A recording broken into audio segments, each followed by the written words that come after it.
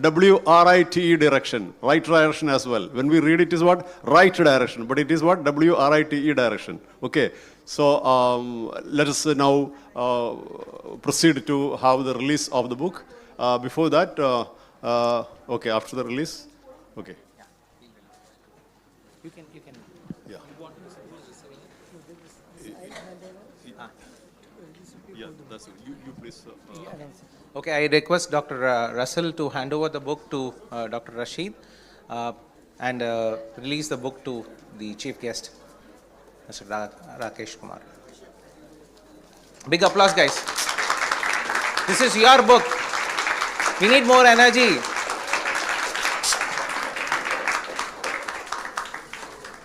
Yeah, this is the only challenge when we release books and when we wrap it. The enthusiasm is so high.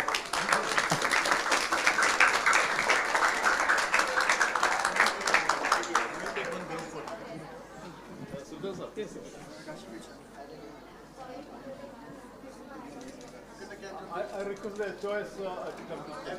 Request all the HOS to come onto the stage, please. And supervisor. HOS and supervisors, please come onto the stage. Ms. Maya Manila. Mr. Abdul Kalam, please.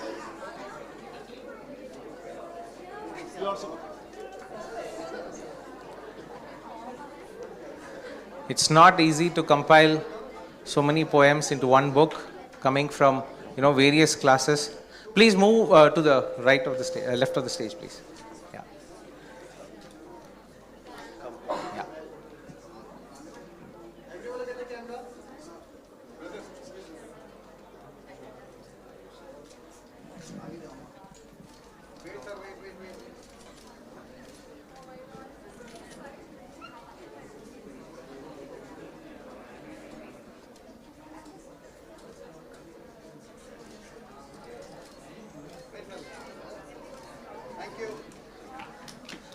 Thank you, everybody.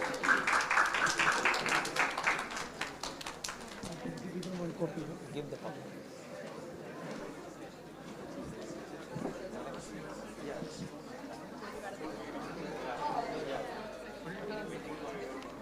So humble beginning. First time we are doing this.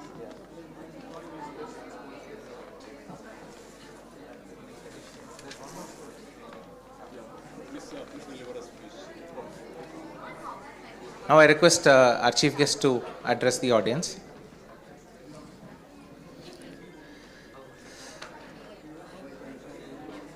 Our friend Dr. Rashid on the dais and other distinguished friend on the dais, and all those our young authors from Abu Dhabi, a very good morning. And I am privileged to know that about 200 students from a single school have initiated their journey of imagination through their words, through their pen, and through their writings. And that has translated come into as a book, which is Poetronica, an anthology of poems. See, we believe that our children has a great potential.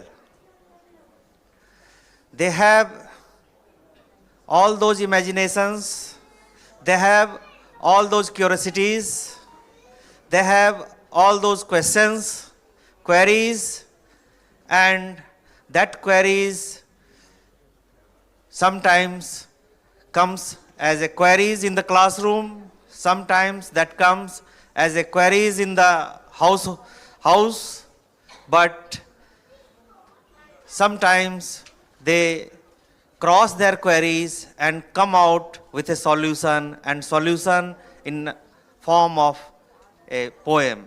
Because see, like right now I have seen the book, I have not read any poem, but I do hope that all those poems must be having a message. That message is for the challenges we face the challenges we will face in the future, be it the universal brotherhood, be it the problem of pollution, be it the problem of water, be it the problem of environment, and all those things. I hope that you all students will continue to write and continue to not only write but also inspire others, our fellow students, our fellow colleagues, our fellow friends to come along with your journey and make this earth a better living planet and as a better living citizen.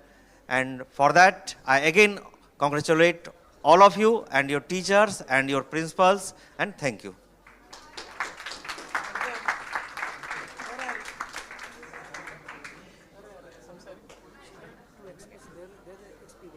You have a name? So we have last 60-70 seconds left. So I request one of the students who have contributed to the book Poetronica to come and share your experience of how it all happened. Anyone would like to come on to the dais? Yeah.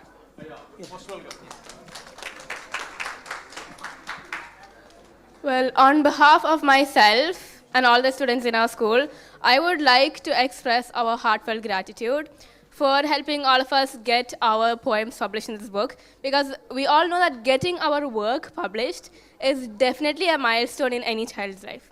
And that's why I would like to thank our sirs, which work so hard, and our teachers as well, and Sharjah Book Fair. Thank you. It is really too honored to be here as a part of Sharjah International Book Fair under the our name, Poetry, this group, Learner Circle. It's not an easy task. It was one year work. So I take this opportunity to congratulate Mr. Russell and Mr. Sanger. And I hope that all of you will enjoy the joy and the powerful power of the young minds. Thank you.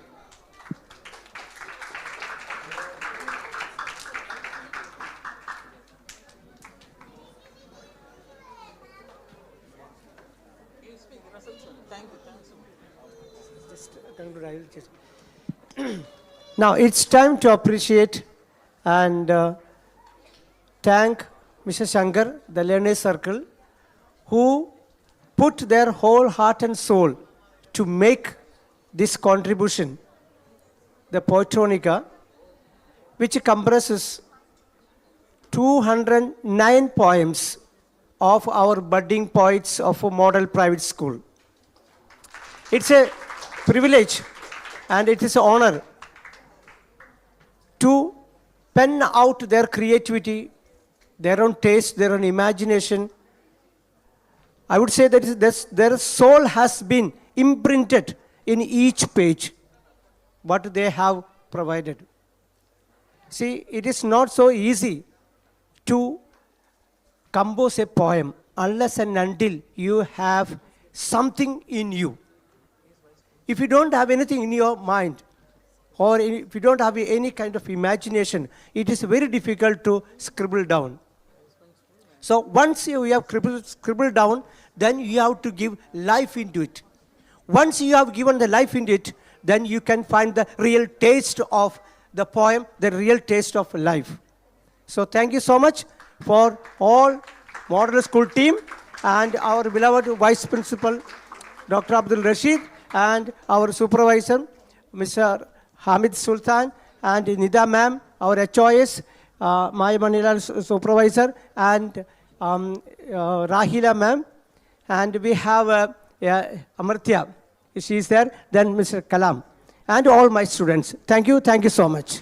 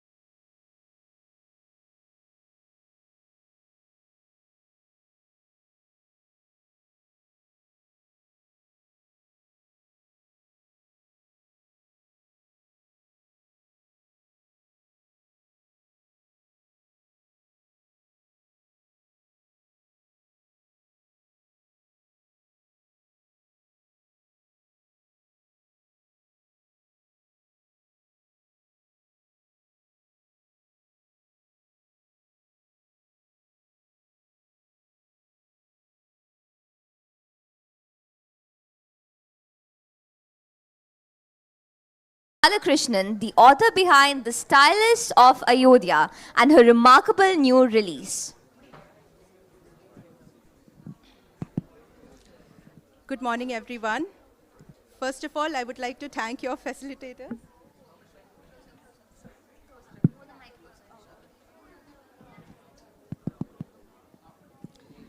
Good morning, everyone. First of all, thank you all for staying back. I would like to thank your facilitators and your principal for allowing you to stay back. Thank you so much. So, my name is Shruti Balakrishnan, and this is my debut novel, The Stylist of Ayodhya, the untold story of Kosala's forgotten people in the shadow of the Ramayana, published by Leadstart, Mumbai. I would like to thank the Sharjah Book Authority for creating this wonderful platform where stories, culture, and voices from different parts of the world come together. Now, to talk about my book, this book is very close to my heart. It's deeply personal and emotionally and spiritually binding for me, not because I have written it, but because it marks the beginning of a very important journey. A journey to rediscover hidden voices from prehistoric India that are forgotten by time. Now, before I delve deep into the book, I would like to announce that The Stylist of Ayodhya was first launched online this September and is now available worldwide across all prominent e-commerce platforms. And here in the UAE, you can get it on Amazon.ae as well. So far, the responses from the readers are quite heartwarming, and the readership graph is growing, especially on Amazon and Goodreads. And I must say that in just 2 weeks of its launch, the book has got into top 500 under mythology and fiction. So it's doing pretty good rounds on the internet right now. Thank you so much. But what fascinates me even more than that is the kind of responses that I receive from many of my readers who are based outside Asia. And it just proves that stories have no borders, especially when it comes to tales from Indian mythology, Puranas, and Itihasas. They are loved by people from all cultures. And today, to have it launched here, at this one of the most outstanding literary platforms in the whole world, it's a dream come true for me. So now I would like to show you a small video. This is the official book trailer of The Stylist of Ayodhya. Could you please play the video? Yeah.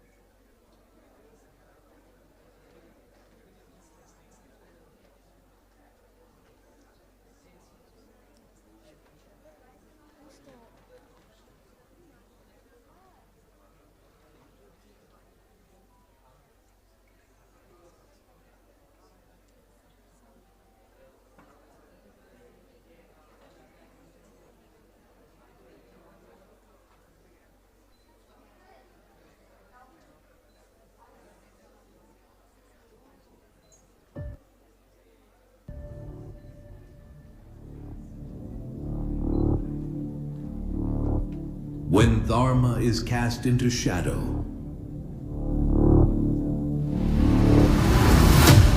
one prince walks away into exile,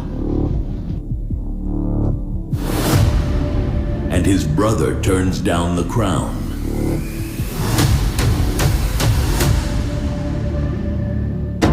A kingdom without a king.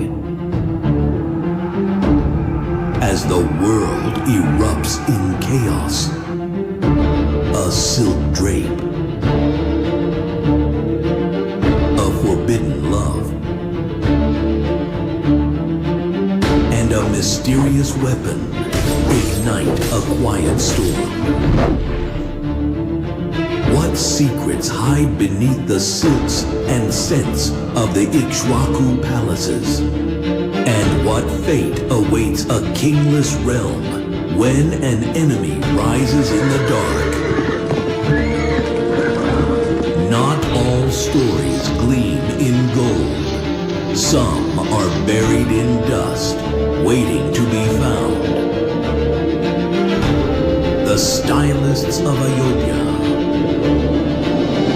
releasing worldwide this September.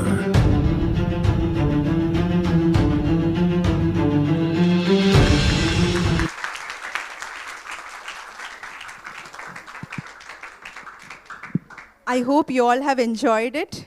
It's light, but I'm sure you must have got a glimpse of what actually the book holds within. This trailer was prepared for the pre-launch.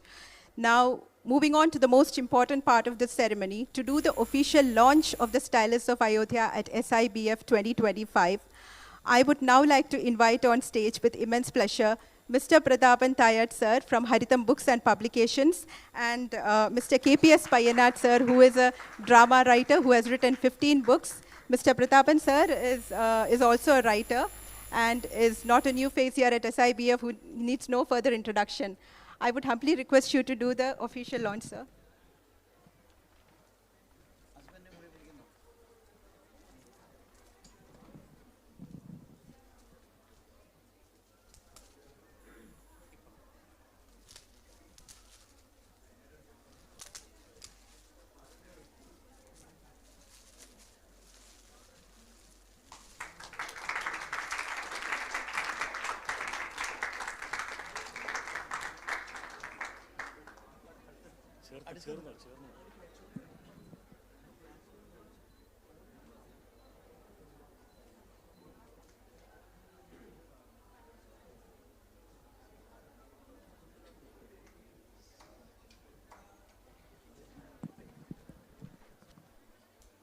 So would you like to speak?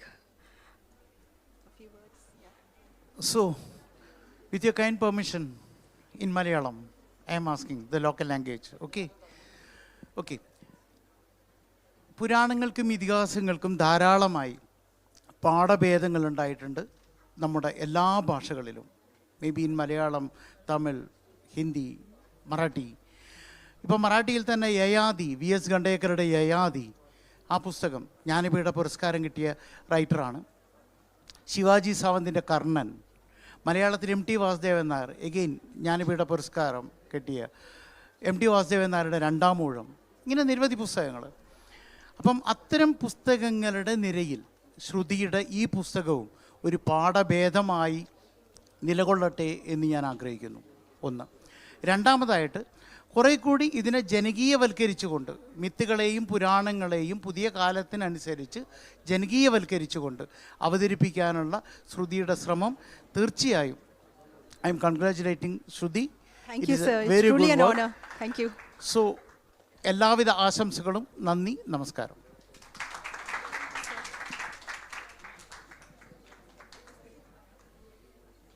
പ്രിയപ്പെട്ടവരെ, തീർച്ചയായിട്ടും നമ്മുടെ മലയാള സാഹിത്യത്തിൻ്റെ മേഖലയിൽ നിന്നപ്പുറത്തേക്ക് English സാഹിത്യത്തിൽ തന്നെ ഭാരതീയ ഇതിഹാസങ്ങളുടെ ഒരു മനുഷ്യപക്ഷ വായന പ്രിയപ്പെട്ട ശ്രുതി ബാലകൃഷ്ണൻ ഈ കൃതിയിലൂടെ നിർവഹിച്ചിരിക്കുകയാണ്. ഇതിഹാസ കാവ്യങ്ങൾ രാമായണമായാലും മഹാഭാരതമായാലും ലോകത്തിൻ്റെ മറ്റു ഭാഷകളിലുള്ള മിത്തോളജിയിൽ ബന്ധപ്പെട്ട ഇതിഹാസ രചനകളെല്ലാം തന്നെ ദൈവങ്ങളുടെയും അത്ഭുത മനുഷ്യരുടെയും അതുപോലെയുള്ള ആത്മാക്കളുടെയും കഥകളായിട്ടാണ് പൊതുവെ സ്വീകരിക്കപ്പെട്ടു പോന്നിട്ടുള്ളത്. പക്ഷേ യഥാർത്ഥത്തിൽ വിശ്വോത്തരമായ രചനകളെന്ന നിലയിൽ ആ കൃതികളിലൊക്കെയും മനുഷ്യൻ്റെ വ്യഥകളും അവരുടെ സംഘർഷങ്ങളും അവരുടെ ആഹ്ലാദങ്ങളും മനുഷ്യബന്ധത്തിൻ്റെ മസൃണമായ നിമിഷങ്ങളും ഒക്കെ ആവിഷ്കരിക്കപ്പെട്ടിട്ടുണ്ട്. അത് രാമായണമായാലും മഹാഭാരതമായാലും നമ്മൾ വായിക്കുമ്പോൾ അങ്ങനെയുള്ള മനുഷ്യനുമായി ബന്ധപ്പെട്ട എത്രയോ അനർഘമായ നിമിഷങ്ങൾ നമുക്ക് കണ്ടുമുട്ടാൻ സാധിക്കും. പക്ഷേ പലപ്പോഴും അത്തരം രചനകളെ മനുഷ്യൻ കണ്ടിട്ടുള്ളത്, കൊണ്ടാടിയിട്ടുള്ളത് ആത്മീയമായ ഒരു കണ്ണിലൂടെ കണ്ടുകൊണ്ടാണ്. അങ്ങനെ ആവാം, അങ്ങനെ കാണേണ്ടവർക്ക് അങ്ങനെയും കാണാം. ഒരു കൃതിക്ക് പലതരത്തിലുള്ള വായനകളുണ്ടാകും, പലതരത്തിലുള്ള വ്യാഖ്യാനങ്ങളും ഉണ്ടാകും. പക്ഷെ അതോടൊപ്പം തന്നെ ആ കൃതികളിൽ അന്തർലീനമായിരിക്കുന്ന മനുഷ്യനെ കണ്ടെത്തുക എന്നുള്ളത്, മനുഷ്യ വികാരങ്ങളെ ആവിഷ്കരിക്കുക എന്നുള്ളത് തീർച്ചയായിട്ടും എഴുത്തുകാർ നിർവഹിക്കേണ്ട ഒരു മഹത്തായ കാര്യമാണ്. അതിപ്രാചീന കാലത്തുള്ള മഹാന്മാരായ എഴുത്തുകാർ നിർവഹിച്ച രചനയുടെ ആഴങ്ങളിലേക്ക് ഇറങ്ങിച്ചെന്ന് അവയിൽ നിന്ന് ഇത്തരത്തിലുള്ള മനുഷ്യ ഹൃദയത്തിൻ്റെ സ്പന്ദനങ്ങളെ ഒപ്പിയെടുത്തുകൊണ്ട് വായനക്കാരുടെ ഹൃദയങ്ങളിലേക്ക് സമർപ്പിക്കാനുള്ള ശ്രമം നമ്മുടെ സാഹിത്യത്തിൽ, മലയാളത്തിലും അല്ലാതെയും പലപ്പോഴും നടന്നിട്ടുണ്ട്. അത്തരമൊരു ഉജ്ജ്വലമായ ഇതിഹാസ കാവ്യങ്ങളിലേക്ക് ഇറങ്ങിച്ചെന്ന് മനുഷ്യനെ കണ്ടെത്തുക എന്ന മഹത്തായ അന്വേഷണമാണ് പ്രിയപ്പെട്ട ശ്രുതി ബാലകൃഷ്ണൻ ഇവിടെ നിർവഹിച്ചിരിക്കുന്നത്. അവർ ചെയ്തിട്ടുള്ള ഈ മഹത്തായ സംഭാവന ഇന്ത്യൻ ഇതിഹാസ കാവ്യങ്ങൾക്കുള്ള ഉജ്ജ്വലമായ ഒരു ആദരവാണ് എന്ന് ഞാൻ കരുതുന്നു. ശ്രുതി ബാലകൃഷ്ണന് എല്ലാ നന്മകളും നേരുന്നു. നമസ്കാരം. Thank you, sir. It's truly an honor for me that both of you are here. Now, Ramayana, Mahabharata. We all have grown up listening to these tales, didn't we? Especially Ramayana, we know that it is a timeless tale of duty, loyalty, unconditional love, forgiveness, kindness. Ram, Sita, Lakshman, Hanuman, Ravan, they are not unfamiliar to us, right? But have you ever paused for a moment and wondered what might have happened to the people who stood in the background of these grand tales?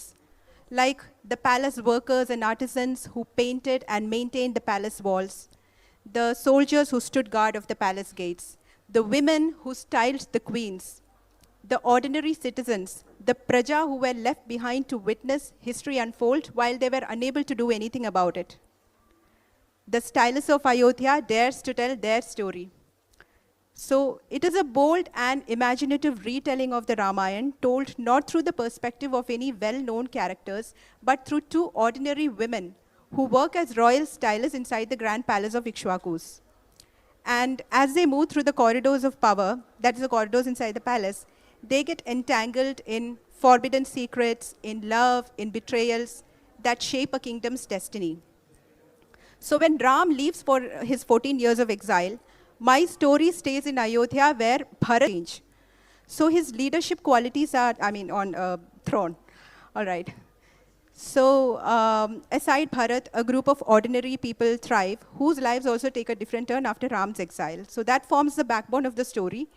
So basically, Ayodhya in Ram's absence becomes not a kingdom, but a living tapestry of dreams and emotions. And another feature which makes this book stand out different from rest of the retellings is a feature which will be clear to you once I read an excerpt from it.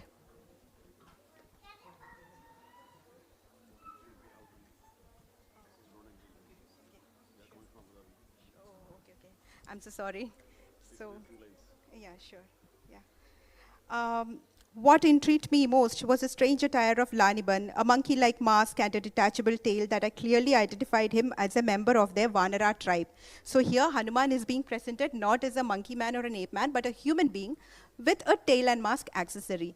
So this is what the stylus of Ayodhya is about. It doesn't have any miracles, no divine weapons, no 10-headed kings. The whole story is being presented in a very practical perspective with human touch. Now, with that, I would just like to conclude, okay? I would like to answer one question which, many people had asked me, like, why stylus? It's because history is not always written by kings and wars. It's also crafted by people who remain in the background, the forgotten ones. And this book is a tribute to such forgotten people. So thank you all for your patience. Once again, I would like to thank the the Sharjah Book Authority for this wonderful opportunity. Thank you all so much. Please do grab your copies of my book from Amazon and read it, and do write to me at thestylustofayodhya@gmail.com. Thank you all. Have a great day and happy reading. Thank you, sir.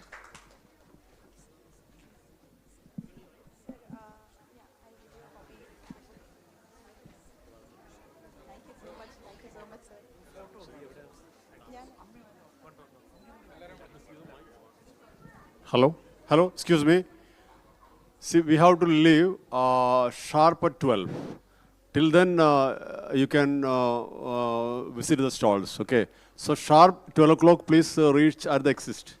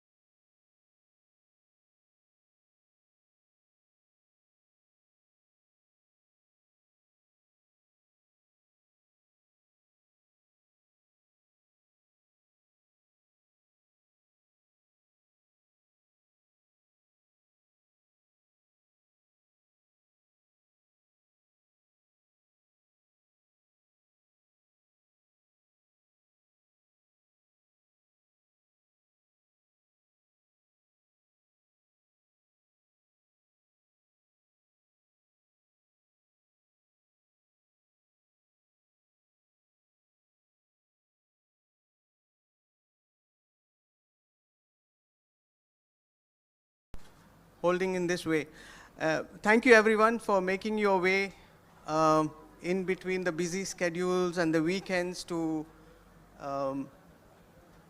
encourage one of the budding writer. It's difficult to say or praise her because she happens to be my daughter, and now I'm being recognized as her father, which is also a difficult change that is going through. So we have to go through that.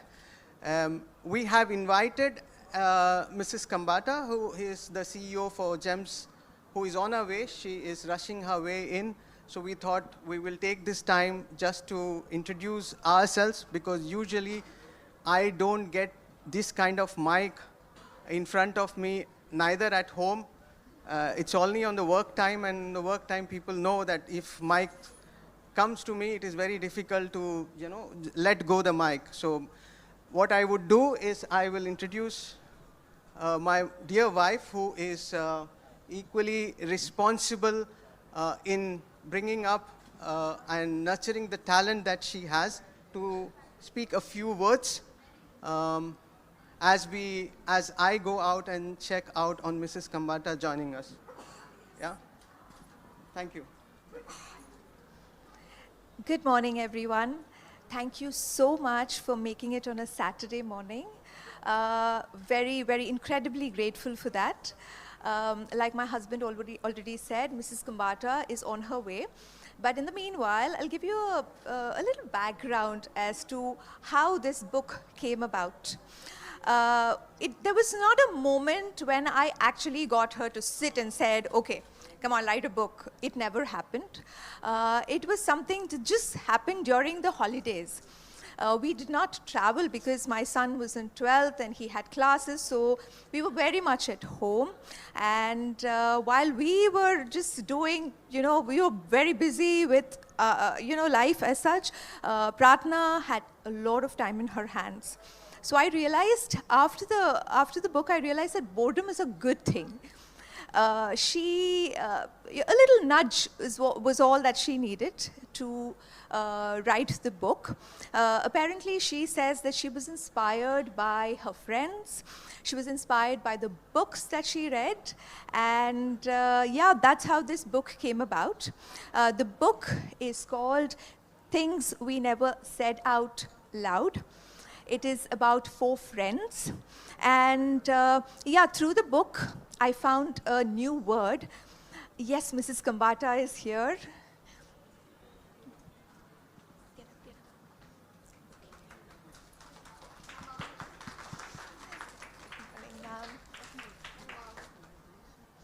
Morning, ma'am. Thank you. Thank you. I should be giving you. Yes. You please, ma'am, please sit there. Yes. Now that Mrs. Kambata is here, I shall hand it over to her. Thank you, ma'am. Thank you very much. I'm sorry, this is the problem of the traffic that we face today. I actually got down at the roundabout and ran all the way here. So if I'm a little out of breath, it's only because I tried my best to be here on time for Pratna's sake. So welcome everyone. It's good to see familiar faces and some unfamiliar ones. And I've got, I have to say that when Mrs. Menon requested me to do this, it's not something I normally do on a Saturday morning, but I have to say I read the book and I couldn't put that book down. I don't know if you've read it, but if you haven't, I advise you to do so. Things We Never Said Out Loud. For a youngster to be writing about a topic so deep is absolutely amazing. And that's what I shared with Mrs. Menon. I said I couldn't put the book down. I had to continue to read it. And I read it straight through in one day. So today it's about celebrating Pratna, understanding why she wrote the book, and asking her some deep questions. And I think I just want to acknowledge the role her family plays in encouraging her. The book is about Sid, but I don't know if it's this Sid, her brother, Siddharth, that she's referring to, and I'm sure some of the questions that we ask will bring all of that out. So, ladies and gentlemen, actually, you know, as a principal, I often say that education is about discovering who you are. It's a journey, it's learning, it's finding courage within you. And Pratna's taken that very bold step. As Maya Angelou said, you know, we have many untold stories within us. And it's scary until that story is told. It's a burden to carry. And the little conversation I had with Pratna, it was a burden she was carrying. She says those characters were loud in my head, and she had to put them on paper. So, the first question for you, Pratna. What inspired the title of the book, Things We Never Said Out Loud? You know, how does this title reflect the emotional core of the story? Because the title itself feels like an invitation to introspection. So what made you choose this title? Well, actually, this title shows a very familiar feeling that I have. When you have a lot in your mind, but you do not know how to express it, whether it's fear or doubt, there are often times when you do not know how to say it out loud. So this book, Things We Never Said Out Loud, is about those moments. The ones that we do not know who to tell to and how to ask for help. It's about not knowing how to be brave enough to speak out to someone. This is the heart of the story. Thank you. And how many of us have felt those anxious moments when we want to say something, bring something out, but haven't been able to do so? Honest, hands on heart. Yes, we have so many of you. I don't know why Siddharth and Mr. Menon are sitting here. You should be up on stage too, because there are questions for you too. Please come on, up on stage. Oh, that's the worry you had. All right. So this is about giving an opportunity to express those worries and fears which Pratna so bravely put forth in her book. I really invite you to read the book. It's quite a revelation. So Pratna, I think the second question for you. You know, Stephen King said the scariest part is always just before you start writing, and you had a canvas before you. So what is the hardest part about writing the book? Actually, the hardest part about writing the book was planning it out, because I did not know where to start, what genre to write. So I just pulled out a book and a pen, wrote everything that came to my mind, gave birth to the characters, and let them lead the story. Let the characters lead the story. If you open that book, every chapter begins with a POV. And with youngsters, these POVs are suddenly, I mean, they've taught us this lingo.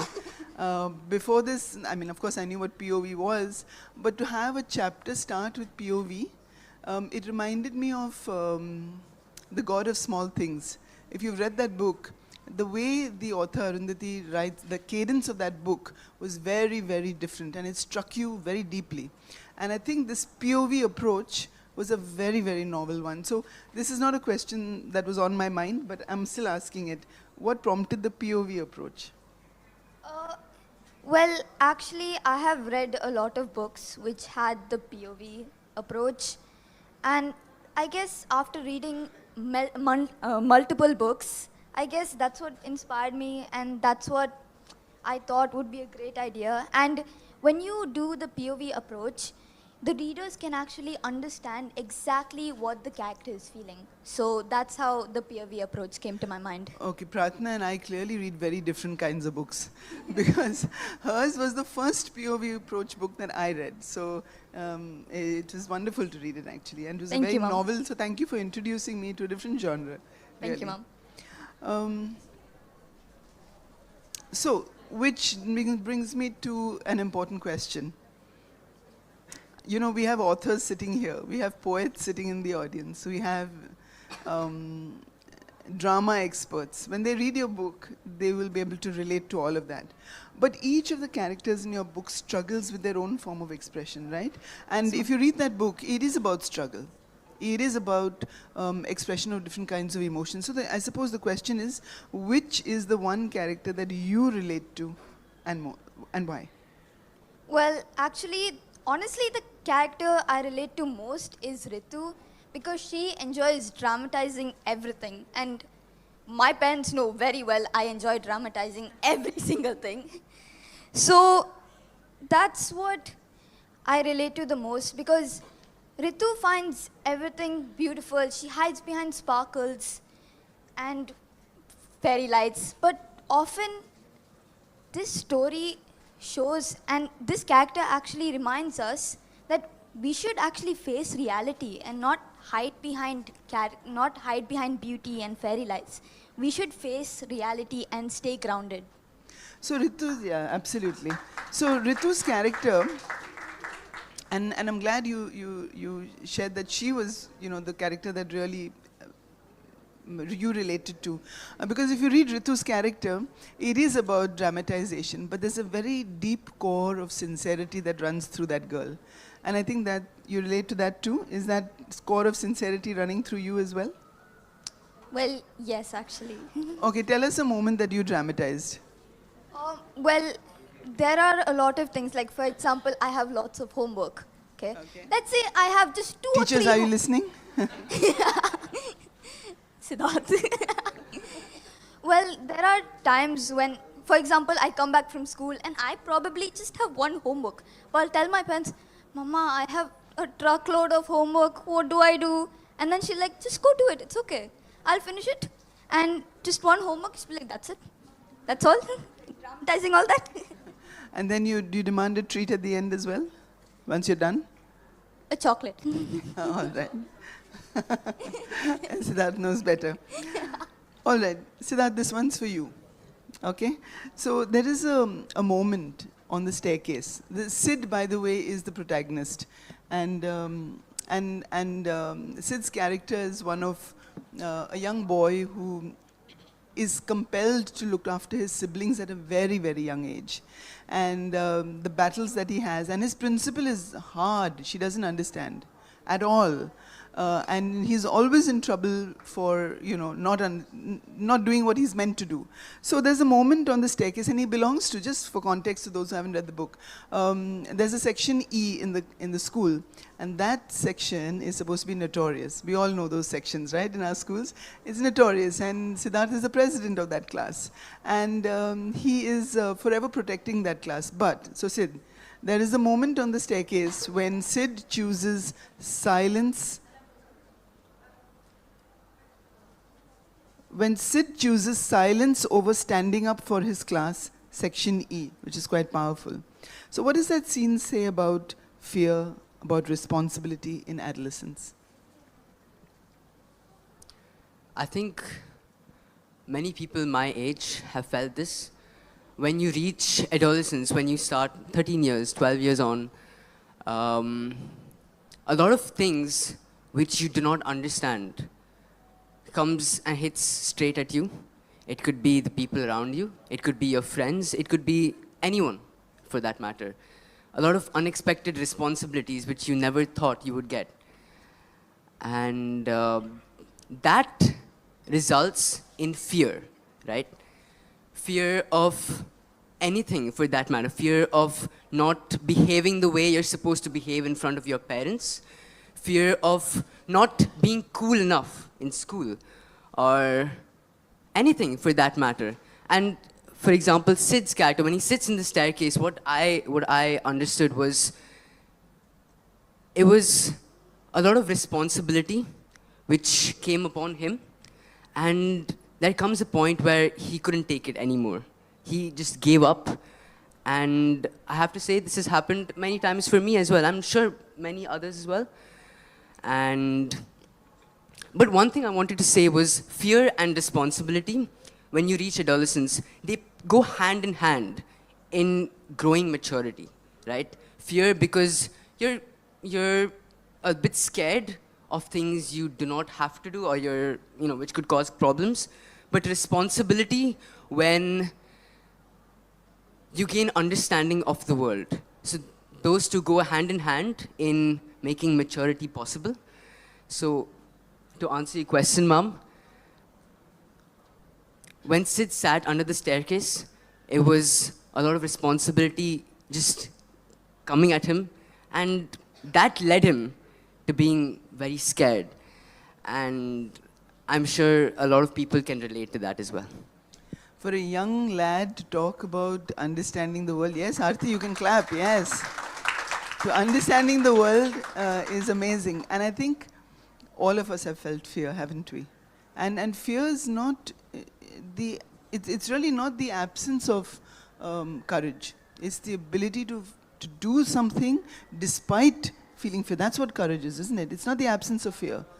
It is in the absence of fear. How many of us have felt afraid and yet done something about it? Yeah? That is courage. That is raw courage. And I think Sid demonstrates that very, very many times. But what I liked about Sid is the vulnerability that is shown. And he's not, while he's always shying away from expressing that vulnerability, but his friends see it all the time. And he doesn't see it, that he is vulnerable. But the friends see it. And I thought that was very powerful to show a young boy who's trying to be courageous in the face of everything that he's facing, and yet he's able to get on with life with the help, a little bit of help from his friends who are always there for him. That's why I think the title, Things We Never Said Out Loud, is so powerful. Thank you, Sid, for that insight. Okay, I'm not Sid, Siddharth. Okay. Finally, I think this one's for you, to Pratna's dad. And I don't want mom to answer this, only dad. So I think as a parent, what does this story mean to you? And I think every author's journey is also a family's journey of encouragement, of belief, of love. And we love to hear how it felt watching your daughter grow into an author. Well, this is a difficult question considering the fact that now I have to praise her. And the reality has stuck for me that my daughter has grown up, and she has grown up in a way in which she has started observing things. So I have to be more careful where she is introduced to. And she's very expressive, and that is even more dangerous because she has gathered the courage to talk. And I love that in her. I think I'm blessed now that I have Prarthana as my daughter who can express things, but on the other hand, I have to be very, very careful on what I do because I have somebody who is watching me. I mean, with this, I mean, when I read that book, usually I don't read that book, but I started because it was Prarthana's book. But then as you rightly mentioned, I went through and through. POV was not something I ever got to know. It was only after I read this book, I understood what POV stands for. Because we come from a generation which is way different from what this generation are. And I have to thank Prarthana to introduce me from that generation into her generation where, you know, the kids think in a different way. And they have different challenges that we did not have or we did not understood. And they have gone up to the extent of expressing things. So thank you, my little princess, for doing this. And also, you know, effectively, and also very effectively using her vacation to educate her parents. So thank you very much for that. Yeah. Thank you, Mr. Menon. That was very warmly put. And the last question, I think, goes to Ms. Pranita, Mrs. Menon, before you know, we ask her to give us the vote of thanks. I think for you, you're an author yourself, you're a writer yourself. You edited the book. Yes. Listening to the raw emotions, listening to what was coming to you through the words, it must have stirred something within you. We want you to bare your soul today. What thoughts went through your head when you read it? Ma'am, thank you, ma'am, for that question. Yes, honestly, I was shocked because the whole point was to make sure she used her vacation, you know, honestly, to get her off my hair and do something effectively. And she was. I saw her pouring. She would just keep writing notes. She always writes notes. Writing is something that comes very naturally to her. She was writing notes. She was always with a book. And then she would sit with her iPad. I just thought, okay. And then she comes 15 days later and she tells me, I've written a story. And I said, okay. And when I read it, I honestly was shocked. because behind, it got me to realize that behind all the drama that she puts up, there is a child who's sensitive, who's actually seeing you, who's actually observing the world around her. And that came as a very big shocker to me. And like my husband rightly pointed out, I realized I too have to be very careful the way, what I speak, and everything else in general. The other thing was about, like her title is Things We Never Said Out Loud. It also, you know, we adults always think that we as adults have the lion's share of the problems. Children don't. It got me to realize that in a world that is, showy, that is fast-paced, that promotes masks, social media, I realized that children do have problems too. And for that, we need to listen a little more closely to them. And I guess then, we will get the wisdom that they hold. Yes, ma'am. Thank you. And they truly do hold wisdom within. Parents, this is a message for you too. Don't underestimate the power of your children. And don't underestimate the power of observation, because they do observe. They really do. I think I have a couple of minutes before I hand over to you, Ms. Menon. I quickly want to check, is there anyone in the audience who has a moment of reflection, who wants to share something? We're short of time. So I'm going to pass back to Mrs. Menon for the vote of thanks. Respected teachers, my dear friends, children, and my family, thank you so much for being here on a Saturday morning. To be here means so much to us. You have come to encourage and bless Pratna, and for us, we really appreciate it from the very bottom of our heart. Thank you all very, very much. Mrs. Kumbata, I know you had an especially long week. You always say that every day is a busy day, but I know you had a very, very eventful week. And then to take time out to prepare Pratna, to read the book, and to be here, we are incredibly grateful, ma'am. We are honored and very privileged indeed to have a principal who leads not from the confines of an office, but from the heart of a school, and to promote creative expression. Because I think a lot of what Pratna or my children are doing are a big share of it goes to the environment that they spend most of the time in, that is the school. Thank you very much, ma'am. Thank you. Ma'am, sorry everyone, we have a little surprise from Pratna. Just a minute. So actually, it is my dad's birthday tomorrow. So we made a small poem for him. So, dear Papa, I know you're not big on birthdays, but I would like to make your special day, that is tomorrow, very special. You are the fun person in our family with never-ending supply of dad jokes and teasing enough to keep me grounded. From ensuring that we get our shawarma fix every Friday, to being my spokesperson to Mom. Thank you so much. You are the best. Happy birthday to my sometimes annoying but awesome hero. Happy birthday, Papa.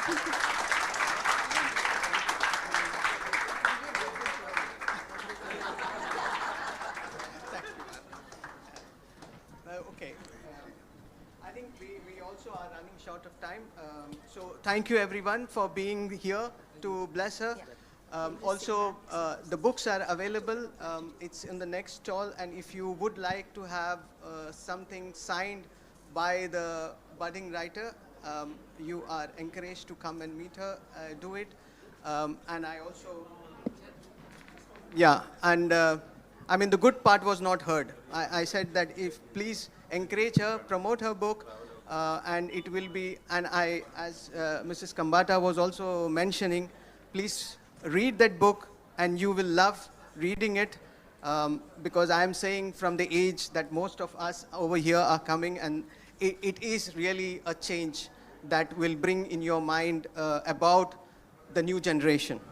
So thank you all, and have a good weekend ahead. Also, I would like to interrupt right now. These people, they were so impressed with Pratana that they want her and ma'am for the next session as well. So if you guys could stay, it would be very helpful. It's for a travelogue. It's a book release. It's a very costly affair. but I leave it with you, ma'am, to decide. Ma'am. Yeah.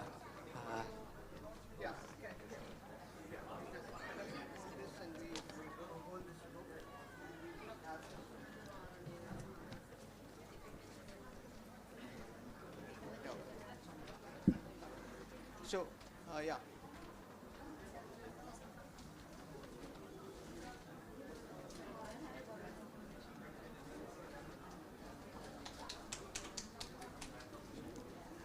Can we all join together?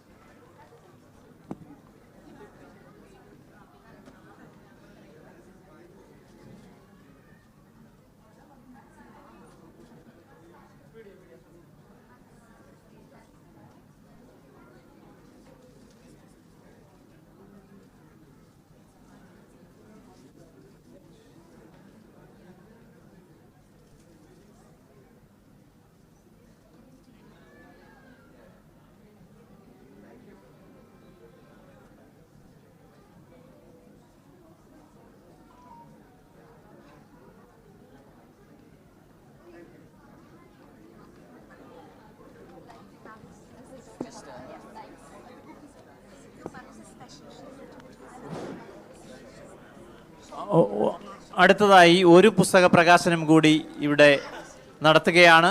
Libi പബ്ലിക്കേഷൻസിൻ്റെ alpine trails and honey tales എന്ന പുസ്തകത്തിൻ്റെ പ്രകാശനമാണ് നിർവഹിക്കാൻ പോകുന്നത്.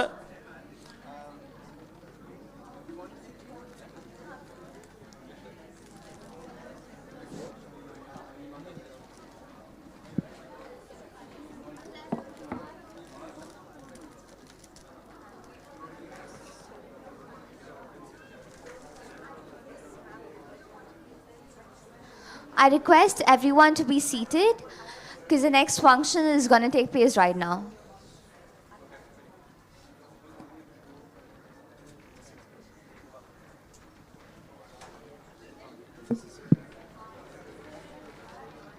പ്രകാശന കർമ്മത്തിലേക്ക് സ്വാഗതം.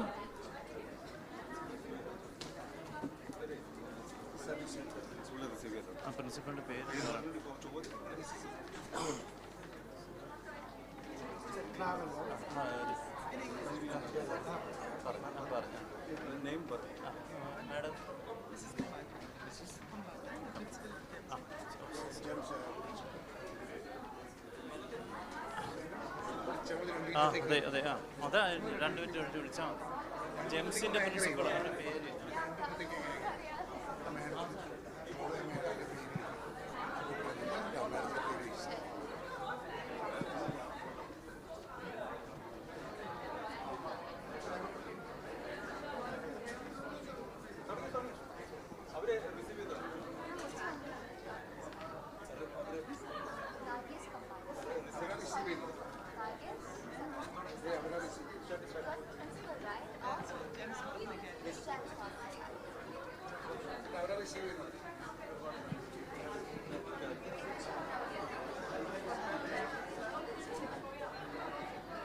I request everyone to be seated for the event, and please do not make any noise because we have the event going on.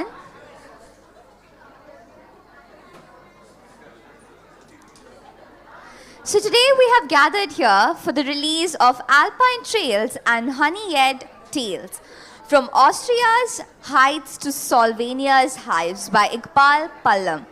And he's an amazing author, and this is a travelogue, and I'm pretty sure we all seated here, we all love to travel, and we're so intrigued by each and every place that there is, right? And this book conveys everything that you need to know about these places, all the mysteries, every hidden feature about it. So this is a very pretty book. And we have amazing guests here as well.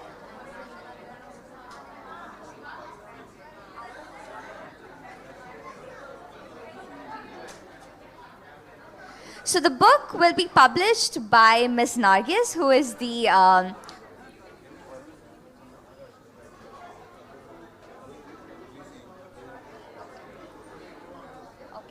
So the book will be published by Chandra Prakash, who is a renowned writer, and the book will be received by the principal of GEMS Modern Academy, that is Ms. Nargis. So I invite both of them onto the stage.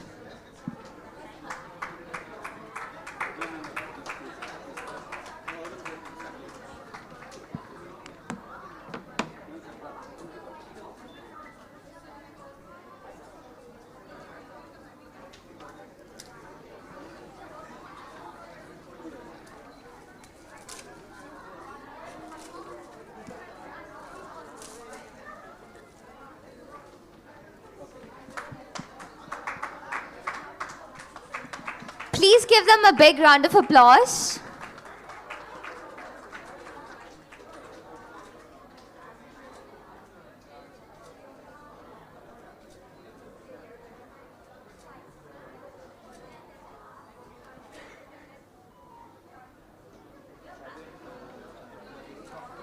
Now I hand over the mic to M. Chandra Prakash to speak a few words.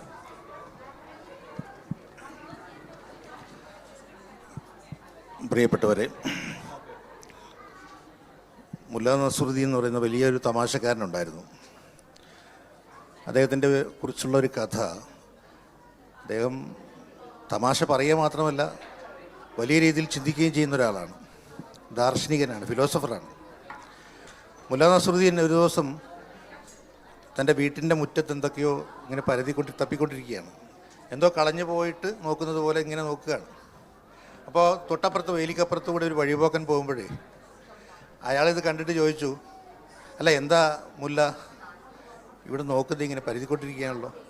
ആ മുല്ല പറഞ്ഞു, ഇവിടെ എൻ്റെ ഒരു സൂചി കളഞ്ഞു പോയി. ഓ, സൂചി തപ്പിക്കൊണ്ടിരിക്കുകയാണ്. അപ്പോൾ അയാൾ ചോദിച്ചല്ല, ഇവിടെയാണ് സൂചി കളഞ്ഞത്. സൂചി കളഞ്ഞത് അകത്താണ്, മുറിക്കകത്താണ്. ഓ, അപ്പം പിന്നെ എന്തിനാണ് നിങ്ങൾ ഇവിടെ ഈ പുറത്ത് ഈ പരതിക്കൊണ്ടിരിക്കുന്നതിനാണ്? അപ്പം മുല്ല പറഞ്ഞു, അകത്ത് ഇരുട്ടാണ്, ഇവിടെ വെളിച്ചമുണ്ട്, അതുകൊണ്ട് ഞാൻ വെളിച്ചമുള്ളെടുത്ത് നോക്കുകയാണ് എന്ന് പറഞ്ഞു.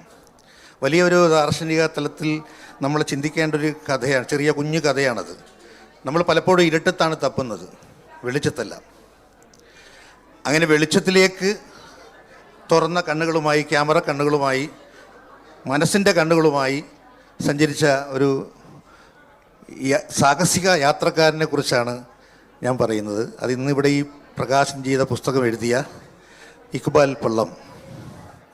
അപ്പോൾ ഞാൻ അദ്ദേഹത്തോട് ചോദിച്ചു, എൻ്റെ നാട്ടുകാരനാണെന്ന് ഞാൻ അറിയുന്നത് പിന്നീടാണ്, ഞങ്ങൾ ഒരേ ദേശക്കാരാണെന്ന് അറിയുന്നത് ഇവിടെ വെച്ചാണ്. അദ്ദേഹം കാസർഗോഡ് പള്ളം എന്ന സ്ഥലത്താണ്. പള്ളം പള്ളങ്ങൾ പലയിടത്തും പള്ളങ്ങളുണ്ട്.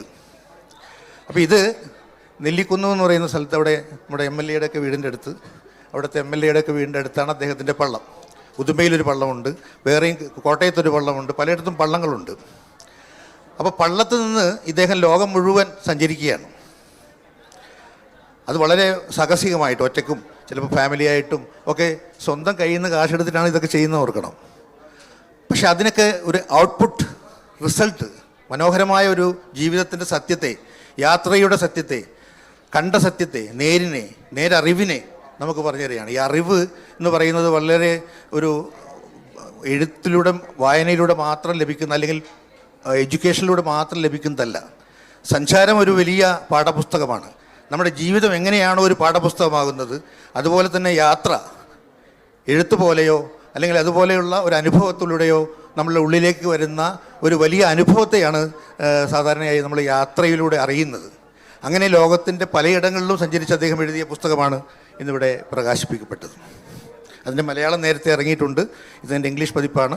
അപ്പോൾ ഈ യാത്രാ വിവരണം നാളത്തെ കുട്ടികൾക്കും വരാൻ പോകുന്ന തലമുറയ്ക്കൊക്കെ പ്രയോജനകരമാകുന്ന രീതിയിൽ വളരെ മനോഹരമായ ഭാഷയിൽ, ഈ ഭാഷ വളരെ ഇമ്പോർട്ടൻ്റ് ആണല്ലോ. അത് ഞങ്ങൾ കാസർഗോട്ടുകാരെ കുറിച്ച് പറയുമ്പോൾ ഒരു പ്രത്യേകതയുണ്ട്. ഞങ്ങൾക്ക് ഈ വൈവിധ്യമുള്ള ഭാഷകളും സംസ്കാരവുമാണ് അവിടെ.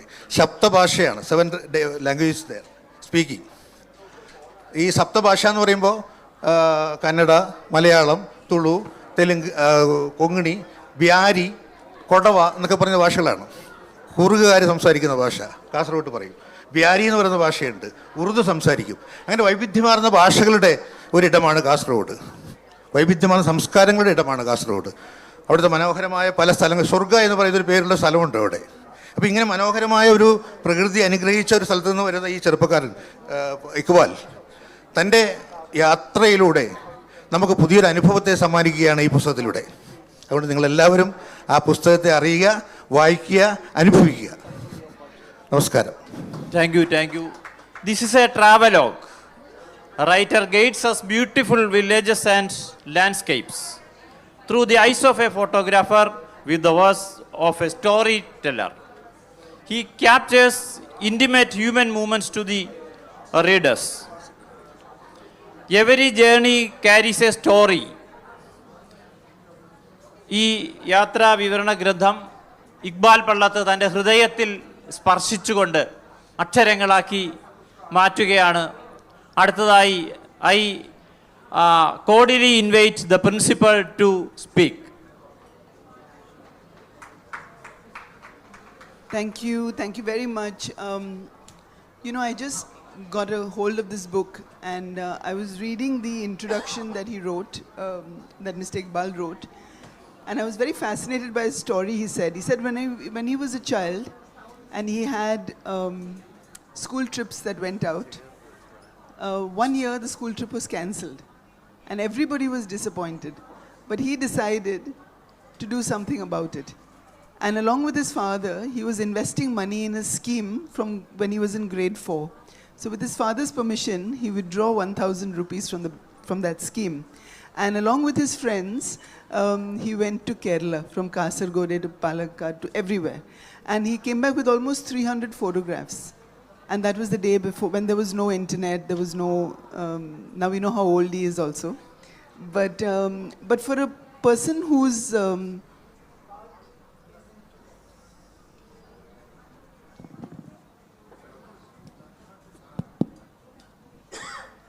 but for a person whose heart is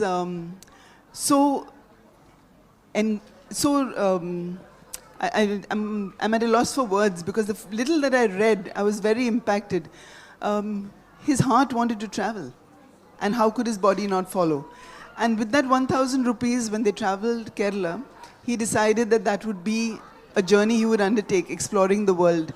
And if you look at the images in this book, in fact, I've just requested him to come over to our school and to speak to our children, because he has a lot of insights into not only the art of traveling, but also how to do it on a shoestring budget, what to do when you have children with you, what are the regulatory aspects that you should keep in mind. Those are the things he talks about. And I'm so glad you invited me to stay back, because otherwise I wouldn't have got to know you, sir. And I myself love traveling and journaling and recording. So it's lovely to meet a fellow traveler who's put his heart and soul into the book. Thank you very much. I think it's a wonderful gesture, so thank you. Thank you. Nargis Kambatti നമ്മളോട് സംസാരിച്ചു. This inspiring words. അടുത്തതായി നമ്മളോട് സംസാരിക്കുന്നത് അമ്മാർ കിഴ്പറമ്പ്. അദ്ദേഹം എഴുത്തുകാരനാണ്. അദ്ദേഹത്തിൻ്റെ വാക്കുകൾ നമ്മൾക്ക് ശ്രവിക്കാം.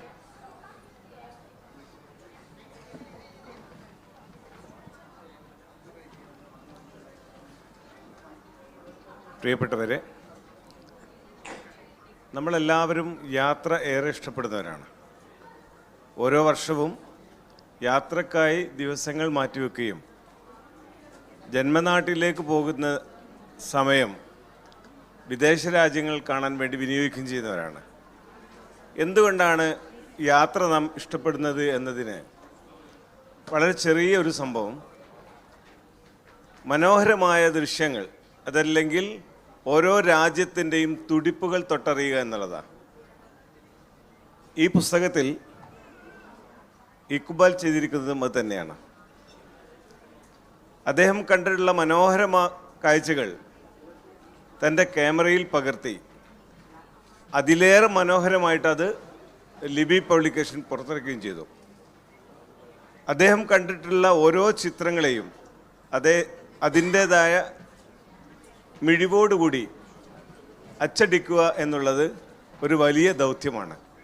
ആ നിലക്ക് ഈ പുസ്തകത്തിൻ്റെ ഓരോ താളുകളിലും അദ്ദേഹം കണ്ട മനോഹരമായ ചിത്രങ്ങൾ അപ്പാടെ പകർത്തി വെച്ചത് വായനക്കാരന് കൂടുതൽ കൂടുതൽ സന്തോഷം നൽകുന്നതാണ്. പലപ്പോഴും യാത്രാ വിവരണ പുസ്തകങ്ങളിൽ ബ്ലാക്ക് ആൻഡ് വൈറ്റ് ചിത്രങ്ങളാണ് കാണാറുള്ളത്. ആ ചിത്രങ്ങൾ പലപ്പോഴും വായനക്കാരന് അലോസരമുണ്ടാക്കുന്ന ദൃശ്യങ്ങളാവാറുമുണ്ട്. എന്നാൽ ഈ പുസ്തകം കളറിൽ വളരെ മനോഹരമായിട്ട് വായനക്കാരന് ആ യാത്രയുടെ കൂടെ തന്നെ സഞ്ചരിക്കാൻ കഴിയുന്ന രീതിയിൽ സംവിധാനിച്ചിരിക്കുന്നു. അതുകൊണ്ട് ഇക്ബാലിനും അത് അച്ചടിച്ച ലിബി പബ്ലിക്കേഷനും സന്തോഷം പറയുകയാണ്. ലിബി അക്ബർ ഈ ദൗത്യം ഏറ്റെടുത്തുകൊണ്ട് വളരെ മനോഹരമായി ഈ പുസ്തകം ഒരുക്കിയിരിക്കുന്നു. എല്ലാവരും പുസ്തകം വായിക്കുക എന്ന് മാത്രം പറഞ്ഞുകൊണ്ട് ഞാൻ എൻ്റെ വാക്കുകൾ അവസാനിപ്പിക്കുന്നു. വളരെ നന്ദി. അടുത്തതായി ഈ പുസ്തകത്തിൻ്റെ രചയിതാവ് നമ്മോട് സമ്മതിക്കുന്നു. വളരെ ചെറുപ്പം മുതൽ തന്നെ യാത്ര ഇഷ്ടപ്പെടുകയും ഇപ്പോൾ ഇത്തരത്തിൽ മനോഹരമായൊരു പുസ്തകം കോഴിക്കോട് ലിബി ബുക്സ് പുറത്തിറക്കുകയും ചെയ്തിരിക്കുന്നു. അദ്ദേഹത്തിൻ്റെ വാക്കുകൾ.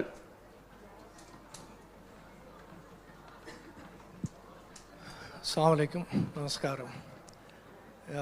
ഇതിൻ്റെ രണ്ടാമത്തെ പുസ്തകമാണ്. ആക്ച്വലി ഞാൻ മലയാളത്തിലാണ് ആദ്യം എഴുതിയത്, മഞ്ഞുപാതകൾ തേൻ ഭരണികൾ. അതിൻ്റെ ടാഗ് ലൈൻ മാറുന്ന ലോകത്തെ മാറാത്ത കാഴ്ചകൾ എന്നതായിരുന്നു. അതായത് ലോകം മാറിക്കൊണ്ടിരിക്കും, മോഡേൺ ആവും, പല വ്യത്യാസങ്ങളും വരും, പല പുതുമകളും വരും. പക്ഷെ പല സ്ഥലത്തും ആ നാടിൻ്റെ ഹെറിറ്റേജും കൾച്ചറും ഒക്കെ മാറാതെ ഇന്നും കാത്തു സൂക്ഷിക്കുന്ന അധിക സ്ഥലത്തും അതുപോലെയാണ് നമുക്ക് കാണാൻ പറ്റുക. നമ്മുടെ യാത്രകൾ അതുപോലത്തെ കാര്യങ്ങൾ കാണുകയും അത് ഉൾക്കൊള്ളുകയും അതിൻ്റെ ഇമ്പോർട്ടൻസ് മനസ്സിലാക്കുകയും അതൊക്കെയാണ് ഒരു യാത്രയുടെ കാമ്പ് എന്നാണ് ഞാൻ മനസ്സിലാക്കുന്നത്. നമ്മുടെ കണ്ണുകളുടെ കാഴ്ചകളെക്കാൾ കൂടുതൽ മനസ്സിലേക്ക് ആ യാത്രയും ആ കാഴ്ചകളും കടന്നു ചെല്ലുമ്പോഴാണ് യാത്ര ഒരു യാത്രയാകുന്നത്. അതേപോലെ പലരും പോകുന്നത് ഡെസ്റ്റിനേഷൻസിലേക്കാണ്. അവിടെ പോയി ആ ഡെസ്റ്റിനേഷൻസിലുള്ള കാര്യങ്ങളാണ് കാണുന്നത്. പക്ഷേ ആ യാത്ര മറന്നു പോകുന്നു. അപ്പോൾ നമുക്ക് യാത്രയിലാണ് പലതും കണ്ടെത്താനും മനസ്സിലാക്കാനും പറ്റുന്നത്. അപ്പോൾ യാത്രകളാണ് നമ്മൾ ആസ്വദിക്കേണ്ടത്. പിന്നെ അതുകൂടാതെ എൻ്റെ പുസ്തകത്തിൽ ഞാൻ കൂടുതലും എയിം ചെയ്തിട്ടുള്ളത് എങ്ങനെ യാത്ര, പ്രത്യേകിച്ചും ഫാമിലിയായിട്ട് അല്ലെങ്കിൽ കുട്ടികളായിട്ടൊക്കെ പോകുമ്പം നമുക്ക് എങ്ങനെ അത് ഓർഗനൈസ് ചെയ്യാം. അതേപോലെ ചില സിറ്റുവേഷൻസിൽ പാനിക് ആവാതെ അതിന് മുൻകൂട്ടി കണ്ടുകൊണ്ട് അതിനെങ്ങനെ നമുക്ക് പ്ലാൻ ചെയ്യാം. അതേപോലെ ബഡ്ജറ്റ് നമുക്ക് എങ്ങനെ എത്രത്തോളം നമ്മുടെ ബഡ്ജറ്റിൽ ഒതുക്കി യാത്ര ചെയ്യാം. ഇതുപോലത്തെ കാര്യങ്ങൾ ടിപ്സും ഒക്കെയാണ് കൂടുതലും കവർ ചെയ്തിരിക്കുന്നത്. കൂടാതെ ഞാനൊരു ഫോട്ടോഗ്രാഫി എന്തൂസിയാസ്റ്റും കൂടാണ്. അപ്പോൾ അതിൽ മനോഹരമായ കുറേ ഫോട്ടോകളും പിന്നെ ചില വീഡിയോസ് ഞാൻ യൂട്യൂബിൽ അപ്ലോഡ് ചെയ്തിട്ടുണ്ട് യാത്രകൾ. ആ വീഡിയോയിലേക്കുള്ള QR കോഡും പുസ്തകത്തിൽ കൊടുത്തിട്ടുണ്ട്. അപ്പോൾ നമുക്കത് ആ വായിച്ചതിന് ശേഷം ആ QR കോഡ് സ്കാൻ ചെയ്തിട്ട് അത് നേരിട്ട് കാണാനും പറ്റും. അപ്പം ഈ പുസ്തകത്തിനെ പറ്റി അഭിപ്രായങ്ങൾ കൂടുതൽ പ്രതീക്ഷിക്കുന്നു. Thank U.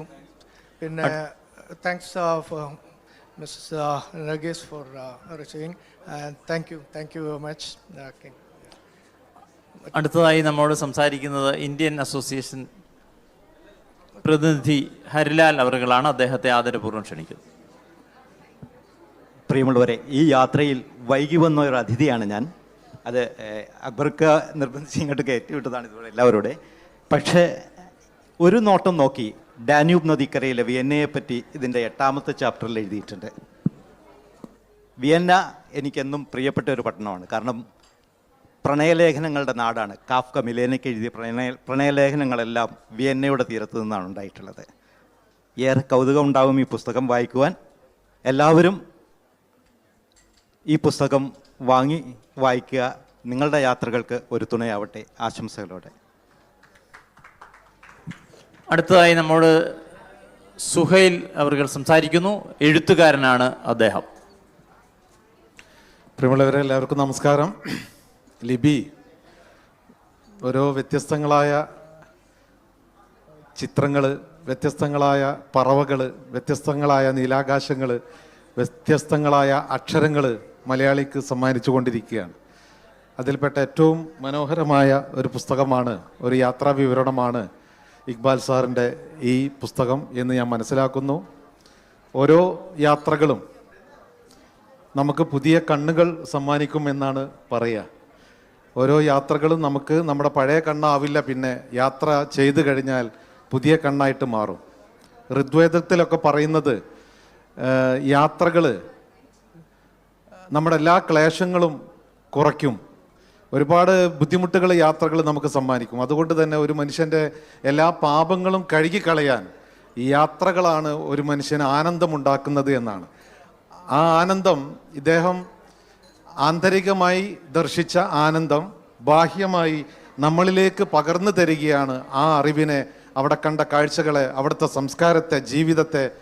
അപ്പോൾ ആന്തരിക ദർശനത്തെ ബാഹ്യ ദർശനമാക്കി മാറ്റുന്ന ഒരു പ്രോസസ്സും കൂടിയാണല്ലേ നമ്മുടെ ഓരോ പുസ്തകങ്ങളും. ഇത്തരം പുസ്തകങ്ങൾ പ്രസിദ്ധീകരിക്കുന്ന, അതായത് ജീവിതത്തിൻ്റെ വ്യത്യസ്ത തുറകളിലുള്ള പുസ്തകങ്ങൾ, കഥയാവട്ടെ, നോവലാവട്ടെ, യാത്രാ വിവരണങ്ങളാവട്ടെ, വിദ്യാർത്ഥികളുടെ പുസ്തകമാവട്ടെ, മോട്ടിവേഷൻ പുസ്തകമാവട്ടെ, ലിബി പ്രസിദ്ധീകരിക്കുന്നു. ലിബിക്കും ഇക്ബാൽ സാറിനും എല്ലാവിധ നന്മകളും ആശംസകളും. Thank you very much.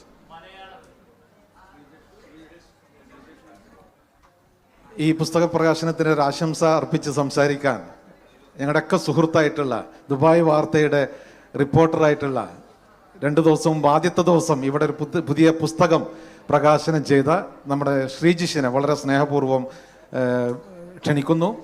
ശ്രീജിഷിൻ്റെ പുസ്തകം അക്ഷരക്കടലിലെ വേലിയേറ്റം എന്ന് പറയുന്ന പുസ്തകത്തിൻ്റെ ഓതറും കൂടിയാണ്. നല്ലൊരു കയ്യടി അദ്ദേഹത്തിന് കൊടുക്കുക. ശ്രീജിഷ്.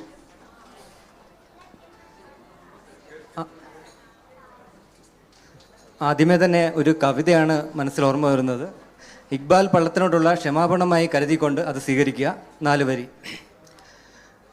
നേരമില്ലുണ്ണിക്കു നേരമില്ല, നേരം പോക്കോതുവാൻ നേരമില്ല, മുറ്റത്തെ മാവിൻ്റെ തോളിലൊന്നേറുവാൻ മാറിലൊന്നാടുവാൻ നേരമില്ല, നെല്ലിമരത്തിലേക്കാഞ്ഞുന്നെറിയുവാൻ കല്ലെടുത്താലമ്മ കണ്ണുരുട്ടും, ഊഞ്ഞാലു കെട്ടാൻ തുടങ്ങിയാലമ്മയൻ തുടയിലടിക്കുവാൻ ഓടിയെത്തും. യഥാർത്ഥത്തിൽ എനിക്കാണ് പടി തരേണ്ടത്. അബുദാബിയിൽ നിന്ന് എൻ്റെ പുസ്തക പ്രകാശനത്തിന് കൃത്യസമയത്ത് എത്തിയ ആൾ ദുബായിൽ നിന്ന് ഞാൻ വരുന്നത് ലേറ്റായിട്ടാണ്. ഇദ്ദേഹത്തിനെ കുറിച്ച് പറയുകയാണെങ്കിൽ എനിക്ക് ഷാർജ അന്താരാഷ്ട്ര പുസ്തകോത്സവം തന്ന ഒത്തിരി സുഹൃത്തുക്കളുണ്ട്. ഇവിടെ ഇരിക്കുന്ന എല്ലാവരും എൻ്റെ അടുത്ത സുഹൃത്തുക്കളാണ്. എല്ലാവരും എനിക്ക് കിട്ടിയത് ഈ പുസ്തകോത്സവം തന്ന സമ്മാനമാണ്. ഇക്ബാൽ പള്ളത്തിനെ കുറിച്ച് പറയുകയാണെങ്കിൽ നമ്മളങ്ങനെ അധികം ഫോൺ വഴി കോണ്ടാക്റ്റും എല്ലാ റെഗുലർ ഡിസ്കഷനും അങ്ങനെ കാര്യങ്ങളൊന്നും ഇല്ലാത്തൊരു വ്യക്തിയാണ്. പക്ഷേ ഒരു ഫ്രണ്ട്ഷിപ്പ് അല്ലെങ്കിൽ ഒരു ആത്മാർത്ഥ സുഹൃത്തെന്ന് പറഞ്ഞു കഴിഞ്ഞാൽ അതിനൊരു ഉദാഹരണമാണ് ഇദ്ദേഹവും സുഹൈലുമൊക്കെ. ഇക്ബാലിനെ കുറിച്ചൊരു കാര്യം പറഞ്ഞു കഴിഞ്ഞാൽ, അസർബൈജാനിൽ നമ്മളൊരു ട്രിപ്പിന് പോയി, ദുബായ് വാർത്ത ഒരു ട്രിപ്പിന് പോയി. അന്ന് ആരൊക്കെയോ എൻ്റെ കുറേ ഫോട്ടോസ് എടുത്തിട്ടുണ്ട്. പക്ഷേ ഒരു അധികം കോണ്ടാക്റ്റ് ഒന്നും ഇല്ലായിരുന്ന ഒരാൾ മെസ്സഞ്ചറിൽ, ഫേസ്ബുക്ക് മെസ്സഞ്ചറിൽ ഒരു മെസ്സേജ് അയച്ചിരിക്കുകയാണ്. ആരാണ് ഈ ഫോട്ടോ എടുത്തത്?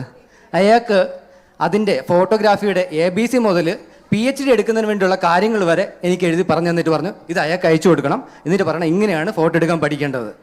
അപ്പോൾ നിങ്ങൾ കരുതും ഫോട്ടോഗ്രാഫർ മാത്രമാണ് ഇക്ബാൽ പള്ളമെന്ന്. ഇദ്ദേഹം നല്ലൊരു പ്രൊഫഷണൽ ഫുട്ബോളറും കൂടിയാണ്. ഒരു accountant, basically he's an accountant.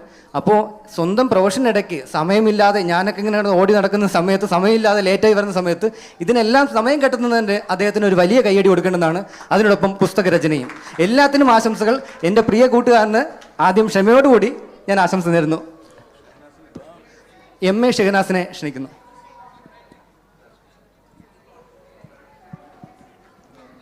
എല്ലാവർക്കും നമസ്കാരം. ഇക്ബാൽ അദ്ദേഹം എഴുതിയ യാത്രാ വിവരണ കുറിപ്പുകൾക്ക് എല്ലാവിധ ആശംസകളും നേരുന്നു. ഷാർജ അന്താരാഷ്ട്ര പുസ്തകോത്സവത്തിൽ ഒരു പുസ്തകം പ്രസിദ്ധീകരിക്കുക, അത് നിങ്ങളെപ്പോലെയുള്ള വലിയ പ്രോത്സാഹനം നൽകുന്ന ആളുകളാണ് ഇവിടെയുള്ള പ്രവാസികൾ എന്ന് പറയുന്നത്. അങ്ങനെ പ്രോത്സാഹനം നൽകുന്ന ഇടത്തൊരു പുസ്തകം പ്രസിദ്ധീകരിക്കുക എന്ന് പറയുന്നത് ഏത് എഴുത്തുകാരൻ്റെയും സ്വപ്നമാണ്. ആ സ്വപ്നത്തിൻ്റെ ഭാഗമായി നിങ്ങളുടെ അടുത്ത് എത്തിയ എഴുത്തുകാരനാണ്. നിങ്ങൾ വായിക്കുക, നിങ്ങളുടെ അഭിപ്രായങ്ങൾ അറിയിക്കുക. യാത്രാ വിവരണമായതുകൊണ്ട് ഒരു കാര്യം കൂടി പറയാം. നമ്മൾ കാണാത്ത ഒരുപാട് സ്ഥലങ്ങളുണ്ടാവും, ഒരുപാട് സംസ്കാരങ്ങളുണ്ടാവും, ഭാഷകളുണ്ടാവും. ഇതൊക്കെ നമ്മളിലേക്ക് എത്തിക്കുന്ന ഒരു സാംസ്കാരിക പ്രവർത്തനം കൂടിയാണ് യാത്രാ വിവരണം എന്ന് പറയുന്നത്. അപ്പം അതുകൊണ്ട് തന്നെ എല്ലാവരും വായിക്കുക, കുറേ വായിക്കപ്പെടട്ടെ, കുറേ പതിപ്പുകൾ വരട്ടെ. എല്ലാ ആശംസകളും. നന്ദി ഷഹനാസ്.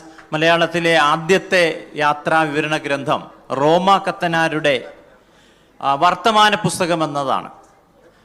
റോമ കത്തനാർ റോമിലേക്ക് അന്ന് നാട്ടിൽ നിന്ന് പോയ കഥയാണ് ആദ്യത്തെ യാത്രാ വിവരണ ഗ്രന്ഥം. ആ യാത്രാ വിവരണ ഗ്രന്ഥം പിന്നീട് വായിച്ച് അതൊരു സാഹിത്യ ശാഖയായി വളരുകയും SK പൊറ്റക്കാടിനെ പോലെയുള്ളവർ അത് സമൃദ്ധമാക്കുകയും ചെയ്തു. ആ ശ്രേണിയിൽ ഒടുവിലത്തെ പുസ്തകമായി ഈ മനോഹരമായ ഈ പുസ്തകത്തെ നമ്മൾക്ക് കരുതാം. വിവിധ രംഗങ്ങളിൽ വ്യക്തിമുദ്ര പതിപ്പിച്ചിട്ടുള്ള സർഗാത്മകത കൈവശമുള്ള ഇക്ബാൽ പള്ളത്തിൽ നിന്ന് ഇനിയും കൂടുതൽ പുസ്തകങ്ങൾ വരാനുണ്ട്. 10ാം ക്ലാസ്സിൽ പഠിക്കുമ്പോൾ അദ്ദേഹം 10ാം ക്ലാസ്സിൽ പഠിക്കുമ്പോൾ സ്കൂളിൽ നിന്ന് സാധാരണ എല്ലാവരും പ്രതീക്ഷിക്കുന്നതാണ് 10ാം ക്ലാസ്സിലെ വിദ്യാർത്ഥികളെയാണ് എക്സ്കർഷന് കൊണ്ടുപോവുക. ഈ എക്സ്കർഷന് കൊണ്ടുപോകുന്നത് ആ വർഷം നടത്തിയില്ല. അപ്പോൾ അദ്ദേഹം തന്നെ സുഹൃത്തുക്കളെയൊക്കെ സംഘടിപ്പിച്ച് കേരളം മുഴുവൻ, അന്ന് ഇന്നത്തെ പോലുള്ള സംവിധാനങ്ങളൊന്നും ഇല്ലാത്ത ഒരു കാലത്ത് അദ്ദേഹം അതിസാഹസികമായി കേരളം മുഴുവൻ യാത്ര നടത്തിയ ചരിത്രത്തിൽ ആരംഭിക്കുകയാണ് അദ്ദേഹത്തിൻ്റെ ഈ എഴുത്ത് യാത്ര. അതെ, ഇന്ന് ലോക സംസ്കൃതിയുടെ, സംസ്കാരത്തിൻ്റെ, സാഹിത്യത്തിൻ്റെ ഉച്ചകോടിയിൽ നിൽക്കുന്ന ഈ ഷാർജ അന്തർദേശീയ പുസ്തകോത്സവം നടക്കുന്ന ഈ വേദിയിൽ അതിമനോഹരമായി പ്രഗത്ഭരായവരുടെ സാന്നിധ്യത്തിൽ പ്രകാശനം ചെയ്യപ്പെട്ടിരിക്കുകയാണ്. പ്രകാശിപ്പിക്കുക എന്നാൽ വെളിച്ചത്തിലാക്കുക എന്നതാണ് അർത്ഥം.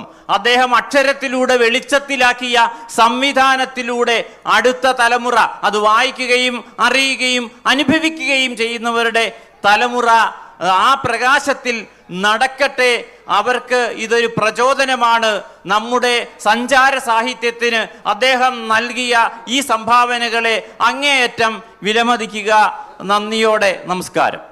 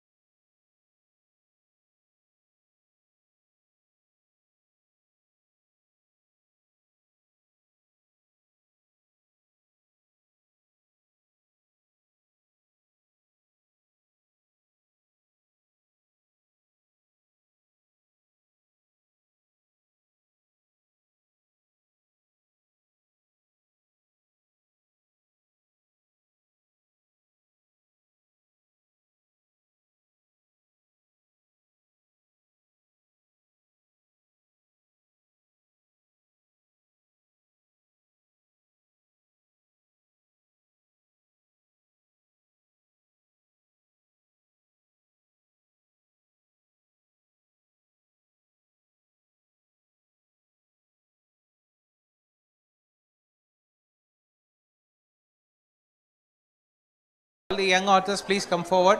Take your seats. The VIP seats are the first 3 seats. Please come over.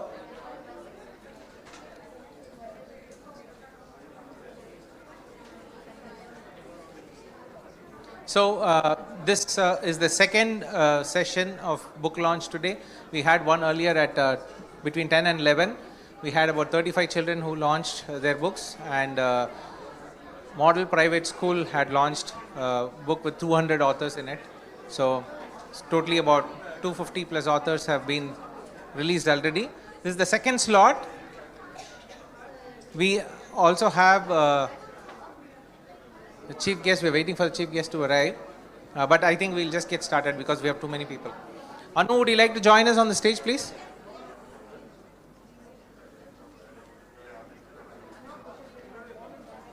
Rahul, is he here? Okay. Is the display ready? Okay.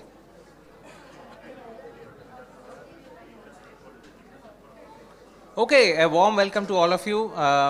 Welcome, a special welcome to all the young stars, young authors. Glad to have you here. You know, for us, it's like a dream come true. We never thought that we will reach this stage when we started way back during the COVID time. So dreams do come true. I think it's a dream come true for a lot of children also, and a lot of parents as well. We are very glad to be a platform, to be part of this journey for you. We thoroughly enjoyed every book, every story that we got, every poem that we got from you all. Certain poems were like mind-blowing. We were like wondering whether a young, child could think so deep and come out with words that can explain the whole thing in 1 or 2 lines. So there is one book called Mirror and Other Reflections. Each poem is just 1 line, okay, and it's pretty mind-blowing. We have come across 42 different books for this season. We have 2 more seasons coming up. One is Write-a-thon 5.0. It will happen in Chennai during the month of January. The next one is Write-a-thon 6.0, which will happen in Abu Dhabi in April. Okay, I would like to welcome established author in the UAE region, Durai Anand. He'll be our chief guest to release the books today. Welcome, sir. So his 50th, his 50th book is getting launched, I think, tomorrow. He's been a voracious writer. He's written a lot of books in Tamil, particularly with children. He has also done what we have done with you guys in English, right? He has published books with children who have written stories in Tamil. So there are a couple of books. There's an anthology which is also available in the book fair. You could go and pick it up. There's a lot he has done with children. He runs a group for children who are interested in literary works. And he works with children and also writes a lot himself. Warm welcome to you, sir. Okay, I would like to hand over to our official host, Anu, who has been busy at the desk so far. So I tried to manage somehow. So I'll hand it over to Anu. Thanks. Hello, good afternoon, everybody. What a pleasure it is. I think I have met many of you already. For the new faces, hi, my name is Anu. I'm one of the co-founders of Learner Circle. And for many children, right, Vaishek, we have been traveling with him for years. Caitlin, she came all the way from here to Chennai for the launch, and we have now come here for the launch. The Arzu, this is her, I think, second book. So a lot of faces that I see again and again. So young authors, Ashwin, right? Ashwin's second book is being launched today. So you start small, right? And then your work also grows along with you. It's not about write a big book, no. Find many more words to share to the world. So that's my advice. Shivani, brilliant work. All of you young poets, I loved your work. I loved your, I have read each and every one of your thing. It's not because I don't mention you by name, you are no less. Becoming a young author by itself is a great, great feat. And getting your book launched on such a big stage, an honorable stage like this, is a real blessing that you have to you're blessed with. So let's start the day with a moment of gratitude to the universe, to the Lord. Thank you, God, for giving us all the opportunity to be together And yeah, the winners of Write-a-thon 4.0 is available on the our social media. First prize goes to Sean. He's from St. Mary's, Russell Kaima. All of them, unfortunately, were there in the previous session. So we had 2 slots, right? The first slot got over at 10 o'clock. He is the one who got the PS5. People who are interested in PS5, remember, there is a next Write-a-thon 6.0 which is going to come up. So it's still up for the grabs. The same prices. Second was won by a person called Maria Shihim. She's from Saudi Arabia. She unfortunately could not attend the presentation today. She wins the iPad. Her book is brilliant, which talks about, for all the Percy Jackson, Harry Potter fans, you will love this book. It talks about how a normal teenager suddenly becomes a goddess. It's called The Start of a Goddess. It's a very interesting read. The first winner, that talks, same actor, that talks about how a young boy who lost his father follows his footsteps and becomes an actor. That's a brilliant book. And we had Fatima launching her 3rd book. Winner of the 3rd prize, a hoverboard. And her story is also brilliant. It is all available. Do pick up if you have the time and energy to have a look at them. We need to change the slides to something else. Rahul, if you're working on it. Without much further ado, can we go ahead and, yeah. So in this session also we have one more school which will publish their book, New Indian Model School, Dubai. They have published an anthology of short stories written by about 38 children. They had about 125 odd stories. They had to filter, find out the best ones which can be published. And it's a great initiative by a school. It's not easy. See, as parents, it's easy for you to take a decision. 1 or 2 people will decide at home. But when it comes to a school, even though the leadership might have the vision and interest to publish, it's not one person's decision. It's a huge activity to get permission from everybody. There is compliance, there is requirement from the government. So it was a huge effort in a short time. I think they are still on the way to reach here, but that will happen at the end of this session. So stay back, enjoy for the next 30-40 minutes. It will be a roller coaster because we have too many stars to be recognized. Right, so we'll get started quickly. Before that, I would like to request our author Durai Anand to share some words and encourage the young authors to continue to write. Good afternoon, everyone. Once upon a time, I'm not telling stories. Once upon a time, when I was a kid, I didn't have this much of opportunities to put forth my ideas. Now, you guys are really blessed. First of all, you are more creative, thoughtful, and imaginative.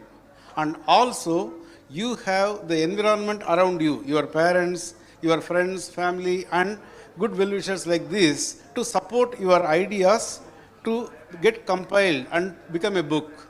That's really a fantastic thing. So, I would like to congratulate young learners. This is the first time in at least the past 10 years, I am regularly visiting this SIBF.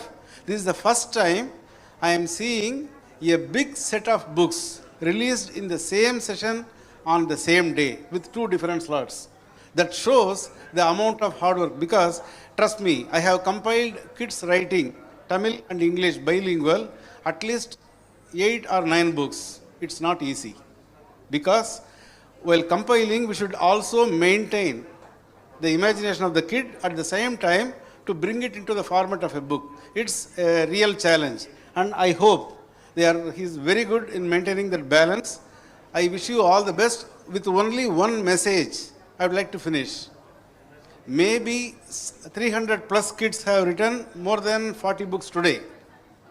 Out of these 300 kids, maybe 1 or 2 might become a full-fledged or full-time story writer or writer. What about the others? The main concept here is not to become a full-fledged author or not. That is regardless.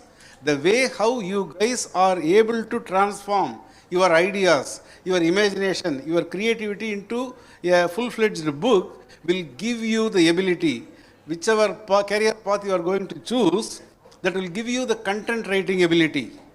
that will give you the creative imagination, that gives you more and more creativity in your work. So that will help you in whichever path you are going to pursue. So please don't stop reading, don't stop writing, keep rocking. All the best. Thank you, sir. So, thank you. So the format is, we will release the book, we'll give you a certificate, and also we'll provide you with a medal. Okay, I'm going to thank some of our friends who made it possible for this event to be successful. So I'd like to use the opportunity to, Vedyapan sir, please wait pannunga ore nimisham.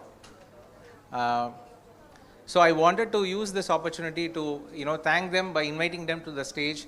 When I call you, please come onto the stage and pay the certificates to children. Rao sir, please come onto the stage, join us. He's a popular YouTuber in this region. Thank you for joining us. It's been a great pleasure meeting him. I just met him 2 days back. Kind of energy he has is like contagious. Thank you. So I have a couple of our other publishing friends here, Mr. Vedyapan, Mr. Karthikeyan from Sixth Sense. I would like to make them part of this event. Please join us on the stage. Please help give away the certificates and medals.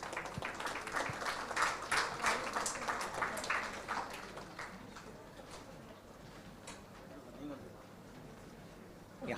Over to you, Anu, so we can get started with the release. First up, we have Vrinda. Be ready. Vrinda Menon, come on. She's the first author to get the award today. Her book is a brilliant collection of both poems and stories. A quick word, elemental, right? How many of you like chemistry here? Yeah, good. She loves her chemistry and she has written a whole story about it. Yeah, with keeping them as the heroes and heroines. Over to you guys. Yeah, I'm just going to move it.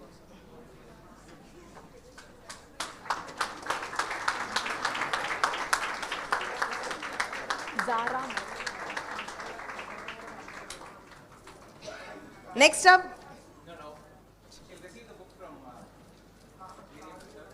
Receiving the book.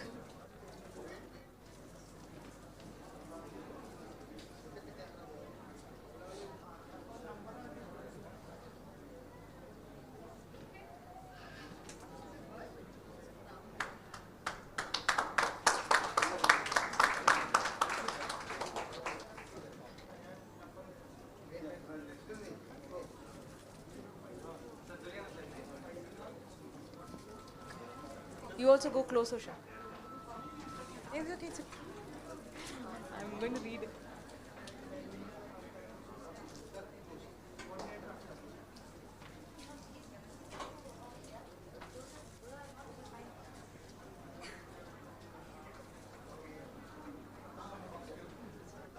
Next up, we have Zara Mariam Nabi. Leah Kokondo finds her team. It's a brilliant work that we loved working on, where she's working on a world that has lost all the hope with all the pollution that we are creating for the Mother Earth. But there is redemption, and she makes that in her story. A brilliant work by Zara Mariam Nabi.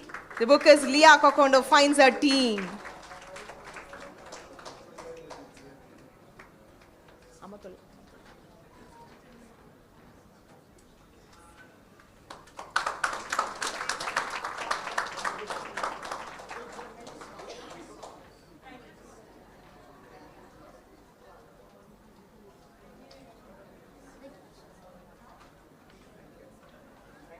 Next up we have Amatullah Piplodwala. What a brilliant book it is, A Babysitter's Nightmare. You want to hear about it? It talks about how a babysitter do we have Amatullah? Amatullah's here? Oh, that's so unfortunate. We'll wait for her and we'll go to the next person in our list. Yeah. Ivana Valsa Binu. Ivana. Come on. I'm going to make her truly uncomfortable now. She's the one who has written a brilliant work, Small Knives Behind Them. It's a poem collection. Truth, Lies. So while they're doing that, she said, am I going to be called on stage? Am I going to be put on the stage? I said, yes, we are going to do that. And I'm going to give her the mic because she has larger stages to conquer. And this is going to be your first stage. And I'm so proud to give you that. Go talk about you. You are doing this. Come on, you can do it. Just talk about what you like. You are brilliant one. I'm going to talk to you with that. I'm going to ask you questions. What made you write this beautiful poem? What was this about? Yeah, talk about it. First of all, this poem was actually, I wrote this poem, it was actually last minute. I don't know how I wrote this, but this was also sudden. I'm having a stage fright, that's why I can't. I'm there with you. And I love the poem. You should see the brilliant cover. Smiles with knives. Okay? There is a face which smiles, but there is a knife which is poking you behind. That's a truth that many of us have faced in their lives. She, in her young age, has found that and found a way to come out of it.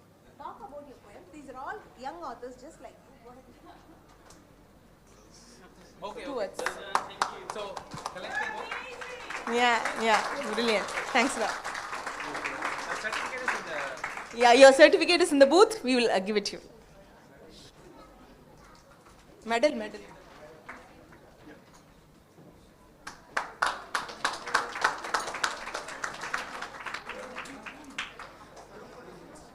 Vaishika Satish.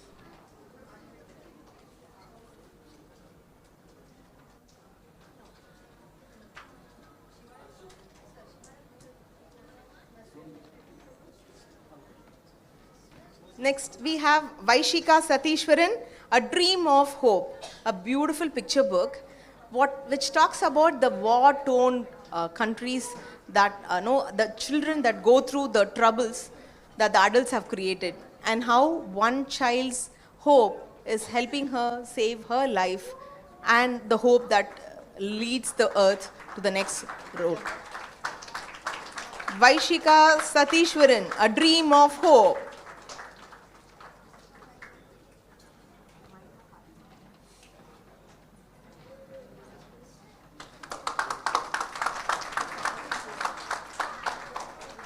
Do we have Myra Fatima here?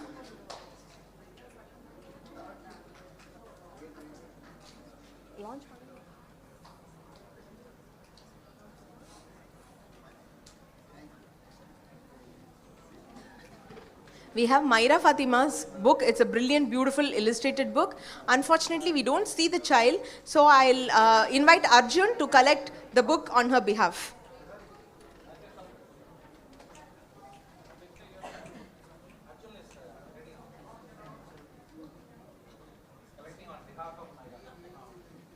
It's called The Garden of Friends, a beautiful story of how a boy joining a new school finds his way, and two other friends make his life easier. Next up, we have Vaishek Ovur Santush, The Battle of Robots. What fun we had illustrating this book. It's about a good robot turning rogue, and how the scientist, with the help of his other robo, gets to tame the wild one. Brilliant book, The Battle of Robots by Vaishek Ovur Santush.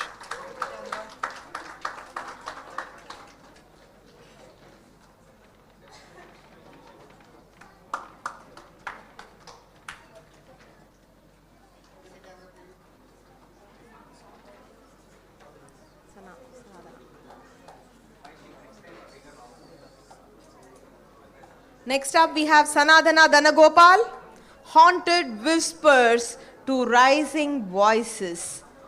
What fun we had. It's a beautiful story where a grandmother's spirit is guiding the young protagonist to guide the earth to the next beautiful way. She is an all-rounder, sings, dances, talks, writes. It's such a pleasure having Sana on the stage with us today. It's a picture book, and she's from the GEMS Girls Our Own English High School.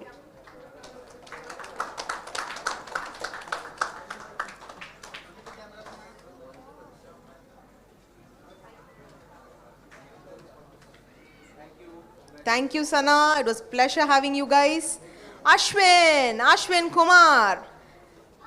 The book is First Day of School. He's the one who's illustrated and written his book. So we had fun taking his illustrations, adding a dimension to it, and then showing it up for the world. He's a big Jeff Kinney fan, and this is his second book. He had published his first book with Learner Circle last year, and it got released in Chennai.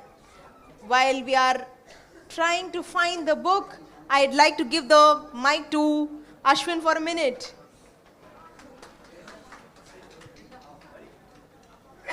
Hello everyone, my name is Ashwin. I'm studying in Abu Dhabi Indian School. So this book is very interesting. So I got inspired by Anuradha ma'am and other illustrators. And I got mostly interested by Wimpy Kid books. I read that a lot. I like those books.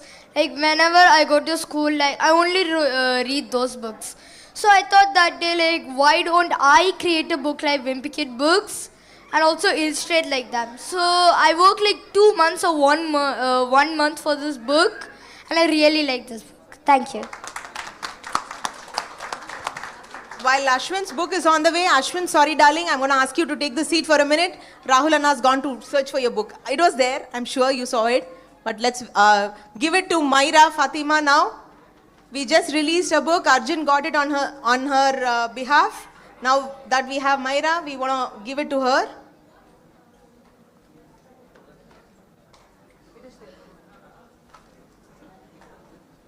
Myra Fatima, for you.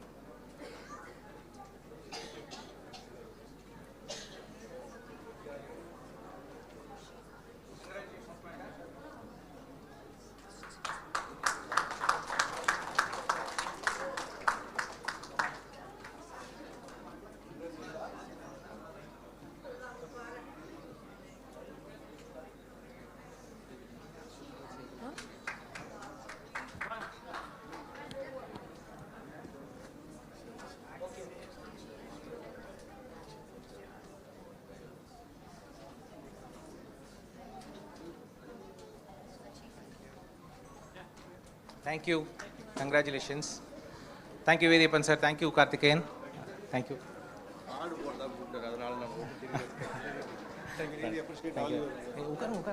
Please. I would like to invite Principal of NIMS Dubai, Ms. Supriya Segal, to the stage, please. Ma'am, you could give away the certificates and release some of the books. It has been a wonderful opportunity to work with her. It was sheer grit to get a book out. I think she has a collection of 900 stories from 900 children. We are sorting out, filtering out the best ones which can be published. And the first version of collection and anthology is coming out today. Ma'am, please join us on the stage. Yeah. We just started with the book releases. Okay, so we are in the midway. So you could also release some of the books for the children. Yeah. Now, 1 second. Ashwin, your book is here. Come on, darling, get it. First Day of School, the brilliant illustrated book.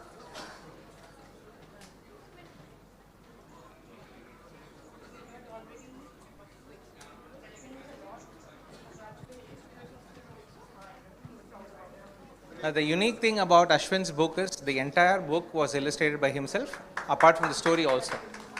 So that's a great thing. What we did was just formatting it into a book. The rest of the things was done by himself.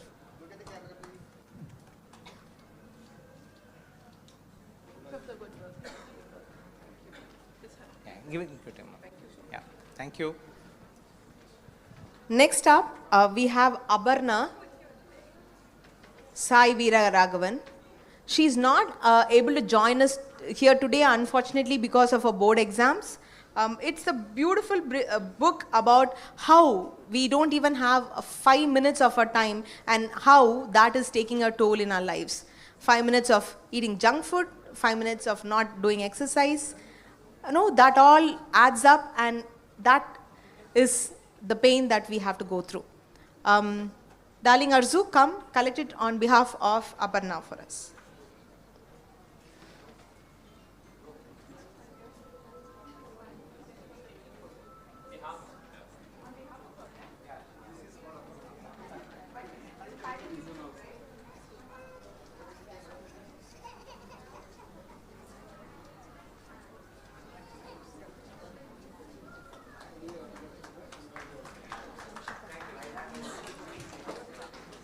Next up, we have Hanshika Anand Kumar, Secrets in 6 Parts. It's a beautiful chapter book, and each of the 6 stories in it have a whole lot of thoughts gone into it.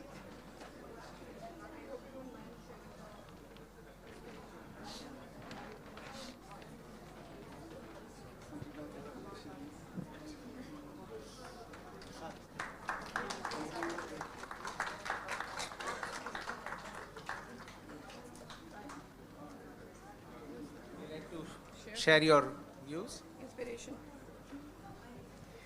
Hello everyone, my name is Hanishka. I'm really proud of this book. I worked a lot and I spent a lot of time on it, even though I had exams coming up. So I would like everyone to read this book because I enjoyed writing it a lot, and I hope that you will enjoy reading it too. What is this about?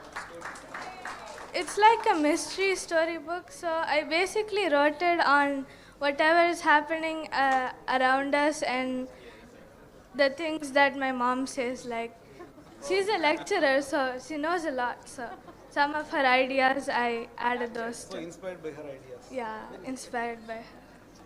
Awesome. Shall we take 1 minute of your time to do that? Good afternoon, everyone. My name is Supriya Saigal, and I say thank you so much to Mr. Shankar to invite us here. And my students are also waiting. Just 5 minutes back or 10 minutes back, I just entered over there, and I have seen that waiting moment that yes, you're waiting for your kid. But trust me, writing the book is not easy, right? And before writing, you have to connect with those thoughts. And till the time you're not able to connect with the thoughts, you're not able to execute it over there. If you, all of you, and each of you, excluding this crew team, will participate over there in one small activity with me, I hope you understand how much effort these kids put. Will you allow me to just use this time for the stage? Will you please participate? So what you have to do, you have to practice clapping, right? On the command that with your permission, I'll be giving you there. That is not, you'll be using 2 hands, you'll be using 1 hand. And on my command, you will use 1 finger, 2 fingers, and 3 fingers. Will you do that? Okay, and you have to do that with your eyes closed. So please listen to us, listen to me, and follow the commands. Will you do? Okay, are you ready? And it is just for you to have that experience that when the teachers are inspiring the kids for anything, reading, writing, or anything else, how they create that kind of atmosphere in the classroom, and from there inspirations comes. I hope after that, whenever the kid is coming over there, you will give a great round of applause without anybody's calling you for the same thing. Please, please participate, because if you not participate, you will not able to experience. So what are we doing? We are experiencing the sound of rain with this, right? And just close your eyes on my command, follow that. So if I say 1 slow, you will keep tapping your hand slowly with 1 finger. I'll say 1 fast, you will be doing it fast with 1 finger. Same with 2, same with 3, right? And what are we trying to experience? We are trying to experience the rain in the surrounding. So please, I request you all, kindly close your eyes. Kindly close your eyes, students. And anybody who's participating. Yeah. Ready? For the tap. 1, slow. 1, fast. Tap fast. You're experiencing the sound of rain. 2, slow, with 2 fingers. 2, fast. 3, slow. 3, fast. 2, fast. 3, fast. 2, slow. 3, fast. Thank you so much. You can open your eyes. I hope you heard that sound over there. You were able to experience that rain sound over there in the background. And that is what effort the teachers are putting it over there. I hope after that, when any child will be coming over there, you will give them the applaud. Thank you so much. Thank you, ma'am. Thank you. That was really engaging and inspiring. We never thought. True. Okay, I'll hand over to Anu. Next up, we have Arzu Mahdia. What a pleasure it is, Arzu. Her book, Secret Mermaids, talk about how two normal children with the background of having a mermaid mother turn the world upside down with their way of life. They lose a mother in the process, unfortunately, but how they bounce back is the whole story of The Secret Mermaids by Arzu.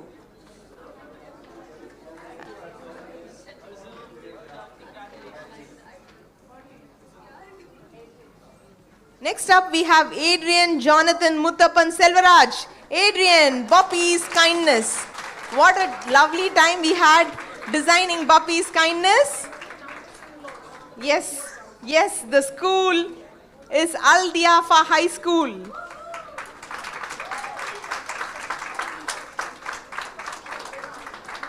Buppy is a sweet little dinosaur that helps the other dinosaurs around to navigate, even a mother who lost her egg, and then his kindness spreads towards the entire jungle.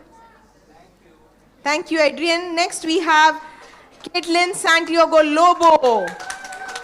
She is also from Al Diafa High School. Detective's Case is the chapter book that she has written right now. The first one was a short story, and she has moved on as an author to the next level by having a book entirely of her own creation. Caitlin, Detective's Case is such a proud moment, not just for you and your mother, but for Learner Circle as well, to see you grow from where you were to now where you are.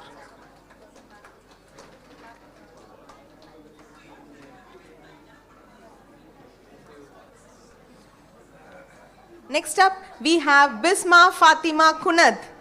Tension Whispers of Darkness and Desires. It's a brilliant charter book, and she is from Pace International School, Sharjah. Bisma's book has won a special mention for the brilliant work that she has put in creating this beautiful chapter book. Thank you, Bisma. Next up, we have Duha Farhan Ahmed. Dua's book, this is the second time that we are happy to publish Dua's work. The first one was a group book, and now she has an entire book of her own, Truth Behind the Evil. She does find a special mention, the Hall of Fame of Learner Circle authors. And she is from Islamia English School, Abu Dhabi. Thank you, Dua.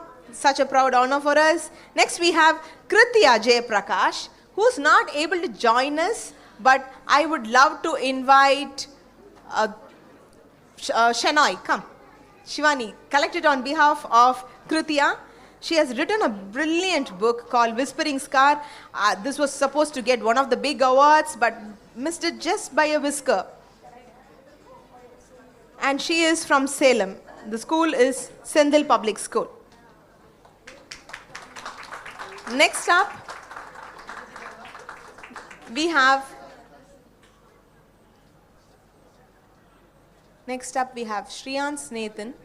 Unfortunately, he also couldn't join. He is from Emerald Valley Public School, from Red Line. Shriyans is not there. I would like Shankar, if you can collect it on his behalf. Oh yeah, then we need another person to. Darling, come. I always have troubles pronouncing a name. Come on, pronounce it. Swikriti. Swikriti. Have I got it right? Great. Swikriti is collecting it on behalf of Shreyans Nathan.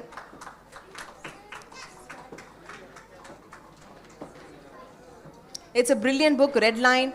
All the fans of the automobiles, you have to read this brilliant book. Another book that missed the award just by a whisker. Next up, we have Zara Sujit, Charlotte and Her Magical Dream. That's a beautiful picture book, and she's from Al Diafa High School. Charlotte has a dream, and where does it take her? The little teddy bear with her travels around and holds her hand and makes her happy. Zara Sujit's Charlotte and the Magical Dream.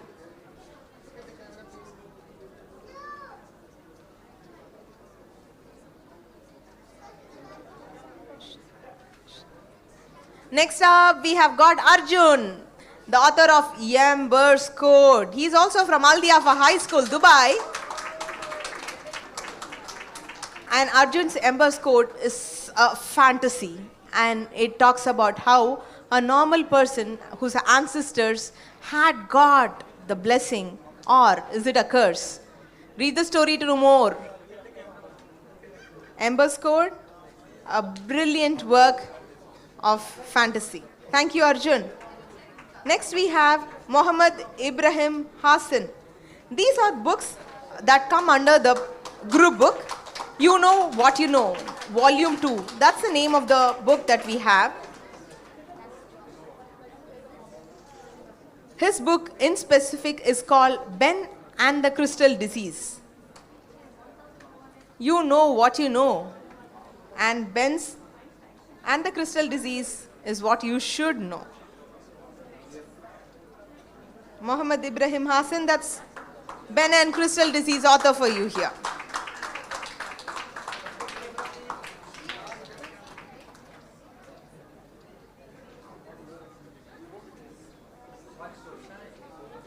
Next up, we have the sisters, and first it is Sia Upadhyaya. Beyond the Horizon, it's also the group book, You Know What You Know. Sia, it is a pleasure having you here. We have been traveling with the sisters for a long time right now. Sia, a couple of words from you. Sia, you can tell your school and your inspiration. Please write a story. Hi everyone, my name is Sia Upadhyay. I come from GEMS Founders Albersha. So my inspiration for this story is that I love astronomy since I was like 10 years old. So this story was inspired by that and how children have so many different possibilities and like creativity in their head. So that was like all painted into the book. So. Thank you so much. Thank you.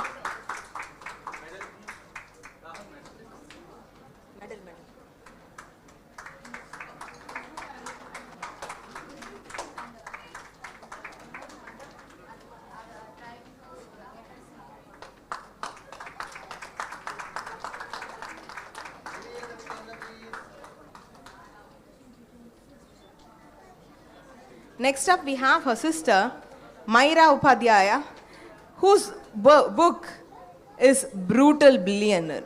What a fun we had reading that book. She is from GEMS Founders School, and her book talks about how a young child who's being adopted by a brutal billionaire has to undergo a lot of trauma and have the guts and the strength to come out of it and go forward with it.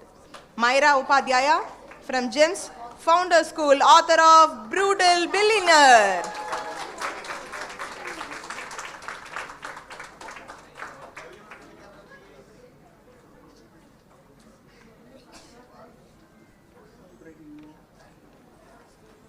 Thank you. We have Ritvik Sujit, the author of the all-new superhero, and he's from the East Point India International School. Ritvik Sujit, it is a pleasure having you here, and write more of all the superhero stuffs that we would love to read from you. Ritvik Sujit for you, the author of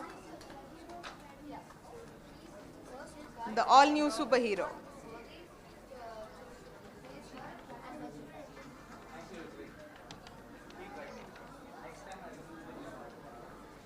We have now Amatullah for us with a brilliant story of... Okay. So, sorry, we have Dishita Amit Sanghani. Do we have her today with us? Yes, great to see you, Dishita. She's from our own English high school, and she is one of the brilliant young authors who have contributed to the anthology You Know What You Know, Volume 2. Dishita, it is a pleasure having you here. Read more, write more, and wish to see your thoughts transforming into a whole new different set of books. We have Sai Visakan, Odyssey of the Airbus. He's from Primus Private School, and his story features in You Know What You Know, Volume 2. It is such a pleasure having you, Visakan. Remember what ma'am talked to you about the rains? Come on, guys, we need thunders now. Big applause.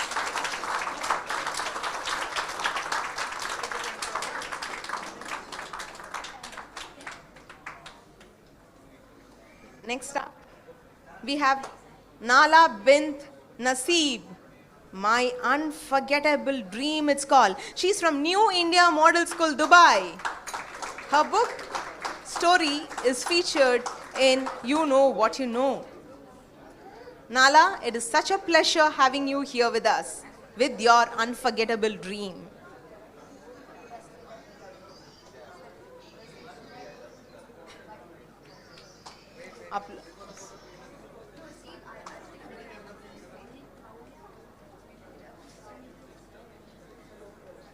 Thank you, Nala. Now we have Swikriti Vedantam from reading The Secret Door.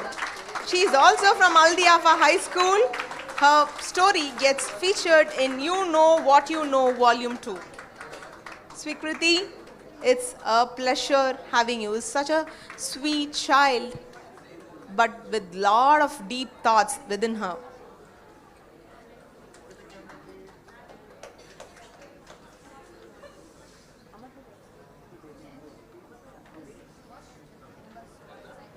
We have next Anandi Dariwal, our UK young author, joining us in Sharjah today.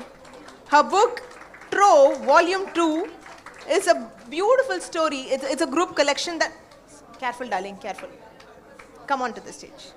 Anandi has been traveling with us for a long time. From a small little child, she has grown into a young little girl that we know of her. And we are proud to be the part of her own journey of writing. And we are happy to see her evolve into a bigger author today. Anandi Dariwal had launched her book in UK last month. Unfortunately, she couldn't be there, so she has joined us today at Sharjah to take this brilliant award.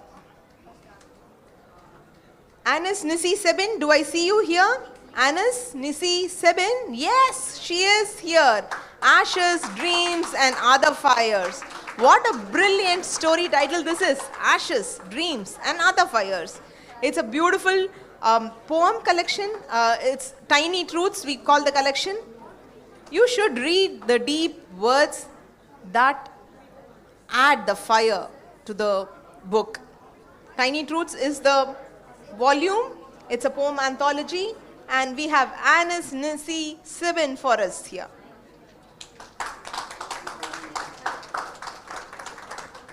That was Annie from Primus Private School. We next call Zil Morji Fayaz Zil. Sorry, Morji Fayaz. I'm Morij. Am I calling your name right? Sorry, you should pronounce it. You can do that. Zil Morij Fayaz. It is such a pleasure talking to Zil. We share a love for sea, and the story, the poem that she has written is called The Sky Within Me. It's a beautiful poem, that collection that you have to read, and she is from Islamia English School. That's Zil for you. Go Zil, go. My fellow lover of seas, it's such a pleasure hosting you here today. Do we have Rafael Amin today? Rafael, if Rafael is not there, who can, yeah, come on, darling, come get it on his behalf. Oh, Rafael is here. Rafael, From Playground to Cloud. He's written a beautiful poem, and it features in the Tiny Truths. That's Rafael Amin from Al Diafa School for you. From skipping ropes to coding lines, this poem traces the journey of childhood across generations. Next we have Zaina Rehan, Our Planet, Our Promise. She is from the Westminster School And Tiny Truths is such a beautiful tribute. And what has she done? She has written a sweeping ode to our fragile planet. The poem celebrates the beauty of nature. Yeah, that's Zaina Rehan for you from the Westminster School. Next up, we have Ishal Malik. She who rose from fire. She who rose from fire. Don't we all love such a woman? She who rose from fire. Ishal Malik from you from Islamia English School. Her work features in Tiny Truths. It's a brilliant poem collection, a soul scorched by love, reborn through pain. You should read this. Next up we have Dawn Tasha Nathania. Come on, Dawn Tasha, whispers behind the surface. She's from the Westminster School, Dubai, releasing a poem collection in the Tiny Truths. Krista, kindly be ready. Krista, that's Dawn Tasha Nathania for you. Next up, we have Krista Ann Anil. The Earth That Sings in Silence, it is called. She's from India School for Jaira, and her work features in the Tiny Truths. Krista's there, right there, beside. Next up, Shivani, be ready, darling.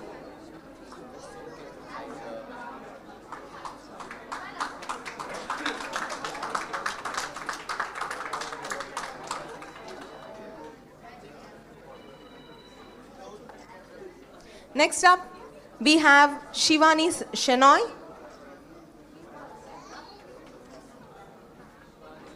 Shivani is here.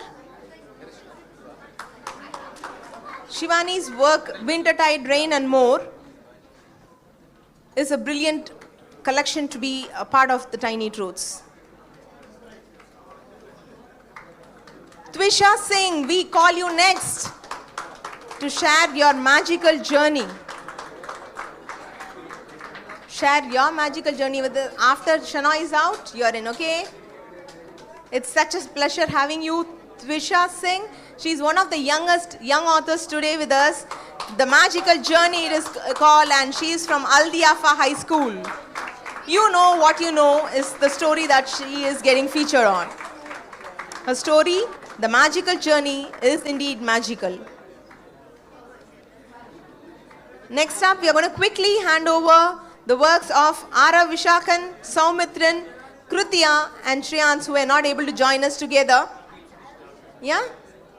Amatullah, we miss her, but right here she is now with The Babysitter's Nightmare. What a nightmare it is to have a gang of boys and girls who make the mess out of the home and take the spirit out of a babysitter. That's Amatullah for you.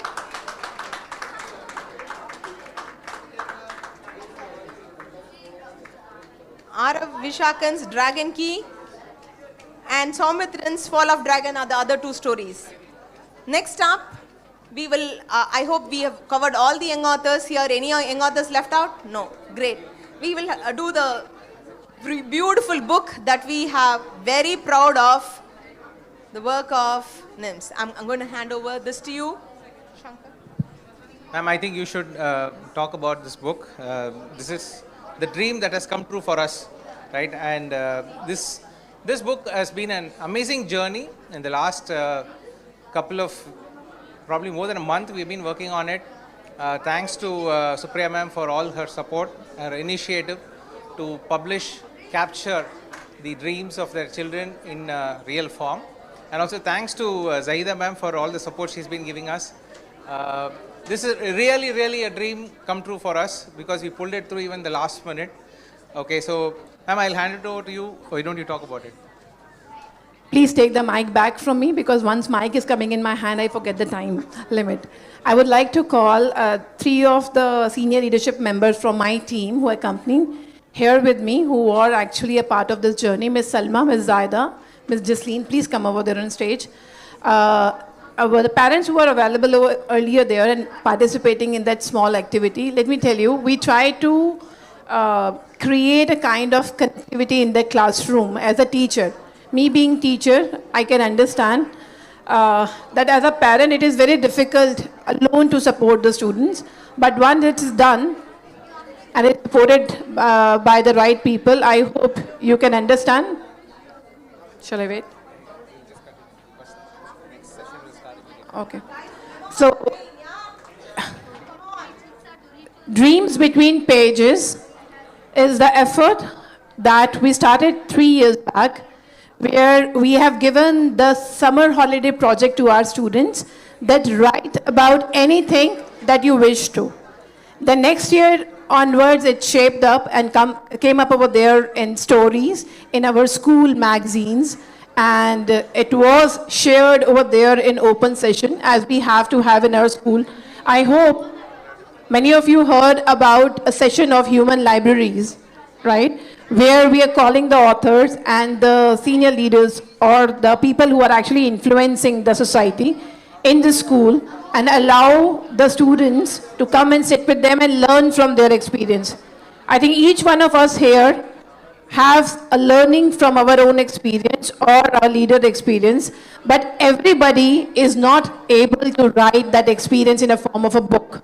So this opportunities for this, I would like to thank my own team who is standing here and Mr. Shankar and their team who brought this idea over there and told us it is possible. We accepted it is possible, but after every quotation that we are getting it over there, but that is on printing cost, that is to convincing the parents, the message coming back to us, it's impossible. Because, you know, convincing anybody to just write up over there and bringing them on the same idea, again and again, the word back was impossible. And Mr. Shankar was saying impossible itself says, I am possible, ma'am. So try one more time. So thank you so much for inspiring students and kids, and thank you so much, team. This is just not a book and an effort of a student. It's a collective effort of all the stakeholders.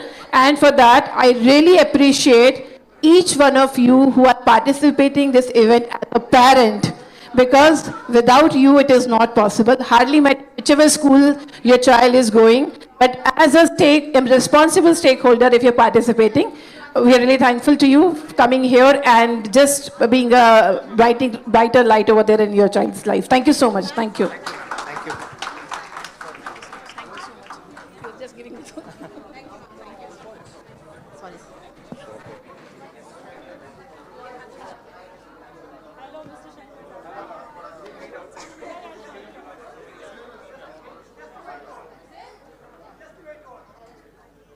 Hello.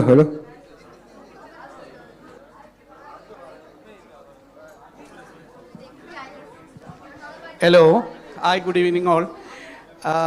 We have one wonderful session now. Okay. One of our bright guests, okay, who have the record of the Arabian world record. Okay, so we inviting our chief guest, Padma Shri I am Vijayan sir on stage. And also the record holder, Aji R, also on stage. And also the Albustan travel team and our director, Dilip, also. Mr. Ajay has been officially recognized the world's longest number sequence memory in a 4-second, winner of the Arabian world record. So I will requesting to Vijayan sir to present the certificate officially.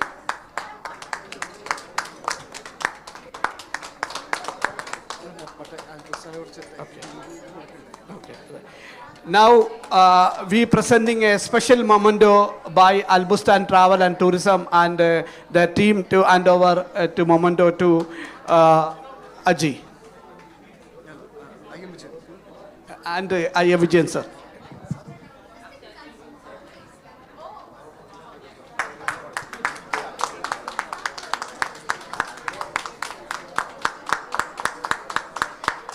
Just 2 words from the I am Vijayan sir. Aji, Suraj. Mr. Suraj. So, as you know, today when we stand here, our Ajiyar, commonly known as IQ man, with his incredible IQ of 187.4. He have achieved an incredible record for memorizing 48 digits in just 4 seconds and reciting it from forward to backward. Now we have this is a momentous occasion where the Al-Bustan team, Ettover and IQ have formally come forward to present this Arabian world record. At the same time, the happy news is yesterday he has also won the Guinness World Record for the highest memory person. So in coming months, we will be announcing that too. And I would like to take this opportunity to thank everyone and all God Mighty for giving us this incredible opportunity and blessing us with a great legend person called Ajiyar. And I'm thanking I.M. Vijayan sir, Farouk sir, Anil sir, and the team Arabian World Record and Dilip sir personally for making this moment so prosperous, and thank you everyone. And now we are presenting our small memento to our I.M. Vijayan sir for the yes, for the winner, the record holder Ajia by Al-Bustan Group.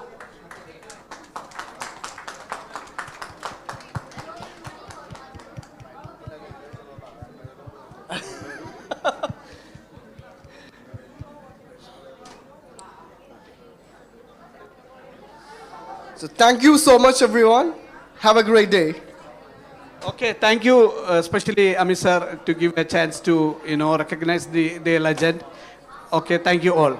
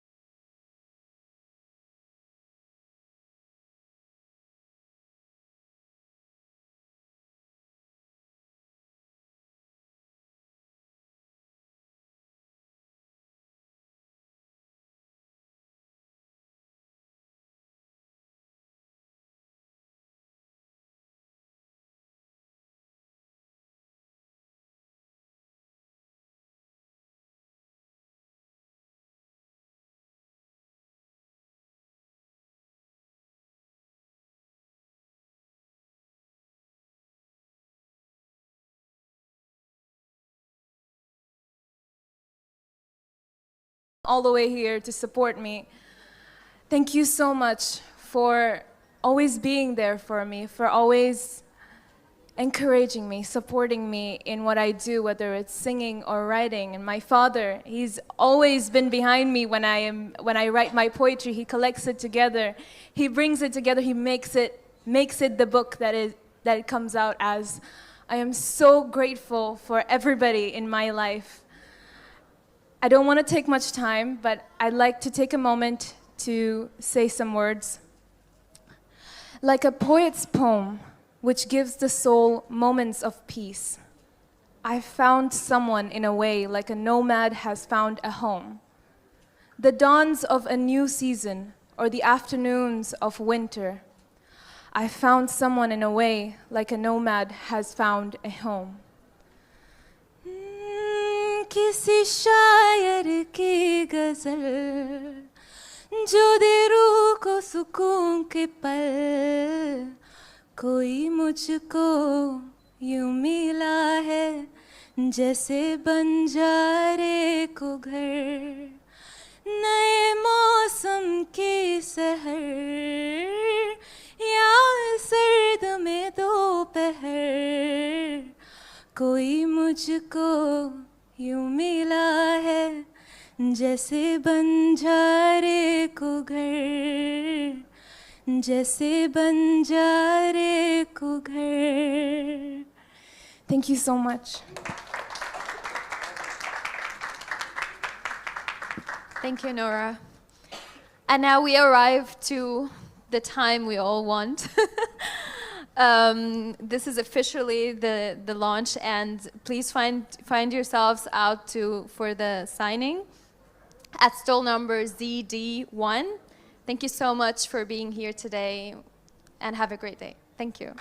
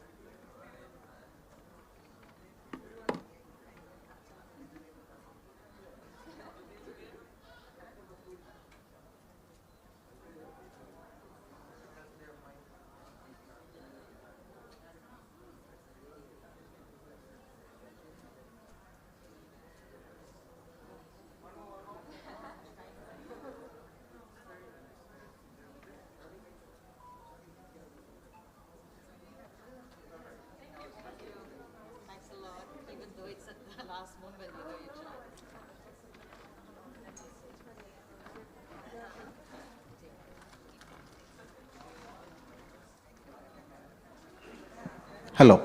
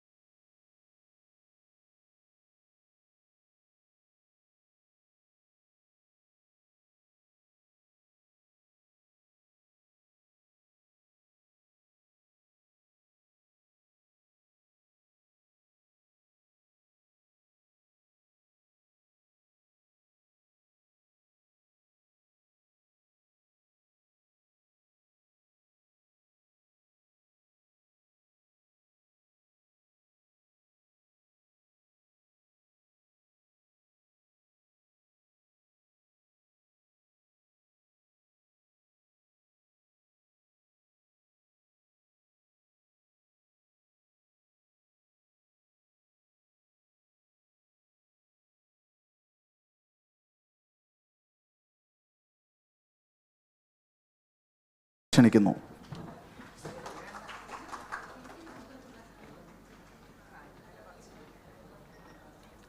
ആദ്യ പുസ്തകം സീന രാജവിക്രമൻ പച്ചില കൊത്തി എന്ന പുസ്തകമാണ്.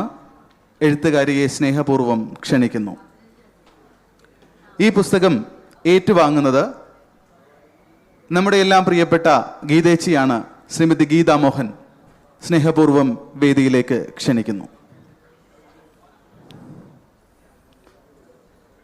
നമുക്ക് എഴുത്തുകാരിയെ കേട്ടുകൊണ്ട് തന്നെ തുടങ്ങാം. പറയൂ.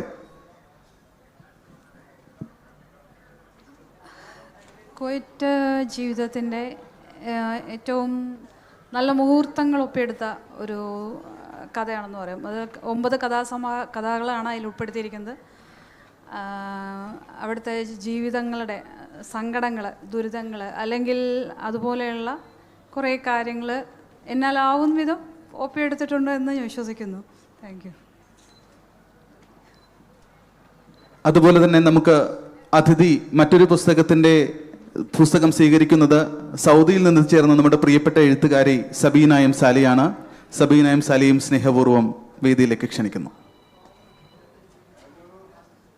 അടുത്തായി ആദ്യ പുസ്തക പ്രകാശനത്തിലേക്ക് കടക്കാം.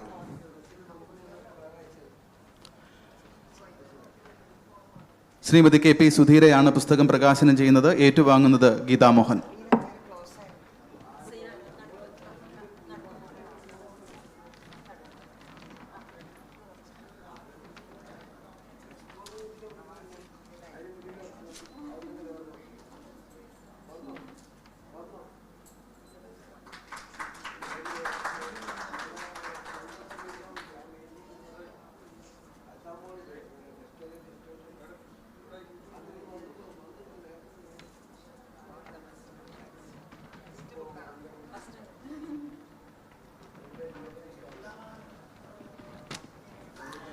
അടുത്ത പുസ്തകം സ്വപ്നങ്ങൾക്കപ്പുറത്ത് എന്ന പുസ്തകമാണ്.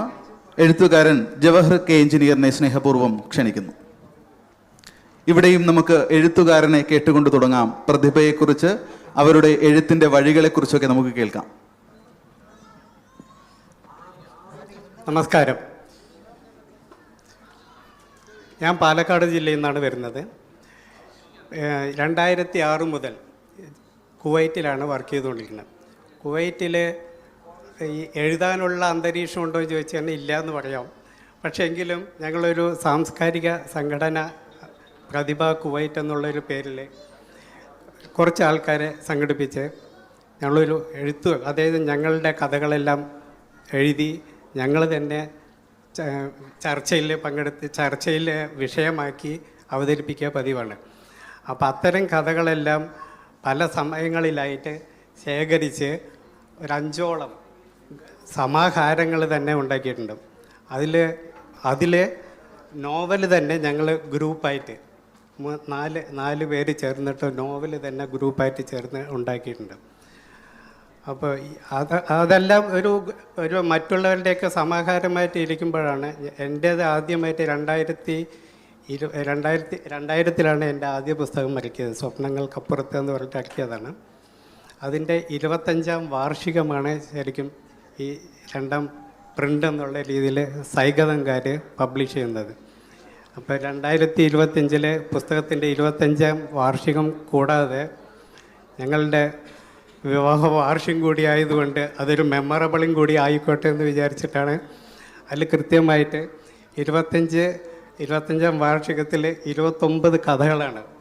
അത് ഞാൻ 29ാമത്തെ വയസ്സിൽ എഴുതിയത് കൊണ്ട് 29 കഥകളും ചേർത്തിട്ടാണ് എഴുതിയിട്ട് അങ്ങനെ എല്ലാം കൂടി ഒരു സമാഹാരമാക്കി വെച്ചിട്ടാണ് ചെയ്തിരിക്കുന്നത്. അപ്പം അന്ന് എഴുതി തന്ന മുണ്ടൂർ സേതുമാധവ മാഷാണ് അവതാരിക എഴുതി തന്നത്. ഇത്തവണയും അദ്ദേഹം വീണ്ടും അവതാരിക എഴുതി തരികയാണ് ചെയ്തത്. അപ്പോൾ ഈ കഥകളെന്ന് പറയുന്നത് ഈ നമ്മുടെ സോഷ്യൽ മീഡിയയൊക്കെ വരുന്നതിന് മുൻപുള്ള കാലഘട്ടത്തെക്കുറിച്ചുള്ള അല്ലെങ്കിൽ ആ സമയത്തുള്ള മനുഷ്യബന്ധങ്ങൾ, സ്ത്രീകളും പുരുഷന്മാരും തമ്മിലുള്ള ബന്ധങ്ങൾ, അവരുടെ പ്രശ്നങ്ങളും സങ്കടങ്ങളും ഒപ്പം സന്തോഷങ്ങളൊക്കെ എങ്ങനെയാണ് കൈകാര്യം ചെയ്തതെന്ന് ഇപ്പോൾ നമ്മൾ അത് വായിച്ചു നോക്കുമ്പോൾ ചിലപ്പോൾ ഒരു രസകരമായിട്ട് തോന്നുന്നുണ്ടാവും. പക്ഷേ അതൊരു വേറെ രീതിയിലുള്ള സംഗതിയാണ്. പിന്നെ കഥകളുടെ ആദ്യ മധ്യ അന്തങ്ങൾ ഇല്ലാത്ത കഥകളാണ് ഇതിൽ മിക്കതും കൊടുത്തിരിക്കുന്നത്. കാരണം ഒരു പോയിൻ്റ് ഓഫ് തിങ്കിങ്ങിലാണ് ഈ കഥകളെല്ലാം എഴുതിയിരിക്കുന്നത്. അപ്പോൾ ആ പോയിന്റിൽ തന്നെ തുടങ്ങി വേറൊരു പോയിന്റിലേക്ക് അവസാനിക്കുന്നത്. അപ്പോൾ ആദ്യം ഉണ്ടോ വെച്ച് കഴിഞ്ഞാൽ ഇല്ല, അന്തവുമില്ല. അതിൻ്റെ ഇടയിലുള്ളൊരു സംഭാഷണ രീതിയിലാണ് മിക്കവാറും കഥകളെല്ലാം എഴുതിയിരിക്കുന്നത്. ഇത് അന്ന് ഒരുപാട് വായിക്കപ്പെട്ടതായിരുന്നു. പിന്നെ അതിന് ശേഷം ഇറക്കിയില്ല. വീണ്ടും വായിക്കപ്പെടുന്നതെന്ന് ഞാൻ പ്രതീക്ഷിക്കുന്നു. അതിൻ്റെ സൈകതങ്കാർ പ്രത്യേകം അത് പരാമർശിക്കപ്പെട്ട് പുസ്തകം പ്രസിദ്ധീകരിക്കാൻ വില്ലിങ്നെസ് കാണിച്ചതിനും അവരൊക്കെ പ്രത്യേകം നന്ദി പറയുകയുണ്ട്. Thank you. നമുക്ക് പുസ്തക പ്രകാശനത്തിലേക്ക് കടക്കാം. സുധീര ചേച്ചി സബീനയും സാലിക്ക് നൽകിക്കൊണ്ട് പുസ്തക പ്രകാശനം.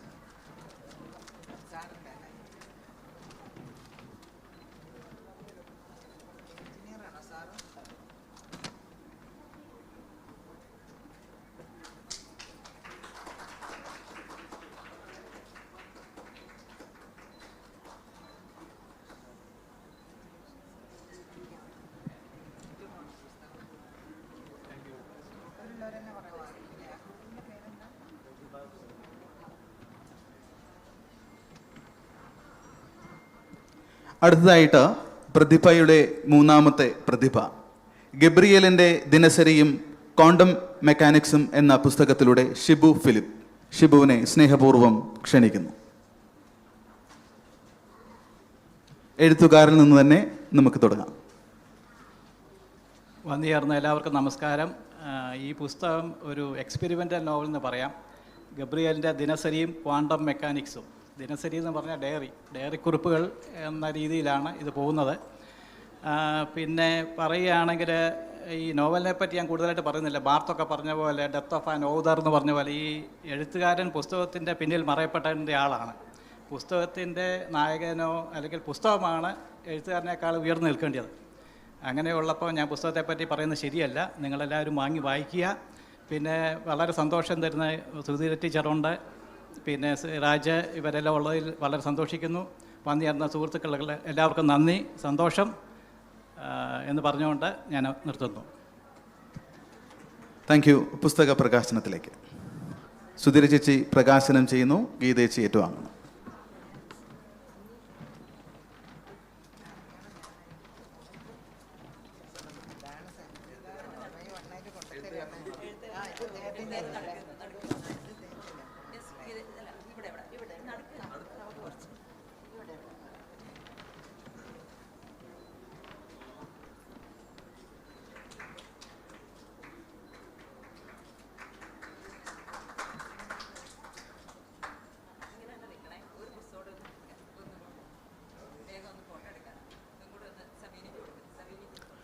ഒരു പുസ്തകത്തിൻ്റെ പ്രകാശനം കൂടിയുണ്ട്.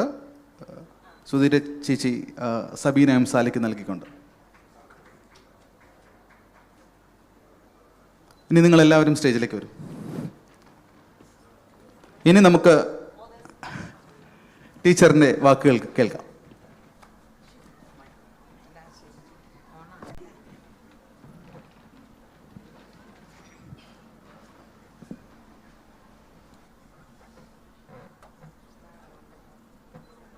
പ്രിയപ്പെട്ടവരെ, ഗബ്രിയേൽ ഷിബു ഫിലിപ്പ് എന്ന എഴുത്തുകാരൻ്റെ നോവല്.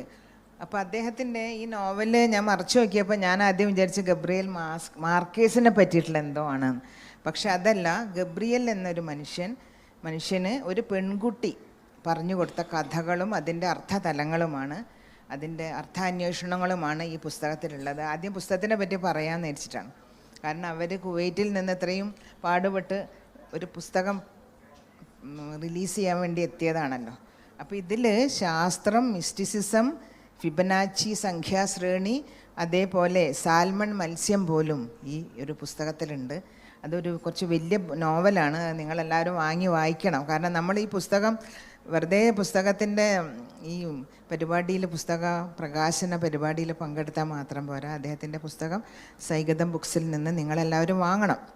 കാരണം ഈ 3 പുസ്തകങ്ങൾ, അപ്പോൾ 4 പുസ്തകം ഞാൻ ഇറക്കി. അപ്പോൾ ഈ 4 പുസ്തകം അവർ ഇത്രയും പാടുപെട്ട് വന്നതാണ്. അത്രയും ഒരു പുസ്തകം എഴുതാനുള്ള കഷ്ടപ്പാട് നമുക്കൊക്കെ അറിയാം, എഴുതുന്നവർക്കൊക്കെ മനസ്സിലാവും.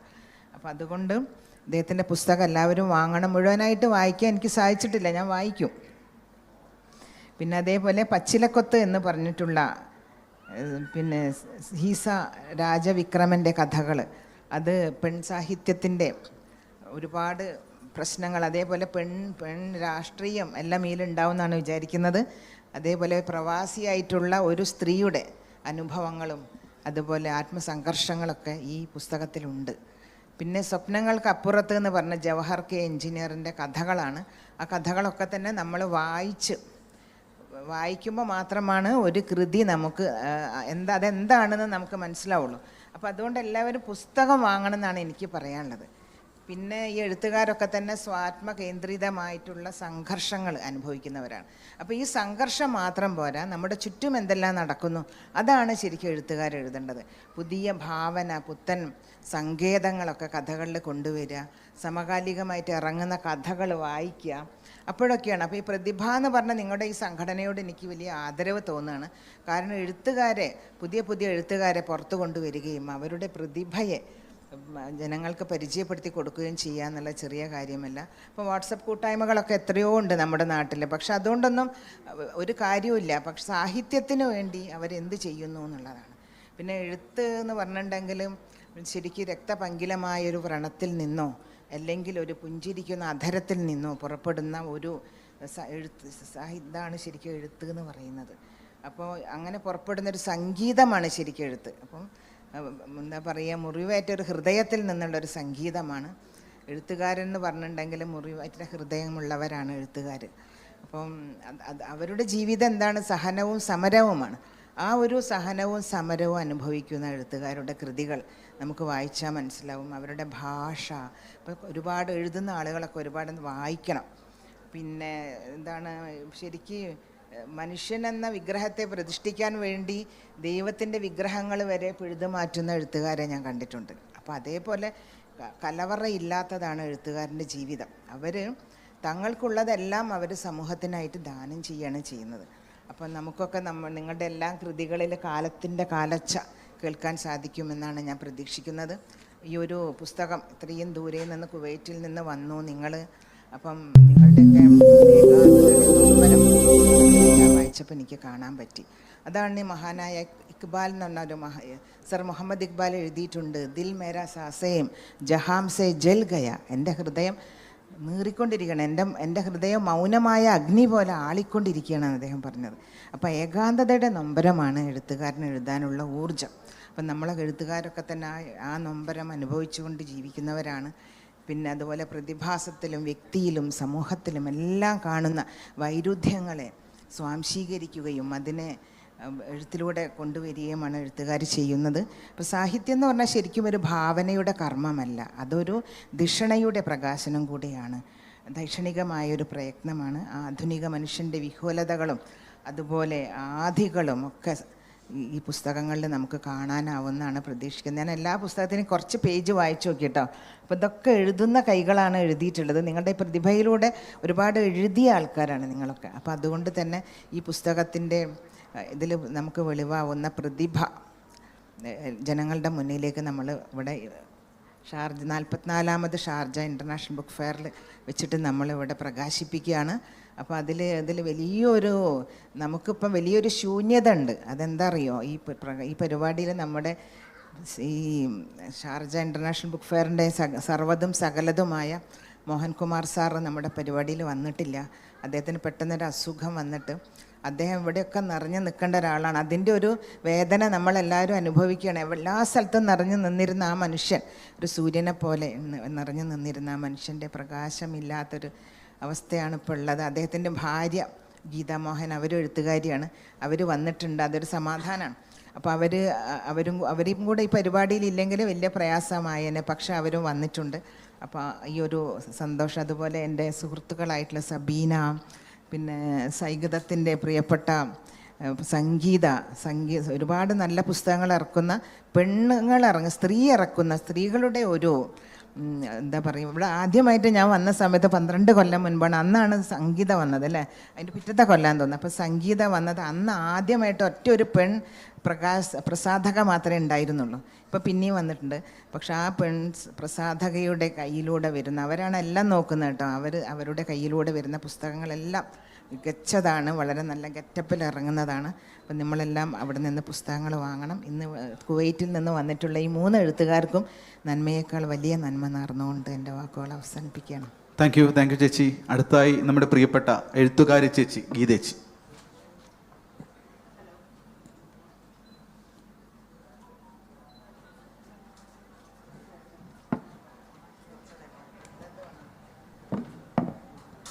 ഹലോ, എല്ലാവർക്കും നമസ്കാരം.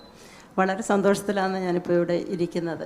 ഒന്നാമത് എന്ന് വെച്ചാൽ പിന്നെ സംഗീതം പ്രസാധകയാകുന്ന 3 പുസ്തകം, അതിൽ 2 പുസ്തകം ഞാൻ KP സുധീരയുടെ കയ്യിൽ നിന്ന് ഏറ്റുവാങ്ങി. സുധീര എന്ന് പറയുമ്പോൾ 101ാമത്തെ പുസ്തകവുമായി അല്ലേ, അത് പ്രകാശനം ചെയ്യാൻ ഇവിടെ എത്തിയ ആളാണ്. ഞാൻ ഒരുപാട് ബഹുമാനിക്കുന്ന, അതൊരു സന്തോഷം. പിന്നെന്ന് പറഞ്ഞാൽ സബീന എം സാലി ഇവിടെ ഇരിക്കുന്നുണ്ട്.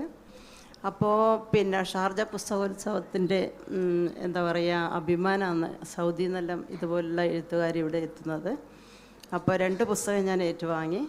പിന്നെ സീനയുടെ പുസ്തകം പച്ചിലക്കൊത്ത്, അതുപോലെ ഷിജു ഫിലിപ്പിൻ്റെ പുസ്തകം. പിന്നെ 3 എഴുത്തുകാർക്കും എല്ലാവിധ ആശംസകളും. ഇനിയും വരിക, പ്രകാശനം ചെയ്യുക. നമസ്കാരം. 3 രാജ്യങ്ങളാണ് UAE വന്ന് സംഗമിച്ചിരിക്കുന്നത്. നാട്ടിൽ നിന്ന് വന്ന സുധീർ ചേച്ചി, അതുപോലെ കുവൈറ്റിൽ നിന്നും പുസ്തകങ്ങളുമായി വന്നവർ, സൗദിയിൽ നിന്ന് വന്ന സബീന എം സാലി. അപ്പോൾ നമുക്ക് പ്രിയ എഴുത്തുകാരുടെ വാക്കുകൾ കേൾക്കാം. സബീന. എല്ലാവർക്കും നമസ്കാരം. ഷാർജ ഇൻ്റർനാഷണൽ ബുക്ക് ഫെസ്റ്റ് ലോകത്തിലെ ഏറ്റവും, എനിക്ക് തോന്നുന്നു, ജനപ്രിയമായ ഒരു പുസ്തകമേളയാണെന്ന് തോന്നുന്നു. അപ്പോൾ അതിനകത്ത് പുസ്തകം പ്രകാശനം ചെയ്ത 3 എഴുത്തുകാർക്കും ആദ്യം വളരെ അധികം അഭിനന്ദനങ്ങൾ അറിയിക്കുകയാണ്. പുസ്തകം പ്രസാധനം ചെയ്ത സൈഗതം ബുക്സിനോടും അഭിനന്ദനങ്ങൾ അറിയിക്കുന്നു. കാരണം സൈഗതം ഇങ്ങനെ ഒരു ഒരു സ്ത്രീ സംരംഭക എന്ന നിലയിൽ ഇതിനകം വെന്നിക്കൊടി പാറിച്ച ആളാണ്. അപ്പോൾ സംഗീതയുടെ കൈകളിലൂടെയാണ് ഈ പുസ്തകം വന്നത് എന്നതുകൊണ്ടും അതിൻ്റെ ക്വാളിറ്റിയെപ്പറ്റി യാതൊരു സംശയവും വേണ്ട. പൊതുവെ നമ്മൾ പറയാറുണ്ട് ഓരോ മനുഷ്യരും ഓരോ കഥകളാണെന്ന്. പ്രത്യേകിച്ച് പ്രവാസികൾക്ക് സാധാരണ മനുഷ്യരെക്കാളും ഒരുപാട് കഥകൾ പറയാനുണ്ടാവും.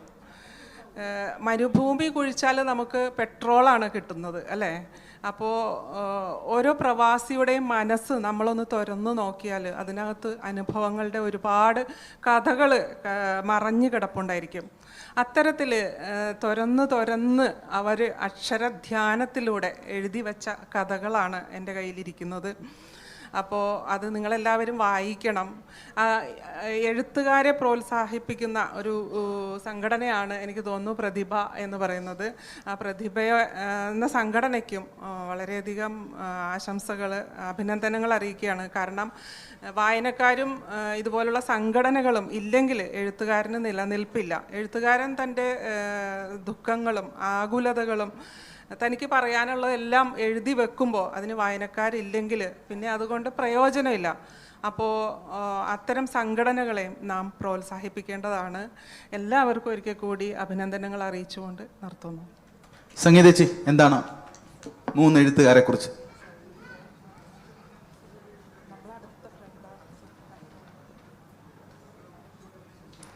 സൈഗതത്തിൻ്റെ 3 പുസ്തകങ്ങളാണ് ഇന്നിപ്പോൾ ഈ വേദിയിൽ പ്രകാശനം ചെയ്യപ്പെട്ടത്. ഏറെ സന്തോഷമുണ്ട്. അതും ഏറ്റവും പ്രിയപ്പെട്ട സുധീരേച്ചിയുടെ കയ്യിൽ നിന്ന് തന്നെ. പിന്നെ വിളിക്കുമ്പോൾ ഓടിയെത്തുന്ന ഗീതേച്ചിയും സബീന എം സാലയും കൂടെ ഉണ്ടായപ്പോൾ അതിലേറെ സന്തോഷം. കുവൈറ്റിൽ നിന്ന് വന്ന 3 എഴുത്തുകാർ നമ്മളോടൊത്ത് നിൽക്കുന്ന, കുറച്ച് നാളായിട്ട് എൻ്റെ കൂടെ അവരുടെ സംഘടനയുടെ തന്നെ പുസ്തകം ചെയ്തിട്ടുണ്ട്.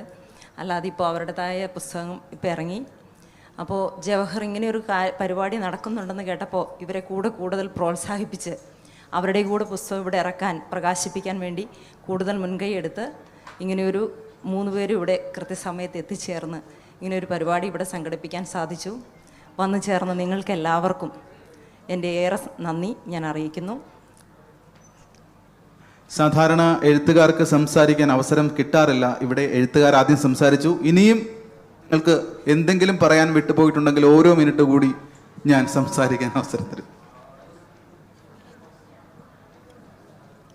നേരത്തെ പറഞ്ഞ പോലെ തന്നെ ഇത് ഏകദേശം പൊതുവെ സ്ത്രീ വിഷയമാണ്. പെണ്ണെഴുത്തുകൾ എന്ന് പറയുന്നത് ഏകദേശം എൻ്റെ പുസ്തകത്തിൻ്റെ കാര്യത്തിൽ കറക്റ്റാണ്. ഏകദേശം എങ്ങനെ എഴുതിയാലും, ആരെക്കുറിച്ച് എഴുതിയാലും, എന്തു തന്നെ എഴുതിയാലും, ഒരാണിനെ കുറിച്ച് എഴുതണമെന്ന്, അവരെ മനസ്സിലാക്കി എഴുതണമെന്ന് എത്രമാത്രം കഷ്ടപ്പെട്ട് വിചാരിച്ചാലും അത് എങ്ങനെയായാലും അത് പെണ്ണെഴുത്തായി പോകും. അതാണ് ഏറ്റവും വലിയ പ്രത്യേകത. അപ്പോൾ അതുകൊണ്ട് അത് മാറ്റാനുള്ളൊരു ശ്രമം നടത്തിക്കൊണ്ടിരിക്കുന്നുണ്ട്. കാരണം പെണ്ണുങ്ങളെക്കുറിച്ച് എഴുതി മതിയായി, അങ്ങനെ എഴുതാൻ ശ്രമിച്ചുകൊണ്ടിരിക്കണം. അപ്പോൾ ഞങ്ങളുടെ പ്രതിഭാകുമായിട്ട് എന്ന് പറയുന്നത് ഒരു സാംസ്കാരിക സംഘടന എന്ന് പറയുന്നത് കുറേയധികം പുസ്തകങ്ങളും അതുമൊക്കെ പ്രസിദ്ധീകരിച്ചു കഴിഞ്ഞു. ഞങ്ങളുടെ എല്ലാവരെയും ഇതിൽ ഷാർജ ബുക്ക് ഫെസ്റ്റിൽ റിലീസ് ചെയ്യിക്കാൻ വേണ്ടി മാത്രം ഞങ്ങൾ കുറേ കഷ്ടപ്പെട്ടിട്ട് ഈ 3 പുസ്തകം ഞങ്ങൾക്ക് ഇറക്കാൻ പറ്റിയിട്ടുള്ളൂ. ഇനി അടുത്ത ഷാർജ ബുക്ക് ഫെസ്റ്റിൽ ഞങ്ങൾക്ക് ഇതേ സൈഗതത്തിൽ തന്നെ ഞങ്ങൾക്ക് ഇങ്ങനെ വീണ്ടും കുറേ പുസ്തകങ്ങൾ റിലീസ് ചെയ്യിക്കാൻ വേണ്ടിയിട്ട് ഞങ്ങൾ അടുത്ത വർഷം വീണ്ടും വരുന്നതായിരിക്കും. അങ്ങനെയുള്ളൊരു പ്രതീക്ഷയുണ്ട്. Thank you. അത് ഏറ്റുവാങ്ങിയ ഗീത ചേച്ചിക്ക്, പ്രകാശനം ചെയ്ത ശ്രീ KPR സുധീര ചേച്ചിക്ക് എല്ലാവർക്കും ഹൃദയംഗമമായ നന്ദി. ഷിബു.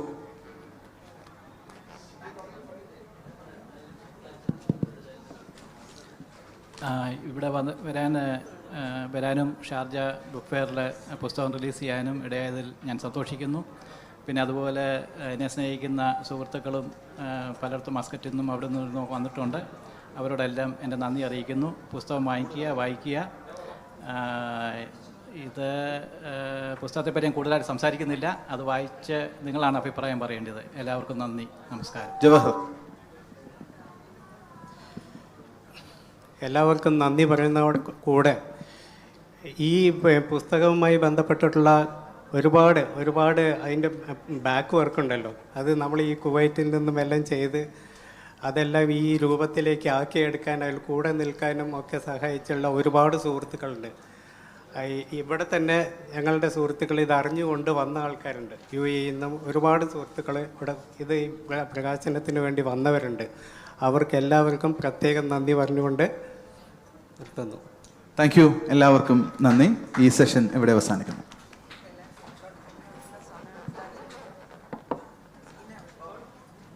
എല്ലാവരും വരിക ഫോട്ടോ എടുക്കാൻ.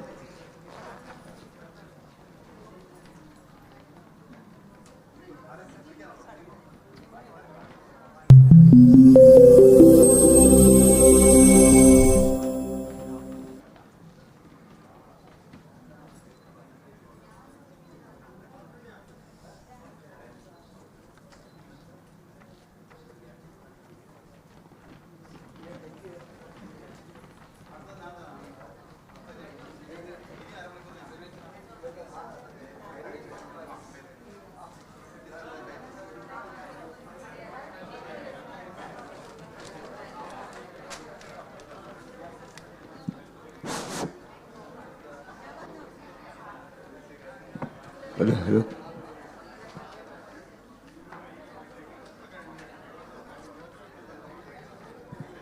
Hello.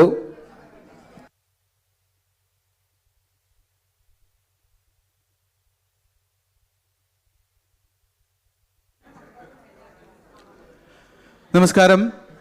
കൈരളി ബുക്സ് പ്രസിദ്ധീകരിച്ച 2 പുസ്തകങ്ങളുടെ പ്രകാശനമാണ് ഇനി ഇവിടെ നടക്കാൻ പോകുന്നത്.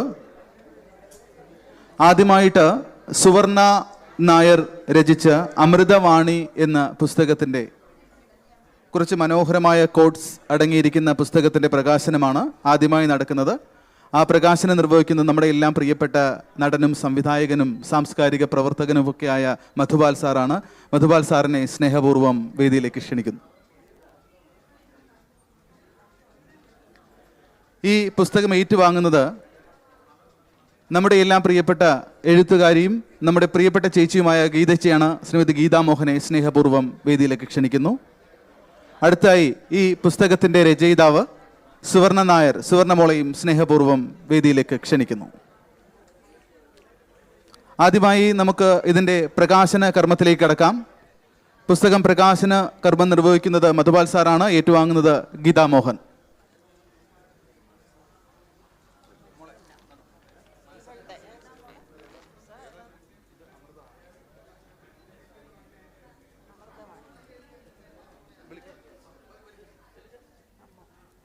ബ്രദർ എവിടെ?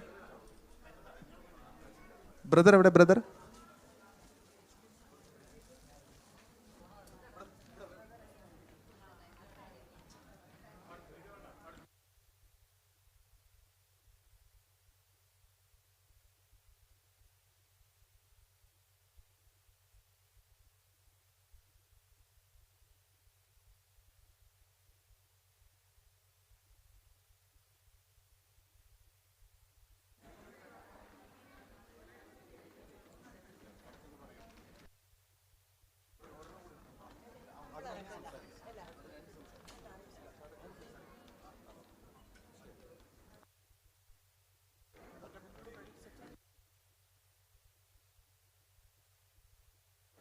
എഴുത്തിനെക്കുറിച്ച് സുവർണ നായർ സംസാരിക്കും.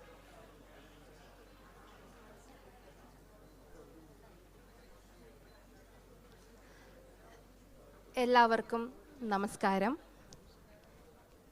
ഇവിടെ എത്തിച്ചേർന്ന എല്ലാവരോടും ആദ്യമായി നന്ദി പറയുന്നു. പ്രത്യേകിച്ച് ഗീതാൻറ്റി, നമ്മുടെയൊക്കെ സ്വന്തം ഗീതാമോഹൻ. ഇതെൻ്റെ മൂന്നാമത്തെ പുസ്തകമാണ്, അമൃതവാണി. എൻ്റെ മലയാളത്തിലെ ആദ്യത്തെ പുസ്തകം കൂടിയാണ്. അപ്പോൾ ഇതിനു മുമ്പൊക്കെ ഇംഗ്ലീഷ് ബുക്ക് എഴുതുന്ന സമയത്തൊക്കെ എൻ്റെ അമ്മ പറയുമായിരുന്നു, ഒരു ബുക്ക് മലയാളത്തിലും കൂടി എഴുതണം. അതെൻ്റെ അമ്മേൻ്റെ വലിയ ആഗ്രഹമായിരുന്നു. അപ്പോൾ അത് സാധിച്ചു കൊടുക്കാൻ പറ്റി. ഒരുപാട് സന്തോഷമുള്ളൊരു നിമിഷമാണിത്. ഈ ബുക്കിനെ കുറിച്ച് പറയുവാണെങ്കിൽ, ഇത് മലയാളം കോട്ട്സ് അടങ്ങിയ ഒരു ബുക്കാണ്. മലയാളത്തിൽ ഇതിന് മുമ്പ് ഇങ്ങനത്തെ ബുക്ക് വന്നിട്ടുണ്ടോ എന്ന് എനിക്കറിയില്ല. ഇൻ മൈ നോളേജ് എനിക്കറിയത്തില്ല. ഈ ബുക്ക് ആണെങ്കിൽ എല്ലാവരും വാങ്ങിച്ച് തന്നെ വായിക്കുക. ഞാൻ അതിലത്തേക്ക് ഡീറ്റെയിൽ ആയി പോകുന്നില്ല. പക്ഷേ ഒരു കാര്യത്തിൽ എനിക്ക് അഷുറൻസ് തരാൻ പറ്റും, ഈ ബുക്ക് വാങ്ങിച്ചാൽ നിങ്ങൾക്ക് ഒരിക്കലും റിഗ്രറ്റ് തോന്നത്തില്ല, അയ്യോ ഈ ബുക്ക് വാങ്ങിച്ചു പോയല്ലോ. കാരണം നിങ്ങൾക്ക് ഹെൽപ്ഫുള്ളായിട്ടുള്ള കാര്യങ്ങൾ ആ ബുക്കിൽ ഉണ്ടെന്ന് തന്നെയാണ് എൻ്റെ ഒരു വിശ്വാസം. അപ്പോൾ ഇവിടെ എത്തിച്ചേർന്ന എല്ലാവരോടും ഒന്നും കൂടി നന്ദി പറയുകയാണ്. എല്ലാവരോടും സ്നേഹം. Thank you so much. ആശംസകൾ സർ. എല്ലാവർക്കും നമസ്കാരം. വളരെ സന്തോഷം. ഈ മോളുടെ ആദ്യത്തെ പുസ്തകമല്ലേ മോളെ ഏറ്റുവാങ്ങിയത്? ഒരു 2 വർഷം മുന്നേ ഏറ്റുവാങ്ങിയിരുന്നു. അന്ന് അവൾ കുറച്ചുകൂടെ ചെറുത്. ഇന്നിപ്പം നാട്ടിൽ അവൾ LLBക്കല്ലേ പഠിക്കുകയാണ്. വീണ്ടും എന്താ പറയുക, ഇപ്പം ഈ ഒരു ആദ്യം കണ്ടതിന് ശേഷം എന്താ പറയുക, അവളുടെ അമ്മയാണെന്നുണ്ടെങ്കിൽ ഒരു സ്വന്തം വീട്ടിൽ, ഇപ്പം ഞാൻ ഓടി വന്ന് തന്നെ ഒരു സ്വന്തം വീട്ടിൽ നമ്മുടെ ഒരു മോളുടെ ഒരു സന്തോഷത്തിന് ഓടി വന്ന് അതുപോലെ കണക്കാക്കിയിട്ടാണ് ഇപ്പോൾ ഓടി വന്നത്. അപ്പോൾ അവളുടെ നന്മ ഒരുപാട് ആഗ്രഹിക്കുന്നുണ്ട്. ഒരുപാട് ഉയരത്തിലെത്തണം, ഒരുപാട് നല്ലൊരു വക്കീൽ, അതുപോലെ എന്താ പറയുക എഴുത്തുകാരി എല്ലാം ആവാൻ വേണ്ടിയിട്ട്. പിന്നെ ഇതിൻ്റെ എന്താ പറയുക ഏറ്റവും വലിയ സന്തോഷം എന്ന് പറയാൻ അതുപോലെ ഒരു സന്തോഷം ഒരുപാട് ഇഷ്ടപ്പെടുന്ന നടൻ മധുപാലിൻ്റെ കയ്യിൽ നിന്ന് ആ ഒരു പുസ്തകം സ്വീകരിക്കാൻ കഴിഞ്ഞു. പിന്നെ കൈരളീൻ്റെ പുസ്തകം കൂടിയാണ്. അപ്പോൾ എല്ലാവർക്കും മോൾക്ക് എല്ലാവിധ ആശംസകളും. ഒരുപാട് എഴുതുക. ഓക്കെ.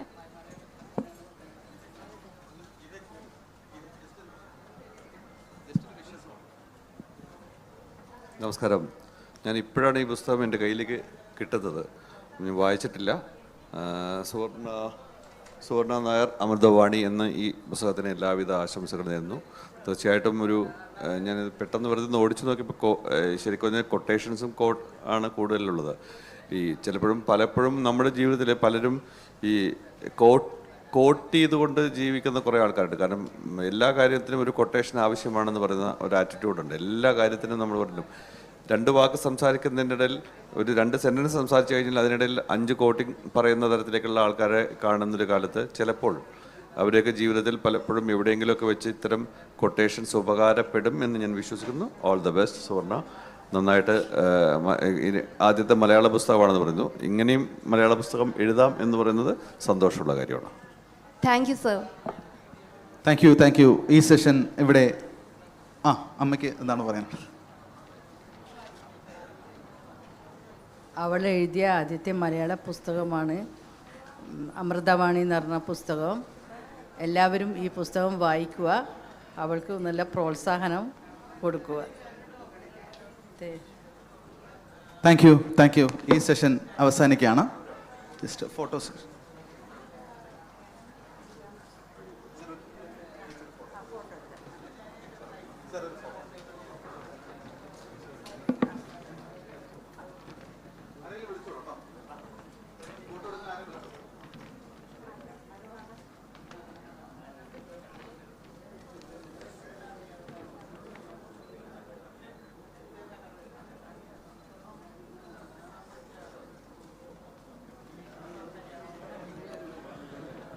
Thank you.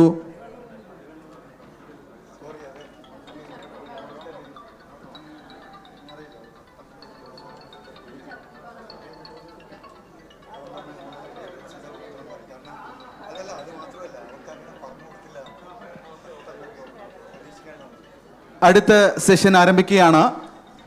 അടുത്തതായി അല്പം കോംപ്ലിക്കേറ്റഡ് ആണ് പുസ്തകം. പുസ്തകത്തിൻ്റെ പേര് മനസ്സ്. അതുകൊണ്ട് തന്നെ ഒരുപാട് പേർക്ക് ഒരുപാട് സംസാരിക്കാനുണ്ടാവും. നമുക്ക് 25 മിനിറ്റുകൾ ഇനിയും അവശേഷിക്കുന്നുണ്ട്. അപ്പോൾ ആദ്യമായി എഴുത്തുകാരിയെ സ്നേഹപൂർവ്വം ക്ഷണിക്കുന്നു. ജയപ്രഭ ചേച്ചി പ്ലീസ്. പുസ്തകം പ്രകാശിപ്പിക്കുന്നത് മധുപാൽ സാറാണ്. ഏറ്റുവാങ്ങുന്നത് അഷത് മുഹമ്മദ്, എഴുത്തുകാരി, പ്രിയപ്പെട്ട എഴുത്തുകാരി. നാട്ടിൽ നിന്ന് എത്തിയുള്ളൂ അല്ലേ?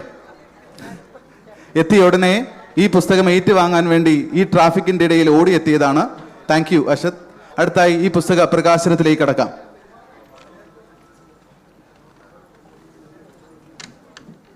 അശോകോട് പോയി.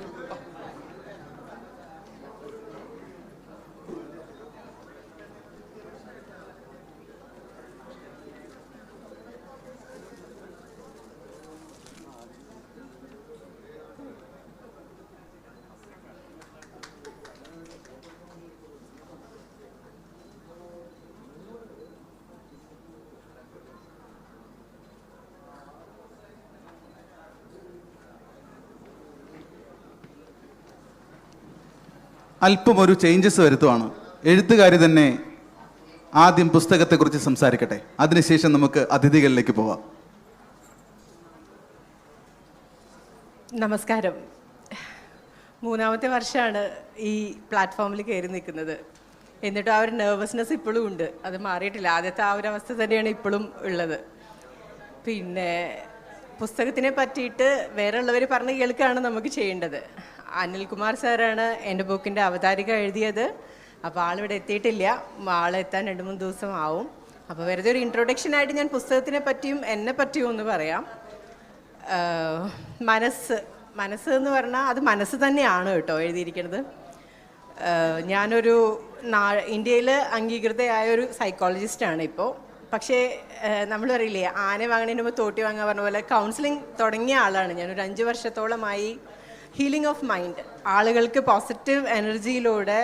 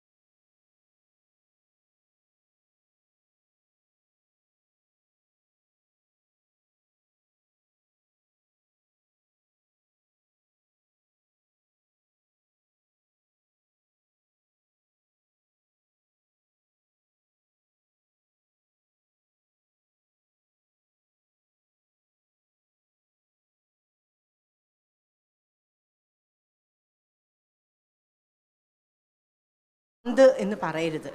കാരണം ഭ്രാന്ത് എന്നുള്ളൊരു അവസ്ഥയല്ല. മനോനില തെറ്റുക എന്ന് പറയുന്നത് നമ്മൾക്കൊരു പനി വരുന്ന പോലെയാണ്. അപ്പോൾ ആദ്യമേ ഈ മനോനിലയ്ക്ക് ഒരു തെറ്റ് വരുന്നു എന്ന് തോന്നിക്കഴിഞ്ഞാൽ നിങ്ങൾ തീർച്ചയായിട്ടും അതിനൊരു സൊല്യൂഷൻ കണ്ടുപിടിച്ചേ തീരുള്ളൂ.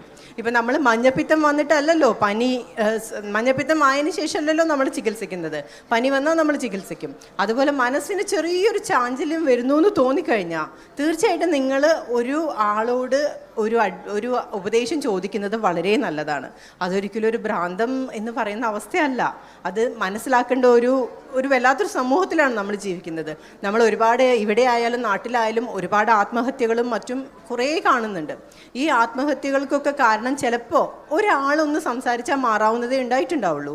അതുകൊണ്ട് എല്ലാവരോടും പറയുന്നത് നമ്മുടെ മനസ്സിനൊരു ചാഞ്ചാട്ടം വരുന്നു എന്ന് തോന്നിക്കഴിഞ്ഞാൽ നിങ്ങൾ ഒന്നുമില്ലെങ്കിൽ ഈവൺ നമ്മുടെ സ്വന്തം നമുക്ക് വിശ്വസിക്കാവുന്ന ഒരു സുഹൃത്ത് മിക്കവാറും നമുക്കുണ്ടാവും. അല്ലാന്നുണ്ടെങ്കിൽ നമുക്ക് വീട്ടിലൊരാളുണ്ടാവും. അപ്പം എന്നെ സംബന്ധിച്ചിടത്തോളം എൻ്റെ ഏറ്റവും വലിയ ഹീലിംഗ് എന്ന് പറഞ്ഞാൽ എൻ്റെ ഹസ്ബൻഡാണ്. ഞാൻ എന്തെൻ്റെ പ്രോബ്ലം ഉണ്ടെങ്കിലും ആളോടാണ് ഷെയർ ചെയ്യുന്നത്. പുറത്തുള്ളവർക്ക് ആർക്കും എൻ്റെ പ്രോബ്ലംസ് അറിയില്ല, പക്ഷേ ആൾക്ക് മാത്രമേ അറിയുള്ളൂ. അപ്പം അങ്ങനെ നമുക്ക് ആരെങ്കിലും ഉണ്ടാവും, മക്കളുണ്ടായിരിക്കും, അല്ലെങ്കിൽ അമ്മയുണ്ടായിരിക്കും, അച്ഛനുണ്ടായിരിക്കും. ആരോടെങ്കിലും ഒന്ന് പറയുക. അതിനൊരു സൊല്യൂഷൻ നിങ്ങൾക്ക് കിട്ടിയില്ലെങ്കിൽ മാത്രം നിങ്ങളൊരു സൈക്കോളജിസ്റ്റിനെ കണ്ടാൽ മതി. പക്ഷേ മനസ്സ് വളരെയധികം സങ്കീർണമായി പോയിക്കൊണ്ടിരിക്കുന്ന ഒരു കാലമാണിത്. അപ്പോൾ തീർച്ചയായിട്ടും നിങ്ങൾ നിങ്ങളുടെ മനസ്സിനെ ശ്രദ്ധിച്ചേ തീരുള്ളൂ. ഇന്നത്തെ കാലത്ത് എന്ന് പറഞ്ഞു കഴിഞ്ഞാൽ ആകെ വീട്ടിലുള്ളത് 2-3 ആളാണ്. പരസ്പരം ഫോണും നോക്കി എല്ലാവരും ഇരിക്കുന്നു. ആർക്കും ഒന്നും പറയാൻ സമയമില്ല. ഓഫീസിൽ നിന്ന് ടെൻഷൻ അടിച്ച് വരുന്ന ഭർത്താവ്, വീട്ടിലിരുന്ന് ബോറടിക്കണ ഭാര്യ, സ്കൂളിൽ നിന്ന് വരുന്ന മക്കൾ, ഇതിൻ്റെ ഇടയിൽ ഡ്രഗ്സ് പ്രശ്നങ്ങൾ, ഇതൊക്കെ വരുന്നത് ഇതുകൊണ്ടാണ്.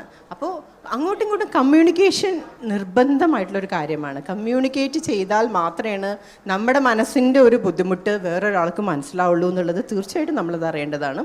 അപ്പോൾ ഞാൻ എൻ്റെ ഒരു പേഴ്സണൽ ആയിട്ടുള്ള ഒരു അഭിപ്രായം എന്ന് പറഞ്ഞു കഴിഞ്ഞാൽ നിങ്ങൾ കമ്മ്യൂണിക്കേഷൻ നിർത്തരുത്. കമ്മ്യൂണിക്കേഷൻ എവിടെ സ്റ്റോപ്പായോ അവിടെ ആ റിലേഷൻഷിപ്പ് സ്റ്റോപ്പായി എന്നുള്ളതാണ് എൻ്റെ ഒരു വിശ്വാസം. അത് തീർച്ചയായിട്ടും ആണ്. അപ്പം ചിലവർ പറയും കമ്മ്യൂണിക്കേറ്റ് ചെയ്യാൻ പറ്റില്ലല്ലോ എന്ന്. ഓക്കെ, ഒരാളോട് കമ്മ്യൂണിക്കേറ്റ് ചെയ്യാൻ പറ്റില്ലെങ്കിൽ നിങ്ങൾ വേറൊരാളോട് ചെയ്യൂ. നിങ്ങൾക്ക് നിങ്ങളുടെ അമ്മയോട് പറ്റില്ലെങ്കിൽ നിങ്ങൾ അച്ഛനോട് ചെയ്യൂ. ഹസ്ബൻഡിനോട് പറ്റില്ലെങ്കിൽ ഒരു ഫ്രണ്ടിനോട് ചെയ്യൂ. ആരോടും നമ്മുടെ മനസ്സിൻ്റെ ഭാരം എത്രത്തോളം നമ്മൾ കച്ചറ ചിന്തകൾ മനസ്സിൽ കൂട്ടിവെക്കുന്നോ അതിലേക്ക് ഒരിക്കലും നല്ലൊരു ഡ്രോപ്പ് ഒരു നല്ല വെള്ളം ഇരിക്കുന്ന സ്ഥലത്ത് ഒരു ഡ്രോപ്പ് കച്ചറ വെള്ളം വീഴുമ്പോൾ കച്ചറ വെള്ളത്തേക്ക് എത്ര നമ്മൾ നല്ല വെള്ളം ഒഴിച്ചിട്ടും കാര്യമില്ല. അത് കച്ചറ തന്നെയാണ്. സോ അതിനെ ആദ്യം റിമൂവ് ചെയ്യൂ. Just take it out completely. എന്നിട്ട് നല്ല ചിന്തകളെ positive thoughts is very much important in life. നമ്മൾ എന്തൊരു കാര്യം വരാൻ പോകുമ്പോഴും നമ്മൾ പോസിറ്റീവ്ലി അതിനെ അപ്രോച്ച് ചെയ്യാൻ ശ്രമിക്കുക. പോസിറ്റീവ്ലി നമ്മൾ എത്ര അപ്രോച്ച് ചെയ്യണോ നമ്മൾ തീർച്ചയായിട്ടും എത്തിപ്പെടുന്നത് പോസിറ്റീവായിട്ടുള്ള കാര്യങ്ങളിലേക്ക് ആയിരിക്കും. ഞാൻ ലോ ഓഫ് അട്രാക്ഷനിൽ ഒരുപാട് വിശ്വസിക്കുന്ന ഒരാളാണ്. നമ്മൾ പോസിറ്റീവായി ചിന്തിച്ചാൽ നമ്മൾ എത്തുന്നത് പോസിറ്റീവിലേക്ക് ആയിരിക്കും. നേരെ മറിച്ച് നമ്മൾ ചിന്തിക്കുകയാണ് നെഗറ്റീവിലെയോ അത് നടക്കില്ല. ഒരിക്കലും അപ്പം നടക്കും.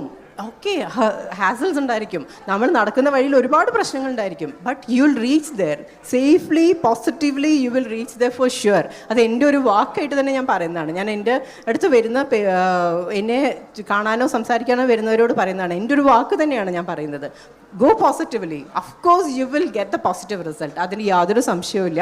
നിങ്ങൾ ആർക്ക് വേണമെങ്കിൽ അതൊന്ന് പരീക്ഷിച്ച് നോക്കാം. ഞാനിവിടെ തന്നെ ഉണ്ടാവും. അടുത്ത വർഷവും ഞാനിവിടെ ഉണ്ടാവും. എന്നെ ചീത്ത പറയണമെങ്കിൽ അപ്പോൾ ചീത്ത പറയാം, നല്ലത് പറയണമെങ്കിൽ നല്ലത് പറയാം. അപ്പോൾ ഒരുപാട് ഞാൻ വലിക്കുന്നില്ല. ഇവിടെ വന്ന എല്ലാവർക്കും എനിക്ക് ഒരുപാട് സന്തോഷമുണ്ട്. മധുപാൽ സാറായാലും ഗീതേച്ചിനെ ഞാൻ അത്ര വിളിച്ച് കൊണ്ടുവന്നതാണ്. ഒരാൾ ഫ്ലൈറ്റ് കയറി വന്ന ആളുണ്ട്, അഷത്ത്. അവൾ ഇവിടെ പരിചയപ്പെട്ടതാണ്, പക്ഷെ ഞങ്ങൾ അത്ര അടുത്തതാണ്. പിന്നെ സിറാജ് ആയാലും എല്ലാവരും എനിക്ക് ഒരുപാട് സന്തോഷം. പിന്നെ പ്രത്യേകിച്ച് പറയാൻ എനിക്കിവിടെ ഒരു ഫ്രണ്ട് UK നിന്ന് വന്ന ശ്രീല ഉണ്ട്. പിന്നെ എന്നും എൻ്റെ കൂടെ നിൽക്കുന്ന അനു ഉണ്ട്. പിന്നെ എൻ്റെ കുടുംബം മൊത്തം വന്നിട്ടുണ്ട്.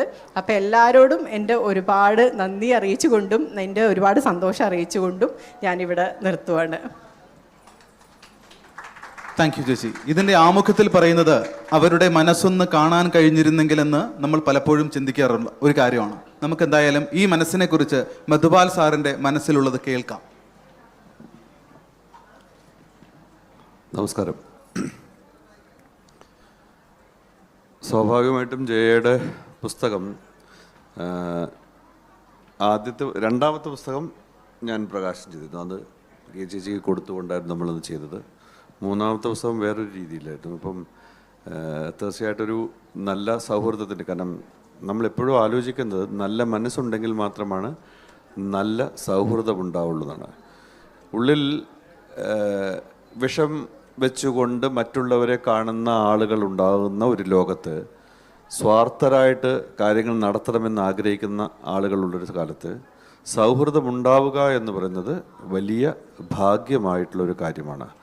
ഇപ്പോൾ ജയ തന്നെ പറഞ്ഞ കാര്യം, ജയയുടെ ഹസ്ബൻഡ് രായൻ്റെ കാര്യം പറയുന്നു, ഇവിടെ വന്ന ഒരു സുഹൃത്തിനെ കുറിച്ച് പറയുന്നു, ഇവിടെ പുസ്തകം ഏറ്റുവാങ്ങിയ ഒരാളെക്കുറിച്ച് പറയുന്നു, ഗീത ചേച്ചിയെക്കുറിച്ച്, ഇങ്ങനെ ഓരോ ആളുകളെക്കുറിച്ചും ജയ പറയുമ്പോഴൊക്കെ ഞാൻ ഈ പുസ്തകം വായിച്ചപ്പോഴും എനിക്ക് തോന്നിയൊരു കാര്യം, ഒരാളുടെ മനസ്സ് വായിക്കാൻ പറ്റുക എന്ന് പറയുന്നത് അല്പം കടുപ്പമേറിയൊരു കാര്യമാണ്. കാരണം നമ്മുടെ നാട്ടിൽ ഒന്നാമത് പ്രത്യേകിച്ച് ഈ സൈക്കാട്രിസ്റ്റുകളൊക്കെ പറയുന്ന കാര്യങ്ങളും കാരണം ഈ ഒരാളുടെ മനസ്സ് വായിച്ചെടുക്കണമെങ്കിൽ അത്രമേൽ അയാളുമായിട്ട് അല്ലെങ്കിൽ അയാളുടെ മനസ്സിനെ നമ്മളുടെ വരുതിയിലാക്കി മാറ്റാൻ പറ്റുന്ന ശ്രമം ഉണ്ടാവണം എന്നതാണ്.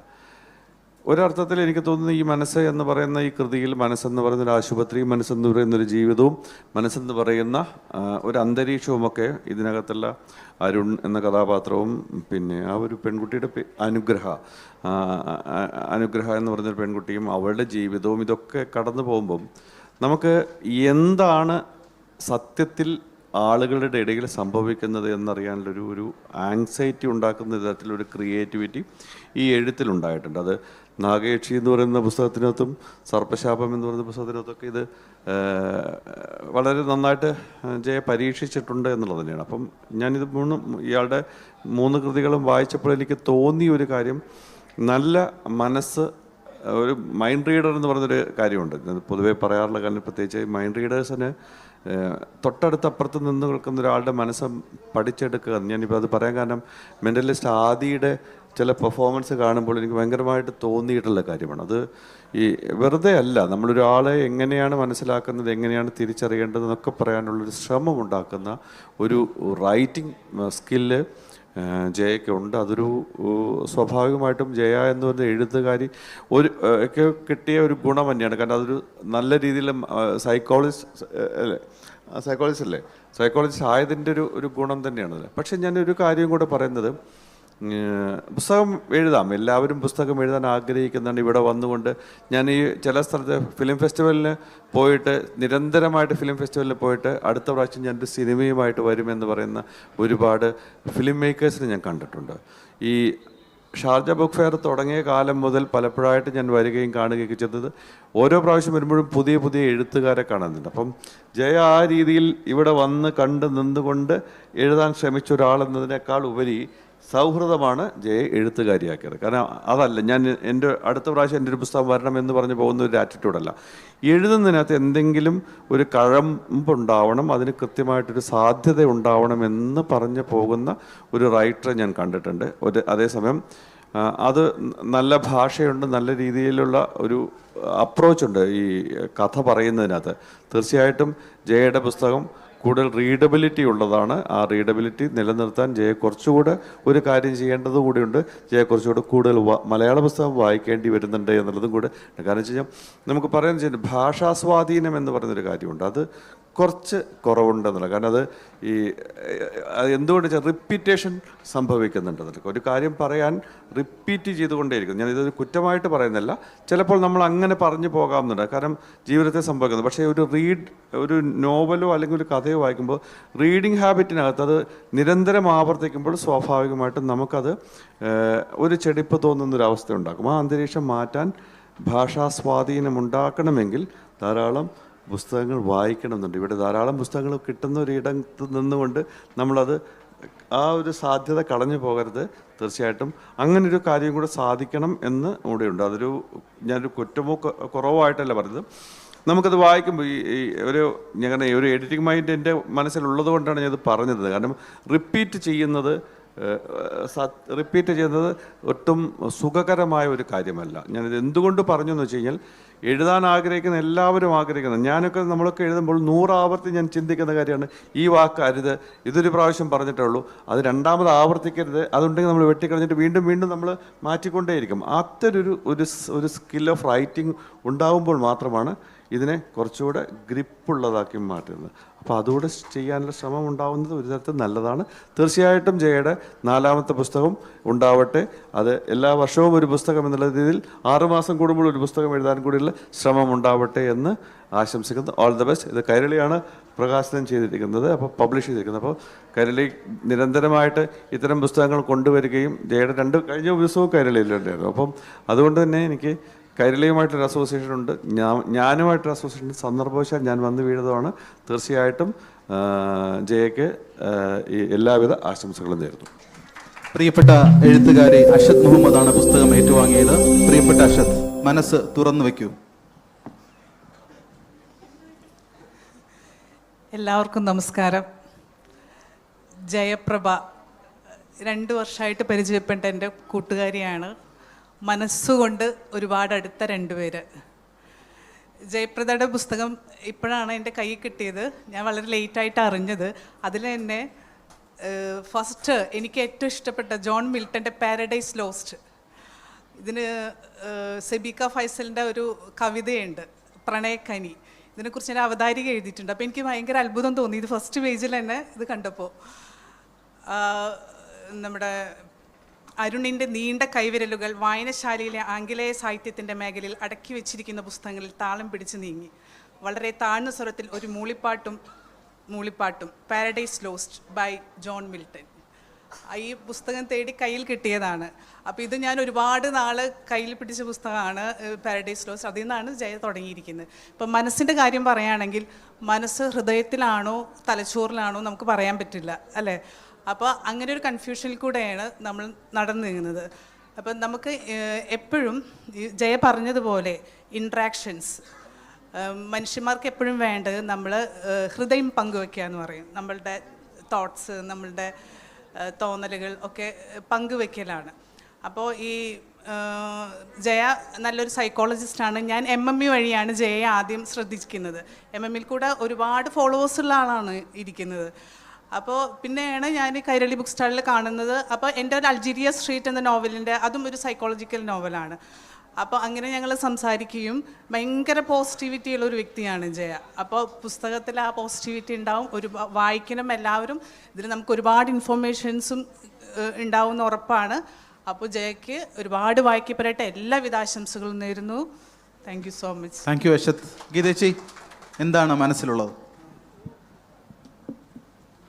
എല്ലാവർക്കും നമസ്കാരം. ശരിക്കും ഉച്ചയ്ക്കുള്ള ഈ ഒരു പ്രകാശനത്തിന് വരണോ വരണ്ടയോ എന്താണെന്ന് വെച്ചാൽ വീട്ടിലും ഇപ്പം വരാം, ഞാൻ ഓടി വരാൻ പറ്റുന്നൊരവസ്ഥയല്ല.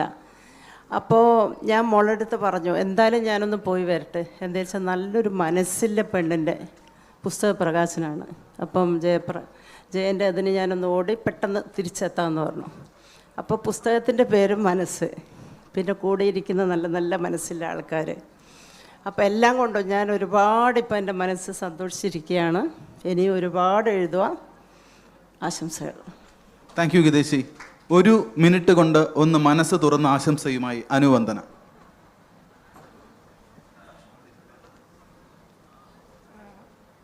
തീർത്തും അപ്രതീക്ഷിതമായിട്ട് ആണ് എന്നെ വിളിച്ചത്. ജയപ്രഭ ചേച്ചി എനിക്ക് ഏകദേശം 1.5 വർഷമായിട്ട് അറിയാം. അപ്പോൾ നേരത്തെ സാറ് പറഞ്ഞ പോലെ ചേച്ചിക്ക് മനസ്സ് വായിക്കാനുള്ള ഒരു കഴിവുണ്ടെന്ന് എനിക്ക് പലപ്പോഴും തോന്നിയിട്ടുണ്ട്. എന്തെങ്കിലും ഒരു സങ്കടം വരുമ്പോൾ ഞാൻ വെറുതെ ആദ്യം വിളിക്കണ ഒരാളാണ് ചേച്ചി. ചേച്ചിയെ വിളിച്ച് സാധാരണ പോലെ സംഭാഷണം തുടങ്ങിക്കഴിഞ്ഞ് ചേച്ചി ഒരു 2-3 മിനിറ്റിനുള്ളിൽ ചോദിക്കും, എന്തു പറ്റിയാനു, അറിയാതെ മനസ്സിലുള്ളത് ചേച്ചിയോട് പറഞ്ഞു പോവാറാണ് പതിവ്. മനസ്സ് എന്ന ജയപ്രഭ ചേച്ചിയുടെ ബുക്ക് ശരിക്കും മനസ്സിനുള്ള ഒരു സമ്മാനം തന്നെയായിരിക്കും. അപ്പോൾ മനസ്സ് ഇന്നത്തെ കാലത്തിൻ്റെ ആവശ്യകതയും കൂടിയിട്ടാണ്.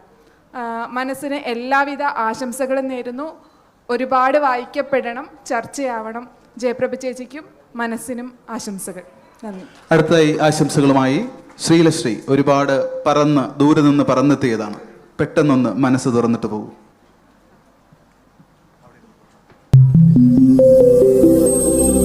എന്താ പറയുക, മനസ്സ് തന്നെ ഒരു പുസ്തകമാണ്. വായിച്ചാലും തീരാത്തത്രയുള്ള ഒരു വലിയൊരു പുസ്തകം. ഒരിക്കലും തീരില്ല അത്. പ്രത്യേകിച്ച് എനിക്കത് പറയാൻ പറ്റുന്നത് ഞാനും മെൻ്റൽ ഹെൽത്ത് സെക്ഷനിൽ വർക്ക് ചെയ്യുന്നതുകൊണ്ടിട്ട് എനിക്കത് തീർച്ചയായിട്ടും പറയാൻ പറ്റും. ഞാൻ അതുപോലുള്ള രോഗികൾ ഒരുപാട് കണ്ടിട്ടുണ്ട്. പിന്നെ വേറൊരു കാര്യം ജയപ്രഭ എടുത്ത് പറഞ്ഞിരുന്നു, മനസ്സ് ഒരു ലോ അട്രാക്ഷനെ കുറിച്ച്. അത് ഞാൻ പരീക്ഷിച്ചറിഞ്ഞ ആളാണ്. ശരിക്കും നമ്മൾ എന്ത് തീവ്രമായിട്ട് ആഗ്രഹിക്കുന്നുവോ അത് പ്രകൃതി ശക്തി പോലും നമ്മുടെ കൂടെ നിൽക്കുമെന്നാണ് പറയുന്നത്. തീർച്ചയായിട്ടും അത് ജയപ്രഭ പറഞ്ഞത് 100% ശരിയാണ് എൻ്റെ അനുഭവത്തിൽ നിന്ന്. പിന്നെ ഈ പുസ്തകം ഒരുപാട് വായിക്കപ്പെടട്ടെ.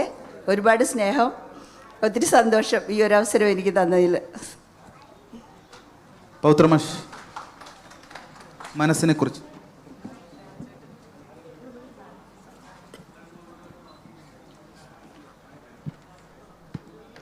എല്ലാവർക്കും നമസ്കാരം. മനസ്സ് എന്ന ജയപ്രഭയുടെ നോവൽ ഇവിടെ സൂചിപ്പിച്ചതുപോലെ തന്നെ മനുഷ്യ മനസ്സിൻ്റെ സൂക്ഷ്മ വ്യാഖ്യാനമാണ്. നോവൽ ജീവിതത്തിൻ്റെ മനുഷ്യജീവിതത്തിൻ്റെ ഗതിവിഗതികൾ ആവിഷ്കരിക്കാൻ പറ്റുന്ന ഏറ്റവും സൂക്ഷ്മവും അതേസമയം വിശാലവുമായ ഒരു സാഹിത്യ സമ്പർക്കമാണ്. ധാരാളം നോവലുകൾ ഉണ്ടാകുന്നുണ്ട്. പക്ഷേ സാമ്പ്രദായിക നോവലുകളുടെ രീതിയിൽ നിന്ന് വ്യത്യസ്തമായിട്ട് ഈ ഒരു ഫിക്ഷൻ എന്നുള്ളതിൽ നിന്ന് ഫാക്ഷൻ എന്ന അവസ്ഥയിലേക്ക്, ഫാക്റ്റ് വിത്ത് ഫിക്ഷൻ എന്നുള്ള അവസ്ഥയിലേക്ക് മാറുന്നു എന്നുള്ളതാണ് മനസ്സെന്നുള്ള നോവലിൻ്റെ ഒരു പ്രത്യേകത. ഞാനിത് 2 വട്ടം വായിച്ച ഒരു കൃതിയാണ്. ഇതിൽ ശ്രീ മധുപാൽ പറഞ്ഞതുപോലെ കുറേ കൂടി വിപുലമായ രീതിയിൽ ഒരു വലിയ ക്യാൻവാസിലേക്ക് തന്നെ ഇത് കൊണ്ടുവരാൻ പറ്റും, ഈ പറയുന്ന ഇതിൻ്റെ ചില ചെറിയ പോരായ്മകളൊക്കെ മറികടന്നുകൊണ്ട്. പിന്നെ ഇതിനകത്ത് വരുന്ന ഒരു കൗൺസിലിംഗ് കൺസെപ്റ്റ് കൊണ്ടുവരുന്നുണ്ട്. കാരണം ഇതിലെ ഒരു ഘട്ടത്തിൽ അനുഭവസമ്പന്നരായ ആളുകൾ ഇത്തരം ഈ പ്യൂരിഫിക്കേഷൻ ഓഫ് മൈൻഡ് എന്നുള്ള നിലയിൽ മനസ്സിൻ്റെ വിമലീകരണ പ്രക്രിയക്ക് ഇടയിലേക്ക് എത്തിപ്പെട്ട ഉന്മാദത്തിൽ നിന്നും മറ്റു പല അപഭ്രംശങ്ങളിൽ നിന്നും എത്തിച്ചേർന്നിട്ടുള്ള ആളുകളുടെ മനസ്സ് വായിക്കാനുള്ളൊരു ശ്രമം കൂടി എഴുത്തുകാരിയിലെ വിഷഗ്വര ശ്രമിച്ചിട്ടുണ്ട് എന്നാണ് ഞാൻ മനസ്സിലാക്കുന്നത്. ആ നിലയിൽ ഇതൊരു വേറിട്ട പ്രമേയമാണ്, വേറിട്ട ഒരു ആഖ്യാനമാണ്. ഈ നോവൽ ഏറെ വായിക്കപ്പെടും എന്നുള്ള നിലയിൽ തന്നെയാണ് ഈ പ്രസാധക പക്ഷത്തുള്ള ഒരാളെന്നുള്ള നിലയിൽ കൈരളി ബുക്സിൻ്റെ ചെയർമാൻ ഇവിടെയുണ്ട്, ഡോക്ടർ മുരളി മോഹൻ, അതിൻ്റെ എഡിറ്റർ എന്നുള്ള നിലയിൽ എനിക്ക് തോന്നിയിട്ടുള്ളത് ഈ നോവൽ വായിക്കപ്പെടട്ടെ. സ്വയം സംസാരിക്കുന്ന ഒരു നോവലാണ്. നാമുമായിട്ടൊരു സംവാദം, വായനക്കാരനുമായിട്ടൊരു സംവാദം. പുസ്തകങ്ങൾ മനുഷ്യരാണെന്ന് പറയാറുണ്ടല്ലോ, നമ്മളുമായിട്ടൊരു സംവാദം തുടരുന്നൊരു കൃതിയാണ്. എല്ലാവിധ ആശംസകളും നേരുന്നു. നന്ദി, നമസ്കാരം. Thank U. 1 മിനിറ്റ് നമുക്ക് മുരളി മോഹൻ സാറിനെ കൂടെ കേൾക്കാം.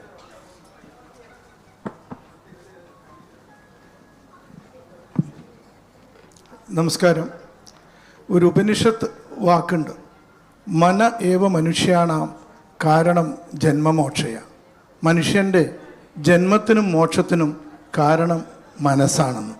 ജന്മത്തിനും മോക്ഷത്തിനും മനസ്സാണ് കാരണമെങ്കിൽ ജന്മത്തിൻ്റെയും മോക്ഷത്തിൻ്റെ ഇടയിലുള്ള ജീവിതത്തിൻ്റെയും കാരണം മനസ്സ് തന്നെയാണ്. That means mind is the God it self.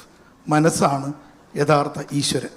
അപ്പോൾ അങ്ങനെ ഒരു ഈശ്വരനെ സൃഷ്ടിക്കാൻ കഴിഞ്ഞ ജയപ്രദക്ക് എല്ലാവിധ ആശംസകളും. നേരത്തെ പറഞ്ഞ പോലെ അവരുടെ മനസ്സ് നല്ലതാണ്, പുസ്തകം നല്ലതാണ്, ഇവിടെ ഇരുന്നവരെല്ലാവരും നല്ലതാണ്, അത് പ്രസിദ്ധീകരിച്ച കൈരളിയും നല്ലതാണ്. ചേച്ചിക്ക് ഇനിയും ഉണ്ട് 2 മിനിറ്റ് സംസാരിക്കാം.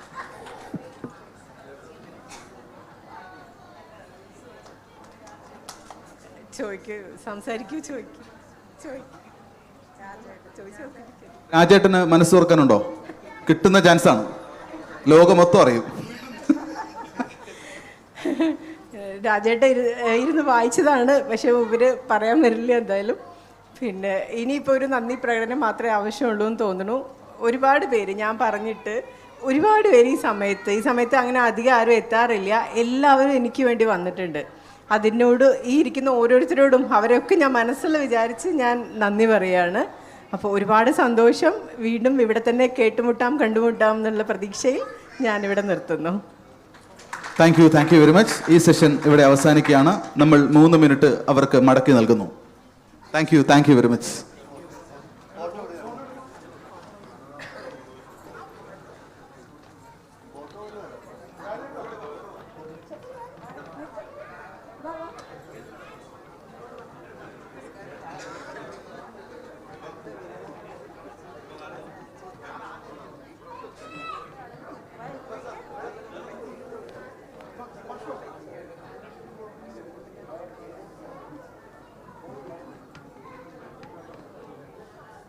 അടുത്ത സെഷൻ തുടങ്ങേണ്ടതുണ്ട്. ഫോട്ടോ എടുക്കേണ്ടവർ എത്രയും പെട്ടെന്ന് മുന്നിലേക്ക് വരിക പ്ലീസ്.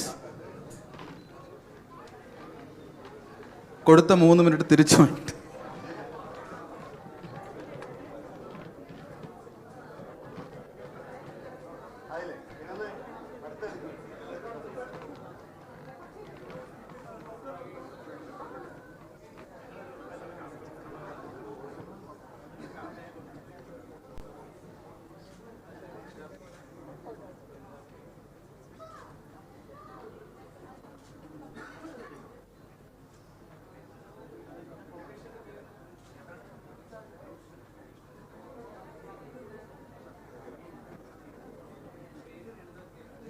മുന്നിലുള്ള കുറച്ച് പേര് മാറിക്കൊടുത്താൽ പുറകിലുള്ളവർക്ക് കൂടി മുന്നിലേക്ക് ഒന്ന് ഫോട്ടോ എടുക്കാം.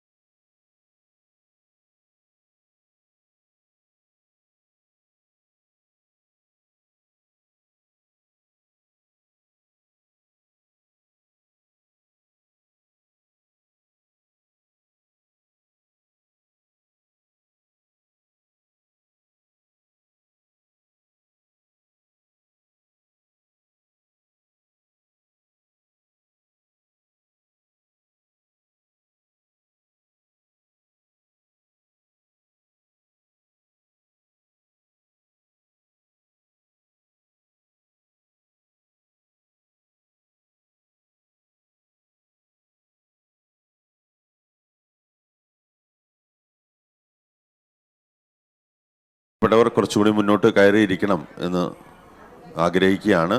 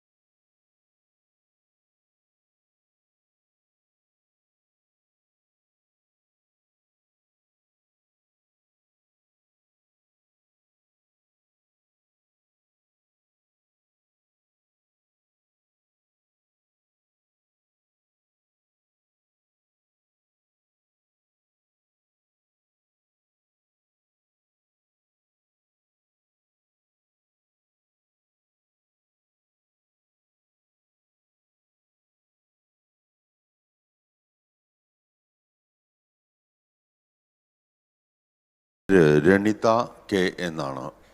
നമുക്ക് അത്രയൊന്നും സുപരിചിതമല്ലാത്തൊരു പേരാണിത്. അതുപോലെ തന്നെ ഈ പുസ്തകത്തിൻ്റെ ഉള്ളടക്കവും ഈ പുസ്തകത്തിൻ്റെ വായനക്കാരൻ എന്നുള്ള രീതിയിൽ, ഇത് ആദ്യം വായിച്ച ഒരാൾ എന്നുള്ള രീതിയിൽ ഈ പുസ്തകത്തിൻ്റെ ഉള്ളടക്കവും അത്രമേൽ വ്യത്യസ്തമാണ് എന്നുള്ളതാണ് വലിയൊരു സന്തോഷമുള്ളത്. ഈ പുസ്തകത്തിൻ്റെ ഈ 2 പുസ്തകങ്ങളും പ്രകാശിതമാകുന്നത് ഈ ഒരൊറ്റ വേദിയിലാണ്. 25 മിനിറ്റ് മാത്രം ദൈർഘ്യമുള്ള ഷാർജ അന്താരാഷ്ട്ര പുസ്തകോത്സവത്തിലെ റൈറ്റേഴ്സ് ഫോറത്തിലെ ഈ 25 മിനിറ്റ് ഈ പുസ്തകത്തോട് നാം കൊടുക്കുന്ന ആദരം തന്നെയാണ് ഇതിൻ്റെ പ്രകാശനം എന്ന് ഞാൻ വിചാരിക്കുന്നു. ഈ 2 പുസ്തകങ്ങളും പ്രകാശനം ചെയ്യുന്നത് മലയാളിക്ക് ആമുഖം ആവശ്യമില്ലാത്ത, മലയാളിയെ കഴിഞ്ഞ വലിയൊരു കാലയളവിൽ മലയാളിയെ എഴുത്തിലൂടെ വിസ്മയിപ്പിച്ച പ്രിയപ്പെട്ട എഴുത്തുകാരി KP സുധീരയാണ്. ചേച്ചിയെ സ്നേഹാദരപൂർവ്വം വേദിയിലേക്ക് ക്ഷണിക്കുന്നു.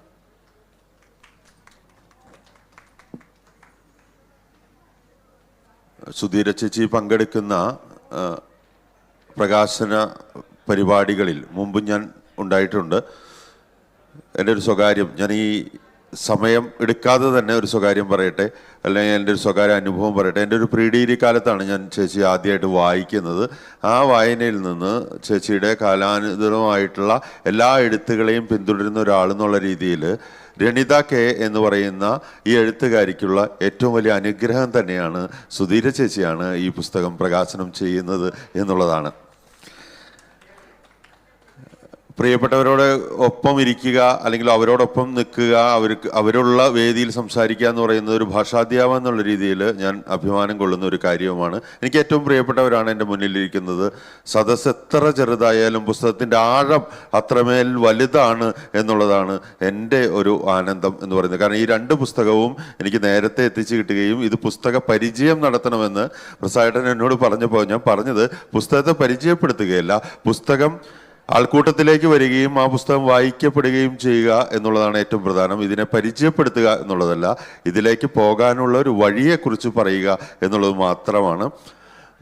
ഈ 2 പുസ്തകങ്ങളും കഥാസമാഹാരവും നോവലിറ്റും എഴുത്തുകാരിയുടെ വഴിയിൽ ഞാൻ എപ്പോഴും പറയുന്നത് പോലെ എഴുത്തുകാരിയുടെ വഴിയിൽ എനിക്ക് മനസ്സിലായ ഒരു കാര്യം, മനസ്സിൻ്റെ സ്വാസ്ഥ്യം കെടുമ്പോൾ എഴുതാതിരിക്കാൻ പറ്റില്ല എന്നുള്ളൊരൊറ്റ ഉറപ്പ് കൊണ്ട് തന്നെയാണ് രണിത എന്ന് പറയുന്ന ചേച്ചി ഇത് എഴുതിയിട്ടുള്ളത്.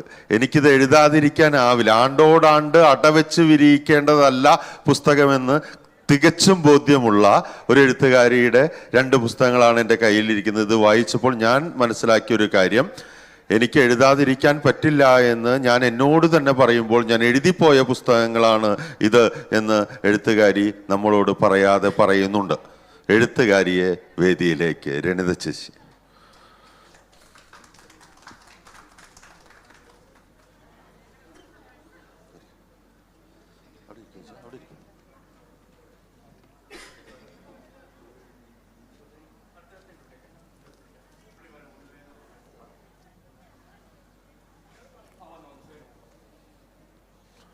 പ്രിയപ്പെട്ട സുഹൈൽ എത്തിക്കഴിഞ്ഞു.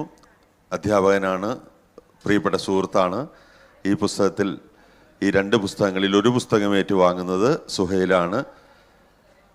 ഈ പുസ്തകത്തിൻ്റെ ആദ്യ പുസ്തകം ഏറ്റുവാങ്ങുന്നത് പ്രസാദ് ശ്രീധരൻ ആണ്. ഞാനിങ്ങനെ ഭയങ്കര അച്ചടക്കത്തോടുകൂടി പ്രസാദ് ശ്രീധരൻ എന്ന് പറയാൻ കാരണം UAE പ്രസാദിനെ അറിയാത്തവരാരുമില്ല. അത് ഒരു പ്രവാസി എന്നുള്ള രീതിയിലല്ല, മറിച്ച് ജീവകാരുണ്യ പ്രവർത്തന രംഗത്ത് മലയാളിക്ക് സുപരിചിതനായ ഒരാളാണ്. ഞാൻ കരഞ്ഞാലും മറ്റുള്ളവർ ചിരിക്കണം എന്നാഗ്രഹിക്കുന്ന ഒരാളാണ്. ഏതൊരു സങ്കടാവസ്ഥയിലും നമുക്കറിയാം, ഒരു കൊറോണ മഹാമാരി കാലത്തൊക്കെ UAE ഏറ്റവും കൂടുതൽ സജീവമായി ജീവകാരുണ്യ രംഗത്ത് നിലനിൽക്കുകയും അതിനപ്പുറം സ്വകാര്യം, ഞാൻ ഈ ഇടയ്ക്കിടയ്ക്ക് എൻ്റെ സ്വകാര്യം പറയണമെന്ന് വെച്ചാൽ ഇവരൊക്കെ എനിക്ക് പ്രിയപ്പെട്ടതായതുകൊണ്ടാണ്.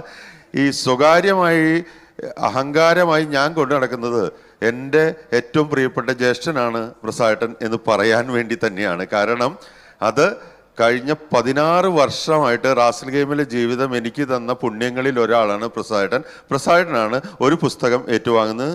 സ്നേഹപൂർവ്വം.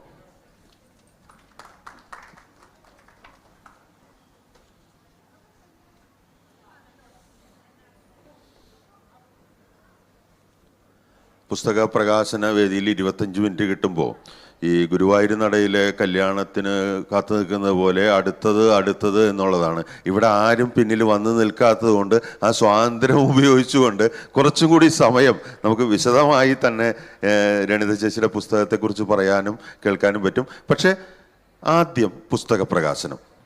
നവനീർ മുത്തുകൾ എന്ന പുസ്തകം സുധീര ചേച്ചി പ്രസാദേട്ടന് നൽകി പ്രകാശനം ചെയ്യുന്നു.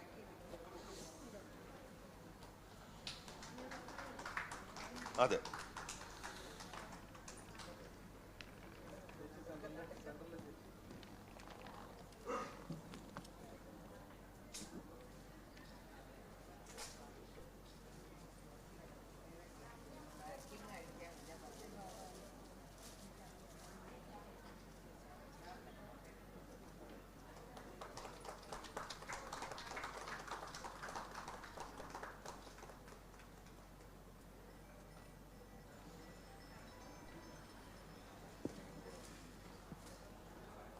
ഏറ്റുവാങ്ങിയത് പ്രസാദേട്ടനാണ്. പുസ്തകം പ്രകാശനം ചെയ്തത് സുധീരേച്ചിയാണ്. സുധീരേച്ചി ഒരു പുസ്തകം കൂടി പ്രകാശനം ചെയ്യാണ്ട്, അപ്പോൾ ചേച്ചി അവിടെ ഇരിക്കട്ടെ. ഈ ഷാർജ പുസ്തകോത്സവത്തിൻ്റെ ഒരു സജീവ സാന്നിധ്യമായിട്ടുള്ള ഒരാളുണ്ട്, ചിരന്തന പബ്ലിക്കേഷൻസിൻ്റെ സാരഥി, ഒപ്പം പ്രവാസ ലോകത്തെ ഏറ്റവും പ്രിയപ്പെട്ട ഒരാളാണ് പുന്നക്കൻ മുഹമ്മദ് അലി. ഞാൻ പ്രസാദേട്ടന് മുമ്പ് പുന്നക്കൻ മുഹമ്മദ് അലിയെ വിളിക്കുന്നു. പ്രിയപ്പെട്ട പുന്നക്കൻ, 2 വാക്ക് സംസാരിക്കും.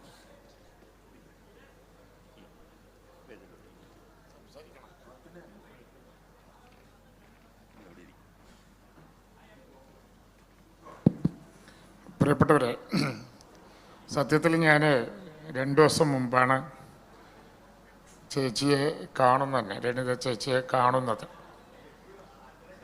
പ്രസാദേട്ടൻ ഫോൺ വിളിച്ച് ഇങ്ങനെ രണിത ചേച്ചി വന്നിട്ടുണ്ട്, നമുക്കിവിടെ പുസ്തക പ്രകാശനമുണ്ട്, പ്രകാശനത്തിന് ഏറ്റവും വേണ്ടപ്പെട്ട ഒരാളെ പുസ്തകം പ്രകാശനം ചെയ്യാൻ വേണം എന്ന് പറഞ്ഞു. അപ്പോൾ ഞാൻ പറഞ്ഞു, എൻ്റെ ഒരു ഏച്ചിയുടെ വന്നിട്ടുണ്ട്, അപ്പോൾ നമുക്ക് ആ ഏച്ചിയോട് സംസാരിക്കാം, നമ്മൾ ഈ ഏച്ചിയുടെ പുസ്തകം ആ ഏച്ചി ചെയ്യുമോ എന്ന് ചോദിക്കാം എന്ന് പറഞ്ഞു. അപ്പോൾ എനിക്ക് ഇത് അന്ന് ധൈര്യപൂർവ്വം ഉണ്ടായിരുന്നത്, സുധീര ചേച്ചി പറഞ്ഞാൽ തള്ളില്ല എന്നെനിക്കറിയാം. അതുകൊണ്ട് തന്നെ പ്രസാദേട്ടനോട് വന്നു, സുധീര ചേച്ചിയെ കണ്ടു, സംസാരിച്ചു. സുധീര ചേച്ചി അത് ഏറ്റെടുത്തു. പക്ഷെ ഭംഗിയായി, ഞാനെത്തുന്നതിന് മുമ്പ് തന്നെ സുധീര ചേച്ചിയുടെ എത്തി ആ പുസ്തക പ്രകാശനം ഇവിടെ നടന്നു കഴിഞ്ഞു. വളരെ ഏറെ സന്തോഷം. ഇനിയൊരു പുസ്തകം കൂടി ചേച്ചിയുടെ കയ്യിൽ പ്രകാശനം നടക്കാൻ പോവുകയാണ്. ഞാൻ മനസ്സിലാക്കിയെടുത്തോളം ഞാൻ ഈ പുസ്തകം വായിച്ചിട്ടൊന്നുമില്ല. ഞാൻ ആദ്യമായിട്ടാണ് അതിൻ്റെ കവറിനിപ്പം ഈ ആണ് കാണുന്നത്. ഈ പുസ്തകം അവർ ചേച്ചി 2 ദിവസം മുമ്പ് ഞാൻ ഇവിടെ കണ്ടു എന്ന് പറഞ്ഞല്ലോ. കണ്ടപ്പം സംസാരിച്ച് കേട്ടപ്പം ചേച്ചി റിട്ടയർമെൻ്റ് ശേഷമാണ് പുസ്തകം എഴുതുന്നത്. നേരത്തെ പ്രിയപ്പെട്ട ഇതിൻ്റെ പുസ്തകം പരിചയപ്പെടുത്തിക്കൊണ്ട് പറഞ്ഞതുപോലെ ദൈവത്തിൻ്റെ ഒരു കൽപ്പന നമ്മൾ ജീവിതത്തിലേക്ക് വരുന്നുണ്ടല്ലോ, എഴുതിയേ പറ്റൂ എന്ന് പറയുന്നത്. അപ്പോൾ അങ്ങനെ എഴുതി വന്നതാണ്. ശരിക്കും പറഞ്ഞാൽ ഇപ്പോൾ ഇവിടെ ഷാർജ അന്താരാഷ്ട്ര പുസ്തകങ്ങളിൽ ഒരു പബ്ലിക്കേഷൻ്റെ ഒരാളെന്ന നിലയിൽ കൊല്ലം പുസ്തകം എഴുതുന്നവരുണ്ട്, കൊല്ലത്തന്നെ 2 പുസ്തകം ഇറക്കുന്നവരൊക്കെ ഉണ്ട്. അത് വേറൊരു കഴിവ്. പക്ഷേ ചേച്ചി റിട്ടയർമെൻറ്റ് കഴിഞ്ഞ് ഇറക്കുന്നൊരു പുസ്തകം 57ാമത്തെ വയസ്സിൽ നാട്ടാ പറഞ്ഞോട്ടെ പുസ്തകം എഴുതിയെന്ന് അന്ന് പറഞ്ഞു. അതൊരു വലിയൊരു അനുഗ്രഹമായിട്ടാണ് ഞാൻ കാണുന്നത്. കാരണം അതൊരു വല്ലാത്തൊരു പുസ്തകമായിരിക്കും എന്നൊരു സംശയവുമില്ല. വായിക്കാതെ തന്നെ എനിക്ക് ഊഹിക്കാൻ പറയും. ആ പുസ്തകം വായിക്കപ്പെടേണ്ട പുസ്തകമാണ്. തീർച്ചയായും നമ്മളെല്ലാവരും ആ പുസ്തകം വായിക്കണം എന്നാണ് എനിക്ക് പറയുന്നത്. കൂടുതലൊന്നും എനിക്ക് ആ പുസ്തകത്തെക്കുറിച്ചോ, ചേച്ചി പ്രസാദേട്ടൻ്റെ ഏറ്റവും അടുത്ത ബന്ധുവാണെന്ന് എനിക്കറിയാം. പ്രസാദേട്ടനെക്കുറിച്ച് നേരത്തെ പറഞ്ഞു, പ്രസാദേട്ടൻ ആരാണെന്ന്. ഞാനും പ്രസാദേട്ടനായിട്ടുള്ള ബന്ധം ഒരു പൊതുപ്രവർത്തകനല്ല, പരിചയപ്പെട്ടത് മുതൽ ജ്യേഷ്ഠ സഹോദരന്മാരെ പോലെ ഉള്ള ഒരാളാണ്. എൻ്റെ ദുഃഖത്തിലും എൻ്റെ സന്തോഷത്തിലും എന്നും എൻ്റെ ഒരു താങ്ങും തണലുമായി എന്നോടൊപ്പം ഉണ്ടാവുന്ന റാസൽ കൈമിയിലെ പ്രവർത്തനം എന്താണെന്ന് ഞാൻ പറയാതെ നിങ്ങൾക്കറിയാം. ഇപ്പം UAE എല്ലാ പ്രവർത്തനങ്ങളിലും വളരെ സജീവമായി സേവനത്തിൻ്റെ UAE ജനറൽ സെക്രട്ടറി ആയതോടുകൂടി അദ്ദേഹം റിട്ടയർമെൻറ്റിൻ്റെ സമയം കഴിഞ്ഞു എങ്കിലും ഇവിടെ നിന്നുകൊണ്ട് വളരെ സജീവമായിട്ടുണ്ട്. തീർച്ചയായും ചേച്ചിക്ക് എല്ലാവിധ ആശംസകളും നേരുന്നു. അതോടൊപ്പം സുധീര ചേച്ചിയോടുള്ള നന്ദിയും കടപ്പാടും അറിയിക്കുന്നു. 101 പുസ്തകം എഴുതിയ ആളാണ് കേട്ടോ ഇന്ന് ഈ പുസ്തകം പ്രകാശിച്ചത്. അത് നമ്മൾ മനസ്സിലാക്കേണ്ടതുണ്ട്. 101 പുസ്തകം, ഏകദേശം ഒരു 18 രാജ്യം, 20ഓളം രാജ്യത്ത് 46 രാജ്യം സന്ദർശിച്ച നമ്മുടെയൊക്കെ അഹങ്കാരമായ എഴുത്തുകാരിയാണ് ചേച്ചിയുടെ പുസ്തകം പ്രകാശനം ചെയ്തത്. ചേച്ചിക്കും ദൈവം ദീർഘായുസ് നൽകട്ടെ എന്ന് ആശംസിക്കുന്നു.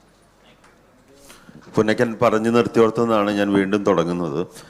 കാരണം സുധീര ചേച്ചിയെക്കുറിച്ച് പറഞ്ഞല്ലോ, അത് ഇത്ര രാജ്യങ്ങൾ, ഞാൻ പറഞ്ഞില്ലേ, ഒരു പ്രീ ഡിഗ്രിക്കാരൻ്റെ വായനാ കൗതുകത്തിലെ പ്രിയപ്പെട്ട ഒരാളായിരുന്നു ചേച്ചി എനിക്ക്. ചേച്ചിയുടെ കഥകൾ വരുന്ന സമയത്ത്, മാതൃഭൂമിയിലൊക്കെ കഥകൾ വരുന്ന സമയത്ത് അത് തേടിപ്പിടിച്ച് വായിക്കുന്ന ഒരു കൗമാരകാലം എനിക്കുണ്ടായിരുന്നു. പിന്നെ ചേച്ചിയുടെ എഴുത്തിലൂടെയൊക്കെ സഞ്ചരിച്ചു എന്നുള്ളത് വലിയ സന്തോഷമാണ്. ഞാൻ അതിനോടൊപ്പം ചേർത്ത് പറയാൻ ആഗ്രഹിക്കുന്ന ഒരു കാര്യം എന്ന് പറയുന്നത്, നേരത്തെ പൊന്നയ്ക്ക് പറഞ്ഞതുപോലെ ഈ പ്രസാദേട്ടൻ സജീവമായിട്ട് നിൽക്കുന്നു, രണിത ചേച്ചി വരുന്നു, ഇങ്ങനെ ഒരു പുസ്തക പ്രകാശനമുണ്ട് എന്ന് പറയുന്നു. ഈ പുസ്തകം രണ്ടും വായിക്കണമെന്ന് പറഞ്ഞിട്ട് സൂര്യ എനിക്ക് ആ പുസ്തകം എത്തിച്ചു തരുന്നു. ഞാൻ സൂര്യ കണ്ടിട്ടില്ല കേട്ടോ, എനിക്കിപ്പോഴും അറിയില്ല സൂര്യ ആരാണെന്ന്. സൂര്യ എനിക്ക് ആ പുസ്തകം എത്തിച്ചു തരുന്നു, ഞാനത് വായിക്കുന്നു. അടുത്ത പുസ്തകത്തിൻ്റെ പേര് തിരുത്തലുകൾ എന്നാണ്. ആരെയാണ്, എപ്പോഴാണ്, എവിടെയാണ് തിരുത്തേണ്ടത്, അത് ഈ പുസ്തകം പറയും. പുസ്തകം പ്രകാശനം ചെയ്യുന്നത് സുധീര ചേച്ചി, ഏറ്റുവാങ്ങുന്നത് പ്രിയപ്പെട്ട സുഹൈൽ.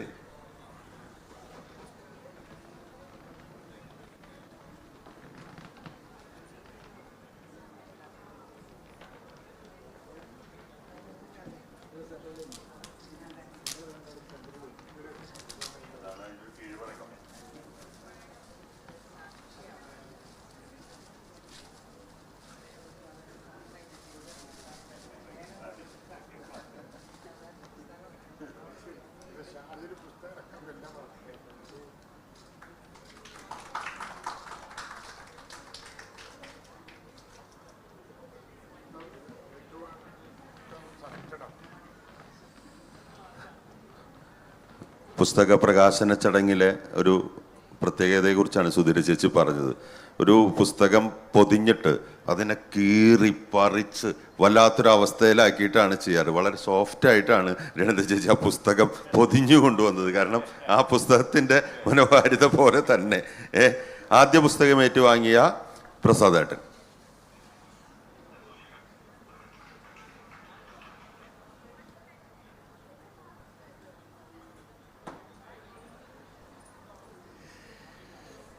വേദിയിലും സദസ്സിലുമുള്ള സ്നേഹിതരെ, ആരാധ്യരെ, ഞാൻ ഇന്നത്തെ ഈ പുസ്തക പ്രകാശനത്തിൽ ഈ പുസ്തകം ഏറ്റുവാങ്ങുക ആണ് ചെയ്തത്. ഇവിടെ ഇതിൻ്റെ പുസ്തക പരിചയപ്പെടുത്തൽ നടത്തിയ രഘുമാഷ് പറഞ്ഞ ഒരു കാര്യമുണ്ട്. അതോടൊപ്പം തന്നെ എൻ്റെ പ്രിയ സഹോദരൻ ശ്രീ പുന്നക്കൻ മുഹമ്മദ് പറഞ്ഞ കാര്യം, ഞാൻ അവരെക്കുറിച്ച് 2 വാക്ക് പറഞ്ഞിട്ട് മുന്നോട്ട് പോകാം. ശ്രീ പുന്നക്കൻ മുഹമ്മദ് എന്ന് പറയുന്നത് ഞാനിന്ന് UAE കണ്ടിട്ടുള്ള ഏറ്റവും വലിയ, ഏറ്റവും സീനിയറായിട്ടുള്ള ഒരു കോൺഗ്രസ് പ്രവർത്തകനാണ്. കാരണം സ്കൂൾ കാലം മുതൽ തലയിൽ ഗാന്ധി തൊപ്പിയും വെച്ച്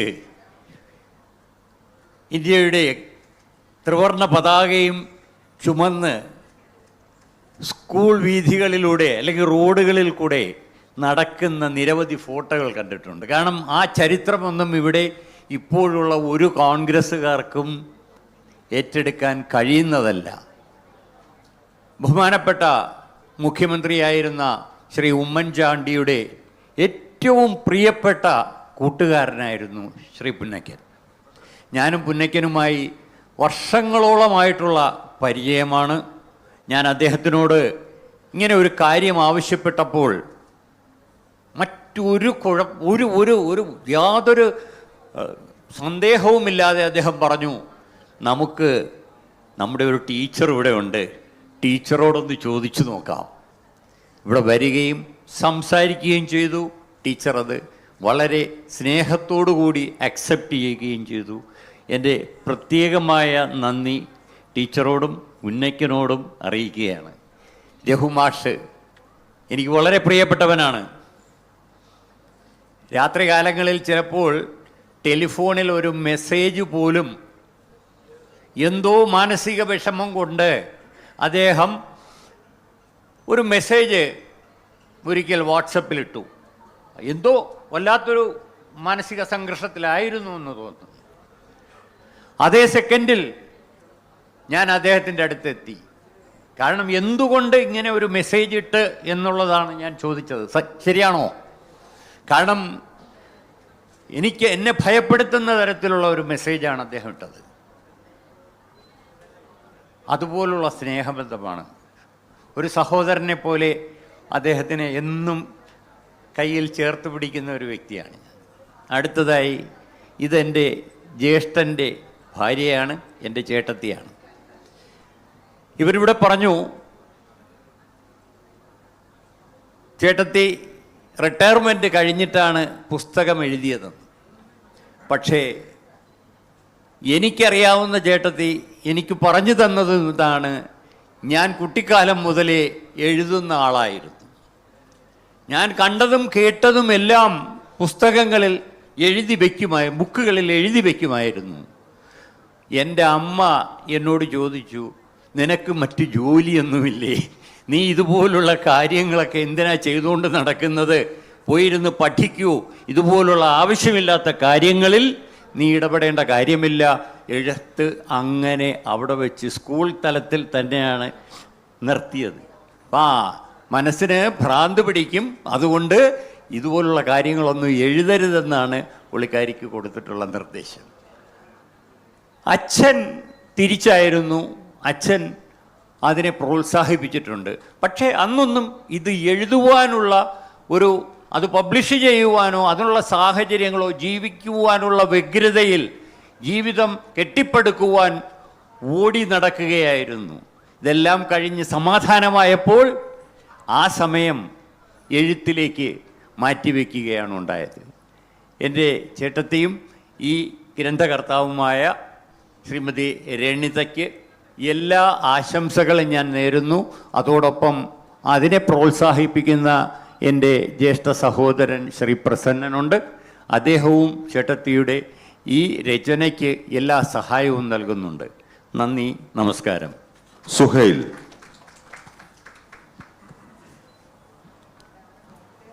പ്രിയമുള്ളവരെ, എല്ലാവർക്കും നമസ്കാരം. ഞാൻ എം.എ. സുഹൈൽ, ചെറിയൊരു എഴുത്തുകാരനാണ്. ഇവരെ ഈ സ്നേഹത്തെ അങ്ങനെ പറയുകയാണ് നല്ലതെന്ന് തോന്നുന്നു. ഈ സ്നേഹത്തെ വാട്സപ്പിലൂടെയാണ് പരിചയപ്പെട്ടത്. കാണുന്നത് ഇന്നാണ്. അപ്പോൾ അന്ന് മുതലേ ഞങ്ങളുടെ പുസ്തകത്തിൻ്റെ ചർച്ചയിലും ഈ പുസ്തകത്തിൻ്റെ വെളിച്ചത്തെക്കുറിച്ചും ഇത് ഷാർജയിൽ പ്രകാശനം ചെയ്യുന്നതിനെക്കുറിച്ചുമാണ് ഞങ്ങളുടെ സംസാരം ഉണ്ടായിരുന്നത്. അതിൻ്റെ ഫലമായിട്ടാണ് ഇവിടെ നിൽക്കാനുള്ള ഭാഗ്യം ഉണ്ടായതും ഒരു പുസ്തകം സ്വീകരിക്കാനുള്ള ഭാഗ്യം ഉണ്ടായതും. സുധിര ചേച്ചി ഒരു 13-14 പുസ്തകം ഇപ്പോൾ ഇവിടെ റിലീസ് ചെയ്തിട്ടുണ്ട് അല്ലേ? പക്ഷേ റിലീസ് ചെയ്യുന്നവർക്കൊരു കുഴപ്പമുണ്ട്, അവർക്ക് പുസ്തകം കിട്ടൂല. ഏറ്റുവാങ്ങുന്നവർക്ക് പുസ്തകം ഫ്രീ ആയിട്ട് കിട്ടും. അതാണ് ഏറ്റുവാങ്ങിയാലുള്ള ഗുണം. ഞാനതാണ് എപ്പോഴും പ്രിഫർ ചെയ്യൽ അല്ലേ പിന്നെക്കല്ലേ. നമുക്ക് എപ്പോഴും ഒരു പുസ്തകം, ഇവിടുന്ന് ഒരു പുസ്തകം വാങ്ങണമെങ്കിൽ ദർഹമൊക്കെ വേണമല്ലേ, നമ്മുടെ നാട്ടിൽ നിന്ന് വരുന്നതുകൊണ്ട്. അപ്പോൾ ഏതായാലും വലിയ സന്തോഷം. ഞാനിവിടെ വന്നപ്പോൾ അപൂർവമായിട്ടാണ് ഇണകളെയും തുണകളെയും കണ്ടിട്ടുള്ളത്. അത് ഒന്ന് രണിത ചേച്ചി, ഒന്ന് അവരുടെ പ്രിയപ്പെട്ട ഭർത്താവ് പ്രസന്നൻ ചേട്ടനുമാണ്. ഇണയും തുണയുമായിട്ട് അവരങ്ങനെ ഒഴുകുകയാണ്. ഇവിടെ വന്നതിന് അദ്ദേഹത്തിന് അവിടെ ബാക്കിലാണ്, അതാണ് പിന്നിലാണ്. അതെ, ഇതിനൊക്കെ പിന്തുണ കൊടുക്കുന്നത് അവരാണ് എന്നാണ് ഞാൻ മനസ്സിലാക്കുന്നത്. ഒരു നല്ല എഴുത്തുകാരിക്ക് അവരുടെ വിരൽത്തുമ്പിലാണ് കണ്ണ് എന്നാണ് പറയുക. ഈ പുസ്തകത്തിൻ്റെ താളുകളിലൂടെ മറച്ചു നോക്കിയപ്പോൾ ചേച്ചിയുടെ വിരൽത്തുമ്പിൽ കണ്ണും കാതും എല്ലാം ഉണ്ട് എന്ന് ഇതിൻ്റെ പേജിലൂടെ മറച്ചു നോക്കിയപ്പോൾ എനിക്ക് ബോധ്യമായി. വിരൽത്തുമ്പിലെ ചോര പൊടിയലാണ് ഒരു നല്ല പുസ്തകം. ഒരു പുസ്തകം എഴുതുക എന്ന് പറഞ്ഞാൽ പറയുന്നവർക്ക്, അറിയാത്തവർക്ക് അതിൻ്റെ ബുദ്ധിമുട്ടൊന്നും അറിയില്ല. പക്ഷെ ഞങ്ങൾക്കറിയാം അതൊരു ചോര പൊടിയൽ തന്നെയാണ് എന്നത്. രണിത ചേച്ചിയുടെ, ടീച്ചറുടെ ചോര പൊടിയലാണ് ഈ 2 പുസ്തകങ്ങളും. അവരുടെ ആദ്യ പുസ്തകമാണെന്നാണ് ഞാൻ മനസ്സിലാക്കുന്നത്. സമം അല്ലേ, കവിതയും കഥയും. കവിത എഴുതണമെങ്കിൽ ലോകത്തിലെ എല്ലാ വിഷവും പോയിസണും കഴിക്കുന്നവരാണ് കവികൾ. ഈ നാട്ടിലെ എല്ലാ ജീർണതകളും, ഈ നാട്ടിലെ എല്ലാ തോന്നിവാസങ്ങളും, അതൊക്കെ കവിയുടെ വിരൽത്തുമ്പിലൂടെ കഴിക്കുകയാണ്. എല്ലാ വിഷത്തെയും ഉള്ളിലാക്കുന്ന ഒരാളാണ് നല്ല ഒരു കവി. ടീച്ചർ നല്ലൊരു കവിയാണ്. അതിൽ 61 കവിതകളൊക്കെ ഉണ്ടായിരുന്നു എന്നാണ് ഞാൻ മനസ്സിലാക്കുന്നത്. എന്നാൽ നല്ലൊരു കഥാകാരിയുമാണ്. ഇത് ഏത് നീലാകാശവും നമ്മുടെ എഴുത്തച്ഛൻ പറഞ്ഞതുപോലെ നീലാകാശത്തെ നമുക്ക് ഒരു സമുദ്രത്തിൽ കാണാം, ഒരു പുഴയിൽ കാണാം, ഒരു ചിരട്ടയിലും കാണാം. നീലാകാശമാണ് ഈ ഇരിക്കുന്നത്. അത് ചിരട്ടയിലാണോ സമുദ്രത്തിലാണോ ഒരു അരുവിയിലാണോ കാണേണ്ടത് എന്ന് ഈ പുസ്തകം വായിച്ചു കഴിഞ്ഞാൽ നിങ്ങൾക്ക് മനസ്സിലാവും. ഇതൊരു നീലാകാശമാണ്. നമുക്ക് ഈ പുസ്തകത്തിലൂടെ ടീച്ചറെ പരിചയപ്പെടാം. ഒരു നല്ല അധ്യാപികയായിരുന്നു വർഷങ്ങളോളം. 13 എത്ര വർഷമാണ് കോപ്പറേറ്റീവ് കോളേജിൽ, ആറ്റിങ്ങലാണെന്ന് തോന്നുന്നു അല്ലേ, ആറ്റിങ്ങൽ കോളേജിൽ അധ്യാപികയായിരുന്നു. ഈ അധ്യാപികക്ക് വല്ലാത്തൊരു വെളിച്ചമാണ് എല്ലാ അധ്യാപകന്മാർക്കും. നമ്മൾ കാണുന്ന ഭൂരിപക്ഷ അധ്യാപകന്മാരിലും നല്ല വെളിച്ചമുള്ളവർക്കേ നല്ല അധ്യാപകനാവാൻ കഴിയൂ. നല്ല പുസ്തകം എഴുതാനും ഈ പുസ്തകത്തിലും ഒരു വെളിച്ചമുണ്ട്. അത് നമ്മളാണ് കണ്ടെത്തേണ്ടത്, അവരെ പ്രോത്സാഹിപ്പിക്കുക. ഒരു നല്ല അധ്യാപിക ഈ രാജ്യത്തെ ഭാവി കരുപിടിപ്പിക്കുന്ന കാലത്തിൻ്റെ പ്രവാചകന്മാരാണ് എന്ന് പറയും. ഒരു നല്ല അധ്യാപിക ഈ രാജ്യത്തിൻ്റെ ഭാവി കരുപിടിപ്പിക്കുന്ന പ്രവാചകൻ. ഭഗവാൻ കൃഷ്ണനാണായിരിക്കുന്നത്, യേശുക്രിസ്തു ആണായിരിക്കുന്നത്, മുഹമ്മദ് നബിയാണ് ആയിരിക്കുന്നത്. അതാണ് നല്ല അധ്യാപിക. ഒരുപാട് വിദ്യാർത്ഥികളെ പഠിപ്പിക്കുകയും അതിൽ നിന്ന് കിട്ടിയ ഒരു പ്രചോദനം കൊണ്ട് ഒരുപാട് പുസ്തകങ്ങൾ 3-4 പുസ്തകങ്ങൾ ഇപ്പോൾ എഴുതി. ഇനിയും ഒരുപാട് പുസ്തകങ്ങൾ എഴുതാൻ ഈ ടീച്ചർക്ക് കഴിയട്ടെ. അതിന് ചേട്ടന് അവരെ പ്രോത്സാഹിപ്പിക്കാൻ കഴിയട്ടെ. ഈ പുസ്തകത്തിന് എല്ലാവിധ ആശംസകളും നന്മകളും നേരുന്നു. Thank you very much. നിങ്ങളെല്ലാവരും സുഹൈൽ മാഷെ ഞാനൊന്ന് പിടിച്ചു കെട്ടാൻ വിചാരിച്ചപ്പോഴേക്കും അദ്ദേഹം അത് അവസാനിപ്പിച്ചു. കാരണം കേൾക്കേണ്ടത് സുധീര ചേച്ചിയുടെ വർത്തമാനമാണ് ഇനി. അപ്പോൾ ഞങ്ങൾ ഈ അധ്യാപകർക്ക് സുഹൈൽ മാഷ്ക്കാണെങ്കിലും രണിത ചേച്ചിക്കാണെങ്കിൽ ഈ അധ്യാപകർക്ക് ഞാൻ പറഞ്ഞു തുടങ്ങി കഴിഞ്ഞാൽ ഈ കുട്ടികളോട് ഇങ്ങനെ പറഞ്ഞും പേർത്തും പോകും. അപ്പോൾ സുധീര ചേച്ചിയാണ് ഇനി സംസാരിക്കേണ്ടത്. അതിനു മുമ്പ് നമ്മുടെ കഥാകാരിക്ക് ഒരു പുഷ്പോപഹാരം.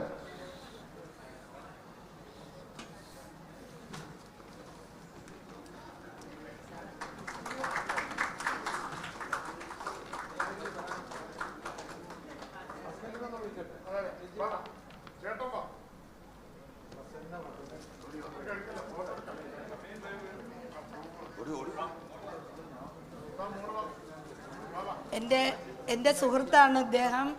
ഞങ്ങൾ BCom ഫസ്റ്റ് ബാച്ചിൽ വർക്കല SM കോളേജിൽ പഠിച്ചാണ്. ഇപ്പോൾ നമുക്ക് ഒരു ഗ്രൂപ്പ് മൊത്തത്തിലുണ്ട്.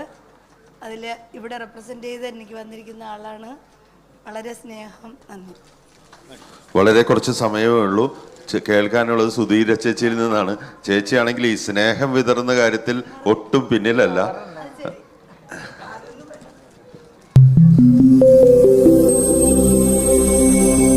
പ്രിയപ്പെട്ടവരെ, ഞാൻ അധികം സംസാരിക്കരുതെന്ന് വിചാരിച്ചിട്ടാണ് ശ്രീ രഘു എന്നെ അവസാനത്തേക്ക് ആക്കിയെന്ന് തോന്നുന്നത്. അപ്പോൾ ഏതായാലും ഇതൊരു പ്രത്യേകത ഉള്ള പരിപാടിയാണ്. കാരണം ഒരു ഭാഷാധ്യാപകൻ ഒരു അധ്യാപികയുടെ പുസ്തകത്തിനാണ് ആങ്കർ ചെയ്യുന്നത്. അപ്പോൾ അത് മനോഹരമായിട്ട് ശ്രീ രഘു ചെയ്തു. അതേപോലെ ഇതിൽ നമ്മുടെ ഈ സദസ്സിലും വേദിയിലും ഒക്കെ പ്രിയപ്പെട്ട ആളുകളാണ്. വേദിയിൽ നമ്മുടെ പുന്നയ്ക്കൽ എന്ന് പറഞ്ഞാൽ ഏറ്റവും പ്രിയപ്പെട്ട ഒരു സഹോദരനാണ്. ഞാൻ 12 വർഷമായി ഇവിടെ വരുന്നു. ഷാർജ ബുക്ക് ഫെയറിൽ തുടർച്ചയായിട്ട് വരുന്നു. ഈ 12 വർഷങ്ങളിൽ എൻ്റെ പുസ്തകം റിലീസ് ചെയ്യുന്ന കൂട്ടത്തിൽ പുന്നയ്ക്കൽ ഉണ്ടാവും. അദ്ദേഹത്തിൻ്റെ പ്രസാദമധുരമായ പുഞ്ചിരിയും സ്നേഹവും ഒന്നും മറക്കാൻ പറ്റില്ല. എല്ലാ ദിവസവും മെസ്സേജ് അയക്കും കേട്ടോ. അത് കൂടാതെ സുഹൈൽ എൻ്റെ സുഹൃത്താണ്. ഇവിടെയുള്ള എല്ലാവരും, പ്രസാദ് സാറ്, ഈ രണിത എന്ന് പറഞ്ഞ ഈ പേര് ഇവിടെ ഞാൻ വരുമ്പോൾ ആദ്യം കേട്ടത് ശ്രീ രഘു പറയുന്ന ഒരു പ്രത്യേകത ഉള്ള പേരാണ്. അത് ഒരു സംസ്കൃത പദമാണ് കേട്ടോ, രണിത എന്നുള്ളത്. അത് ഇതുവരെ അമ്മാവനാണ് ഇട്ടിട്ടുള്ളത് അല്ലേ, അമ്മാവനാണ് ആ പേരിട്ടിട്ടുള്ളത്. ഞാൻ ഇതുവരെ ആർക്കും കേട്ടിട്ടില്ല ആ പേര്. അപ്പോൾ ഇതിൽ ഇവരുടെ തിരുത്തലുകൾ, നവനീർ മുത്തുകൾ തുടങ്ങിയ 2 പുസ്തകങ്ങളാണ്. അപ്പോൾ എനിക്ക് പുസ്തകം വായിക്കാൻ തന്നിരുന്നു. അപ്പോൾ ആദ്യത്തേത് 2 നോവലേറ്റുകളാണ് ഈ തിരുത്തുകൾ എന്നുള്ളത്. അപ്പോൾ അതിൽ ഈ നോവലേറ്റ് ആദ്യത്തെ പുസ്തകം വായിക്കുമ്പം എനിക്ക് മഞ്ഞാണ് ഓർമ്മ വന്നത്. MTയുടെ മഞ്ഞിൽ ഉള്ള വിമലയെ പോലെ ഒരു കഥാപാത്രം ഉണ്ട് അതിൽ. അപ്പോൾ അതിൽ സുധീർ കുമാർ മിശ്ര വരും എന്ന് പറഞ്ഞിട്ട് കാത്തിരിക്കുന്ന ഒരു വിമല, ആ കാത്തിരിപ്പ് ഇതിലുണ്ട്, ഈ ഒരു നോവലേറ്റിലുണ്ട്. അതേപോലെ തന്നെ ചെമ്മീനിലെ ഒരു കഥാപാത്രം പോലെ നമുക്ക് തോന്നും. ഒരു അരയന്മാർ പിന്നെ വേറൊരാളെ പ്രേമിക്കുന്നതും അങ്ങനെയുള്ള ഒരു സംഭവം. അപ്പോൾ MT എപ്പോഴും പറയും, പിന്നെ MTയുമായിട്ട് ഞാൻ അടുത്ത ബന്ധമായിരുന്നു, ഞങ്ങൾ അടുത്തടുത്ത വീടുകളിലാണ് താമസിച്ചത്. അദ്ദേഹത്തെ പറ്റി ഞാനൊരു പുസ്തകം എഴുതിയിരുന്നു. അപ്പോൾ MT എപ്പോഴും പറയും, നമ്മൾ ഭാഷ ലളിതമായിരിക്കണം. കാരണം ഭാഷയുടെ ഒരു മുള്ളുവേലിക്ക് അപ്പുറത്താവരുത്. നമ്മളൊരു ഭാഷയുടെ മുള്ളുവേലി ഉണ്ടാവാൻ പാടില്ല. നല്ല സരളമായ ഭാഷയിൽ എഴുതുമ്പോഴാണ് അത് വായനക്കാരന് പ്രിയമായി തീരുന്നത്. കാരണം അതാണ് ഇവരുടെ പുസ്തകത്തിൽ ഞാൻ കണ്ടിട്ടുള്ള ആദ്യത്തെ ഗുണം. ഭാഷയുടെ മടി തെളിഞ്ഞൊരു ഭാഷയാണ് ഇവർക്കുള്ളത്. അപ്പോൾ അത് പിന്നെ ഇതിൽ കറുത്തമ്മയും പരീക്കുട്ടിയും കടലും ഒക്കെ ഉണ്ട്, ഗോവയൊക്കെ ഉണ്ട്, ഗേളി എന്ന് പറഞ്ഞൊരു കഥാപാത്രമുണ്ട്. അപ്പോൾ അതിലൂടെയൊക്കെ നമ്മൾ കടന്നു പോകുമ്പോൾ ശരിക്കും ഒരു സിനിമയാക്കാൻ പറ്റിയൊരു കഥയായിട്ടാണ് എനിക്ക് തോന്നുന്നത്. ചിലപ്പോഴൊക്കെ നമുക്ക് ഈ ലോകത്ത് ജീവിക്കുമ്പോൾ നമുക്ക് തോന്നും ജീവിതം അർത്ഥശൂന്യമായിട്ട് തോന്നും, അല്ലേ? ജീവിതത്തിന് ഒരു അർത്ഥമില്ല, എന്തിനാണ് ഈ ജീവിക്കുന്നത് നമുക്ക് തോന്നും. അപ്പോൾ പ്രത്യാശയിലേക്കുള്ളൊരു പാലം പണിയുകയാണ് ശരിക്കും എഴുത്തുകാർ ചെയ്യുന്നത്. അപ്പം നമ്മളൊക്കെ അർത്ഥശൂന്യമായ ജീവിതത്തിന് ഒരർത്ഥം കണ്ടെത്തുകയാണ്. മനുഷ്യ മനസ്സും ബാഹ്യലോകവുമായിട്ടൊരു തെറ്റിപ്പിരിയൽ, നമുക്ക് ലോകത്ത് നിന്ന് പുറത്താക്കപ്പെട്ട പോലെ തോന്നും ചിലപ്പോൾ. അങ്ങനെയാണ് എഴുത്തുകാർ എഴുതാനിരിക്കുന്നത്. അപ്പോൾ അങ്ങനെയുള്ള ഒരവസരത്തിൽ എഴുതിയിട്ടുള്ള ഒരു പുസ്തകങ്ങളാണ് ഇവരുടെ. കാരണം ഇവരുടെ ജീവിതത്തിൽ കുറച്ച് കയ്പേറിയ അനുഭവങ്ങൾ ഉണ്ടായിട്ടുണ്ട്. എന്താണ്, കണ്ണുനീരിൻ്റെ കയ്പ് അനുഭവിച്ചവരാണ്, അല്ലെങ്കിൽ ആത്മാവിൽ മുറിവേറ്റവരാണ് നല്ല എഴുത്തുകാരായിട്ട് വരുന്നത്. അപ്പോൾ ജീവിതം കണ്ണീര് വീണ് കഴിച്ചു പോകുമ്പോൾ ഇത്തിരി മധുരം തേടിയിട്ടുള്ളൊരു യാത്രയാണ് രണിതയുടെ ഈ 2 പുസ്തകങ്ങളും. കാരണം ഇതിൽ അവരുടെ അനുഭവങ്ങൾ ഒരുപാടുണ്ട്. നമുക്കറിയാം, ഇപ്പോൾ രോഗം വന്നു എന്ന് കരുതി നമ്മളൊക്കെ സഹതാപം കൊണ്ട് മൂടാൻ വേണ്ടി ആളുകൾ വരും. അത് നമ്മളെ താഴ്ത്തുകയാണ് ചെയ്യുന്നത്. നമ്മുടെ മുന്നിൽ തന്നെ ഒന്നുമല്ലാതായി തീരും. പക്ഷേ നമുക്ക് എന്തെങ്കിലും ഒരു രോഗം വന്നാൽ നമ്മൾ കൂടുതൽ കരുത്താർജിക്കും. നമുക്ക് എഴുതാനുള്ള ശക്തിയും കൂടെ എവിടുന്നാ വരിക എന്നറിയില്ല. അപ്പം അങ്ങനെ ശക്തമായ അനുഭവങ്ങളുടെ, തീവ്രമായ അനുഭവങ്ങളുടെ ഒരു ആവിഷ്കാരമാണ് ഈ 2 പുസ്തകങ്ങൾ. നിങ്ങൾ ഈ പുസ്തകങ്ങൾ വാങ്ങി വായിക്കണം കേട്ടോ. ഇത് പെണ്ണില്ലം എന്ന് പറഞ്ഞ സ്റ്റാളിൽ ഈ ബുക്ക് ഉണ്ട്. പിന്നെ ഇവരിവിടെയും വെച്ചിട്ടുണ്ട് പുസ്തകം. അപ്പോൾ ഇവരുടെ പുസ്തകം ഇത്രയും ദൂരെ നിന്ന് കൊണ്ടുവന്നതല്ല, നമ്മളൊക്കെ പുസ്തകം വാങ്ങി വായിക്കണം. അപ്പം എൻ്റെയൊക്കെ കുട്ടിക്കാലത്ത് ഒരുപാട് എഴുത്തുകാർ ഞങ്ങളുടെ വീട്ടിൽ വരുമായിരുന്നു. എൻ്റെ അച്ഛനും എഴുതുമായിരുന്നു. പുതിയറയിലുള്ള ഞങ്ങളുടെ വീട്ടിൽ SK പൊറ്റേക്കാട് നിത്യസന്ദർശകനായിരുന്നു. അതേപോലെ തിക്കോടിയൻ ഞങ്ങളുടെ അയൽവാസിയായിരുന്നു. ഉറൂബ്, സിനിക്ക്, അങ്ങനെ ഒരുപാട് എഴുത്തുകാർ, വൈക്കം മുഹമ്മദ് ബഷീർ സാഹിബ്, എല്ലാവരും ഞങ്ങളുടെ വീട്ടിൽ വരുമായിരുന്നു. അപ്പോൾ അങ്ങനെ ഈ എഴുത്തുകാരൊക്കെ കയ്യൊപ്പിട്ട പുസ്തകം വായിച്ചിട്ടാണ് ഞാൻ വളർന്നത്. അക്കാലത്ത് ഞങ്ങൾക്കൊക്കെ ഇരുന്ന് വിശ്രമിക്കാനുള്ള വള്ളിക്കുടിലുകളായിരുന്നു പുസ്തകങ്ങൾ. ഇന്നത്തെ കാലത്ത് ഇന്നിപ്പം നമ്മൾ മൊബൈലാണ്, അല്ലേ? നമ്മളൊക്കെ തലകുനിച്ച് ജീവിക്കുന്ന ഒരു ജനതയാണ് ഇപ്പം. കാരണം നമ്മളൊക്കെ മൊബൈലിലേക്ക് തല കുനിച്ചുകൊണ്ട് നമ്മുടെ ചുറ്റും എന്താ നടക്കുന്നതെന്ന് കാണില്ല. ഇപ്പോൾ നമ്മളൊരു കല്യാണ വീട്ടിൽ, ഞാനൊരു വിമാനത്താവളത്തിൽ വെച്ചിട്ട് ഉടനെ ന്യൂലി മാരീഡായിട്ടുള്ളൊരു കപ്പിളിനെ കണ്ടു കേട്ടോ. അപ്പോൾ ഇവർ 2 അടുത്തിരിക്കേണ്ടത് നല്ല ചെറുപ്പക്കാരാണ്. പക്ഷേ 2 മുഖത്തോട് മുഖം നോക്കുന്നില്ല, ഒരു പ്രണയരസമുള്ള പുഞ്ചിരിയില്ല. അവർ രസിക്കുന്നത് അവനവൻ്റെ മൊബൈലിൽ റീൽസും ഇതൊക്കെ കണ്ടിട്ടാണ് ഇരിക്കുന്നത്. അവർ നോക്കുന്നേ ഇല്ല 2 പിന്നെ അവരുടെ കടാക്ഷങ്ങൾ, പ്രണയ കടാക്ഷങ്ങൾ പോലും ഇല്ലാതെ ഇരിക്കുന്ന കണ്ടപ്പോൾ ഞാൻ അവരോട് പറഞ്ഞു, എനിക്ക് ശരിക്കും അത്ഭുതം തോന്നട്ടെ, നിങ്ങളൊന്ന് മുഖത്തോട് മുഖം നോക്കാറുണ്ടോ ചോദിച്ചു. ഞാൻ വീട്ടിൽ നിന്നെങ്കിലും ബെഡ്റൂമിൽ നിന്നെങ്കിലും മുഖം കാണാറുണ്ടോ ചോദിച്ചു. അപ്പോൾ അവർ 2 ഷോക്കായിപ്പോയി. കാരണം അതേപോലത്തെ അങ്ങനെയുള്ളൊരു ലോകത്താണ് നമ്മൾ ജീവിക്കുന്നത്. അപ്പോൾ ഈ ആദ്യത്തെ ദിവസം തന്നെ അങ്ങനെയായാലും 10 കൊല്ലം കഴിഞ്ഞ് എങ്ങനെയായിരിക്കും. അപ്പോൾ ഈ ശരിക്ക് രണിതക്ക് ഇനിയും ഒരുപാട് എഴുതാനുണ്ട് കേട്ടോ. മാധവിക്കുട്ടി എന്ന് പറഞ്ഞാൽ നമ്മൾ സ്വതന്ത്രയായിട്ട് എഴുതിയൊരു സ്ത്രീയാണ്. നമുക്ക് ഒരുപാട് കാര്യങ്ങൾ നമ്മൾ എന്താ വെച്ചാൽ അക്കാലത്തൊക്കെ പെണ്ണിന് സ്വാതന്ത്ര്യം എന്ന് പറഞ്ഞാൽ ഞെട്ടലിട്ടാക്കുന്ന ഒരു കാലമായിരുന്നു. സ്ത്രീക്ക് സ്വാതന്ത്ര്യമോ എന്ന് ചോദിച്ചു പോകുന്നൊരു കാലത്ത് എന്താ പറയുക, സദാചാരത്തിൻ്റെ ചാട്ടവാറടി കൊണ്ടാലും അതിൽ പൊളഞ്ഞു പോവാതെ എഴുതിയിട്ടുള്ള എഴുത്തുകാരിയാണ്. അവരാണ് ശരിക്കും എനിക്കൊക്കെ ഏറ്റവും മാതൃകയായിട്ടുള്ളത്. കാരണം സ്വാതന്ത്ര്യം എന്ന് പറഞ്ഞ ഒരു അശ്ലീല പദമായി കണ്ടിരുന്ന കാലത്ത് അത്രയും ശക്തമായി എഴുതിയ മാധവിക്കുട്ടിയെ പോലെ നമ്മളെല്ലാം സ്വതന്ത്ര മനസ്സോടുകൂടി നമുക്ക് എഴുതാനുള്ളത് എല്ലാം എഴുതണം എന്നാണ് ഞാൻ പറയുന്നത്. കാരണം ഒരു നല്ല സാഹിത്യം എന്ന് പറഞ്ഞാൽ പുഞ്ചിരിക്കുന്ന അധരത്തിൽ നിന്നോ അല്ലെങ്കിൽ വ്രണിതമായ ഒരു വ്രണത്തിൽ നിന്നോ പുറപ്പെടുന്ന സംഗീതമാണ് നല്ല സാഹിത്യം. ഈ നല്ല സാഹിത്യത്തെ ആസ്വദിക്കാൻ വേണ്ടി ഈ 44ാമത് ഷാർജ ഇൻ്റർനാഷണൽ ബുക്ക് ഫെയറിൽ നമ്മൾ ഈ പുസ്തകത്തിൻ്റെ ഗന്ധം ശ്വസിച്ചുകൊണ്ട് നടക്കുകയാണ്. അപ്പോൾ എന്തുകൊണ്ടാണ് ഒരു തീർത്ഥാടനം പോലെ നമ്മളൊക്കെ ഇവിടെ വന്നെത്തുന്നത്? എല്ലാ വർഷവും എനിക്ക് നവംബറിൽ പോകാനുണ്ട്, എനിക്ക് നവംബറിൽ ഷാർജയിൽ പോകാനുണ്ട്, വേറെ എങ്ങോട്ടും ഞാൻ വരില്ല എന്ന് നമ്മൾ പറയുന്നത് എന്തുകൊണ്ടാണ്? നമുക്ക് ഈ പുസ്തകങ്ങളുടെ ലോകത്തോടെ ഇങ്ങനെ നടക്കണം. അപ്പോൾ എന്തെങ്കിലും കിട്ടിയിട്ടാണോ? ഈ പുസ്തകം നമുക്ക് തരുന്ന ഒരു ആനന്ദം, അറിവ് തരുന്ന ഒരു അനുഭൂതി, ഇതൊക്കെയാണ് നമ്മളിവിടെ എത്തിക്കുന്നത്. അപ്പോൾ അറിവ് വെളിച്ചമാണ്, അക്ഷരം വെളിച്ചമാണ് എന്നുള്ള ബോധം നമുക്ക് എന്നും ഉണ്ടാവട്ടെ എന്ന് പ്രാർത്ഥിച്ചുകൊണ്ട്, രണിതക്ക് ജീവിതത്തിലെ നന്മയേക്കാൾ വലിയ നന്മ ഉണ്ടാവട്ടെ എന്ന് ആശംസിച്ചുകൊണ്ട് എൻ്റെ വാക്കുകൾ അവസാനിപ്പിക്കുകയാണ്. എല്ലാവർക്കും നന്ദി.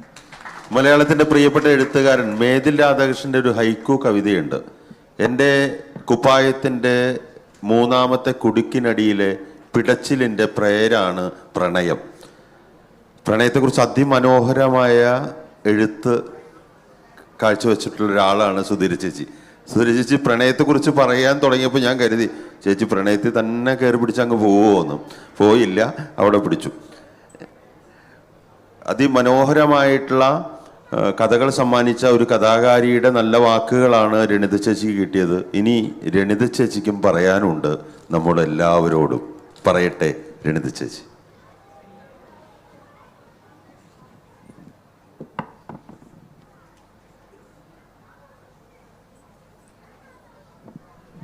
രഘുമാഷ് നേരത്തെ പറഞ്ഞതുപോലെ അധ്യാപികയായ ഞാൻ സംസാരിച്ചാൽ തീരത്തില്ല, എങ്ങും എത്തത്തില്ല. അതുകൊണ്ട് ഞാൻ കുറച്ച് കുറിച്ച് വെക്കുന്നു. 5 വയസ്സുള്ളപ്പോൾ ഒരു കൊച്ചു കവിത എഴുതി ഞാൻ എൻ്റെ അച്ഛനെ കാണിച്ചു. അച്ഛൻ പറഞ്ഞു, നല്ലത് മോളെ, ഇനി എഴുതുന്ന. അമ്മ പറഞ്ഞു, വേണ്ട, കായ്ഫലം ഒന്നും വേണ്ട, നീ പ്രാന്തിയായി പോവും, എഴുത്ത് വേണ്ടെന്ന് പറഞ്ഞു. അങ്ങനെ അവിടെ തുടങ്ങിയ എഴുത്ത് ഞാൻ അവിടെ നിർത്തി. അച്ഛനെ കാണിച്ചപ്പോൾ അത് പറഞ്ഞെങ്കിലും സാമ്പത്തികമായി ശരാശരിയിലും താഴെന്ന് പറയാം ആയിരുന്ന കുടുംബത്തിൽ പഠിക്കണമെന്നൊരാഗ്രഹം മാത്രം, ജോലി വേണം. ഇതിനിടയിൽ എന്നൊക്കെയോ ഇഷ്ടപ്പെട്ടു എഴുത്തിനെ, പക്ഷേ എഴുതിയില്ല. സാഹിത്യകാരിക്ക് വിവാഹ കമ്പോളത്തിൽ ഡിമാൻഡ് കുറവല്ലേ, അതായിരുന്നു ഒന്നാമത്തെ കാര്യം. അതാണ് സത്യം. അധ്യാപനമായിരുന്നു അന്നത്തെ പാഷൻ. വരുമാനവും സമൂഹത്തിലെ പല മേഖലയിൽ നിന്നും വന്നിരുന്ന കുട്ടികളും അവരുടെ രക്ഷകർത്താക്കളും അവരിലെ കണ്ട് കേട്ടറിവ്, ഇതാണ് എൻ്റെ എഴുത്തിനെ സ്വാധീനിച്ച പ്രധാനപ്പെട്ട കാര്യം, അല്ലാതെ കുടുംബകാര്യം അല്ല. ഓക്കെ. ഇപ്പോൾ 9 പുസ്തകങ്ങളാണ് ഞാൻ ആകെ എഴുതി പുറത്തിട്ടുള്ളത്. ഇനിയും എഴുതിക്കൊണ്ടിരിക്കുന്നു. ഇവിടെ വന്നു ചേർന്ന എല്ലാവർക്കും എൻ്റെ ചേച്ചിക്ക് കുറേ കൂടി കാര്യങ്ങളൊക്കെ പറയാനുണ്ടായിരുന്നു. പക്ഷേ ഹമീദ്ക്ക് എൻ്റെ കഴുത്തിന് പിടിച്ചു. ഉറപ്പായിട്ടും നമുക്ക് ഇറങ്ങി കൊടുത്തേ പറ്റൂ. എല്ലാവർക്കും നന്ദി. ചേച്ചിക്ക് വേണ്ടി എല്ലാവരെയും ചേർത്ത് പിടിച്ചുകൊണ്ട് ഒരു ഹൃദയാലിംഗനം. ചേച്ചിയുടെ നന്ദി ഞാൻ കൂടി പറയുന്നു. എല്ലാവർക്കും നന്ദി. വന്നവർക്കെല്ലാം ക്ഷണം സ്വീകരിച്ച് ഇവിടെ എത്തിയ ഷാർജ യൂണിയൻ്റെ സെക്രട്ടറി ശ്രീ സിജു, ശ്രീ വിജയൻ, ശ്രീ സാജൻ സത്യ, ശ്രീ മനോജ്, എല്ലാവർക്കും നന്ദി പറയുകയാണ്. ഒരു ഫോട്ടോ പെട്ടെന്ന് ഒറ്റ സെക്കൻഡ് കഴിഞ്ഞു.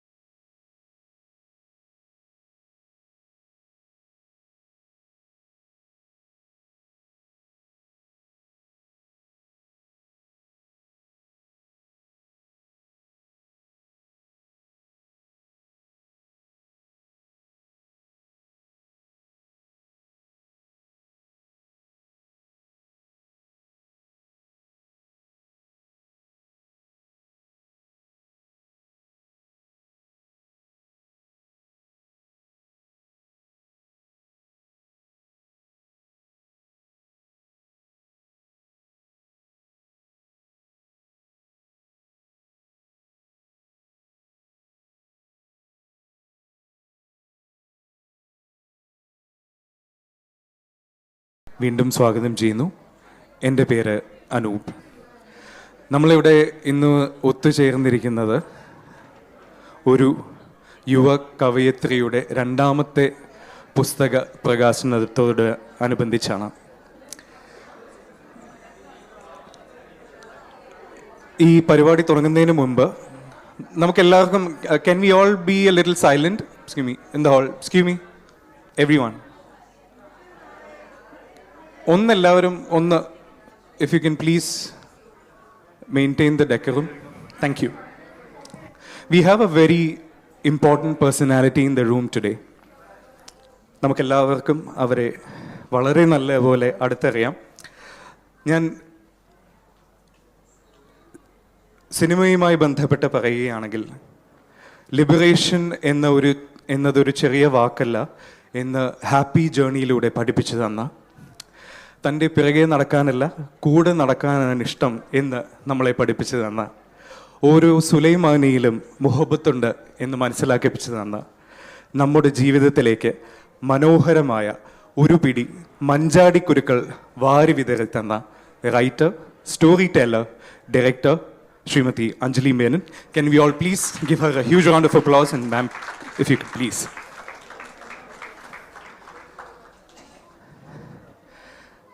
Next is a very special person, as we all know. She's very special to all of us as well personally. Pooja Unni is a contemporary poet whose work celebrates resilience, quiet, joy, and the sacred in everyday life. I don't think I need to read anything out when it comes to Pooja. She's a dear friend, and it's only very recently that all of us got to know that she's a writer. Maybe 5 to 6 years ago, nobody imagined that Pooja would be releasing 2 books today, and today is her second book, a very special one. I would like all of you to give a huge round of applause to Pooja right here. And there was actually one more person who was supposed to speak. He's running a little late, so I think without wasting time, I think we should move on to the main event of the day. I would like to request Mrs. Anjali Menon to launch Pooja's book.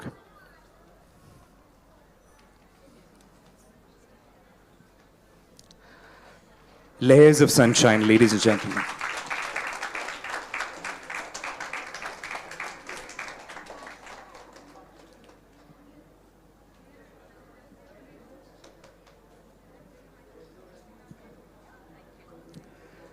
I'd like to request Anjali ma'am to recite a few lines from the book and speak a few words as well.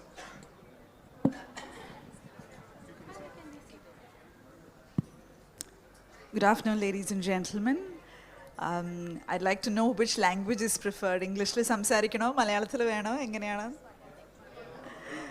Okay, കുറച്ച് മലയാളത്തിൽ പറഞ്ഞതിന് ശേഷം ഇംഗ്ലീഷിലേക്ക് മാറാം, because I think the book is in English, so we need to respect that. എനിക്ക് പൂജയെ ഒരു പരിചയമില്ല. ഞാൻ ഈ കുട്ടി ആദ്യമായിട്ട് ഇന്നാണ് ഇപ്പോൾ കാണുന്നത്. But she just reached out to me and she said ഇങ്ങനെ ഒരു ബുക്കിൻ്റെ കാര്യമുണ്ട് എന്ന് പറഞ്ഞപ്പോൾ ബുക്കൊന്ന് അയച്ചു തരൂ, ഒന്ന് വായിച്ചു നോക്കട്ടെ എന്നാണ് പറഞ്ഞത്. ഈ ബുക്കിൻ്റെ അകത്തുള്ള വാക്കുകൾ കാരണമാണ് ഞാനിന്നിപ്പോൾ ഇവിടെ ഇരിക്കുന്നത്. ശരിക്കും പറഞ്ഞാൽ അത്രമാത്രം പറഞ്ഞാൽ മതിയല്ലോ. എന്നുവെച്ചാൽ നമ്മുടെ ഓരോരുത്തരുടെയും ജീവിതത്തിൽ പല സാഹചര്യങ്ങളും പല ഘട്ടങ്ങളുമാണ്. പക്ഷേ എനിക്കിപ്പോൾ വളരെയധികം റിലേറ്റ് ചെയ്യാൻ പറ്റുന്ന ഒരു സമയത്താണ് ഈ ബുക്ക് എൻ്റെ കയ്യിൽ വരുന്നത്. അപ്പോൾ ഇതിലുള്ള പല വാക്കുകളും ഏത് പ്രായമാണെങ്കിലും ഏത് ജെൻഡർ ആണെങ്കിലും യുനോ ഒരു ഇൻട്രോസ്പെക്ഷൻ ആഗ്രഹിക്കുന്ന ഏത് വ്യക്തിക്കും ശരിക്കും ഉൾക്കൊള്ളാൻ പറ്റുന്ന വാക്കുകളാണ്. And I think that is the beauty, that വളരെ വളരെ ലളിതമായിട്ട് തന്നെ Pooja has delivered lines which resonate at many levels with us.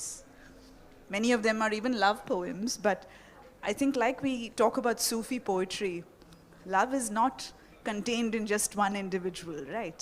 At the end of the day, it is our connection to the divine. And I have found that magical quality in these words, and I'm here purely to give respect to those words. So thank you very much for all of you to come here. I'll just take a moment to read one of the poems.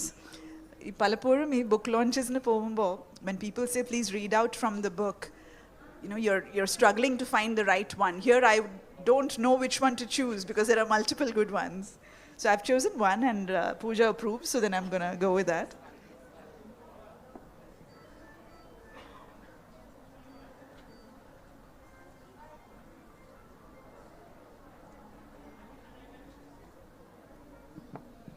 This is a poem called The Room I Made for Gratitude. I used to fill the space with worry's weight, with restless chase, list of lacks and future things, as if joy required endless things. But now I light a single flame, let shadows soften, shed the blame. The dust becomes a golden veil, a hush, a glow, a gentler tale.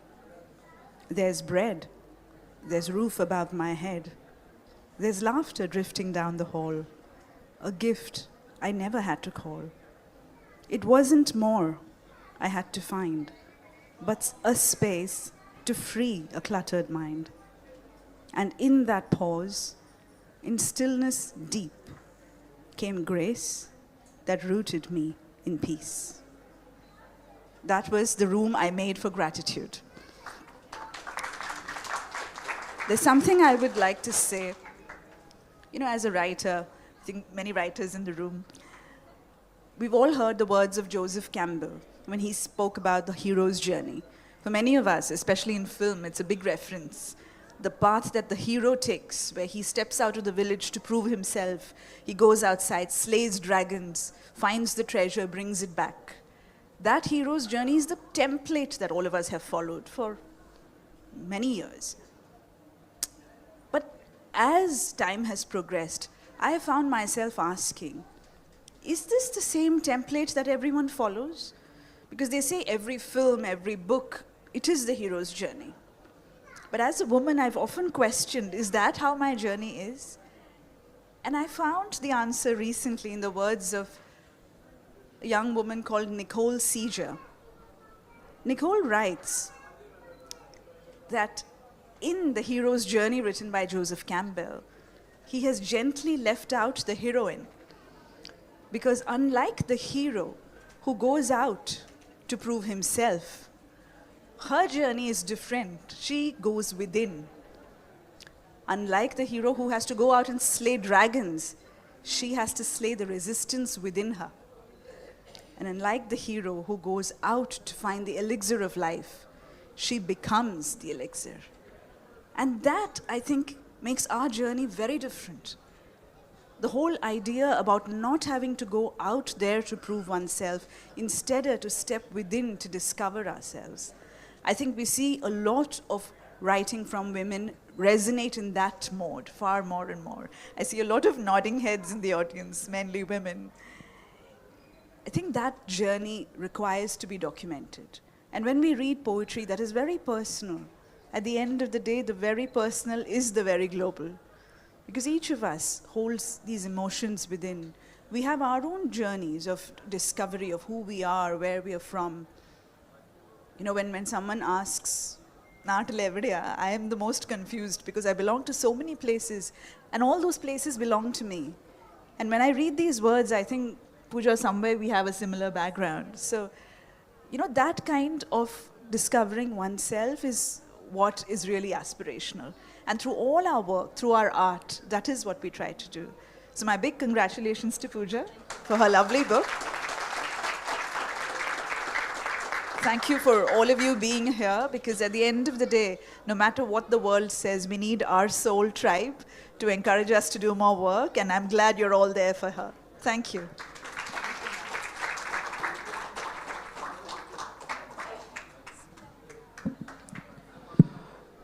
Like ma'am rightly said, we have always been there for Pooja. And to talk about Pooja, the best part about Pooja's circle is very few of them read books, of which very, very few of them reads poetry. I don't even know how many of us have actually read her first book and will read her second book, but I must tell you, She's an amazing writer and a poet.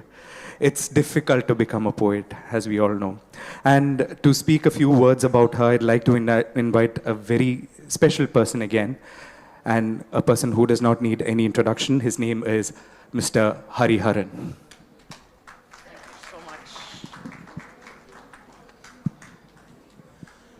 Yes, so wading through the traffic this afternoon, I realized how hard it is to write poetry. For a person like me, poetry is like, must I say, the traffic from Dubai to Sharjah peak hours. Now, when you're writing poetry, one thing I realized is it needs depth, it needs a lot of understanding, and more importantly, it needs a lot of insight. You should have personal insight to write. So when I was preparing for Pooja's, she said, you know what, about 2 weeks ago, she said, I want you to be a part of the speak off when I'm launching my book. And I said, brilliant, thank you so much. So I did a little bit of study.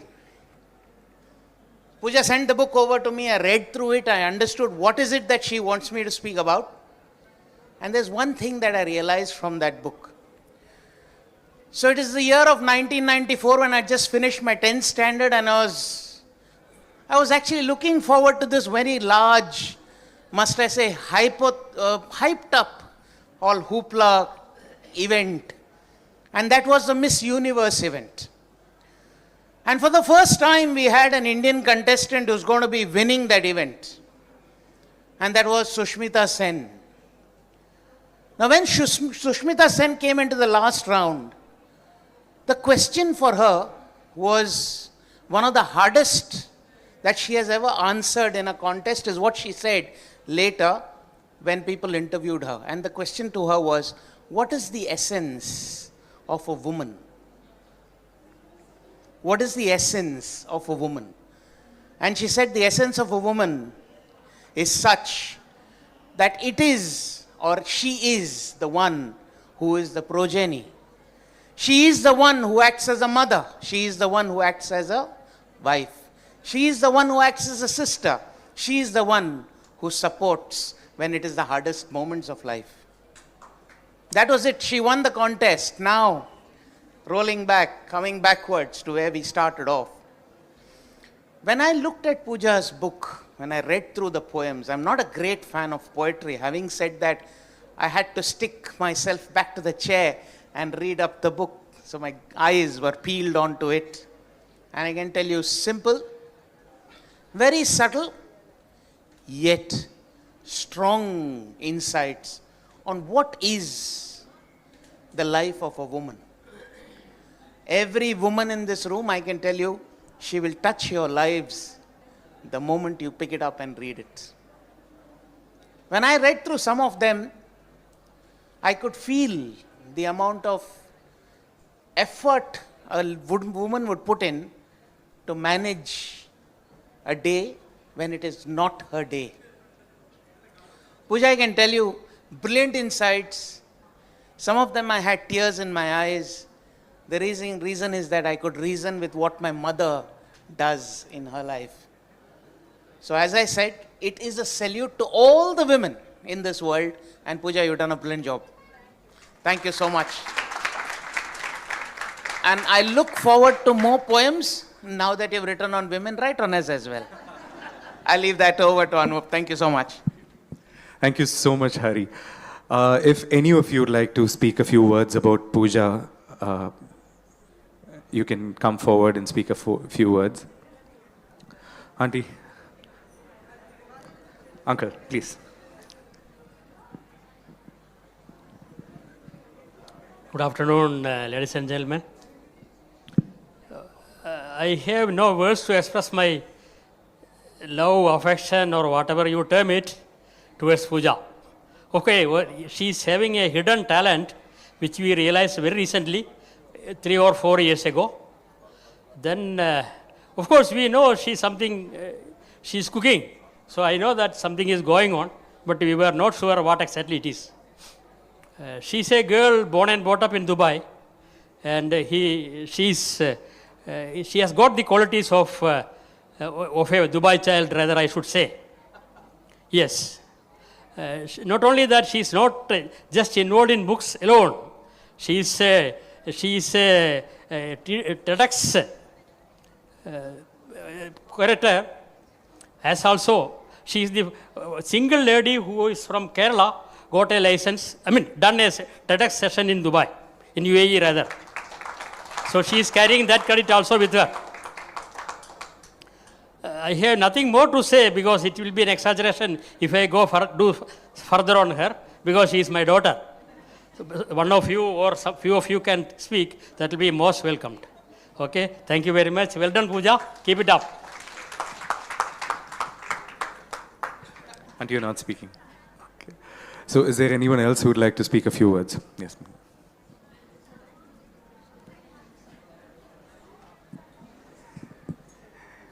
Pooja, if, like he said, I don't think many of you would have read her first book. I have, not entirely, honestly, but I have read quite a few. And the first book was a collage of her emotions. It was a raw emotions. It was, you cannot say it's structured, but it was raw. It was there. It was put out just like an honest words. So this book I haven't read honestly, but from what Mr. Hariharan has said, I think it's pretty emotional, and that is what Pooja is all about. Pooja is about emotions, and she's about raw emotions. If she doesn't put a blanket between you, or she does not put a wall between you. She will tell you what she feels. She will express it, and we working with her and being her friend for so many years, we know her. So I have not read your book yet, so I hope I will be doing that, and good luck. Thank you so much. Just one more line about Pooja. Pooja, like how he rightly said about emotions, Pooja is very silent. I'm sure all of us will agree. And every 6 to 8 months to a year, she'll surprise us with something. Yes? And we wouldn't know that this is cooking down there. We'll have no clue at all. One fine day, she was a TEDx organizer. And then she launched her first book, and now this is the second, and I'm sure there's more to come as well. Now I know Pooja. And now we all know that we have a lot more to expect. So without wasting a lot of time, let's invite the most special lady of this room. Ladies and gentlemen, please put your hands together and welcome Ms. Pooja Honing.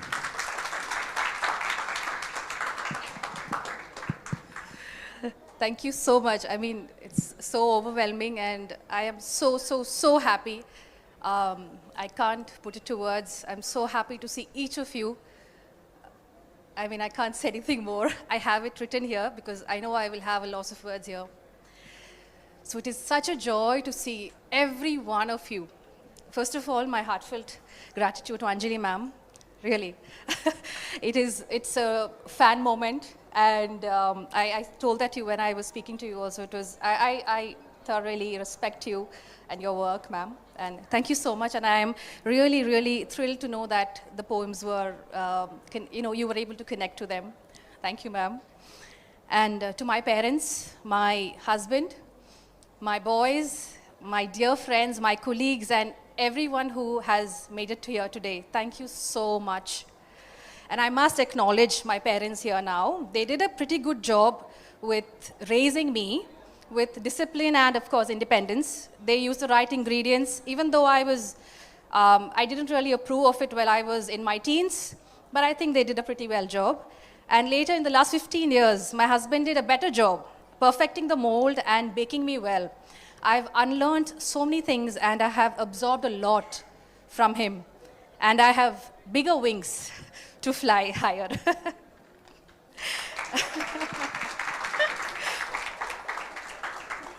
Now they say, practice what you preach, but I must really admit, I thrive on a packed calendar. I really look forward to, something, or I really want to keep myself busy all the time. But this book is about pausing, celebrating, and just simply being. Maybe we write what we wish to become, and that's exactly what this collection is about. One chapter in particular was inspired by 3 women here in this audience.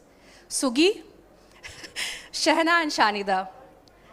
They have been my constant in my life for so many years, decades I must say, and Chapter 3, Sacred Friendship, is dedicated to you. And to all the gorgeous, talented, amazing women and the beautiful girlfriends I have in this room here today. Knowingly or unknowingly, each of you have helped me in one way or the other to redefine what friendship, sisterhood truly mean. This book to me is a celebration of being an unapologetically woman and of knowing our worth, treating it not as a luxury but an everyday truth. There are 9 chapters, each of them exploring a lot of things that's very close to all of us. Grace, family, love, friendship, and everything that makes us who we are. So I was speaking to Hari the other day, and I was telling him, women love validation, we love appreciation. And we know that we are second to none, and there can be nobody who can replace us at where we are at. But we still love to hear it, BD. Now, BD in medical terms means twice daily. So men, on the other hand, are wired differently, you know. They mentally appreciate us and rarely say anything. Or probably they would just say, I already told her she's amazing. Why do I keep repeating myself? But so, ladies, if you need that validation, that appreciation, and the reassurance that you are amazing, this book has it. And boys in the house, if you can't give that validation, BD, again, twice daily, just buy this book for her. Thank you so much.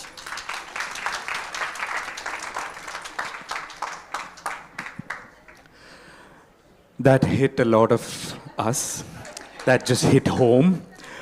Having said that, we don't have a lot of time, as we all know, so I'd like to again thank Mrs. Anjali Menon for being here despite the traffic, despite all the obstacles.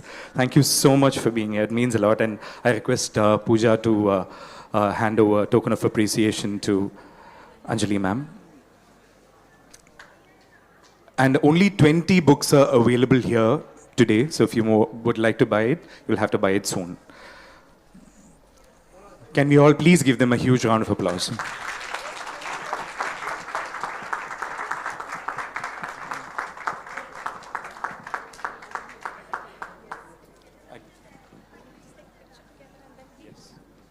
We'll just take a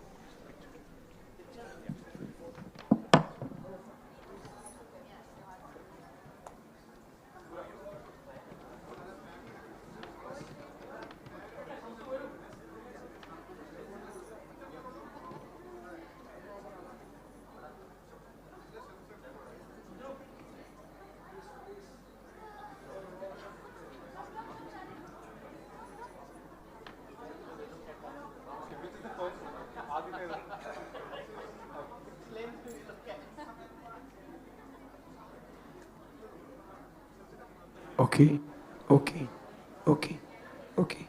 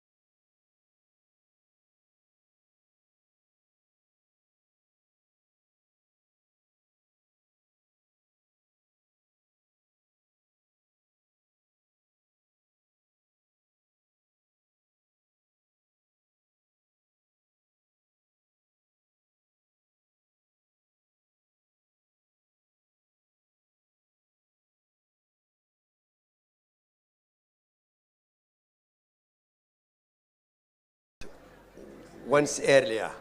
It was in Arabic, and today actually Dr. Nhayan is actually releasing it in English.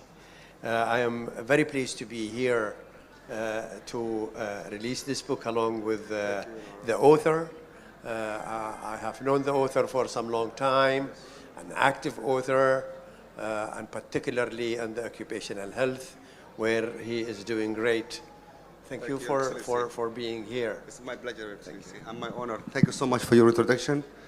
He's like a good father for us, His Excellency. He's supporting all the field since a long time, and one of the leader of the UAE.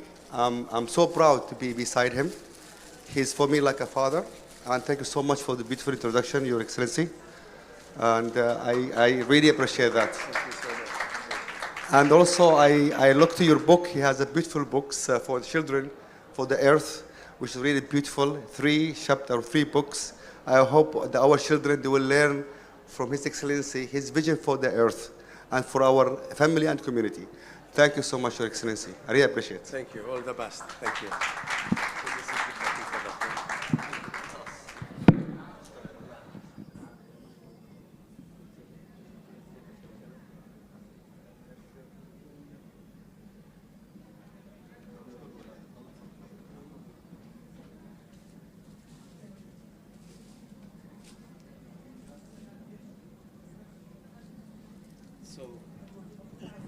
So now we have the main book of His Excellency. This took almost a year, right, Excellency? And a half. A year and a half, yeah. So it was long, going down, up with the illustration, with many changes and so on. Finally, we have 3 books. It was 1 book, but we changed it to 3 books. So I would like you to open it first. It's so...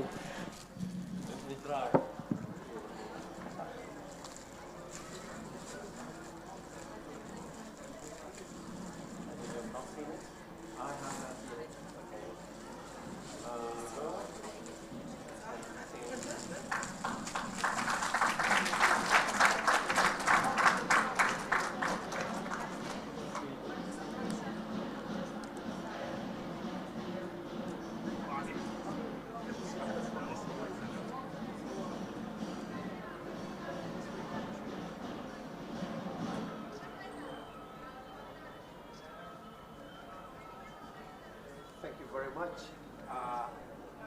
The first, that is the first, and the second, and the third. Maybe I need you to talk about the material that is used for the book. So for this book, you're using again sustainable product, but inside the paper is eggshell.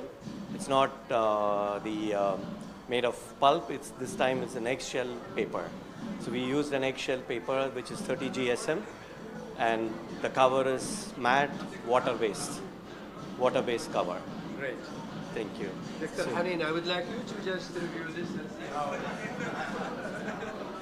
And I would like you to talk about the book and explain what about it and what's the story, how it all started. I will. Thank you. Very sorry with this disturbance around, but this is part of the expo activities. I'm very pleased to be here today. This is my second book, but this time I thought maybe we'll do something different. I am known to be probably a storyteller. I can tell stories. Even in my speeches and my activities, I come up with some good stories. I have actually, before even thinking and writing this book, I have visited more than 100 schools all over the United Arab Emirates. I have visited universities. I have seen so many kids, youth, young boys and girls. Unfortunately, I could not find enough evidence that these boys know, or the girls know what would be happening in the future as a result of climate change and sustainability. Doctora.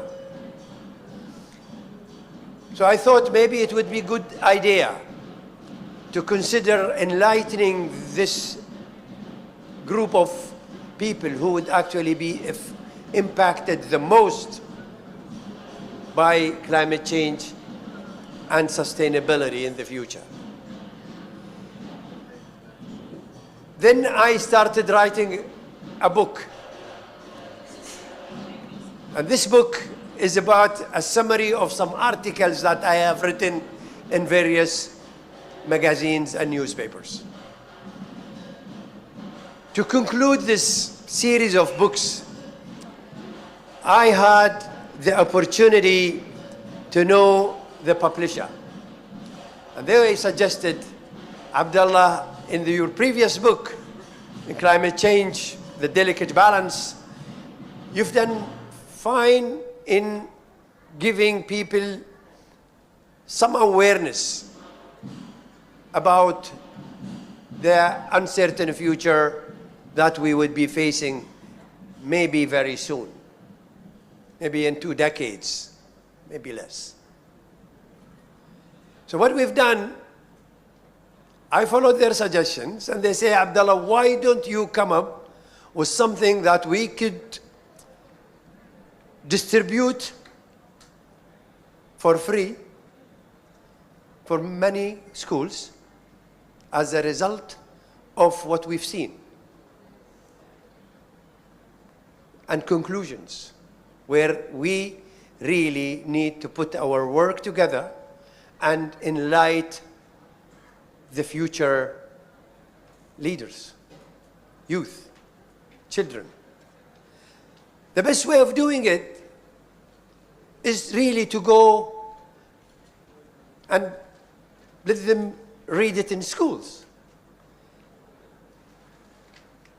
Not all of them, not all schools, because big part of the school that I have visited, the educators need to be educated, unfortunately.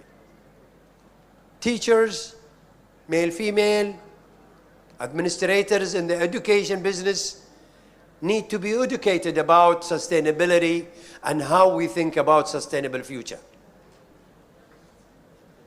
Maybe more than 100 schools, more than 200 teachers, thousands of boys and girls. Their knowledge about the future is not enough to protect them from the impact, if there is any impact, unfortunately. So we decided, hand in hand, to work together. While writing, I can write in English, but I had the opportunity to listen to my wife once.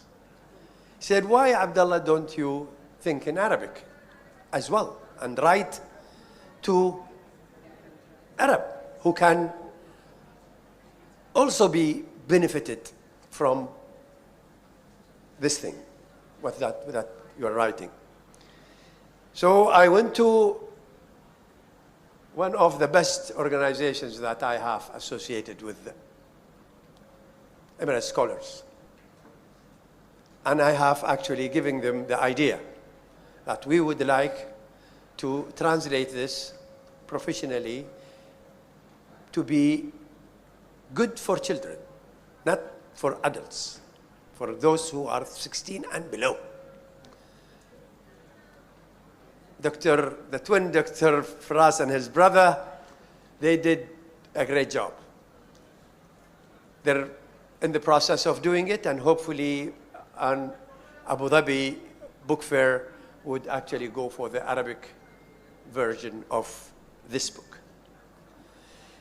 Now the publisher decided that if we are talking to children, maybe the illustration is also to be done by children. Now if you see the illustration inside, how old is your little kid? 13. That is done by a child who is 13 years old, just to make it relevant to the age group that we are talking about.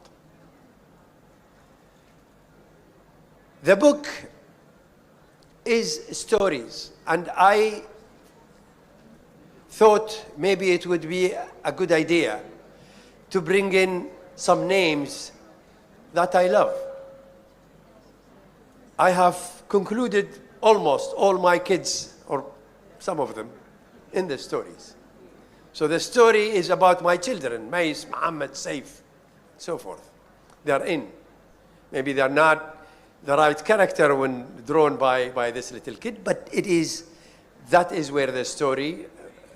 Mais is leading the show because she is in this sustainability, and she also worked for some time as my mentor. She is now 30 years, maybe a little, but however, she is probably the driving force of such books. Because one day I was actually rehearsing in my office, speaking about an article or a speech that I would actually be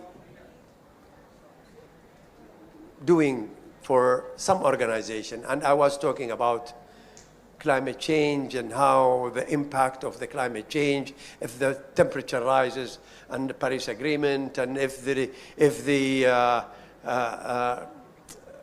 ice melted, and I was just speaking to myself in my office. And once I finished, she came to me and she said, "Dad, you don't make any sense. Whom are you speaking to? Are you speaking to yourself, to the people who are aware of the problem, or you are speaking to the people whom you want to educate? If you really want to educate me, you really need to speak about something that I would miss if there is an impact of climate change. Don't tell me that the temperature would rise. It's the government's job to deal with it.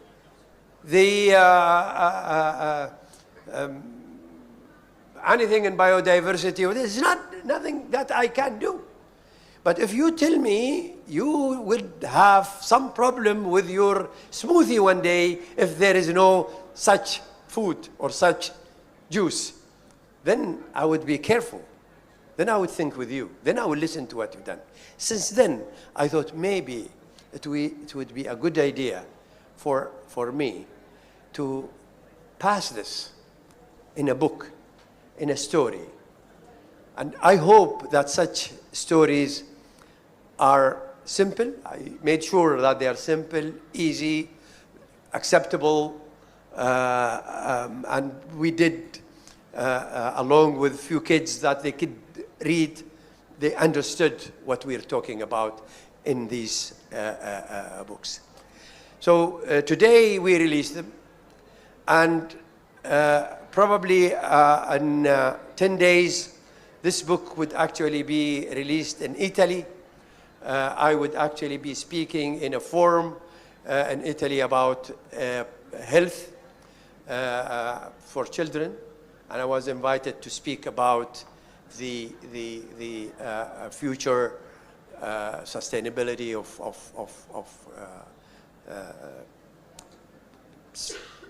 health and security. So I would release it also in an international conference in Italy, 20th of the month, or 21st of the month. So this is all about the book. Maybe the author or maybe the publisher could help me if there is anything I missed in writing, in talking about the book. Nothing really, because it's covered with all the 3 topics that you had. So that's why we split the book into 3 topics instead of having it as one book. Yeah. First, it was a plan of having one book. Then we split into 3 books. So it became so tiny. But this so tiny thing can give a lot of big impact. So this is what we are looking into, expand. We had a reason for it, yes. Really speaking. People today don't read. And they get scared when they see a very fatty book. So they find it very difficult if you give them a book that is 100 pages full with all with no illustration, they would be scared. And we added a few things, is that some activities behind question answers so that they can relate to the story and answer the questions. So we added a few things to that. For guidance, we felt that maybe, as I said, we have a problem with the educator as well. So we made also questions that the educator would ask the kid. But for my understanding, both will benefit from any knowledge that is written on these stories.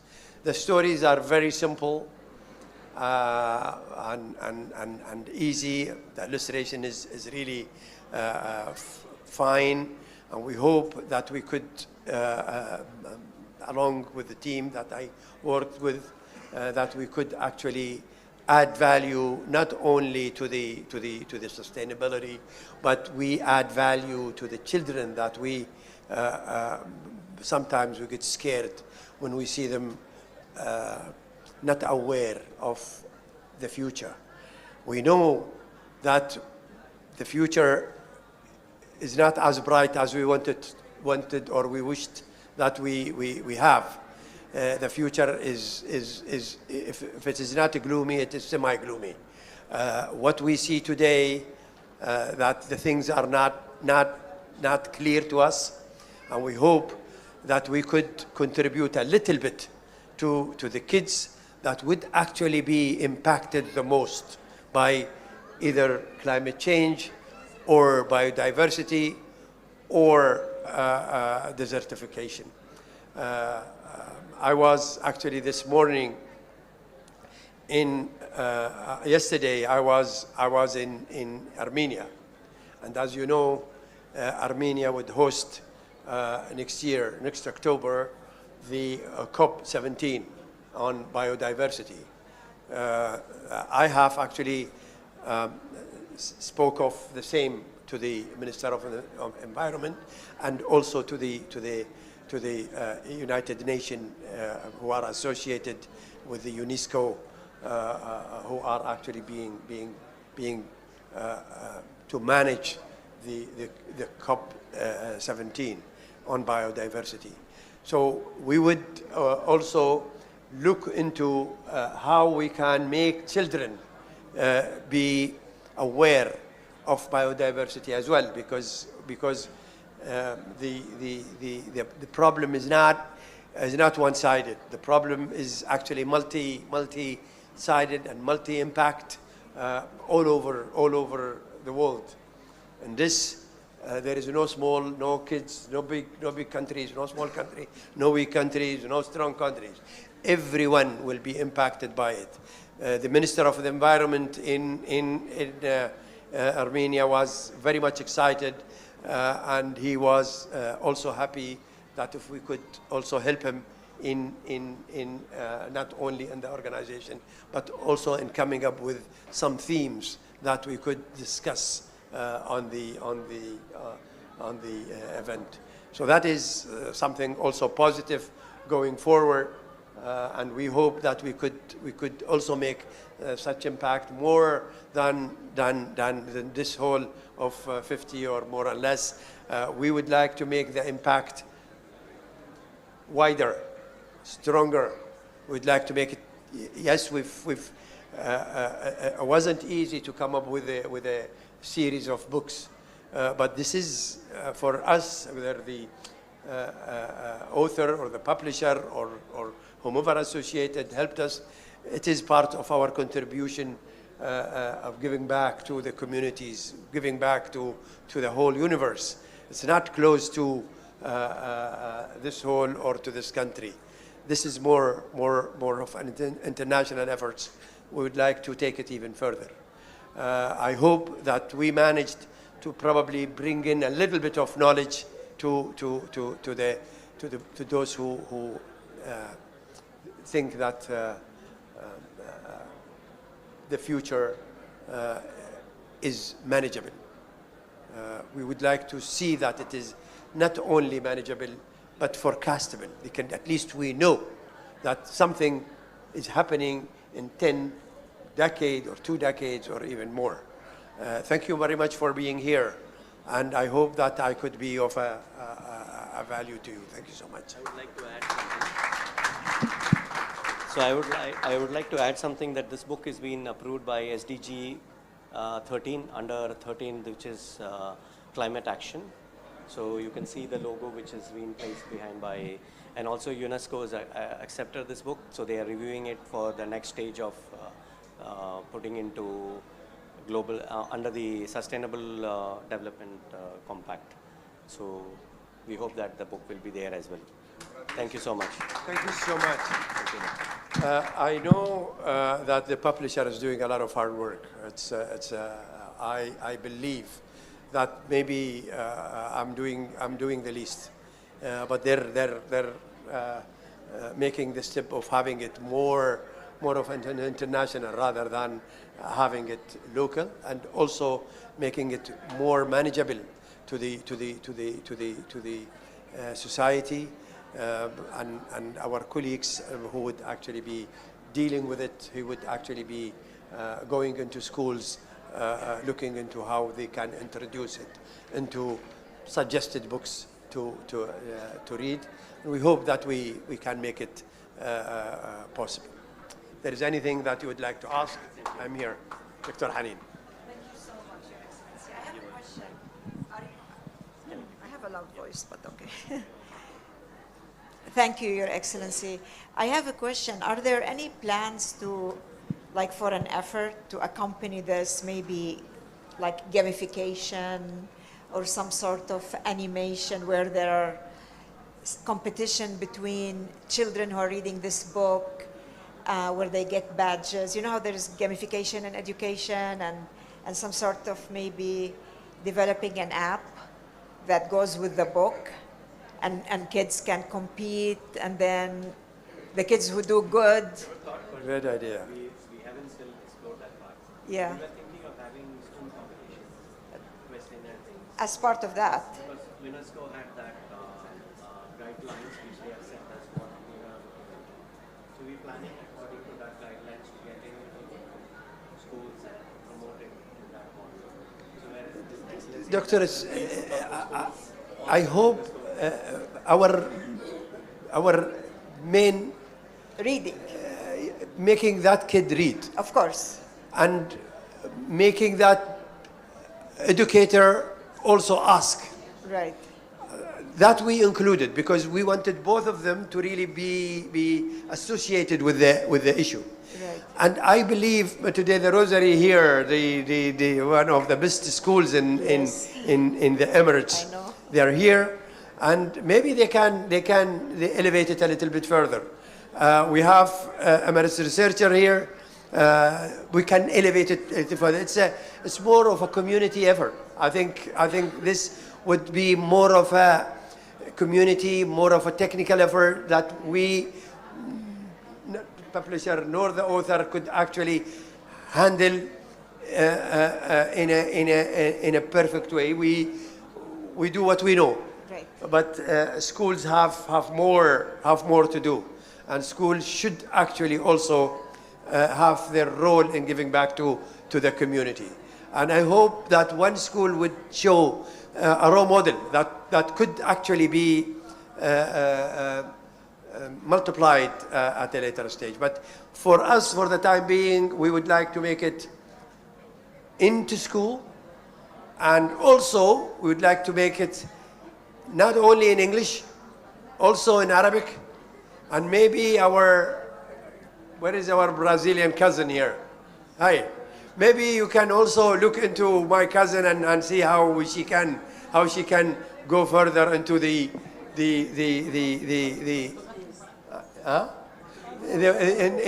actually they managed to one of my article that became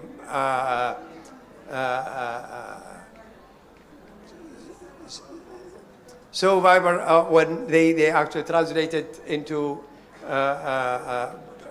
Portuguese, and you did the translation? Thank you so much. It was so wild as I was told. So we could do a little bit of efforts together, but it is the society. There's no. There are two agencies that I don't want them to get in: governments and authors, because we need the society. This is knowledge for the society. There is nothing in United Arab Emirates generally. Nothing works if it comes from top to bottom. It always, since we started, we are spread all over. So we would like to have the society jump in, help. The problem is not only author and publisher, government and private sector. It is actually the society. And I would love to see society helping, adding additional things on whatever we do. I know, I would tell you a story. I am actually teaching, are we at time or we're done? We have until 5:50. We still have more time.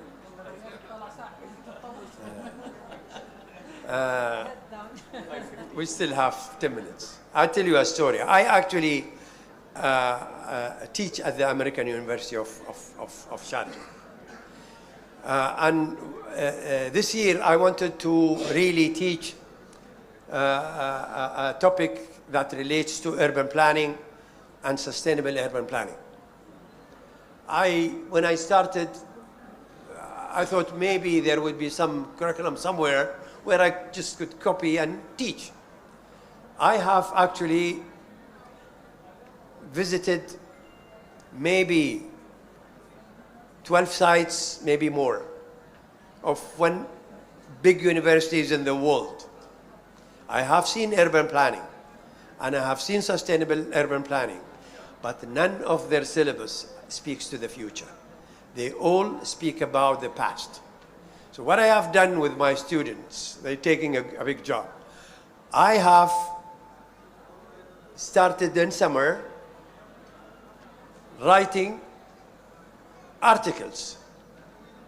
And out of these articles, I conduct lectures. I'm helped by, thank you so much, Tanya and Rand. Thank you so much for helping me with this. But maybe the next book would actually be sustainable urban planning, because that would be for university level. But we're not aware. Really speaking, the society is not aware. And I thought maybe it would be a good idea if we could make that awareness, make that enlightenment, and speak about it. It's not only us, it is all over the world. Yesterday, yesterday I was actually, the day before yesterday, I was with the United Nations in Armenia. And I told them that you are not doing your job. My team were very, you're straightforward. Dr. Islam was there, and he was not happy with how we could speak to them. And this is true. I'm sure that the United Nations and the organization associated with it can do better, can enlighten at least organizations. It's not good enough that we speak to ourselves like what my daughter says. We need to speak to others. We need others to really understand what is going to be happening in the future. And that is a good job. They have so many organizations in the United Nations that are directly dealing with climate change, directly dealing with sustainability, directly dealing with biodiversity. But if the society is not aware of it, then anything we do is useless. We need society to be part of what we do, Dr. Hanin. That is why it is a good idea maybe schools could actually help. Maybe organizations who are associated with research or like emergency researchers could help. Thank you for very asking. much. Thank you. For asking.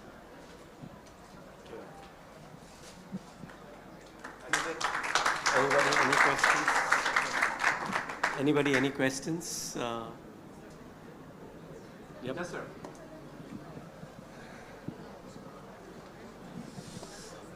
Dear Excellency, can we get a chance to translate in our mother tongue Malayalam, Kerala people? Can we read that?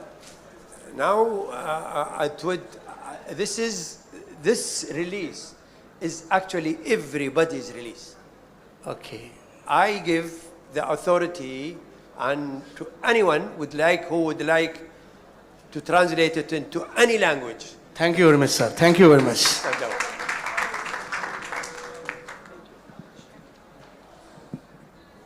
Anybody else? Any questions? So, If not, Professor, thank you very much for taking the efforts of coming here. I know that you have so much to do, but I'm very happy to see you. Professor Rahil is actually one of the professors at the American University of Sharjah, and I am lucky to see him every Sunday in my class. I feel very much happy when he's in. More confidence. Give me more confidence when I see you, and I said that. Thank you so much, Professor. Anything else? Thank you. maybe some copies for signing. I have few. Yeah, okay. If anybody, maybe it would be that. Yeah, maybe we can take a picture. Do you? No. I would like to you're here, and I would love to see that this book in your school. Yes, at least for you to read. Yes, I will have it. Thank you very much. This is an honor. That is yours. Thank you, sir.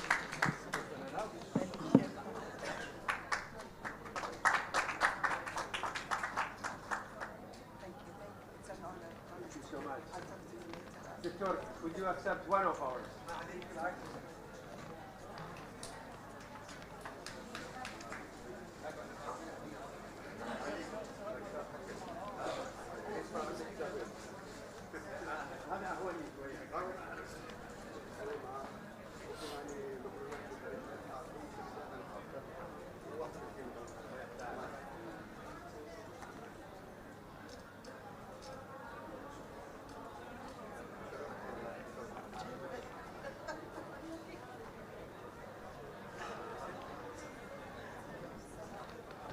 For the good work that you do for me.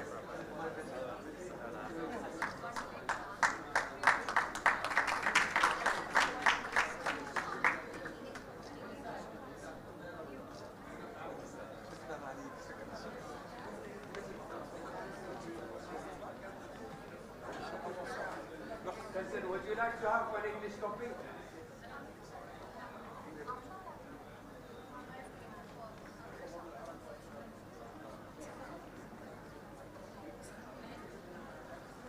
Marco, thank you so much. Thank you so much.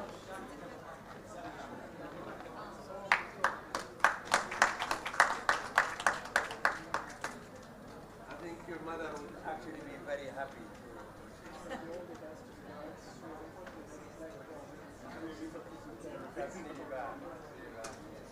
you so much. We'll be communicating very soon. Yeah, now I am here. I have to get enough job.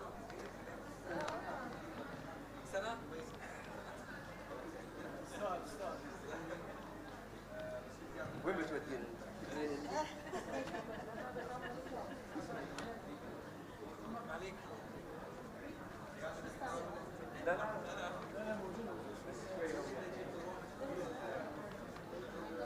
لا لا بعد الهوية الوطنية هذا كله هوية وطنية.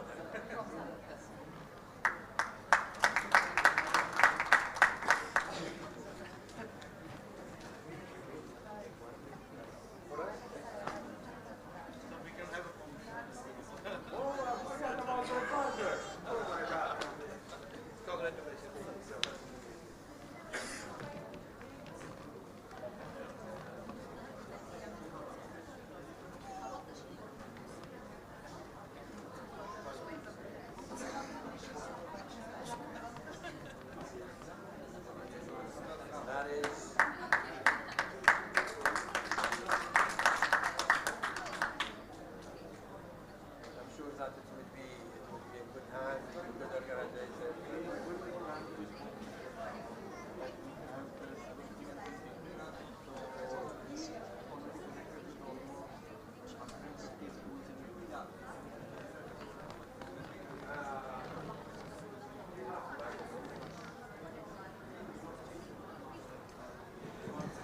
That is a very quick reaction. Thank you so much. Can I hear it? Yeah, sure. Thank you so much for giving this opportunity. Actually, VTEL organization is working with schools since last 8 years, and we have done already connected with 150 schools in UAE across, starting from Fujairah to Ras Al Khaimah to Ajman, a huge number in Abu Dhabi as well. And being officially as a KHD partner for the training, I have just thought of thinking that we have done quiz competitions in the future. So rather than giving just these books to the kids, we can send the copies of digital version in advance. Then we'll go to the schools and do a quiz competition, maybe through their tabs or online, and whosoever is already read the book, understood the book, will win the quiz. And we'll give them the hard copies and some gift, lucrative prizes, that okay. So it's not only about reading, but inculcating those traits, understanding to the kids, so that in future, inshallah, we can have a more sustainable kids in terms of sustainability and all. So I think any formalities to do this coin competition with you, or that is yours, and you are authorized to do anything good. You think it is good, it would benefit students, youth, or the society. You have all the rights that you. Of course, we are not going to sell, just going to promotion only. Not. Sure. Thank you so much. Thank you so much. Sister. في بدك تقولي شيء؟ You can give one sentence. Of course, of course, of course, of course, of course.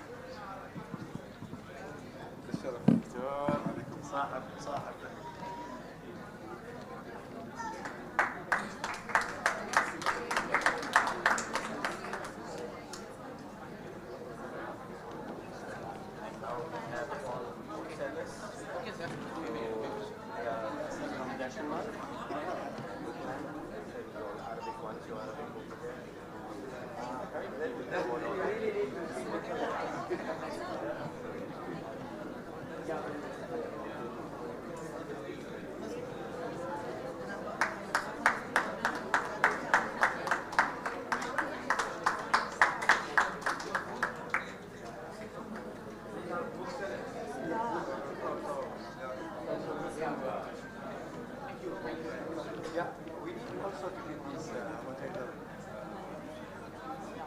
Jareed. Thank you so much. Very nice. Thank you so much.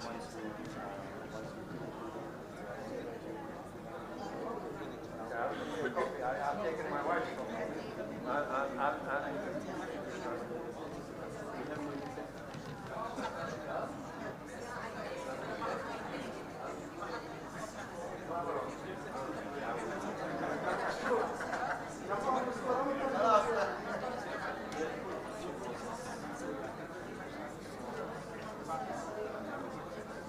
Professor.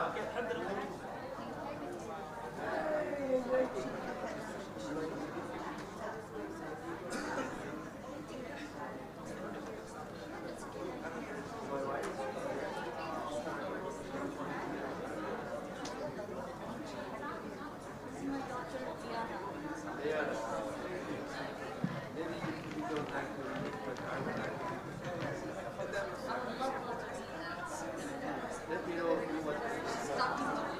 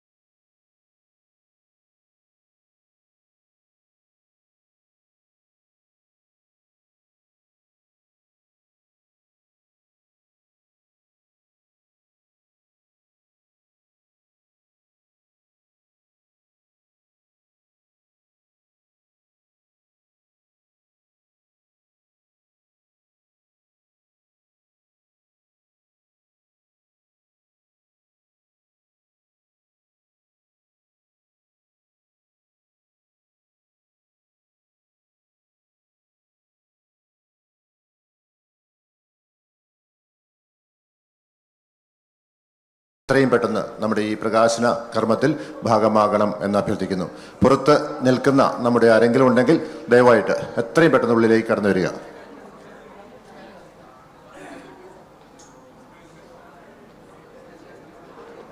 Deepaji വന്നോളൂ. come inside please.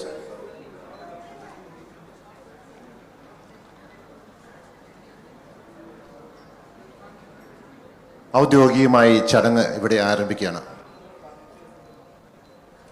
നമുക്കിന്ന് ഏറ്റവും പ്രിയപ്പെട്ട നമ്മുടെ എല്ലാവരുടെയും സുഹൃത്തായ മണിപ്രസാദിൻ്റെ ജീവിതത്തിലെ ഏറ്റവും പ്രധാനപ്പെട്ട ഒരു ദിവസത്തിന് ഭാഗമാകുവാനാണ് നമ്മളെല്ലാവരും എത്തിയിരിക്കുന്നത്.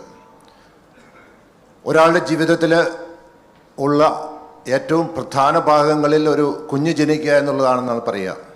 അദ്ദേഹത്തിന് ഇന്നൊരു കുഞ്ഞ് ജനിക്കുന്ന പ്രതീതിയിലാണ്. സ്വന്തം എഴുത്തിനെ ഒരു പുസ്തക രൂപത്തിൽ ലോകത്തിലെ ഏറ്റവും വലിയ പുസ്തക സംഗമത്തിൽ വെച്ച് പ്രകാശനം ചെയ്യുവാനുള്ള ഒരു ഭാഗ്യവും അവസരവും ഇവിടെ കൈവന്നിരിക്കുകയാണ്. അതിൽ പങ്കെടുക്കുവാനായി എത്തിയിരിക്കുന്ന അൽനാദ ടോസ്റ്റ് മാസ്റ്റേഴ്സ് ക്ലബ്ബ് അംഗങ്ങൾ, തേജസ് ടോസ്റ്റ് മാസ്റ്റേഴ്സ് ക്ലബ്ബ് അംഗങ്ങൾ, അദ്ദേഹത്തിൻ്റെ കോളേജ് സഹപാഠികൾ, നാട്ടുകാർ, സുഹൃത്തുക്കൾ എല്ലാവരുമാണ് ഇവിടെയുള്ളത്. ഈ സന്തോഷത്തിൽ ഭാഗമാകാനെത്തിയ നിങ്ങൾക്കെല്ലാവർക്കും ഹൃദ്യമായ സ്വാഗതം ആശംസിക്കുന്നു.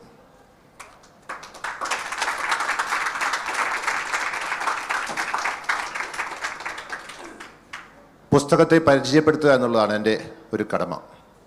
അതിനു മുമ്പായിട്ട് അദ്ദേഹത്തിൻ്റെ കൂടെ ഒരുപാട് കാലം ചെലവഴിച്ചവരാണ് നിങ്ങളെല്ലാവരും.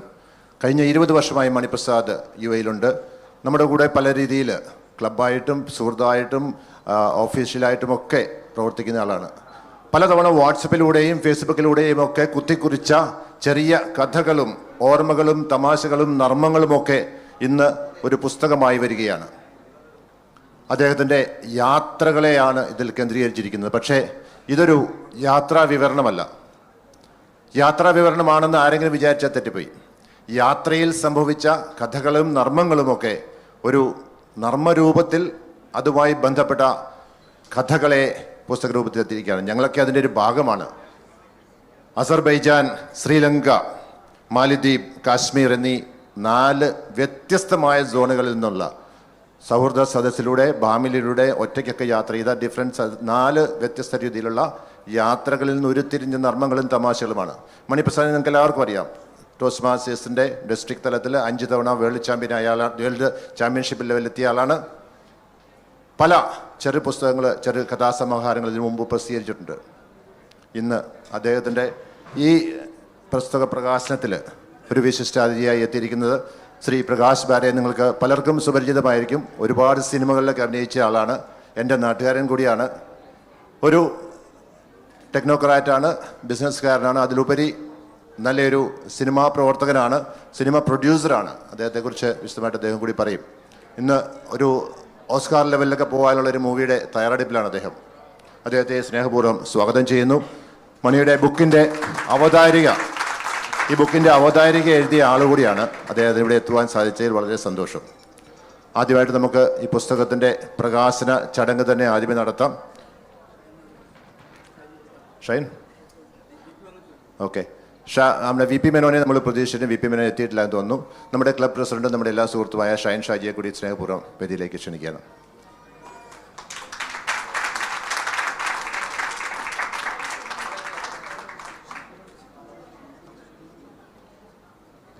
ഷിബു കുറുപ്പ് വേഗം വരൂ.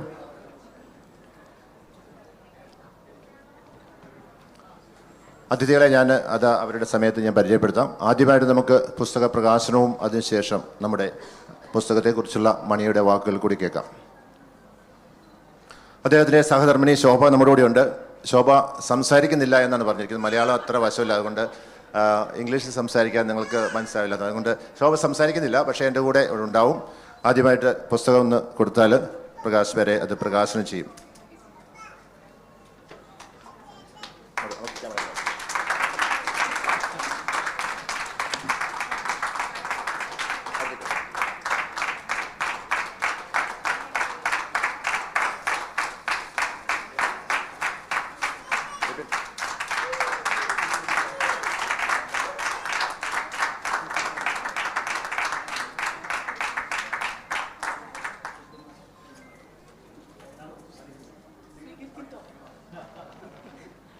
നമ്മുടെ ക്ലബ് പ്രസിഡന്റും നല്ലൊരു എഴുത്തുകാരിയുമൊക്കെ കൂടിയായ ഷൈൻ ഷാജി നമ്മളോട് ഈ ബുക്ക് സ്വീകരിച്ചുകൊണ്ട് ഇതിൻ്റെ ഔദ്യോഗികമായിട്ടുള്ള പ്രകാശനം നടത്തിയതായി അറിയിക്കുകയാണ്.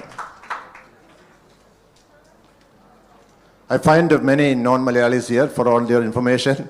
I hope some of you understood what I said. This is the first book of Mani Prasad. It's in a travelogue zone, and we are some of us are part of this writing. We hope we will have more books later, something will coming up in English as well. Thank you all of you for coming here and being part of this celebration. And we will like to hear from Prakash Bare, the film director.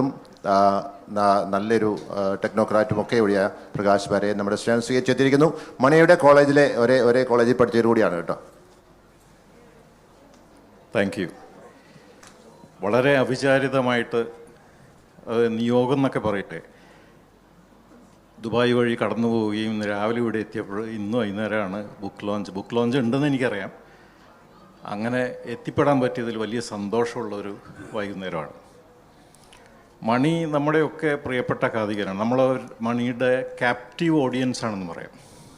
എന്തെഴുതി കഴിഞ്ഞാലും ചൂടാറുന്നതിന് മുമ്പ് വായിച്ച് അതിനെപ്പറ്റി നല്ലത് പറയണം എന്നുള്ളത് നമ്മളത് നല്ലത് പറയും. കാരണം മണിയുടെ എഴുത്തിൻ്റെ തരംഗദൈർഘ്യവും ആ നർമ്മവും 4 വർഷം ഒന്നിച്ച് പാലക്കാട് എഞ്ചിനീയറിംഗ് കോളേജിൽ പഠിച്ച് ഒരുപാട് തമാശകൾ ഒക്കെ ഗ്രാജുവേറ്റ് ചെയ്ത് അതിൻ്റെ നിലവാരങ്ങൾ അത് കാരണം ആ സമയത്ത് നമ്മൾ നിലവാരം കുറഞ്ഞ തമാശ പറഞ്ഞു കഴിഞ്ഞാൽ ഉടനെ പുറത്ത് ഏറ്റവും ശക്തിയിൽ അടിക്കുക എന്നുള്ളൊരു പതിവ് അവിടെ ഉണ്ടായിരുന്നു. അതുകൊണ്ട് നിലവാരം കുറഞ്ഞ ഒരു തമാശയും അവിടെ പറയാൻ സമ്മതിക്കില്ല എന്നുള്ളതാണ്. അപ്പോൾ അത് തീർച്ചയായിട്ടും ഉണ്ട്. അപ്പോൾ ആ ഒരു വേവ് ലെങ്ത് മാച്ച് തീർച്ചയായിട്ടും ഉണ്ട്. ആ ഒരു നിലവാരം നമ്മൾ പ്രതീക്ഷിക്കുന്ന ഒരു നിലവാരം എപ്പോഴും മണിയുടെ തമാശകളിലും എഴുത്തിലും ഉണ്ട് എന്നുള്ളത്. അതിനും അപ്പുറം കേരളത്തിൻ്റെ ഒരു തമാശയുടെ ഒരു ചരിത്രം എടുത്ത് നോക്കിക്കഴിഞ്ഞാൽ അതിൻ്റെ കേരളത്തിൻ്റെ വടക്ക് ഭാഗത്തുള്ള ആൾക്കാരുടെ തമാശയ്ക്ക് ഒരു പ്രത്യേക തമാശയുണ്ട്. അത് വേങ്ങയിൽ കുഞ്ഞിരാമൻ നായനായാലും MR നായർ എന്നറിയുന്ന സഞ്ജയനാണെങ്കിലും കുറച്ചും കൂടെ താഴെ നിന്നാണെങ്കിൽ കുഞ്ചൻ നമ്പ്യാരാണെങ്കിലും അത് ഏകദേശം അവിടെ തന്നെയുള്ള VK എന്നാണെങ്കിലും നമുക്കങ്ങനെ ലോക നിലവാരത്തിലുള്ള തമാശയുടെ സത്യം പറഞ്ഞാൽ ആ തമാശകളൊക്കെ ഇന്ന് പുതിയ തലമുറ വേണ്ടത്ര ആസ്വദിക്കുന്നുണ്ടോ അവർക്കത് കിട്ടുന്നുണ്ടോ എന്ന് പോലും സംശയത്തക്ക രീതിയിൽ ഒരു വലിയൊരു ഹിസ്റ്ററി ഹാസ്യത്തിൻ്റെ നമുക്കുണ്ട്. അതിൻ്റെ ഒരു പിന്തുടർച്ച അവകാശം സത്യം പറഞ്ഞാൽ മണിയുടെ തുടക്കമാണ്. ലോകം കണ്ടിട്ടുള്ള ഒരുപാട് ആൾക്കാരോട് ഇടപഴകിയിട്ടുള്ള നർമ്മം നന്നായി വഴങ്ങുന്ന മണിക്ക് ഇനിയും ഒരുപാട് എഴുതാൻ പറ്റട്ടെ. നമ്മളുടെ എല്ലാവരുടെയും സഹായവും സഹകരണങ്ങളും ഇതിൻ്റെ അകത്തുണ്ട്. മണി ഭാഗ്യവാനാണ്. കാരണം എനിക്ക് തോന്നുന്നത് മനുഷ്യകുലത്തിൻ്റെ അവസാനത്തെ എഴുത്തുകാരാണ് ഇപ്പോൾ വന്നുകൊണ്ടിരിക്കുന്ന ആൾക്കാർ. ഇനി എഴുത്തുകാരില്ല. എഴുത്തുകാരുടെ കുലം മുടിയാൻ പോവുകയാണ്. ഇനി ഒരാൾ ആദ്യമായിട്ടൊരു സാധനം എഴുതിയിട്ട് ഇങ്ങോട്ട് കൊണ്ടുവന്നാൽ പറയും അറിയാം ജനറേറ്റീവ് ChatGPT വെച്ച് എഴുതിയല്ലേ. കഴിഞ്ഞ വർഷം ജപ്പാനിലെ ഏറ്റവും പ്രസ്റ്റീജിയസ് ആയിട്ടുള്ള ഒരു ലിറ്റററി അവാർഡ് അകുട്ടഗാവ അവാർഡ് അങ്ങനെ ഏതാണ്ടാണ് അതിൻ്റെ പേര്. അത് കിട്ടിയത് അവിടെ തന്നെ വളരെ എസ്റ്റാബ്ലിഷ്ഡ് ആയിട്ടുള്ള ഒരു എഴുത്തുകാരിക്കാണ്. എഴുത്തുകാരി സമ്മാനം സ്വീകരിച്ചിട്ട് മറുപടിയായിട്ട് പറഞ്ഞ് ഇതിൻ്റെ കുറേ നല്ലൊരു ഭാഗം ഞാൻ ChatGPT വെച്ചാണ് എഴുതിയത്. ഇവരെ 1ാം സ്ഥാനം കൊടുത്ത ജൂറിമാർ ഞെട്ടി. അപ്പം അവർക്ക് മനസ്സിലാവുന്നത് തന്നെ ഇല്ല ഒരു സാധനം വായിച്ചു കഴിഞ്ഞാൽ ഒരു AI ആണോ എഴുതിയത് അല്ല വലിയൊരു എഴുത്തുകാരിയാണോ എഴുതിയത്. അപ്പോൾ അവർക്കാണെങ്കിൽ കുഴപ്പമില്ല. ഇപ്പം ഒരു പുസ്തകമൊക്കെ പബ്ലിഷ് ചെയ്ത് കഴിഞ്ഞാൽ മണിക്ക് ഇനി കുഴപ്പമില്ല, അടുത്തതൊക്കെ സ്വന്തമാണെന്ന് പറഞ്ഞിട്ട് തന്നെ കൊണ്ടുവരാം. ഇനി വരാൻ പോകുന്ന ആൾക്കാരോട് അവർക്കൊരു രക്ഷയില്ല എന്നുള്ളതാണ്. അപ്പം ആ അവസാനത്തെ ബസ്സിൽ കയറി കൂടിയതിന് മണിക്ക് പ്രത്യേക അഭിനന്ദനങ്ങൾ. എല്ലാത്തരം നല്ല ഭാവിയും ആശംസിക്കുന്നു. നന്ദി. Thank you mister Prakash Bare. നമ്മുടെ ബുക്ക് സ്വീകരിച്ച ഷൈൻ ഷാജിയും നമ്മുടെ എഴുത്തുകാരിയും നമ്മുടെ ക്ലബിൻ്റെ പ്രസിഡൻ്റൊക്കെ കൂടിയ ഷൈനെ സ്നേഹപൂർവ്വം ക്ഷണിക്കുന്നു.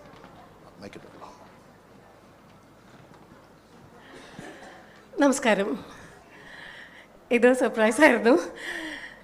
മണിയുടെ എഴുത്തിനെ പറ്റി പറയേണ്ട ആവശ്യമില്ല. ഇവിടെ ഇരിക്കുന്ന ടോസ് മാസ്റ്റേഴ്സിനോടെങ്കിലും അതിൽ നർമ്മം. പിന്നെ മണിക്ക് വേറൊരു പ്രത്യേകത എന്താണെന്ന് വെച്ചാൽ കഴിഞ്ഞ 10 വർഷമായിട്ട് ഉള്ള ഏത് കാര്യം ഏത് ഡേറ്റും ഓർത്തെടുക്കാൻ വളരെ കൃത്യമായിട്ട് പറ്റും. അപ്പോൾ സഞ്ചാര സാഹിത്യം എഴുതുമ്പോൾ ഏറ്റവും വലിയ പ്രശ്നം എന്താ വെച്ചാൽ നമ്മൾ ഓരോ ദിവസവും ഞാൻ സത്യത്തിൽ കുറച്ചൊക്കെ സഞ്ചാരമായിട്ട് ബന്ധപ്പെട്ടിട്ട് എഴുതുന്ന ആളാണ്. അപ്പോൾ ഓരോ ദിവസവും ഇതിങ്ങനെ കുറിച്ചെടുക്കണം. അപ്പോൾ ഞാനിപ്പോൾ മണി എഴുതിയപ്പോൾ ഞാൻ വിചാരിച്ചു ഇതിപ്പോൾ എഴുതാൻ എന്തെങ്കിലും വിട്ടുപോയാലും മണിക്കൊരു പ്രശ്നം ഉണ്ടാവില്ല, ഒക്കെ ഓർത്ത് വയ്ക്കുമല്ലോ. പിന്നെ അതിൻ്റെ കൂടെ സഞ്ചാര സാഹിത്യം, ഒപ്പം നർമ്മം, സഞ്ചാരം നർമ്മം, പിന്നെ അതിനെ ഒരു കഥാരൂപത്തിലാക്കി മണി എന്ന് പറയുമ്പോൾ അപ്പോൾ ശരിക്കും പറഞ്ഞാൽ വളരെ ജനപ്രിയതയുള്ള എല്ലാ ശാഖകളും ഒന്നിച്ച് ചേരുന്ന ഒരു പുസ്തകം എന്ന് ഞാൻ പറയും. പിന്നെ വായിക്കാതെ റിവ്യൂ ചെയ്യാന്നുള്ളത് ഞാൻ ഒരിക്കലും ചെയ്യാത്ത കാര്യമാണ്. പക്ഷേ പുസ്തകം പകുതി വായിച്ചപ്പോൾ ഞാൻ പറഞ്ഞു മണിയുടെ മുഴുവൻ തീരുമെന്ന് തോന്നുന്നില്ല, അതുകൊണ്ട് വേറെ ആരെങ്കിലും ഉണ്ടെങ്കിൽ. അപ്പോൾ വേറൊരാളുണ്ടായിരുന്നു, അദ്ദേഹം വരാത്തതുകൊണ്ടാണ് എനിക്കിപ്പോൾ ഇത് ചെയ്യേണ്ടി വന്നത്. പക്ഷെ എനിക്കറിയാം, ഞാൻ വായിച്ചിടത്തോളം എനിക്കറിയാം എന്താണ് ആ പുസ്തകത്തിലുള്ളതെന്ന്. അപ്പോൾ തീർച്ചയായിട്ടും ഒരുപാട് വായനാസുഖമുള്ളൊരു പുസ്തകമാണ്. പിന്നത്തെ ഒരു സന്തോഷം എന്താണെന്ന് വെച്ചാൽ എന്നോട് മണി ഇത് അയക്കുമ്പോൾ പറഞ്ഞു ഇതിൻ്റെ അവതാരിക എഴുതിയിരിക്കുന്നത് പ്രകാശ് ബാരയാണ്. അപ്പോൾ ഞാൻ പറഞ്ഞു I ado him for his stances. അപ്പോൾ മണി വിചാരിച്ചു ഞാൻ അവതാരിക എഴുതിയിട്ടാണ് അത് പറഞ്ഞത്. അപ്പം നല്ല അവതാരിക വായിച്ചിട്ടാണ് പറഞ്ഞത്. ഞാൻ അവതാരിക വായിച്ചിട്ടല്ല, ഞാൻ കുറേ നാളായിട്ട് ഫേസ്ബുക്കിൽ ഫോളോ ചെയ്താണ്. ഞാൻ ഒരുപാട് എഡോർ ചെയ്യുന്ന ഒരാളാണ് എഴുതിയിരിക്കുന്നത്. അപ്പോൾ മണിയുടെ സഹപാഠിയാണ്. അങ്ങനെ ഒരു ഭാഗ്യം ഉണ്ടായി. പിന്നെ എന്ന് പറഞ്ഞാൽ ഞാൻ ഒരുപാട് ഇനിയും ഉറപ്പായിട്ട് എനിക്ക് ഈ പുസ്തകം വായിക്കപ്പെടുന്ന തീർച്ചയാണ്. അപ്പോൾ ഇനിയും മണി എഴുതും എന്നുള്ള കാര്യത്തിലും തീർച്ചയാണ്. അപ്പോൾ മണീനെ എല്ലാവരും സപ്പോർട്ട് ചെയ്യണമെന്ന് പറഞ്ഞുകൊണ്ട് നിർത്തുന്നു. Thank you Shine. പ്രകാശ് ബാരെ ഒരു എഴുത്തുകാരനും സിനിമാക്കാരൻ നിലയ്ക്ക് അപ്പുറത്തേക്ക് കാസർഗോഡ് എൻഡോസൾഫാൻ സമരത്തിൻ്റെ പിന്നിലുണ്ടായിരുന്ന ഒരു വ്യക്തി കൂടിയാണ്, എൻ്റെ നാട്ടുകാരൻ കൂടിയാണ്. 6,000-ഓളം പേർക്ക് അതിൻ്റെ ഒരു ബെനിഫിറ്റ് വാങ്ങിക്കൊടുത്ത ഒരു വ്യക്തി കൂടിയാണ്. സാന്ദർഭികമായിട്ട് പറഞ്ഞു എന്ന് മാത്രമേ ഉള്ളൂ. നമ്മുടെ അടുത്തത് നമ്മുടെ ആശംസ അറിയിക്കാൻ വേണ്ടി ഐ കോൺസെപ്റ്റ് ഡയറക്ടറും മണിയുടെ ബെസ്റ്റ് ബഡിയുമായ ഷിബു കുറുപ്പിനെ സ്നേഹപൂർവ്വം ക്ഷണിക്കുന്നു. Hello, good evening. നമസ്കാരം എല്ലാവർക്കും. മണി എൻ്റെ നല്ലൊരു സുഹൃത്താണ്. അദ്ദേഹത്തിൻ്റെ ഈ ഒരു പുസ്തകത്തിൽ കഥാപാത്രങ്ങളായിട്ട് ഞാനും വിജയും മറ്റു പല സുഹൃത്തുക്കളൊക്കെ വരുന്നുണ്ട്. അപ്പോൾ നമുക്ക് ഈ ഒരു യാത്രയുടെ ഭാഗമായി അദ്ദേഹത്തിൻ്റെ ഒരു യാത്രയുടെ ഭാഗമാകാൻ ഞങ്ങൾക്കൊക്കെ ഭാഗ്യം ലഭിച്ചിട്ടുണ്ട്. ഞങ്ങൾക്ക് പറ്റിയിട്ടുള്ള പല മണ്ടത്തരങ്ങളും പല അബദ്ധങ്ങളും ഒക്കെ പുള്ളി ഒരു ഹാസ്യത്തിൻ്റെ മേമ്പടി ചേർത്ത് അതിനെ നല്ല രീതിയിൽ അവതരിപ്പിച്ചിട്ടുണ്ട്. ഞങ്ങൾക്ക് പറ്റിയ അബദ്ധങ്ങളൊക്കെ പ്രിൻ്റ് അടിച്ച് പബ്ലിഷ് ചെയ്യുക എന്നുള്ള ഒരു സാധനം, അങ്ങനെ നല്ലൊരു സുഹൃത്താണ് നമുക്ക് കിട്ടിയിരിക്കുന്നത്. അപ്പോൾ അദ്ദേഹം ആ പണി നല്ല രീതിയിൽ ചെയ്തിട്ടുണ്ട്. പിന്നെ ഇനിയും ഞാൻ കിടക്കയും എൻ്റെ പെട്ടിയൊക്കെ പൂട്ടി വെച്ചിട്ടുണ്ട്. കാരണം ഇനിയും അടുത്ത വിളി ഉടനെ തന്നെ ഉണ്ടാവും എന്നാണ് പ്രതീക്ഷിക്കുന്നത്. അപ്പോൾ ഇനി ഇങ്ങനെയുള്ള നല്ല ആചാരങ്ങളൊക്കെ ഉണ്ടെങ്കിൽ ദയവായി ഒന്ന് അറിയിക്കുക. ഇദ്ദേഹത്തിൻ്റെ പുസ്തകം വായിച്ചിടത്തോളം നമുക്ക് പല കഥാപാത്രങ്ങൾ, ഇപ്പോൾ വായനക്കാർക്ക് ഏറ്റവും ഹൃദ്യമായിട്ടുള്ള കാര്യം എന്തെന്ന് വെച്ച് കഴിഞ്ഞാൽ നമുക്ക് നമ്മുടേതായ ഒരു ലോകം സൃഷ്ടിക്കാൻ കഴിയും അതിനകത്ത്, ആ വായനയിൽ കൂടി. അതിലുള്ള കഥാപാത്രങ്ങളെ നമ്മുടെ സ്വന്തം സുഹൃത്തുക്കളായിട്ട് കണക്കാക്കിയിട്ട് അവരുടെ കൂടെ ഒരു യാത്ര പോകുന്ന ഒരു അനുഭൂതിയാണ് നമുക്ക് സമ്മാനിച്ചിട്ടുള്ളത്. അപ്പോൾ ഇനിയും ഇതേപോലുള്ള നല്ല യാത്രകളും പുസ്തകങ്ങളും എഴുതാൻ കഴിയട്ടെ എന്ന് ഞാൻ ആശംസിക്കുന്നു. Thank you so much. Thank U. സാധാരണ എൻജിനീയേഴ്സ് തമാശ വളരെ കുറച്ച് പറയുന്നവരാണെന്ന് പറയാം. മണി ഒരു മെക്കാനിക്കൽ എൻജിനീയറാണ്. ഞങ്ങൾ ഒന്നിച്ച് വർക്ക് ചെയ്തിട്ടുള്ള ആളാണ്. ഞാൻ അപ്പോഴും അവിടെ തന്നെയുണ്ട്. മണി പുതിയ മേച്ചിൽപ്പുറങ്ങളിൽ തേടിപ്പോയി.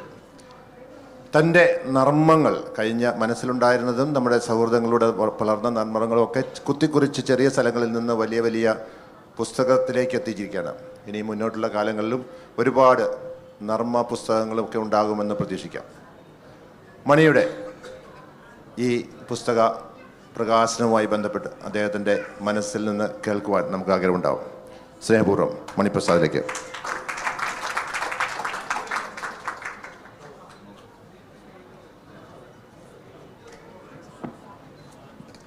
ഹലോ, ഇവിടെ എത്തിച്ചേർന്നിരിക്കുന്ന എല്ലാ മഹനീയ വ്യക്തികൾക്കും എൻ്റെ നമസ്കാരം.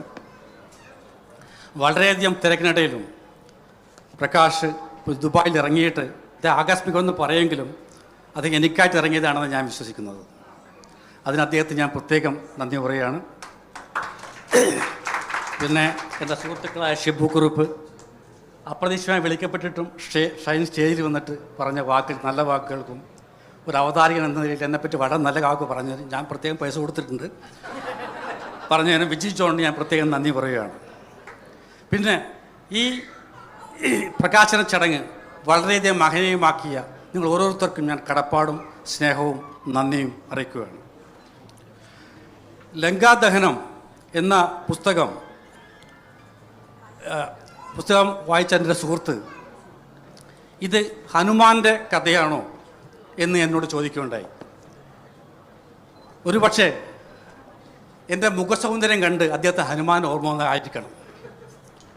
പക്ഷേ ഇത് ഹനുമാൻ്റെ കഥയല്ല ഞാൻ പറയാൻ ഉദ്ദേശിക്കുകയാണ്. ചെറുപ്പത്തിൽ ഞാൻ കുട്ടിക്കാലത്ത് എൻ്റെ അമ്മ ഹനുമാനെപ്പറ്റി ഒരു കഥ പറയുമായിരുന്നു. ഹനുമാൻ വായുഭഗവാന്റെ പുത്രനാണ്, അതിശക്തനാണ്. പക്ഷേ സ്വന്തം കഴിവിനെപ്പറ്റി തീർത്തും ബോധവാനല്ലാത്ത ഒരാളാണ് ഹനുമാൻ. അദ്ദേഹത്തിനോട് ആരെങ്കിലും പറയണം താങ്കൾ ഹനുമാനാണ്, അതിശക്തനാണെന്ന് പറഞ്ഞാൽ മാത്രമേ അദ്ദേഹം സടകുടഞ്ഞ് എഴുന്നേൽക്കുകയുള്ളൂ. അമ്മയുടെ ഭാഷയിൽ പറഞ്ഞാൽ നമ്മൾ ഓരോരുത്തരും ഒരു ഹനുമാനാണ്. നമ്മളോട് ആരെങ്കിലും പറയണം നിങ്ങൾക്ക് ഇന്ന കഴിവുകളുണ്ട്, നിങ്ങൾ ഇന്ന ആളാണെന്ന് പറഞ്ഞാൽ മാത്രമേ നമ്മൾ അതിനെപ്പറ്റി ബോധവാനാവുകയുള്ളൂ, തടകുടഞ്ഞ് എഴുന്നേൽക്കുകയും ചെയ്യുള്ളൂ. അങ്ങനെ പലരും എന്നോട് പറഞ്ഞുകൊണ്ടാണ് ഞാനൊരു പുസ്തകം എഴുതിയത്. പലരും എന്നോട് പറഞ്ഞത് കൊണ്ടാണ് ഞാൻ ഈ പുസ്തകം പബ്ലിഷ് ചെയ്തത്. എൻ്റെ വായനാശീലം വളർത്താൻ പ്രധാന കാരണം എൻ്റെ അമ്മയാണ്. പലചരക്ക് കടയിൽ നിന്നും സാധനം പൊതിഞ്ഞ് വാങ്ങുന്ന പേപ്പർ നിവർത്തി അമ്മ ആർത്തിയോടെ വായിക്കുന്നത് ഞാൻ കണ്ടിട്ടാണ് ഞാൻ വളർന്നത്. എന്നൊരു എഴുത്തുകാരുണ്ടെന്ന് ആദ്യം കണ്ടുപിടിച്ചത് എൻ്റെ പത്നി ശോഭയാണ്. ഞാൻ എഴുതിയ പ്രേമലേഖനങ്ങൾ ഒരു നോവലിനെക്കാളും വലിപ്പമുള്ളതുകൊണ്ട് അത് വായിച്ച് തടർന്ന ശോഭ ഇദ്ദേഹത്തിന് എഴുത്ത് മാത്രമേ ശരിക്കും വശമുള്ളൂ മനസ്സിലാക്കി. അങ്ങനെയാണ് അവർ എൻ്റെ എഴുത്തിനോട് തിരിയാൻ പറഞ്ഞത്. അറ്റ്ലീസ്റ്റ് നോവലെങ്കിലും വായിക്കേണ്ട ആവശ്യം ഉണ്ടാവില്ലല്ലോ. അതിനാണ് ഞാൻ എഴുതാൻ തുടങ്ങിയത്. പിന്നെ ഈ പുസ്തകം ഞാൻ എഴുതുന്ന കഥകളും കഥയില്ലായ്മകളും പബ്ലിഷ് ചെയ്യണമെന്ന് നിർബന്ധം പിടിച്ച ചില വ്യക്തികളാണ് പ്രകാശ് ബാരെ, വിജി ജോൺ, ഷിബു, ജെനിസ്, നയന, നിമ്മി, ഒത്തിരി പേര്, ബിജു നായർ, ഞാൻ മുതലാളി എന്ന് വിളിക്കുന്ന മൊയ്തീൻ, അദ്ദേഹത്തിൻ്റെ ഭാര്യ സജിത, എൻ്റെ കൂട്ടുകാർ എല്ലാവരുമാണ്. അവർക്കാണ് പബ്ലിഷ് ചെയ്യുന്ന നിർബന്ധം. കാരണം ഒരു തവണ പബ്ലിഷ് ചെയ്ത് കഴിഞ്ഞാൽ ഞാൻ എഴുത്ത് നിർത്തുന്ന അവരുടെ ആഗ്രഹം. പക്ഷെ അതുണ്ടാവില്ല എന്നും ഞാൻ വീണ്ടും എഴുതുകയാണെന്ന് മുന്നറിയിപ്പും തരാൻ പോവുകയാണ്. ഈ ചടങ്ങ് ഇതിൽ പങ്കെടുത്ത് എൻ്റെ പുസ്തകത്തിലും എല്ലാത്തിലും നിങ്ങളെല്ലാവരും കഥാപാത്രങ്ങളാണ്. അതിന് ഞാൻ നിങ്ങളോടും കടപ്പാടും നന്ദിയും അറിയിക്കുവാണ്. ഞാനെടുത്ത ദുസ്വാതന്ത്ര്യത്തിന് ഞാനിവിടെ മാപ്പ് പറയാൻ ആഗ്രഹിക്കുകയാണ്. പക്ഷേ നിങ്ങൾ ഇനിയും എൻ്റെ കഥകളിൽ പ്രത്യക്ഷപ്പെടും എന്നൊരു വാണിംഗ് ഞാൻ തരാൻ പോവുകയാണ്. ഇവിടെ എത്തിച്ചേർന്ന് ഈ ചടങ്ങ് വളരെ മഹനീയമാക്കിയ നിങ്ങൾ ഓരോരുത്തർക്കും എൻ്റെ ഹൃദയത്തിൻ്റെ ഭാഷയിൽ ഞാൻ നന്ദി പറയുകയാണ്. നന്ദി, നന്ദി, നന്ദി. താങ്ക് യു മണി. അദ്ദേഹത്തിൻ്റെ ജീവിതത്തിലെ ഏറ്റവും പ്രധാനപ്പെട്ട ദിവസത്തിന് സാക്ഷികളായ എല്ലാവരുടെയും പേരിൽ മണി നിങ്ങൾക്ക് അഭിനന്ദനങ്ങൾ. അല്പം വൈകിയാണെങ്കിലും നമ്മുടെ അതിഥി ശ്രീപ്രകാശ് ഇവിടെ എത്തിയിട്ടുണ്ട്. ശ്രീപ്രകാശിനെ നിങ്ങൾക്ക് പരിചയപ്പെടുത്തേണ്ട ആവശ്യമുണ്ടായില്ല. ഇന്ത്യൻ അസോസിയേഷൻ ഷാർജയുടെ ജനറൽ സെക്രട്ടറിയാണ്. യുവജന പ്രസ്ഥാനത്തിലൂടെ നാട്ടിലൂടെയൊക്കെ വളർന്ന്, ബാലസംഘത്തിലൂടെയൊക്കെ വളർന്ന് നാട്ടിലെ വിദ്യാഭ്യാസ രംഗത്തിലൂടെയൊക്കെ വന്ന് മാസ് ഷാർജയുടെ അമരക്കാരനായിരുന്ന അദ്ദേഹം ഇപ്പോൾ ഷാർജ ഇന്ത്യൻ അസോസിയേഷൻ ജനറൽ സെക്രട്ടറിയാണ്. അദ്ദേഹത്തിൽ നിന്ന് നമുക്കൊരു ആശംസ കേൾക്കാം. ഒരിക്കൽ കൂടി നമ്മുടെ പഴയ സ്പീക്കർ ശ്രീരാമകൃഷ്ണൻ്റെ ബ്രദർ കൂടിയാണ് കേട്ടോ. എന്നെയല്ല താങ്കളെയാണ് ഇവിടെ കൃത്യമായിട്ട് പരിചയപ്പെടുത്തേണ്ടിയിരുന്നത്. എനിക്ക് പറയാനുള്ളത് യഥാർത്ഥത്തിൽ അദ്ദേഹത്തിൻ്റെ വാക്കുകളെ നമ്മൾ കട്ട് ചെയ്യാൻ പാടില്ലായിരുന്നു. ഒരു 2 മിനിറ്റ് ആണെങ്കിൽ 2 മിനിറ്റ് കൂടുതലുണ്ടെങ്കിൽ അത് കുറച്ച് നേരം കൂടെ തുടരാമായിരുന്നു എന്നാണ് എനിക്ക് തോന്നിയത്. വാക്കുകൾ കൊണ്ട് എന്തായാലും അങ്ങയുടെ വരാനിരിക്കുന്ന കാലത്തുള്ള വാക്കുകളിലേക്കുള്ള സഞ്ചാരം വളരെ മനോഹരമായി കൃത്യമായി തന്നെ നടക്കട്ടെ എന്ന് മാത്രം ആശംസിക്കുന്നു. എനിക്കറിയാം ലങ്കാദഹനത്തിൽ ഞാൻ വായിച്ചിട്ടില്ല, പക്ഷേ ഇപ്പോൾ പറഞ്ഞത് കേട്ടിട്ട് എനിക്ക് ആ പുസ്തകം ഇന്ന് തന്നെ വായിക്കണമെന്ന് തോന്നുന്നുണ്ട്. എന്തൊക്കെ ആയിരിക്കും അതിൻ്റെ ഉള്ളടക്കം എന്നത് അറിയാനുള്ള ആകാംക്ഷയുണ്ട്. സ്വാഭാവികമായിട്ടും യാത്രകളുടെ പ്യൂരിഫൈ ചെയ്യാനുള്ള മനുഷ്യൻ്റെ യാത്രകളിലേക്കാണ് അത് പോകുന്നത് എന്ന് ഞാൻ മനസ്സിലാക്കിയിട്ടുണ്ട്. എല്ലാ ആശംസകളും. Thank you. നമ്മുടെ ബുക്ക് പ്രകാശനത്തിന് ഏറ്റവും അതിഥിയായിട്ട് നമ്മൾ വിളിച്ചിരുന്ന ഷാബു കിളിത്തട്ടിൽ കുറച്ച് താമസിച്ച് എത്തിയിട്ടുണ്ട്. Shabu please on the stage. നമ്മൾ ബുക്ക് പ്രകാശനം കഴിഞ്ഞു എങ്കിലും അദ്ദേഹത്തിന് ഒരു ആശംസ അറിയിക്കാനുള്ള സമയമാണ്. നമുക്ക് 3-4 മിനിറ്റ് കൂടി ഉള്ളൂ. വി പി മേനോൻ ക്വിക്കായിട്ട് നമുക്ക്. Congratulations, Mani. Wish you all the best. And he's somebody who observes life very deeply, and I have seen that in him since the time I know him. And he has a very unique view about life, and I am sure that has been brought about in his book also. I wish him all the best, and may this be the beginning of many more. Over to you, and once again, congratulations. Thank you. മണിയുടെ സുഹൃത്തുക്കൾ, അദ്ദേഹത്തിൻ്റെ college സുഹൃത്തുക്കളെല്ലാം കൂടി മണിക്കൊരു പൊന്നാട അണിയിക്കുവാൻ വേണ്ടി എത്തിയിട്ടുണ്ട്. സെൽവരാജ് പെട്ടെന്ന് ഒന്ന് വേഗം പെട്ടെന്ന് നമുക്ക് സമയമില്ല. നമുക്ക് 2-3 മിനിറ്റ് കൂടി ഉള്ളേ. നമുക്ക് കൂടുതൽ പെട്ടെന്ന് അടുത്ത ടീം വന്നു കഴിഞ്ഞിരിക്കുന്നത്. ക്വിക്കായിട്ടെ.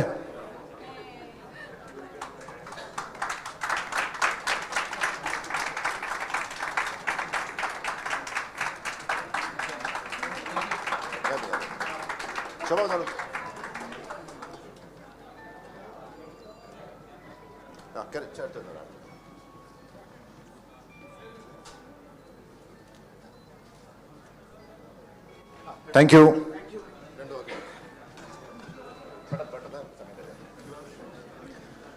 എന്നോട് ക്ഷമിക്കുക, കാരണം ഇപ്പോഴും ഞാൻ കിതപ്പ് മാറിയിട്ടില്ല. എൻ്റെ വണ്ടി പാർക്ക് ചെയ്തിട്ടില്ല. എൻ്റെ പ്രിയപ്പെട്ട സുഹൃത്ത് അഫ്സൽ പുറത്ത് ഓടി വന്ന് ആ വണ്ടി വാങ്ങി പുള്ളി ഇങ്ങനെ റൗണ്ട് ചെയ്യാണ്. ഏതാണ്ടൊരു ഞാനിങ്ങനെ വാച്ച് നോക്കിക്കൊണ്ടിരിക്കുകയായിരുന്നു. 35 മിനിറ്റ് 40 മിനിറ്റ് ട്രാഫിക് ഇങ്ങനെ കൂടിക്കൂടി വന്നു. അവസാനം ഈ സമയം ഒന്ന് മാറ്റിയെടുക്കാൻ വേണ്ടി വരെ ശ്രമിച്ചു. 6:30 ടീമിനെ 6-ന് കയറ്റിയിട്ട് ഞങ്ങൾക്ക് 6:30 പക്ഷെ നടന്നില്ല. അപ്പോൾ ഐ എം റിയലി സോറി. കാരണം നമ്മൾ കമ്മിറ്റ് ചെയ്തൊരു കാര്യത്തിൽ നിർബന്ധമായിട്ടും പങ്കെടുക്കണം എന്നുള്ളൊരു വാശിയുള്ളത് കൊണ്ട് ഒരുപാട് ശ്രമിച്ചു. പക്ഷേ നടന്നില്ല. എങ്കിലും ഞാൻ 1 മിനിറ്റെങ്കിലും ഈ പരിപാടിക്ക് എത്തി എന്നുള്ളത് എൻ്റെ സന്തോഷം. ഈ പുസ്തകം വായിക്കണം. കാരണം വെറും ഒരു യാത്രാ വിവരണമല്ല, വളരെ നർമ്മബോധത്തിൽ പൊതിഞ്ഞ നമ്മളെ കൂടെ കൊണ്ടുപോകുന്ന ഒരു സഞ്ചാര യാത്രയാണ്. അപ്പോൾ അതുകൊണ്ടൊന്ന് വായിച്ച് നോക്കിക്കഴിഞ്ഞാൽ ഈ മനുഷ്യൻ എങ്ങനെയാണ് തൻ്റെ സുഹൃത്തുക്കളോട് സംസാരിക്കുന്നതെന്നും സുഹൃത്തുക്കളെ സ്ഥലങ്ങൾ കാണാൻ പ്രേരിപ്പിക്കുന്നതെന്നും മനസ്സിലാകും. അതുകൊണ്ട് അദ്ദേഹത്തിൻ്റെ ഈ യാത്രാ വിവരണ പുസ്തകത്തിന് എല്ലാവിധ ആശംസകളും നേരുന്നു. ഞാനൊന്ന് ശ്വാസം എടുത്തോട്ടെ.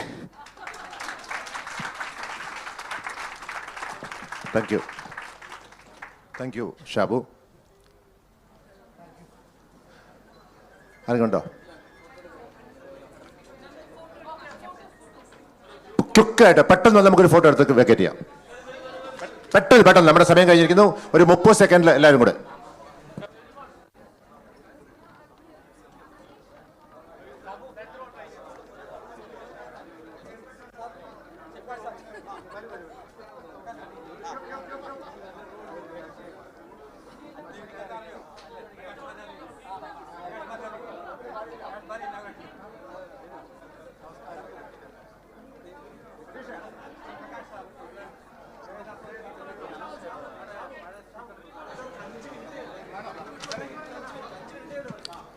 അടുത്ത പുസ്തക പ്രകാശനത്തിൻ്റെ സമയമാണ്.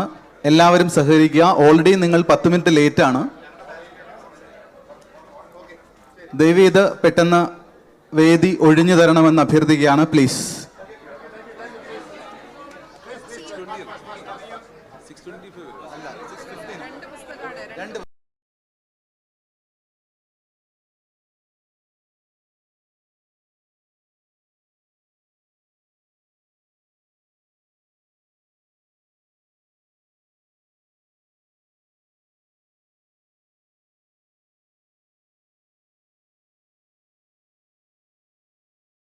ിലെ വരളുന്ന ഭൂമികയെക്കുറിച്ച് പറഞ്ഞുകൊണ്ട് ഡോക്ടർ ടെസി റോണി വരുന്നത്.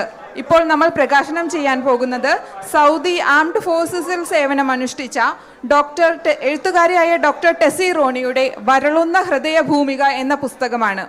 എല്ലാവരെയും സ്വാഗതം ചെയ്യുന്നു. എഴുത്തുകാരിയെ സ്വാഗതം ചെയ്തുകൊണ്ട് നമുക്ക് തുടങ്ങാം. ഡോക്ടർ ടെസി റോണിയെ വേദിയിലേക്ക് സ്വാഗതം ചെയ്യുന്നു.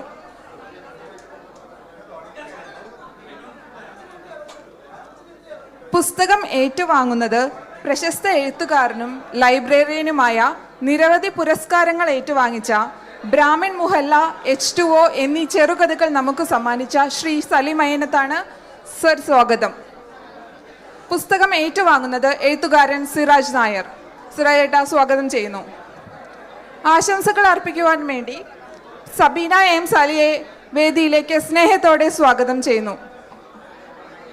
നമ്മുടെ സമയം വളരെ കുറവാണ്, അതുകൊണ്ട് നമുക്ക് പ്രകാശനത്തിലേക്ക് തന്നെ ആദ്യം പ്രകാശനം ചെയ്യാം. സർ, പുസ്തക പ്രകാശനത്തിന് വേണ്ടി സ്വാഗതം ചെയ്യുകയാണ്. ഡോക്ടർ ടെസി റോണിയുടെ വരളുന്ന ഹൃദയഭൂമിക എന്ന പുസ്തകമാണ് പ്രകാശനം ചെയ്യുന്നത്.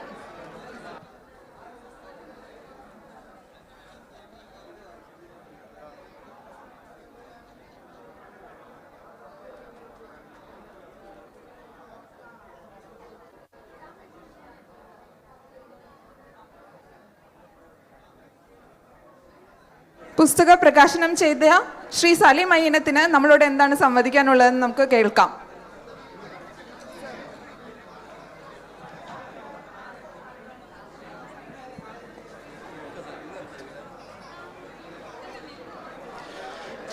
പ്രിയപ്പെട്ടവരെ, നമസ്കാരം.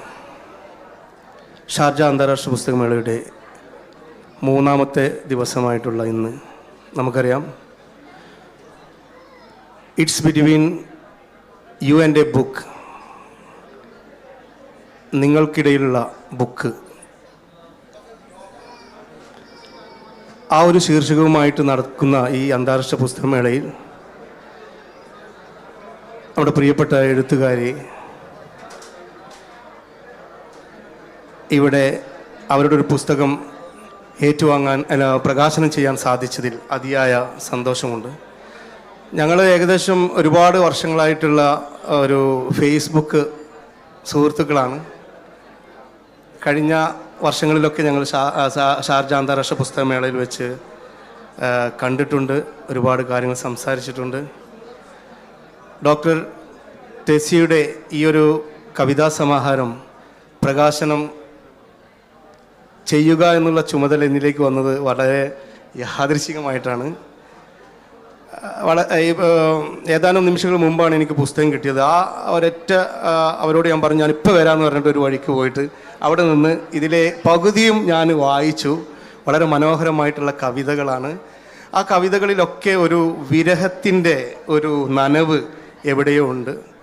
മാത്രമല്ല, ബിംബാധിഷ്ഠിതമായിട്ടുള്ള മനോഹരമായ ആ കവിതകളിൽ വെറും മനസ്സിൻ്റെ നോവുകൾ മാത്രമല്ല പറയുന്നത്, അതിനപ്പുറത്ത് യുദ്ധവും യുദ്ധാനന്തരം സംഭവിക്കുന്ന പ്രശ്നങ്ങളെക്കുറിച്ചൊക്കെ കവിതകളിൽ വളരെ കൃത്യമായിട്ട് പറയുന്നു. ആളുകൾ പറയാറുണ്ട് കവിതയാണ് ഏറ്റവും ഈസിയായിട്ട് എഴുതാൻ പറ്റുന്ന ഒരു വിഭാഗമെന്ന് പറയുന്നത്. എനിക്കൊരിക്കലും തോന്നിയില്ല. കഥകളെക്കാളും നോവലിനേക്കൊക്കെ പ്രയാസം കവിത രചിക്കുക എന്നാണ്. കാരണം കാര്യങ്ങളെ ഗൗരവമായിട്ട് എടുക്കാത്തവർക്ക് കവിത വളരെ നിസ്സാരമാണ്. എത്രയും പെട്ടെന്ന് എഴുതി 4-5 വരികൾ ഉണ്ടാക്കിയിട്ട് എഴുതി പുറത്തേക്ക് ഇറക്കാം. പക്ഷേ കവിതയെ ഗൗരവപരമായി കാണുന്നവർക്ക് കവിത ഏറ്റവും പ്രയാസമായിട്ട് ചെയ്യാവുന്ന ഒരു കാര്യമാണ്. അതുകൊണ്ടാണ് ഞങ്ങളൊക്കെ കഥയിലേക്കും നോവലിലേക്കൊക്കെ കടന്നത്. തീർച്ചയായിട്ടും നമുക്ക് ആകെ കുറച്ച് സമയമേ ഉള്ളൂ. ഈ ഒരു പുസ്തകം ഏറ്റുവാങ്ങാൻ സാധിച്ചതിൽ അതിയായി സന്തോഷിക്കുന്നു. ഭാവിയിലും അവർക്ക് നല്ല കവിതകളും പുതിയ സൃഷ്ടികളും ഉണ്ടാകട്ടെ എന്ന് ഹൃദയത്തിൻ്റെ ഭാഷയിൽ ആശംസിച്ചുകൊണ്ട് നിർത്തുന്നു. നന്ദി, നമസ്കാരം. Thank U. സിറാജേട്ടാ, വരളുന്ന ഹൃദയഭൂമികയെക്കുറിച്ച് ഞാൻ ഈ പുസ്തകം ഒന്ന് മറിച്ച് നോക്കിയതേ ഉള്ളൂ. വായിച്ചിട്ട് തീർച്ചയായിട്ടും അഭിപ്രായം പറയാം. അതിൽ ഒരു കുറവ് എന്ന് പറയുന്ന ഒരു കുഞ്ഞ് കവിത കണ്ടപ്പോൾ എനിക്ക് ഇഷ്ടപ്പെട്ടു. ഇങ്ങനെയാണ്, കുറവ് എന്നാണ് കവിതയുടെ പേര്. സ്ത്രീകൾക്ക് അവരെ നഷ്ടപ്പെടുന്നത് സ്വന്തം കൂരയ്ക്കകത്താണ്. എന്നിട്ടും ചോദിക്കുന്നു, നിനക്കെന്തിൻ്റെ കുറവാ? മറ്റൊരാൾ തീർക്കേണ്ട ഒരു കുറവും അവൾക്കില്ല. നീയാണ് നിറവ്. അമ്മയായും ഭാര്യയായും മകളായും നീ ഇല്ലാതാകുന്നതാണ് കുറവ്. ഒരു കുഞ്ഞു കവിതയാണ്. അതുപോലെയുള്ള ഒരുപാട് മനോഹരമായ കവിതകൾ പുസ്തകത്തിൽ അടങ്ങിയിട്ടുണ്ട്. എല്ലാവിധ ആശംസകളും. കുറവില്ലാതെ കുറവിനെ കുറിച്ച് നമ്മൾ കേട്ടു. ഇനി നമുക്ക് എഴുത്തുകാരിയെ കേൾക്കാം. ഡോക്ടർ ആശംസകൾ പറയാൻ സബീന എം സാലിയെ ക്ഷണിക്കുന്നു. എല്ലാവർക്കും നമസ്കാരം. എനിക്ക് പുസ്തകത്തെക്കാളേറെ പറയാനുള്ളത് എഴുത്തുകാരിയെ പറ്റിയാണ്. കാരണം ഞങ്ങളുടെ സൗഹൃദം അത്രമേൽ ഗാഢമാണ്. സൗദി അറേബ്യയിൽ നിന്ന് വന്നതാണ് ഞങ്ങൾ രണ്ടുപേരും. ഡോക്ടർ ടെസി റോണി എന്ന് പറയുന്നത് കേവലം ഒരു ഡോക്ടർ മാത്രമല്ല. കാരണം സാധാരണ ഡോക്ടേഴ്സിൻ്റെ ജീവിതമൊക്കെ വെറും യാന്ത്രികമാണെന്ന് നമ്മൾ പറയാറുണ്ട്. പക്ഷേ ആ ഡോക്ടർ ഹൃദയത്തിലുള്ളിലും ഒരു സർഗാത്മകത ഒളിഞ്ഞിരിക്കുന്നുണ്ട് എന്ന് ഞങ്ങളൊക്കെയാണ് ആദ്യം മനസ്സിലാക്കിയത്. കഥയായും കവിതയായും ഒക്കെ അത് നിറഞ്ഞു തുളുമ്പുന്നുണ്ട്. മാത്രമല്ല ടെസി എന്ന അനുഗ്രഹീത ഒരു കലാകാരി കൂടിയാണ്. ധാരാളം ചിത്രങ്ങൾ രചിച്ചിട്ടുണ്ട്, ചിത്രങ്ങൾ വരച്ചിട്ടുണ്ട്. മാത്രമല്ല ആൽബം സോങ്ങുകളിലും മറ്റും എഴുതിയിട്ടുണ്ട്, അതിന് സംഗീതം കൊടുത്തിട്ടുണ്ട്. അങ്ങനെ ഒരു ബഹുമുഖ പ്രതിഭയാണ് നമ്മളോടൊപ്പം ഉള്ളത് എന്നുകൂടി നിങ്ങളെല്ലാവരും മനസ്സിലാക്കണം. ഈ വരളുന്ന ഹൃദയഭൂമിക എന്ന പേര് കൊണ്ട് തന്നെ ഈ പുസ്തകം ശ്രദ്ധിക്കപ്പെടും. കാരണം ഇന്നത്തെ ഈ കാലത്ത് മനുഷ്യർ വർഗീയത, വംശീയത എന്നൊക്കെ പറഞ്ഞ് അങ്ങോട്ടും ഇങ്ങോട്ടും പോരടിക്കുമ്പോൾ മനുഷ്യൻ്റെ മനസ്സുകൾ വരണ്ടു പോകുന്ന ഈ കാലത്ത് ഒരു സംസം വെള്ളം പോലെ ഭൂമിയെ നനയ്ക്കാൻ, മനസ്സുകളെ നനയ്ക്കാൻ ഇതിനകത്തെ വരികൾക്കാവുമെന്ന് ഉറപ്പുണ്ട്. അതുകൊണ്ട് ഈ പുസ്തകം എല്ലാവരും വായിക്കണം എന്നും കൂടെ താല്പര്യപ്പെടുന്നു. എല്ലാവിധ ഭാവുകങ്ങളും. പറക്കുവാൻ ആരുടെയും അനുവാദം വേണ്ട, ചിറകുകൾ നിന്റേതാണ്, ആകാശം വിശാലവും. ചിറക് എന്ന കവിതയിൽ ഡോക്ടർ ടെസി കുറിച്ചിട്ടതാണ്. ഡോക്ടർ എന്താണ് പറയാനുള്ളത്?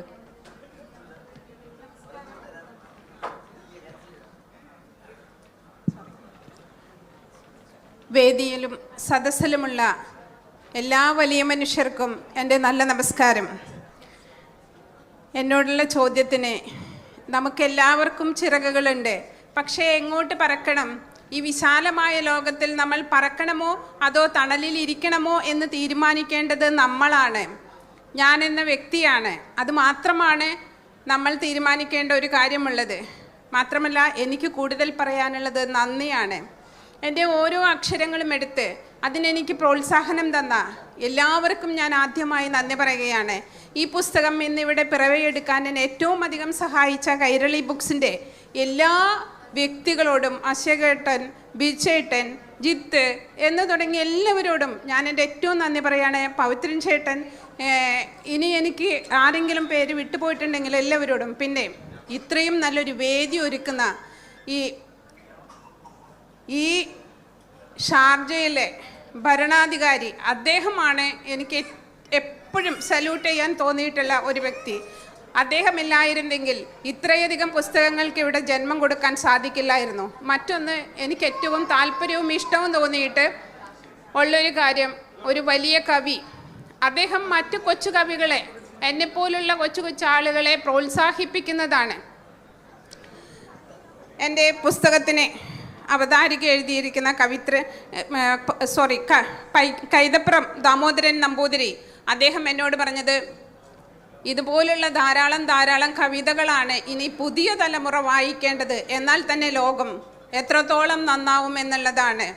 മറ്റൊന്ന്, റഫീഖ് അഹമ്മദ് എന്നോട് പറഞ്ഞത് ഈ കവിതകളെല്ലാം നിർബന്ധമായും പാട്ടാക്കണം അതിലുള്ളത് എന്ന് പറഞ്ഞ് 2 ദിവസത്തിനകം തന്നെ ഞാൻ പറയാതെ തന്നെ അതിൽ 2 കവിതകൾ വായിച്ചിട്ട് എനിക്ക് പാട്ടാക്കി തന്ന 2 സുഹൃത്തുക്കളുണ്ട്. അവരോടാണ് എനിക്ക് മറ്റ് നന്ദി പറയാനുള്ളത്. അതുപോലെ തന്നെ അദ്ദേഹം പറഞ്ഞ ഒരു വാചകമുണ്ട്, അതിലെ ഹൈക്യൂ കവിതകളിൽ ഏറ്റവും ഇഷ്ടപ്പെട്ടത്, ഹൃദയത്തോട് ചേർത്ത് വെച്ചിട്ടുള്ളത്, ചിതറിത്തെറിച്ചപ്പോഴാണ് ഇത് ചില്ല് പാത്രമാണെന്നറിഞ്ഞത്, അത് നിന്റെ ഹൃദയമായിരുന്നു എന്നുള്ളതറിയാൻ വൈകിപ്പോയി എന്നുള്ളതാണ്. ഇതുപോലെ തന്ന എല്ലാ പ്രോത്സാഹനങ്ങൾക്കും ഞാൻ നന്ദി പറയുന്നു. നിങ്ങൾ ഓരോരുത്തരോടും നിങ്ങളുടെ സമയം എനിക്ക് തന്നതിന് നന്ദി പറയുന്നു. നന്ദി, നമസ്കാരം. എല്ലാവർക്കും നമസ്കാരം. പുസ്തകം കൈരളി ബുക്ക് സ്റ്റാളിൽ ലഭ്യമാണ്. വായിക്കുക. റിവ്യൂസ് പോസിറ്റീവായാലും നെഗറ്റീവായാലും അറിയിക്കുക.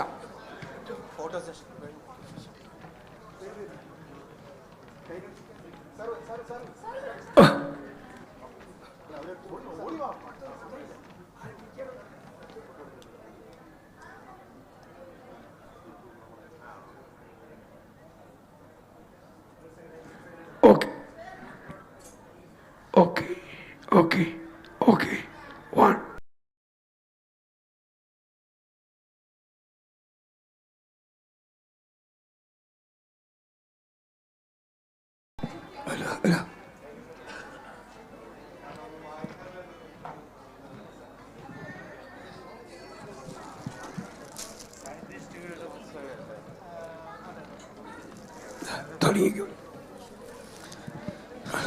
Thank you.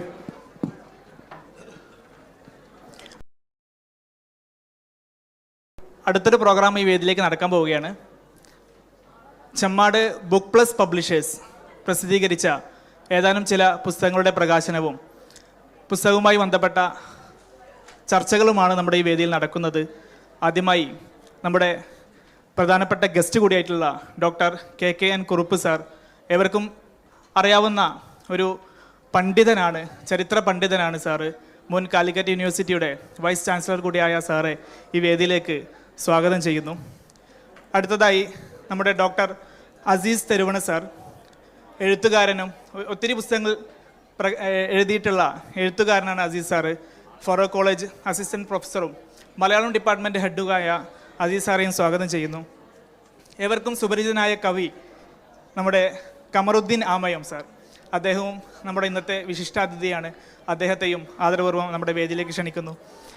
നമ്മുടെ പുസ്തകത്തിൻ്റെ ഓതർ കൂടിയായിട്ടുള്ള ഡോക്ടർ സുബൈർ വാഴമ്പുറം, അദ്ദേഹം നാട്ടിൽ നിന്ന് ഇവിടെ എത്തിയിട്ടുണ്ട്. അദ്ദേഹത്തെയും ഈ വേദിയിലേക്ക് സ്വാഗതം ചെയ്യുന്നു.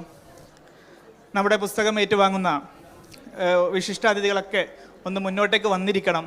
ബഹുമാനപ്പെട്ട ഖലീലുല്ലാ ചെമ്നാട് സാർ, സീന ഷുക്കൂർ, അതുപോലെ തന്നെ നസ്രുദ്ദീൻ മണ്ണാർക്കാട് എഴുത്തുകാരനാണ്, ഫിറൂസ് അൽഹംദ്, അബ്ദുൽ ഹസീബ്, നൗഫൽ ബിസ്കോ, ഷഫീർ വേർഡ് ക്രാഫ്റ്റ്, ജഫീർ, നല്ലൊരു വായനക്കാർ, ഒത്തിരി പുസ്തകങ്ങൾ വായിക്കുകയും റിവ്യൂ ഒക്കെ ചെയ്യുന്ന ജഫീർ സാർ മുന്നോട്ട് വരണം. അതുപോലെ തന്നെ നമ്മുടെ എഴുത്തുകാരിയായിട്ടുള്ള ഫർസാന മേഡം എത്തിയിട്ടുണ്ടോ?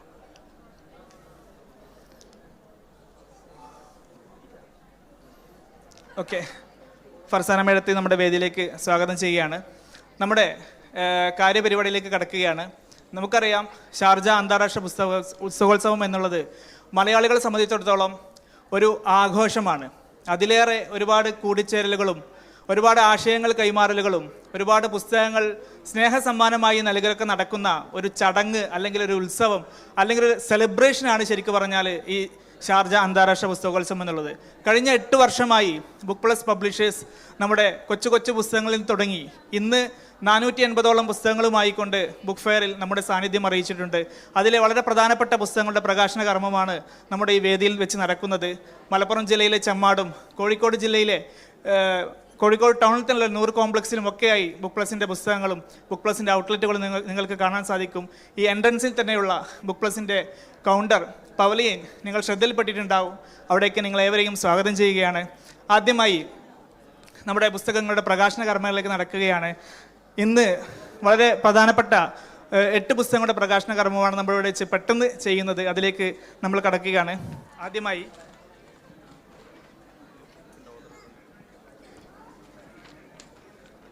അതുപോലെ തന്നെ നമ്മുടെ ഡോക്ടർ റജീവ് സാറ് നമ്മുടെ ഒരു പുസ്തകത്തിൻ്റെ ഓതറാണ്. അദ്ദേഹത്തെയും ഈ വേദിയിലേക്ക് സ്വാഗതം ചെയ്യുന്നു.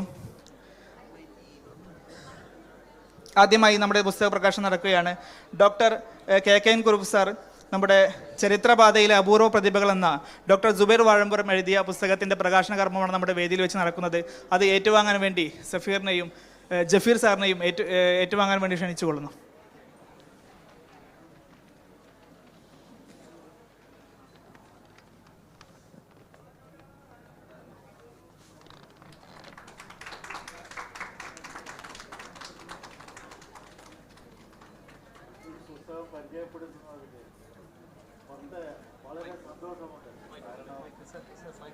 Last സംസാരമുണ്ട് sir.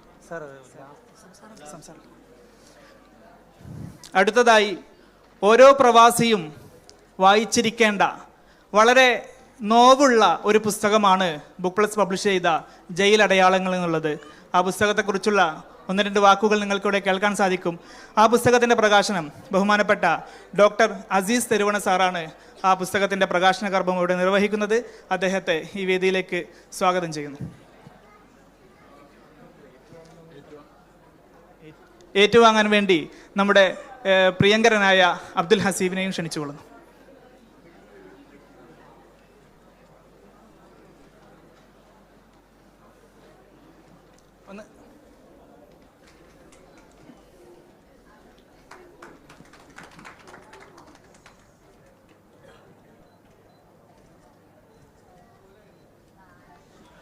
ബുക്ക് പ്ലസ് പ്രസിദ്ധീകരിച്ച മറ്റൊരു പുസ്തകം ചിതയിലെ സംഗീതം, ഡോക്ടർ ഉമർ തർമിൽസാൽ എഴുതിയ പുസ്തകമാണ്.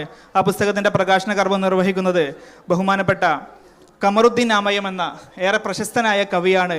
ആ പുസ്തകം ഏറ്റുവാങ്ങുന്നത് നമ്മുടെ പ്രിയപ്പെട്ട ഡോക്ടർ അസീസ് തെരുവണ സാറുമാണ്. ഇരുവരെയും ആദരപൂർവ്വം ക്ഷണിക്കുന്നു.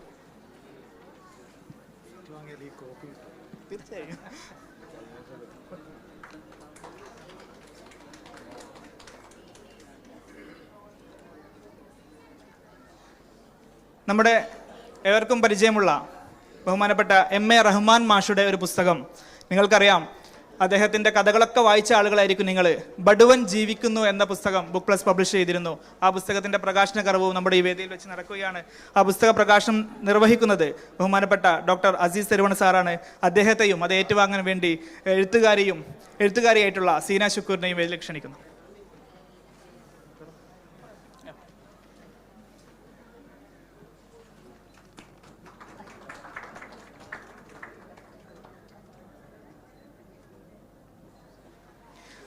ബുക്ക് പ്ലസ് പുറത്തിറക്കിയ മറ്റൊരു പുസ്തകം പേർഷ്യനേറ്റ് ഇന്ത്യ എന്ന റിച്ചാർഡ് M. ഈറ്റൻ്റെ പുസ്തകമാണ്. അതിൻ്റെ ട്രാൻസ്ലേഷൻ മലയാള വിവർത്തനം നിർവഹിച്ചിട്ടുള്ളത് KP മൻസൂർ അലിയാണ്. ആ പുസ്തകത്തിൻ്റെ പ്രകാശനം ബഹുമാനപ്പെട്ട KKN കുറുപ്പ് സാറാണ് നിർവഹിക്കുന്നത്. അദ്ദേഹത്തെയും ആ പുസ്തകം ഏറ്റുവാങ്ങാൻ വേണ്ടി ഫിറോസ് അൽഹംദിനെയും ക്ഷണിച്ചുകൊള്ളുന്നു.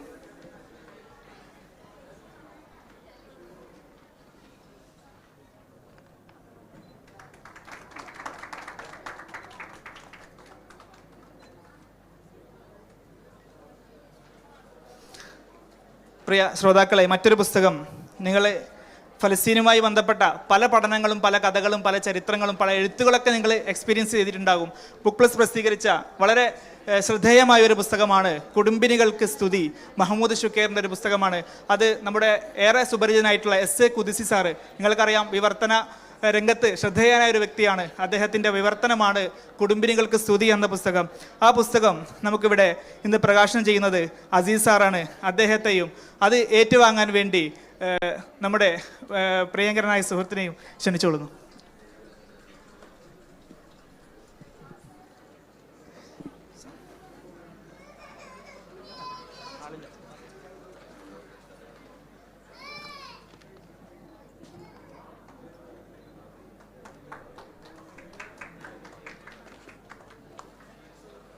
പ്രവാസി എന്നതിനപ്പുറം നിങ്ങളുടെയൊക്കെ മനസ്സിലൊരു ഇടം നേടിയ ഒരു എഴുത്തുകാരനാണ് നമ്മുടെ പ്രിയപ്പെട്ട നസ്രുദ്ദീൻ മണ്ണാർക്കാട്.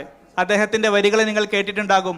ബുക്ക് പ്ലസ് പുറത്തിറക്കിയ ഷഹീദെ മില്ലത്ത് ടിപ്പു സുൽത്താൻ കിസ്സപ്പാട്ട് എന്ന പുസ്തകത്തിൻ്റെ പ്രകാശന കർമ്മമാണ് നമ്മുടെ വേദിയിൽ വെച്ച് നടക്കുന്നത്.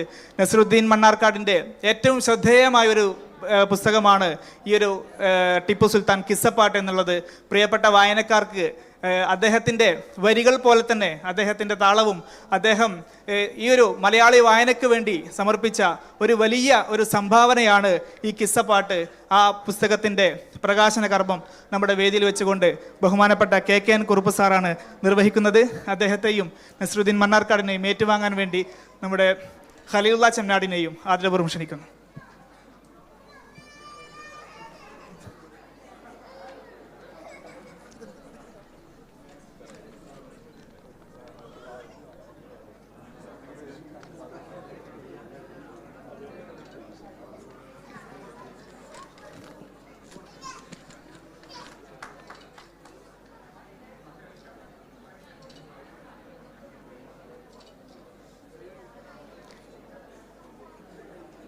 ബിസ്കോ നൗഫൽ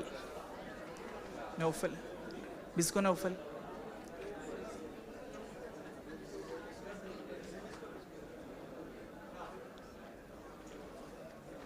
ഇതില്ല നമ്മുടെ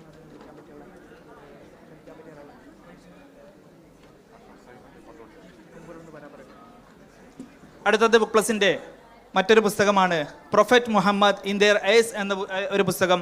അതിൻ്റെ പ്രകാശന കർമ്മം ഇവിടെ നിർവഹിക്കുകയാണ് ബഹുമാനപ്പെട്ട KKN കുറുപ്പ് സാറ് അഷ്റഫ് സാഹിബ് കൊണ്ടോട്ടിക്ക് കൈമാറിക്കൊണ്ട് പുസ്തകത്തിൻ്റെ പ്രകാശന കർമ്മം നിർവഹിക്കുന്നു.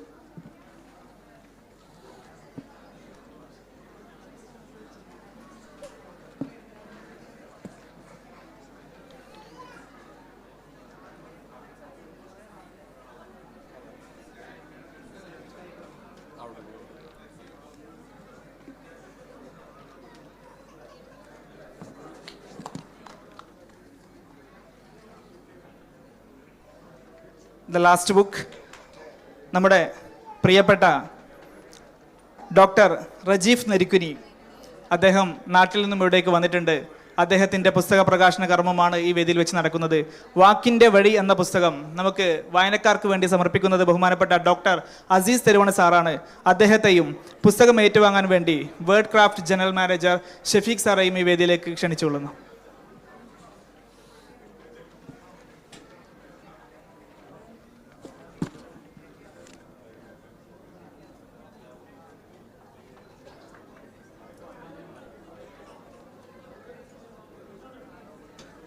ഏവർക്കും നന്ദി.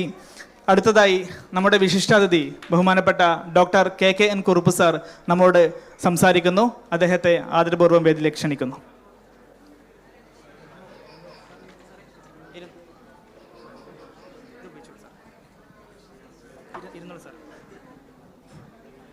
പ്രിയപ്പെട്ടവരെ, ഇത്രയും പുതിയ പുസ്തകങ്ങളുടെ പ്രസാധന ചടങ്ങിൽ പങ്കെടുക്കുവാൻ കഴിഞ്ഞതിൽ വളരെ സന്തോഷമുണ്ട്.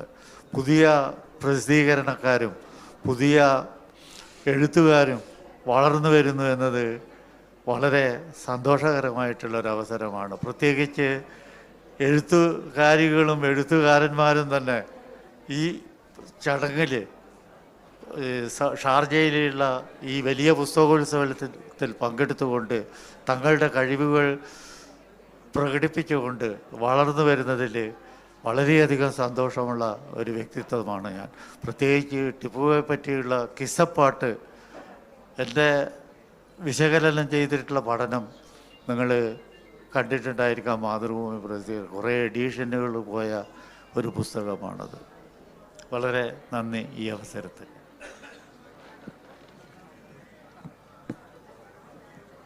അടുത്തതായി നമ്മുടെ ബഹുമാനപ്പെട്ട ഡോക്ടർ അസീസ് തെരുവണ സാർ സംസാരിക്കുന്നു. പ്രിയപ്പെട്ടവരെ, വളരെ കുറഞ്ഞ കാലത്തിനിടയിൽ വളരെ ശ്രദ്ധേയമായ ഒട്ടേറെ പുസ്തകങ്ങൾ പബ്ലിഷ് ചെയ്ത പ്രസാധകനാണ് നമ്മുടെ ബുക്ക് പ്ലസ്. നിങ്ങൾക്ക് ശ്രദ്ധിച്ചിട്ടുണ്ടാവും വളരെ വ്യത്യസ്തമായ പുസ്തകങ്ങൾ, ഒരുപക്ഷെ സൈഡ് ലൈൻ ചെയ്യപ്പെട്ട വിഷയങ്ങൾ, അങ്ങനെ പലതും അവർ പൊതുധാരയിലേക്ക് കൊണ്ടുവന്നിട്ടുണ്ട്. ഇവിടെ ഒട്ടേറെ പുസ്തകങ്ങൾ പ്രകാശനം ചെയ്യപ്പെട്ടു.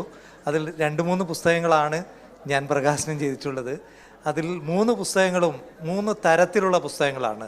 ഒന്ന് ജയിലടയാളങ്ങൾ എന്ന ഷാനവാസ് കെയുടെ പുസ്തകമാണ്. ഇത് ജയിലിൽ അകപ്പെട്ടു പോയ മനുഷ്യർ, ഇവിടുത്തെ ഗൾഫിലെ ജയിലുകളിൽ പെട്ടുപോയ മനുഷ്യർ അവരുടെ അനുഭവങ്ങൾ പങ്കുവെക്കുന്ന ഒരു പുസ്തകമാണ്.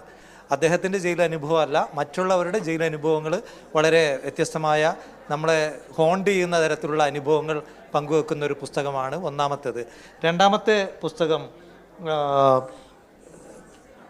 MA റഹ്മാൻ മാഷിൻ്റെ ബഡുവൻ ജീവിക്കുന്നു എന്ന കഥാസമാഹാരമാണ്. 24 കഥകളുടെ സമാഹാരമാണ് ഈ പുസ്തകം. MA റഹ്മാൻ്റെ കഥകളുടെ സവിശേഷതകളോ ഈ പുസ്തകത്തിൻ്റെ പ്രത്യേകതകളോ ഒന്നും തന്നെ ഈ കുറഞ്ഞ സമയത്തിനുള്ളിൽ പറഞ്ഞു തീർക്കുക സാധ്യമല്ല. എല്ലാവരും ഈ പുസ്തകം വാങ്ങണം എന്ന് മാത്രം ഞാൻ അപേക്ഷിക്കുകയാണ്. മറ്റൊരു പുസ്തകം വാക്കിൻ്റെ വഴി എന്ന റജീഷ് നരിക്കുനിയുടെ പുസ്തകമാണ്.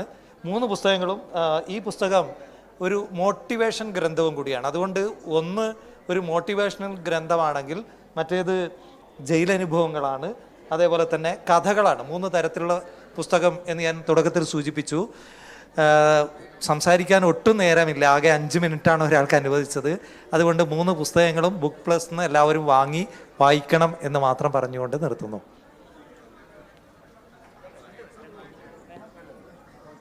അടുത്തതായി നമ്മുടെ ടിപ്പു സുൽത്താൻ കിസ്സപ്പാട്ട് എഴുതിയ ബഹുമാനപ്പെട്ട നസ്രുദ്ദീൻ മണ്ണാർക്കാട് നമ്മോട് 2 വാക്ക് സംസാരിക്കും. പ്രിയപ്പെട്ടവരെ, ഒരുപാട് സന്തോഷമുണ്ട്.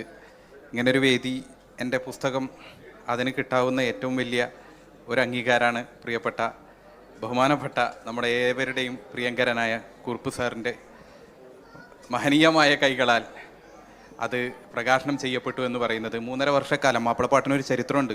മാപ്പിളപ്പാട്ട് ചരിത്രത്തെ സംരക്ഷിക്കുന്ന ഒരു ആർട്ട് ഫോം കൂടിയാണ്, ഒരു കലയാണ്.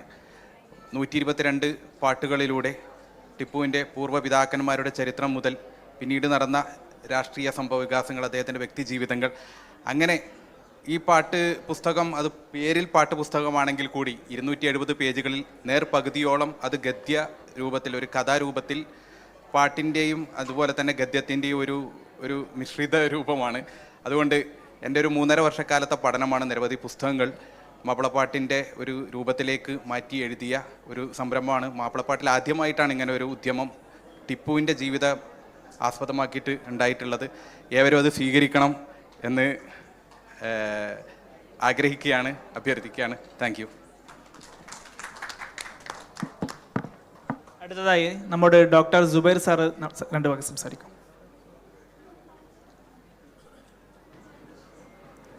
വേദിയിലും സദസ്സിലുമുള്ള സഹൃദയരെ, വളരെ സന്തോഷത്തോടു കൂടിയാണ് ഇവിടെ നിൽക്കുന്നത്. ഈ ബുക്ക് പ്രകാശനത്തിന് സാക്ഷ്യം വഹിച്ച എല്ലാവർക്കും ആദ്യമേ നന്ദി രേഖപ്പെടുത്തുന്നു.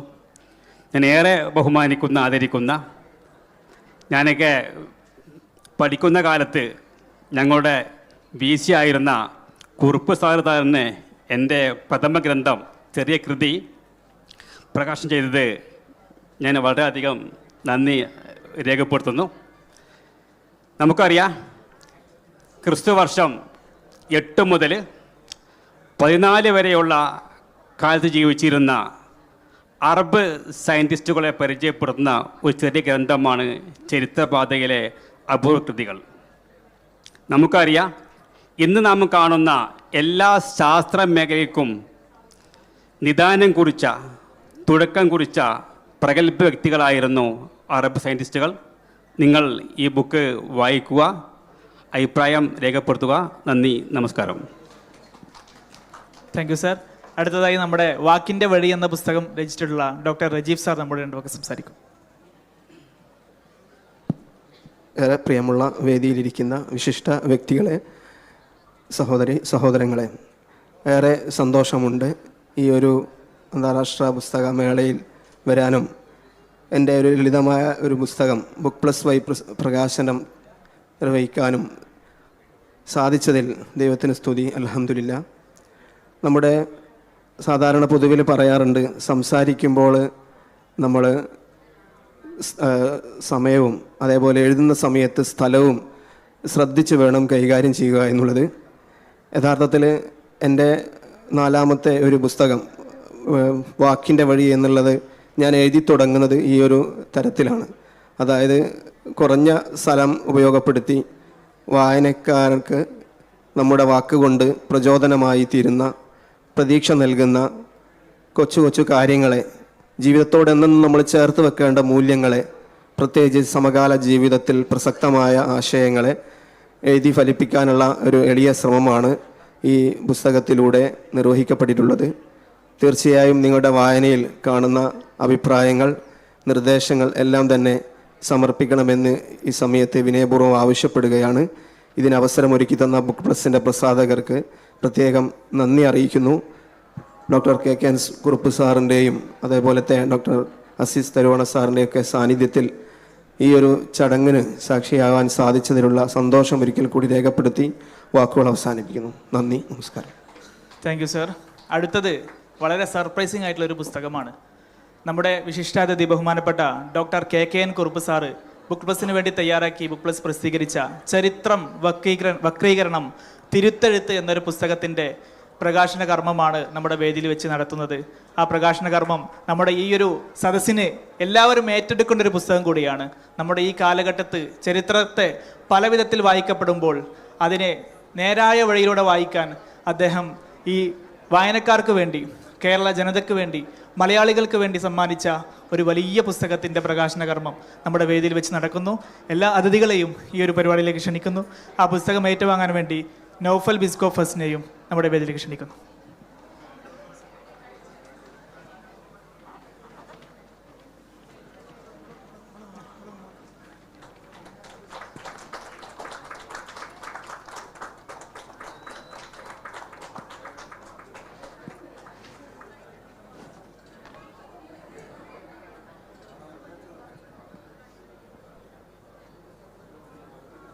പുസ്തകവുമായി ബന്ധപ്പെട്ട് നമ്മുടെ പ്രിയ ശ്രോതാക്കൾക്ക് എത്ര മിനിറ്റ്? 5 മിനിറ്റ്. ഓക്കെ. പ്രിയപ്പെട്ടവരെ, എൻ്റെ പുസ്തകത്തെപ്പറ്റി ഞാൻ സംസാരിക്കുക എന്ന് പറഞ്ഞത് ഒരുപക്ഷെ ഈ കാലഘട്ടത്തിൻ്റെ ഒരു ആവശ്യമായിട്ടാണ് ഞാൻ ഈ പുസ്തകം കാണുന്നത്. കാരണം ഇത് ഒരഭിമുഖ സംഭാഷണത്തിലൂടെയാണ് ഞാൻ പുറത്തു കൊണ്ടുവന്നിട്ടുള്ളത്. അദ്ദേഹം കുറേ ചോദ്യങ്ങൾ എനിക്ക് അയച്ചു തന്നു. ഞാനതിൻ്റെ എൻ്റെ ചിന്തകളെ ക്രമപ്പെടുത്തിക്കൊണ്ട് ഒരുപക്ഷെ അത്തരത്തിലുള്ള ഒരു ചരിത്ര രചന, ചരിത്രത്തിൽ നമുക്ക് പല പല അഭിമുഖങ്ങളും കാണാം. പക്ഷേ ഈ അഭിമുഖത്തിൽ ഈ കാലഘട്ടത്തിൽ ചരിത്രം തിരുത്തപ്പെടുകയാണ്. ഓരോ കാലഘട്ടത്തിലും ചരിത്രം തിരുത്തപ്പെട്ടിട്ടുണ്ട്.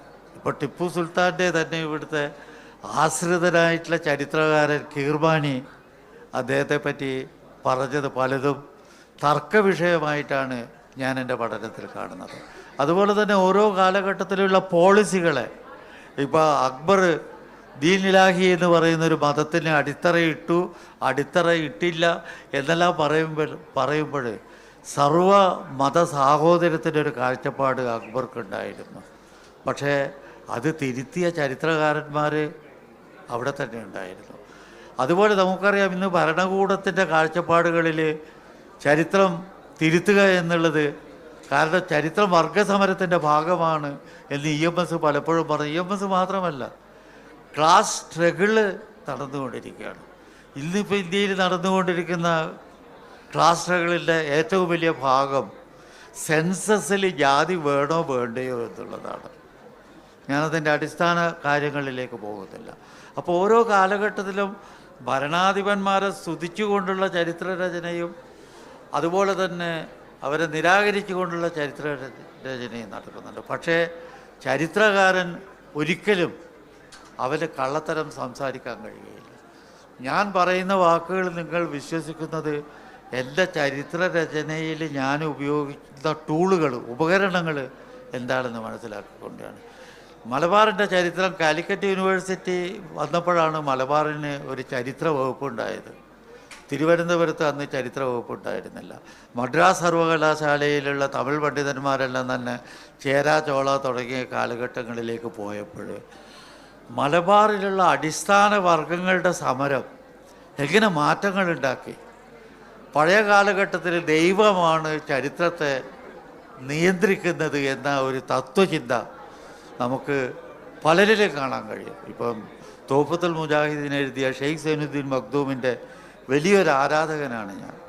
അദ്ദേഹത്തിൻ്റെ ചരിത്ര പാണ്ഡിത്യത്തെ ഞാൻ ബഹുമാനിക്കുകയാണ്. പക്ഷേ അദ്ദേഹം അവസാനം പറയുന്നത്, പാരഗ്രാഫിൻ്റെ അവസാനം, ദൈവം അങ്ങനെ നിശ്ചയിച്ചു, അതുകൊണ്ട് ഇങ്ങനെ സംഭവം നടന്നു എന്ന് പറയുന്നതിൽ ആധുനിക ചരിത്രകാരന്മാർ വിശ്വസിക്കുന്നില്ല.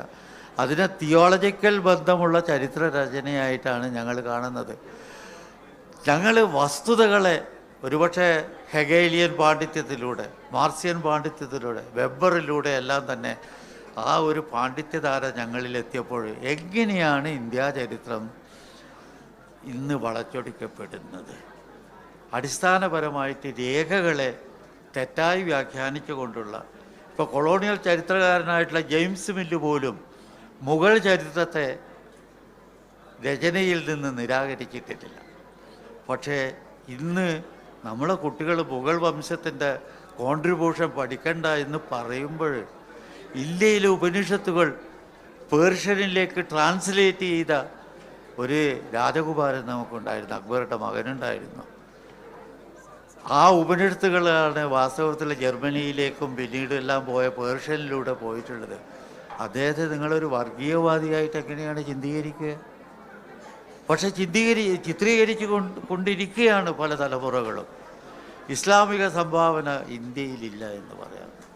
പക്ഷേ വിവേകാനന്ദനായിരുന്നു വാസ്തവത്തിൽ ആദ്യമായിട്ട് ഇസ്ലാമിക ചരിത്രത്തിലേക്ക് തൻ്റെ പ്രതിഭ വ്യാപിപ്പിച്ചിട്ടുള്ളത്. അദ്ദേഹം പറയുകയാണ്, വാൾത്തല കൊണ്ടല്ല ഇസ്ലാം ഇന്ത്യയിൽ വളർന്നു വന്നിട്ടുള്ളത്. വാൾത്തല ഉപയോഗിച്ചിരുന്നു. ഇസ്ലാമിൽ ട്രൈബൽ വർഗ്ഗങ്ങൾ അനവധി ഉണ്ടായിരുന്നു. Mongolian, Genghis Khan. Genghis Khan എവിടെയാണ് മരിച്ചത് എന്ന് പോലും ഇന്ന് ചരിത്രകാരന്മാർക്കറിയില്ല. അത്രയും വലിയ ചക്രവർത്തികളുണ്ടായിരുന്നു. കഴിഞ്ഞ ഓക്കെ. അപ്പോൾ ഞാൻ കൺക്ലൂഡ് ചെയ്യുന്നത്, എങ്ങനെ ചരിത്രം വളച്ചെടുക്കപ്പെടുന്നു, അതിനെ എങ്ങനെ നമ്മൾ അതിൻ്റെ സോഴ്സുമായി ബന്ധപ്പെടുത്തണം. ആ ഒരു അഭിമുഖം എൻ്റെ സുഹൃത്ത് വളരെ നന്നായിട്ട് എഴുതിയെടുത്ത് എന്നെക്കൊണ്ട് വായിപ്പിച്ച് സർട്ടിഫൈ ചെയ്യിച്ചിട്ട് പ്രസിദ്ധീകരിച്ച പുസ്തകമാണത് എന്ന് പറയുന്നതിൽ വളരെ സന്തോഷം. Thank you all. സാറ് പറഞ്ഞത് എല്ലാവരും കേട്ടിട്ടുണ്ടാകും. ആ ഒരു പുസ്തകം നമ്മുടെ വായനയിൽ, നമ്മുടെ ഷെൽഫിൽ വളരെ വളരെ പ്രാധാന്യത്തോടു കൂടി വെക്കേണ്ട ഒരു പുസ്തകമാണ്. നമ്മുടെ വായനയിൽ ഉണ്ടാവണം. ഇവിടെ കൂടിയവർ ആ പുസ്തകത്തെ മറ്റുള്ളവർക്ക് പരിചയപ്പെടുത്തി കൊടുക്കണം. ബുക്ക് പ്ലസിൻ്റെ ZB1 നമ്മുടെ പുസ്തകങ്ങൾ കാണാൻ പറ്റും. ഇവിടെ വന്ന നമ്മുടെ വിശിഷ്ടാതിഥികൾ, പേരെടുത്ത് പറയുന്നില്ല, എല്ലാവർക്കും ഹൃദയത്തിൽ നിന്ന് നന്ദി പറയുന്നു. വളരെ ചുരുങ്ങിയ സമയം കൊണ്ട് ബുക്ക് പ്ലസിൻ്റെ 9 പുസ്തകങ്ങൾ ഈ വേദിയിൽ വായനക്കാർക്ക് വേണ്ടി സമർപ്പിച്ചു. ഏവർക്കും നന്ദി.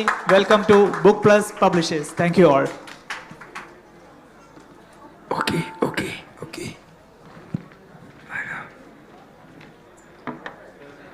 അടുത്ത പുസ്തക പ്രകാശനം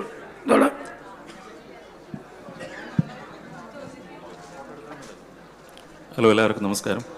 അടുത്ത പുസ്തക പ്രകാശനം ഒരു മുൻ പ്രവാസിയും കേരളത്തിലെ അറിയപ്പെടുന്ന ഒരു എഴുത്തുകാരിയുമായ മേതിൽ രാജേശ്വരിയുടെ നോവലിൻ്റെ പ്രകാശനമാണ്. അവരെല്ലാവരെയും ഈ വേദിയിലേക്ക് ക്ഷണിക്കുകയാണ്.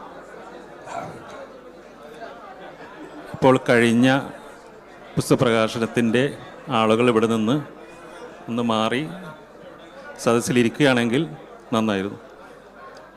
Thank you.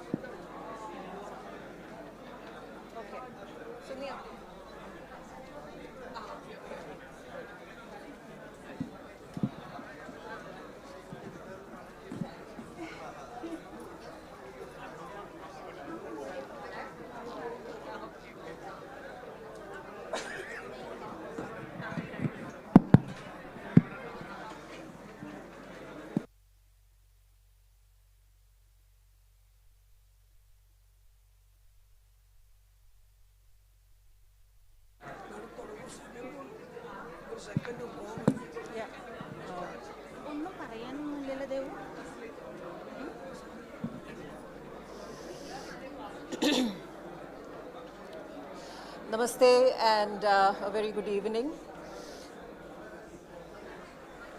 I, Metu Devika, extend my heartfelt greetings to this gathering in association with the introduction of my mother's novel, Nooru Muppadu Vettamutti. My mother's name is Metu Rajeshwari, and we're extremely grateful to Sadiq Kavil and Sri Mohan Kumar for giving us the opportunity to present this book here in the Sharjah Festival. It's kind of a poetic moment because it's almost like the life has taken full circle, because it was in this very land that all our creative roots were nurtured, and my mother wrote this work 4 decades ago here. I have great joy in welcoming the guests on the dais, Sri Ajay Kumar, Dr. Ajay Kumar, Dr. Vinny Devyani, Dr. Satya Menon, Methu Renuka, and last and the foremost, the heartbeat of this session, the author, the protagonist, and my mother, Methil Rajeshwari.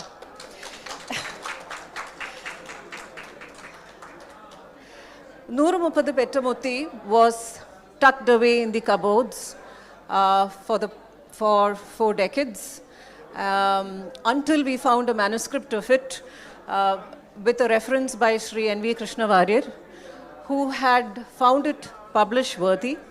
And with the help of bureaucrat and author Sri K.V. Mohan Kumar, who wrote a beautiful review for the book, and with the help of Sri Subhash Chandran, who facilitated in publishing the book through the Mathrubhumi publications, this book saw light.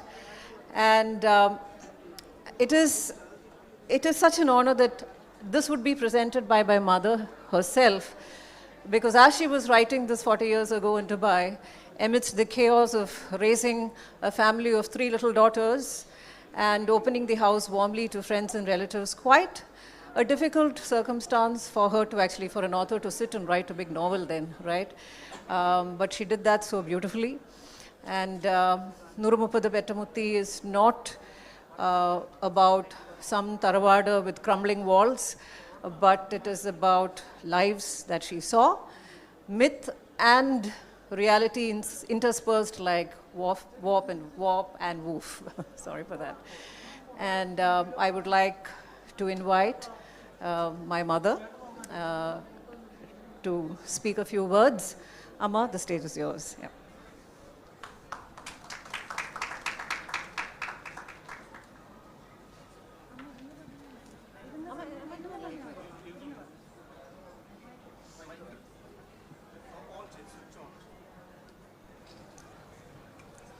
സദസ്സിലും വേദിയിലും ഇരിക്കുന്ന പ്രഗത്ഭരും പ്രശസ്തരും ബഹുമാന്യരുമായ എല്ലാവർക്കും എൻ്റെ വിനീതമായ പ്രണാമം.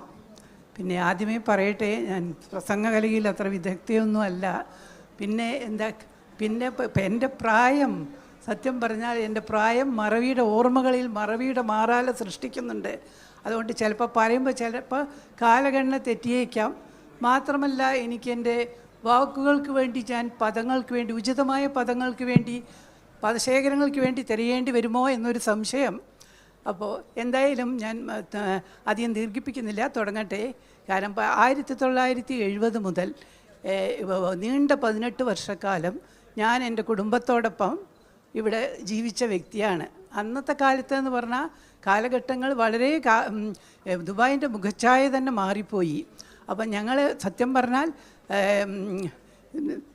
ഞങ്ങൾ വളരെ സാഹിത്യാഭിരുചിയുള്ള കുറച്ച് പേര് ചേർന്ന്, അതിൽ പ്രത്യേകിച്ച് എടുത്തു പറയാം, മരണപ്പെട്ട ശ്രീ കൊച്ചുബാവ, വൃദ്ധസദനം എഴുതിയ കൊച്ചുബാവ, കണ്ണൻകുട്ടി, വേറെ കുറേ പേര് പ്രത്യേകം പറയാൻ പറ്റുന്നില്ല, അവരെല്ലാം പേര് ചേർന്ന് ഷാർജയിൽ വെച്ചിട്ടും ഇടയ്ക്കിടെ സാഹിത്യ ചർച്ചകൾ നടത്താറുണ്ടായിരുന്നു.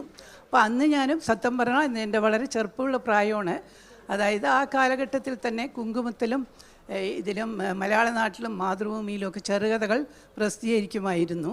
അങ്ങനെ ഞങ്ങളുടെ കഥകളെ പറ്റിയിട്ട് പലരും ചർച്ചകൾ നടത്തും. അതിനിടയിൽ ഇവിടെ നടത്തിയ അന്ന് കുറേ കലാസംഘടനകളൊക്കെ അത്രയൊന്നും ഉണ്ടായിരുന്നില്ല. ആ കാലഘട്ടത്തിൽ നടത്തിയ കലാസംഘടനകൾ നടത്തിയ കഥാമത്സരങ്ങളിലും സമ്മാനാർഹമായിട്ടുണ്ട്. പിന്നെ സത്യം പറഞ്ഞാൽ അതേ കാലം വളരെ എന്താ പറയുക, ഇമയടിച്ചു തുറക്കുന്ന വേഗതയിൽ തന്നെ കാലം കടന്നുപോയി. പിന്നെ നമ്മുടെ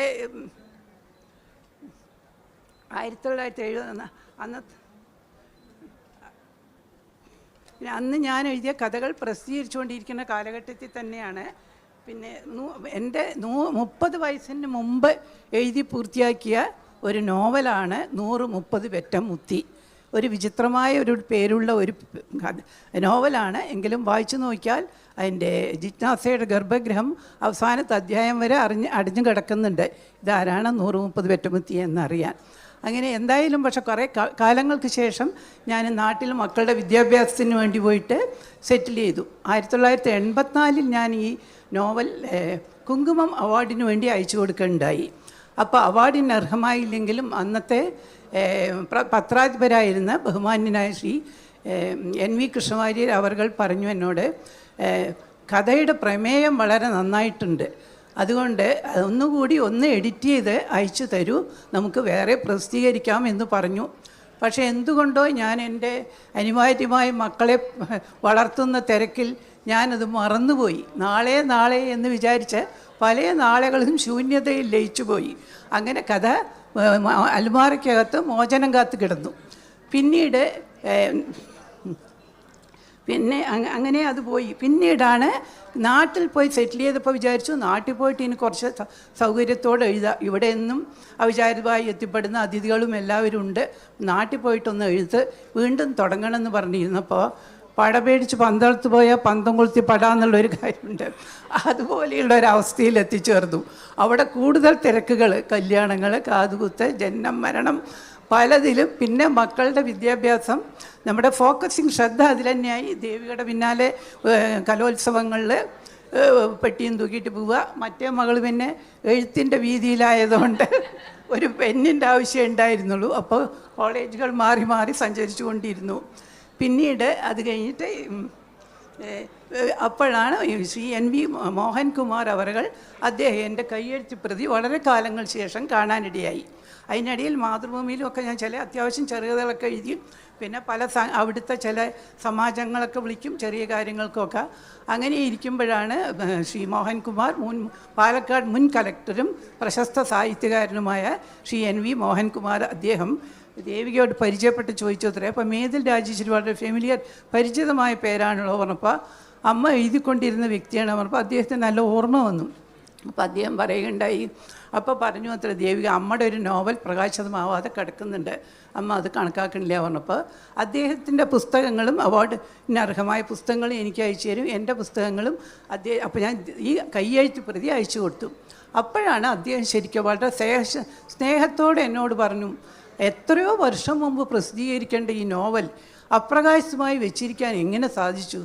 ഒരിക്കലും കാലഹരണപ്പെട്ടിട്ടില്ല ഈ നോവൽ. അതുകൊണ്ട് രാജേശ്വരി കുറച്ച് എന്തെങ്കിലും അതിനെ ഇതാക്കി ഒന്നുകൂടി എഴുതിയിട്ട് അയക്കാൻ ശ്രമിക്കൂ, വേഗം തന്നെ പ്രസിദ്ധീകരിക്കാൻ ശ്രമിക്കൂ പറഞ്ഞു.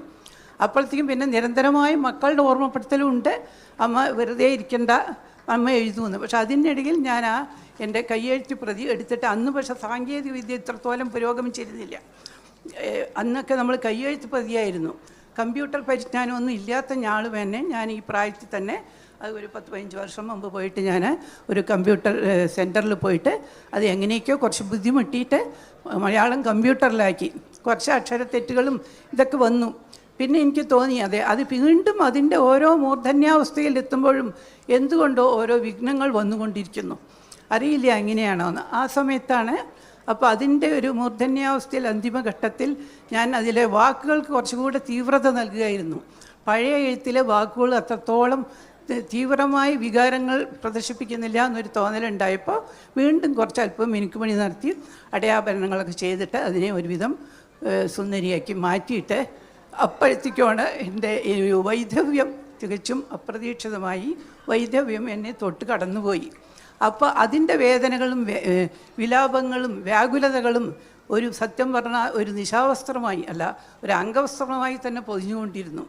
അപ്പോഴാണ് വന്ന് പറയാൻ തുടങ്ങി കുട്ടികൾ വീണ്ടും, അമ്മയുടെ മുന്നിൽ സരസ്വതി ദേവിയുണ്ട്, അമ്മ അത് പുറത്തെടുക്കൂ, നോവലില്ലേ, എന്തുകൊണ്ട് അതിനെ ഇനിയും ഇതാക്കണില്ലയോ പറഞ്ഞപ്പോൾ വീണ്ടും ഞാൻ പുറത്തെടുത്ത് ഭാഗ്യത്തിന് അതിനെ ഒരുവിധം ശരിയാക്കിയിട്ട്, പിന്നെ എന്തുകൊണ്ടായാലും എൻ്റെ ആ കഥാപാത്രത്തിന് എത്രത്തോളം അടയാഭരണങ്ങൾ നൽകിയാലും സൗന്ദര്യം വരുത്താൻ കഴിവില്ലാത്ത ഒരു അഭൗമ ശക്തിയുള്ള ഒരു കഥാപാത്രമാണ്, അക്ഷരാഭ്യാസമില്ലാത്ത ഒരു കഥാപാത്രമാണ്.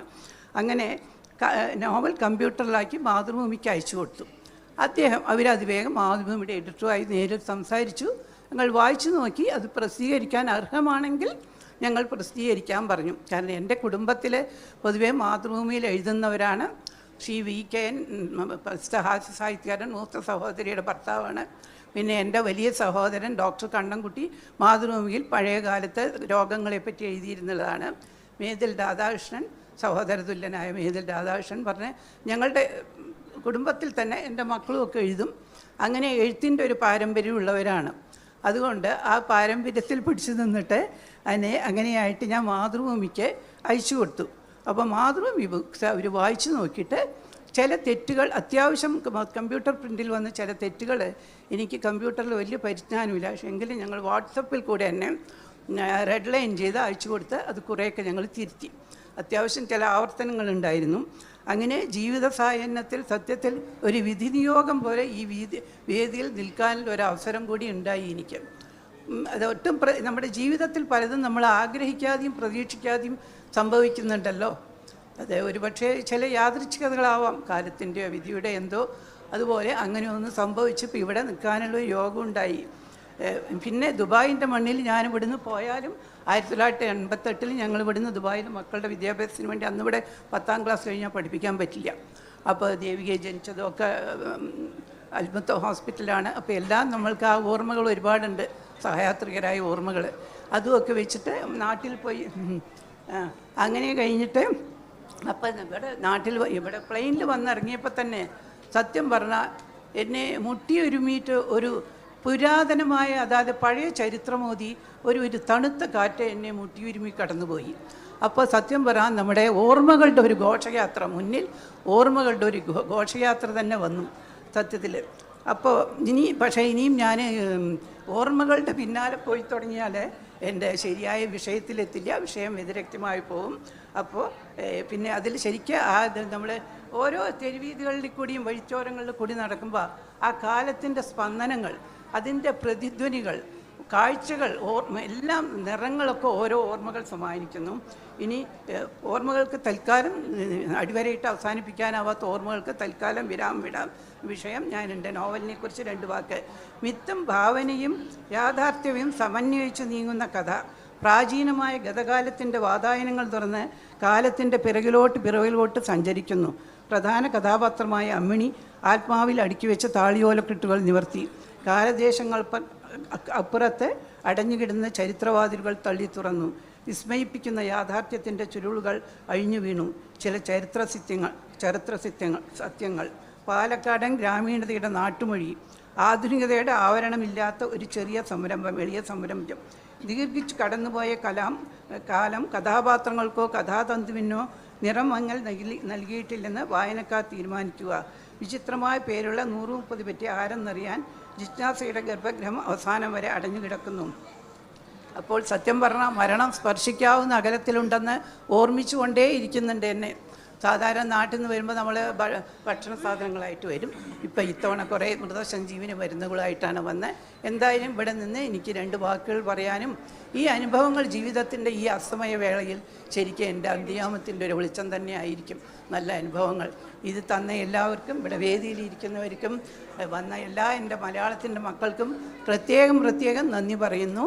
ഇനി ഈ ഇനിയും ഉന്നതങ്ങളിലെത്തട്ടെ. എല്ലാവർക്കും പുതിയ തലമുറയ്ക്ക് കൂടിയിട്ട് അതൊരു കലയുടെ കവാടം തുറക്കലാവട്ടെ. പ്രത്യേകിച്ച് നന്ദി. താങ്ക് യു അമ്മ. The first PhD of Kerala Kalamandalam, it was not a dancer who got it was Dr. Vinny Devayani. And I would introduce her as an author and a biographer, and she's written a couple of books. Particularly her interest is in capturing or documenting unsung artisans and traditional artists. I request Dr. Vinny Devayani to introduce the book to the audience.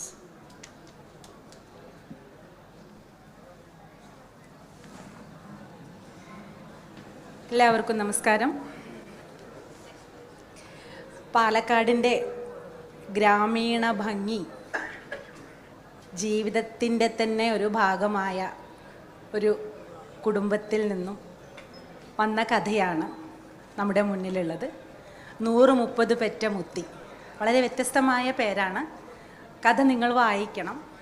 ഒരു തന്നാരം പാട്ടിൻ്റെ താളത്തോടെ നമുക്ക് സംവദിക്കാനാവുന്ന ഒരു പുസ്തകമാണിത്.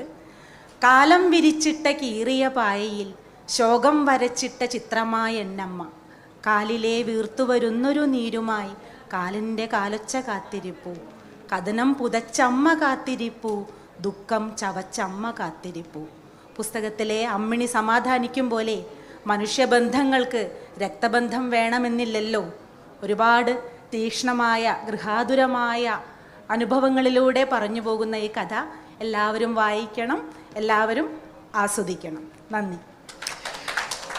I would request Dr. Vinny to hand a copy of the book to Dr. Ajay Kumar. Dr. Ajay Kumar is a management thinker, startup mentor, author, art curator, and a selfless patron of the Indian classical arts. The COO of Emircom, he has won awards that recognize him as an influential management thinker and business leader. He is my very dear friend. And did you know that he's also produced a movie called Sarvam Maya, which will be released for Christmas in December, starring Nivin Pauly and directed by Akhil Satyan. Will you please hand over the book to Ajay? Thanks.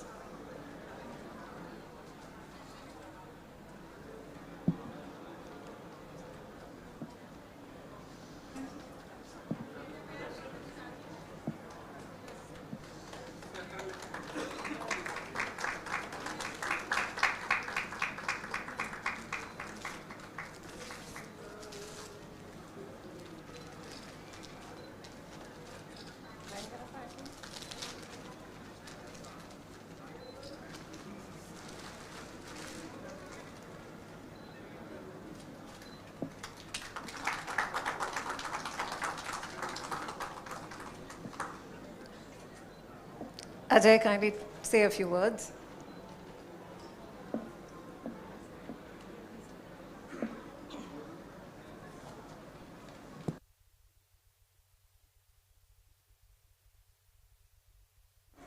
Hello, എല്ലാവർക്കും നമസ്കാരം. അവതാരകനായ മോഹൻകുമാറിൻ്റെ വരികൾ കടമെടുത്തുകൊണ്ട് ഞാൻ തുടങ്ങാം. മിത്തുകളുടെയും ആദി രൂപകങ്ങളുടെയും സ്വാധീനത്തിലാണ് പലപ്പോഴും എഴുത്തുകാർ എന്ന തുടക്കത്തോടെയാണ് അവതാരകൻ ഈ പുസ്തകത്തിൻ്റെ അവതാരിക തുടങ്ങുന്നത്. അത് ഈ പുസ്തകത്തെ സംബന്ധിച്ചിടത്തോളം വളരെ ശരിയാണെന്നാണ് എനിക്ക് തോന്നിയിട്ടുള്ളത്. ഞാനിതിൻ്റെ വായനാനുഭവത്തിലേക്ക് കടക്കാതെ ഈ പുസ്തകത്തിൻ്റെ ചില സവിശേഷതകളെപ്പറ്റി മാത്രം പറയാം. ഇത് ശ്രീ രാജേശ്വരി അമ്മയുടെ, എനിക്ക് എൻ്റെ മനസ്സിനോട് വളരെ അടുത്ത് നിൽക്കുന്ന ദേവികയുടെയും രേണുകയുടെയൊക്കെ അമ്മയായതുകൊണ്ട് എനിക്ക് അമ്മ തന്നെയാണ്. ശ്രീ രാജേശ്വരി അമ്മയുടെ 20ാമത്തെ വയസ്സിലാണ് ഇതിൻ്റെ കഥാതന്തു അവർക്ക് മനസ്സിൽ തോന്നിയത്. അവരുടെ 40ാമത്തെ വയസ്സിലാണ് അവരിതൊരു പുസ്തക രൂപത്തിലാക്കുന്നതും കുങ്കുമം വാരിയയ്ക്ക് ഒരു അവാർഡിനായി അയച്ചു കൊടുക്കുന്നതും. അന്ന് ശ്രീ NV കൃഷ്ണവാര്യർ, മലയാള സാഹിത്യത്തിൻ്റെ, ആധുനിക മലയാള സാഹിത്യത്തിൻ്റെ പിതാവ് എന്നുവരെ നമുക്ക് വിശേഷിപ്പിക്കാവുന്ന അദ്ദേഹം പറഞ്ഞത് ഇത് പ്രസിദ്ധീകരിക്കാൻ കൊള്ളാവുന്ന പുസ്തകമാണ്, പ്രസിദ്ധീകരിക്കാം എന്ന് തന്നെയാണ് പറഞ്ഞത്.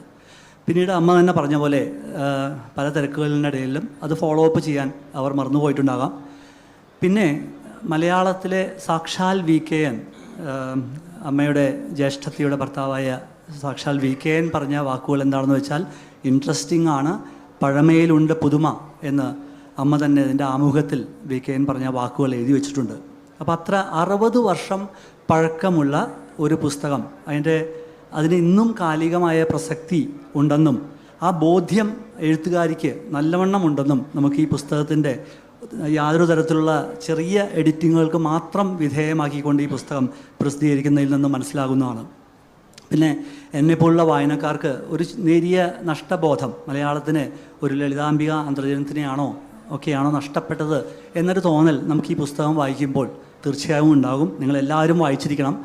അതുകൂടാതെ ഈ പെണ്ണെഴുത്ത് ആണെഴുത്ത് എന്നൊക്കെ ഇന്ന് നമ്മളെല്ലാവരും പറയുന്നത് പോലെ ഞാൻ അതിൽ വ്യക്തിപരമായി വിശ്വസിക്കുന്നില്ലെങ്കിലും ഈ പുസ്തകം വായിച്ചപ്പോൾ ഒരു കാര്യത്തെക്കുറിച്ച് എനിക്ക് വളരെ ബോധ്യമായി. സ്ത്രീക്ക് മാത്രമേ സ്ത്രീ പക്ഷത്ത് നിന്ന് സത്യസന്ധമായിട്ട് എഴുതാൻ സാധിക്കുകയുള്ളൂ. അതാണ് ഈ പുസ്തകം നമ്മെ പഠിപ്പിക്കുന്നത്. നന്ദി. Thank you so much. I would request Dr. Satya Menon to say a few words. Dr. Satya Menon is an entrepreneur, visionary founder and in the board of various organizations across multiple industry verticals. He's won several awards like the Business Excellence Award and Top 100 Leaders in Education, CEO of the Year Award. വേറൊരു പ്രത്യേകത എന്ന് പറയുന്നത്, നമ്മുടെ വീട്ടിൻ്റെ threshold cross ചെയ്യാൻ വളരെ കുറച്ച് വ്യക്തികൾക്ക് ബോയ്സിനെ സഹായിച്ചിട്ടുള്ളൂ. നമ്മൾ ടീനേജേഴ്സ് ആയിരിക്കുമ്പോൾ അമ്മ അവിടെ ഒരു ലയനസിനെ പോലെ ഇരുന്നതാണ്. പക്ഷെ ആ ഒരു ത്രെഷോൾഡ് ക്രോസ് ചെയ്യാൻ പറ്റിയ ഒരു വ്യക്തിയാണ് ഡോക്ടർ സത്യമേനൻ. അടുത്ത ആളാണ് എൻ്റെ brother in law Vimal Kumar Ambatt. So he is very dear to us. Doctor Satya, please say a few words. That was a fantastic introduction. I think I'm a misfit in the entire, august company of writers and artists. I'm a businessman and a sportsman. But I know Rajeshwari auntie from childhood. Like what Mithil Devika said, we were one of the few people, whenever we were going outside the Ramanathapuram house, if you want to have tea and coffee, that's it, there is nothing else, just to have tea and coffee. So we used to go to her house and listen to her stories about Dubai, how Dubai was. So it created a lot of curiosity in us, what is Dubai? So when I was in Delhi, when I got an opportunity to come to Dubai, the first thing I remembered was the stories what she has told to us during our childhood when we were studying in college. So from that time onwards, she was very erudite, aristocratic. Even still, she continues to maintain the same. Even today, the aristocracy, I'm sure it is reflecting in her writing as well. So I'm very honored. I've been to many stages around the world, but sitting here with her, somebody who we know from the childhood, and in such an occasion, it's a great pleasure. And I hope that she has the same zeal to write more books. And I'm sure she has passed it on the genes to her children. And she is also my dear friend. We studied together. And Devika studied with my sister, so we all know each other as a family. Yeah, thank you. Thank you so much. Last but not the least, I invite a lady whose voice echoes across continents and, as she says, in the deepest, darkest corners of Africa. I would like to call Methul Renuka, international business journalist and managing editor of Forbes Africa, and my elder sister, to deliver the vote of thanks. Thanks. Switched off. Thanks for all of you for honoring us with your presence and for stepping into our story. എൻ്റെ എഴുത്തുകാരായ friends പറഞ്ഞത് don't let this gem slip by your fingers എന്നാണ് നമ്മുടെ എഴുത്തിനെ കുറിച്ചിട്ട്. അതുകൊണ്ട് തന്നെ ഞാൻ അതിപ്പോൾ പറയുന്നു. You can grab a copy of it over there. And thank you so much. Reenu. Thank you. I have just about a minute. So big thanks to everybody in the room. You've braved the Sharjah traffic on a Saturday evening. So thanks for making this event so very memorable. For my mother at the age of 77, she inspires us. She has more energy and intelligence than any of us. She puts us to shame. So I'm very, very proud of her. And thank you so much for making this so very special for her. Thanks a lot.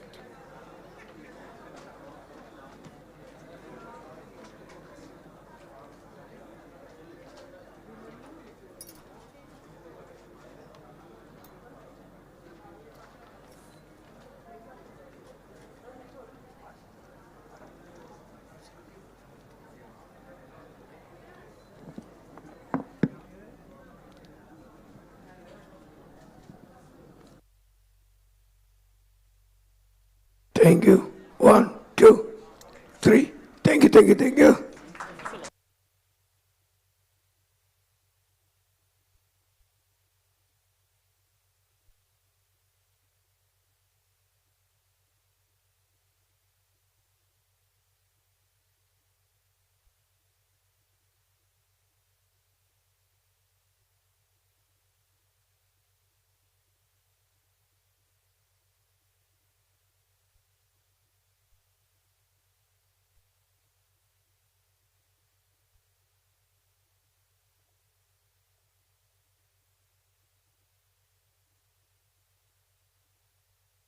Hello, എല്ലാവർക്കും നല്ല നമസ്കാരം. അടുത്ത പരിപാടി അടുത്തതിൻ്റെ ആവശ്യാർത്ഥം എനിക്ക് stage വിട്ടു തരണമെന്ന് അറിയിക്കുന്നു. Stage വനിതാ വിനോദ്, വനിതാ വിനോദ്.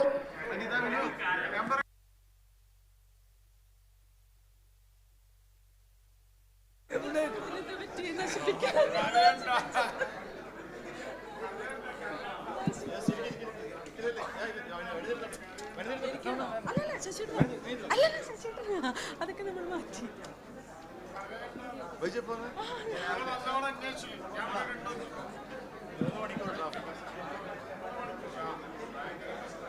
എല്ലാവർക്കും നമസ്കാരം. അടുത്ത പുസ്തക പ്രകാശന ചടങ്ങിന് ഉള്ളവർ വേദിയിൽ ഇരിക്കണം, അല്ലാത്തവർ നിശബ്ദരായി ഒന്ന് മാറി നിൽക്കണമെന്ന് അഭ്യർത്ഥിക്കുകയാണ്.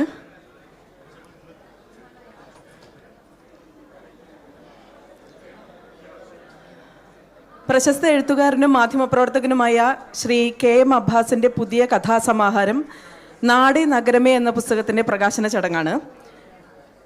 വേദിയിൽ KM അബ്ബാസിൻ്റെ ചിരകാല സുഹൃത്തും ഒയാസിസ് കെമിക്കൽസ് MD-യുമായ വേണുഗോപാൽ മേനൻ, പ്രശസ്ത എഴുത്തുകാരനും കവിയുമായ ശൈലൻ, മാതൃഭൂമിയുടെ deputy editor PP Sasindran, Haritham books പ്രസാധകർ പ്രതാപൻ തായാട്ട്, അദ്ദേഹം വേദിയിൽ എത്തിയിട്ടില്ല എന്ന് തോന്നുന്നു. എഴുത്തുകാരൻ KM അബ്ബാസ്, എല്ലാവരെയും വേദിയിലേക്ക് സ്വാഗതം ചെയ്യുകയാണ്.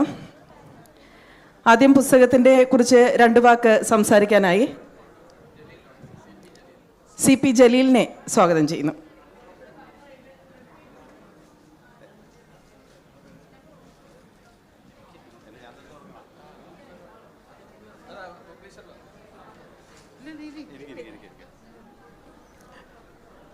പ്രിയമുള്ളവരെ, KM അബ്ബാസിൻ്റെ നിങ്ങൾക്കൊക്കെ അറിയാം, UAE-യിലെ അറിയപ്പെടുന്ന മാധ്യമപ്രവർത്തകനും എഴുത്തുകാരനുമായ KM അബ്ബാസ് എൻ്റെ സീനിയറാണ് കോളേജിൽ. അന്ന് മുതലുള്ള ബന്ധമാണ്.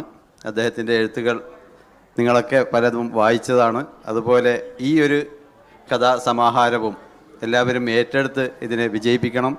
ഈ പുസ്തകത്തിനും KM അബ്ബാസിനും എല്ലാവിധ ആശംസകളും അറിയിക്കുകയാണ്.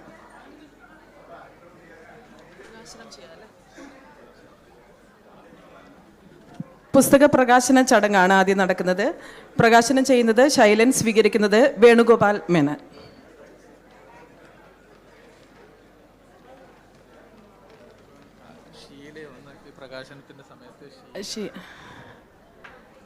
എഴുത്തുകാരി ഷീല പോൾ വേദിയിലേക്ക് സ്വാഗതം ചെയ്യുന്നു പ്രകാശന ചടങ്ങിൽ സംബന്ധിക്കാൻ.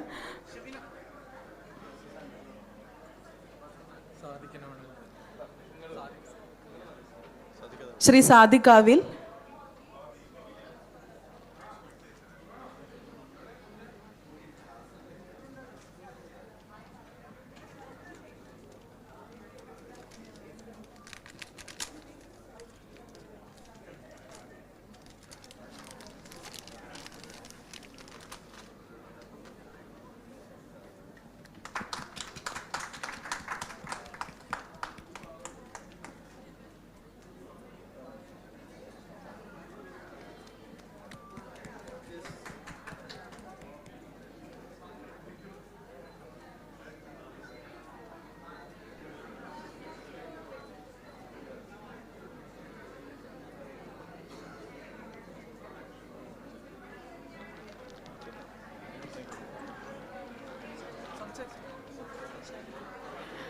പ്രകാശന ചടങ്ങ് കഴിഞ്ഞു. പുസ്തകത്തെക്കുറിച്ചും എഴുത്തുകാരനെക്കുറിച്ചും കൂടുതൽ അറിയണം നമുക്ക്.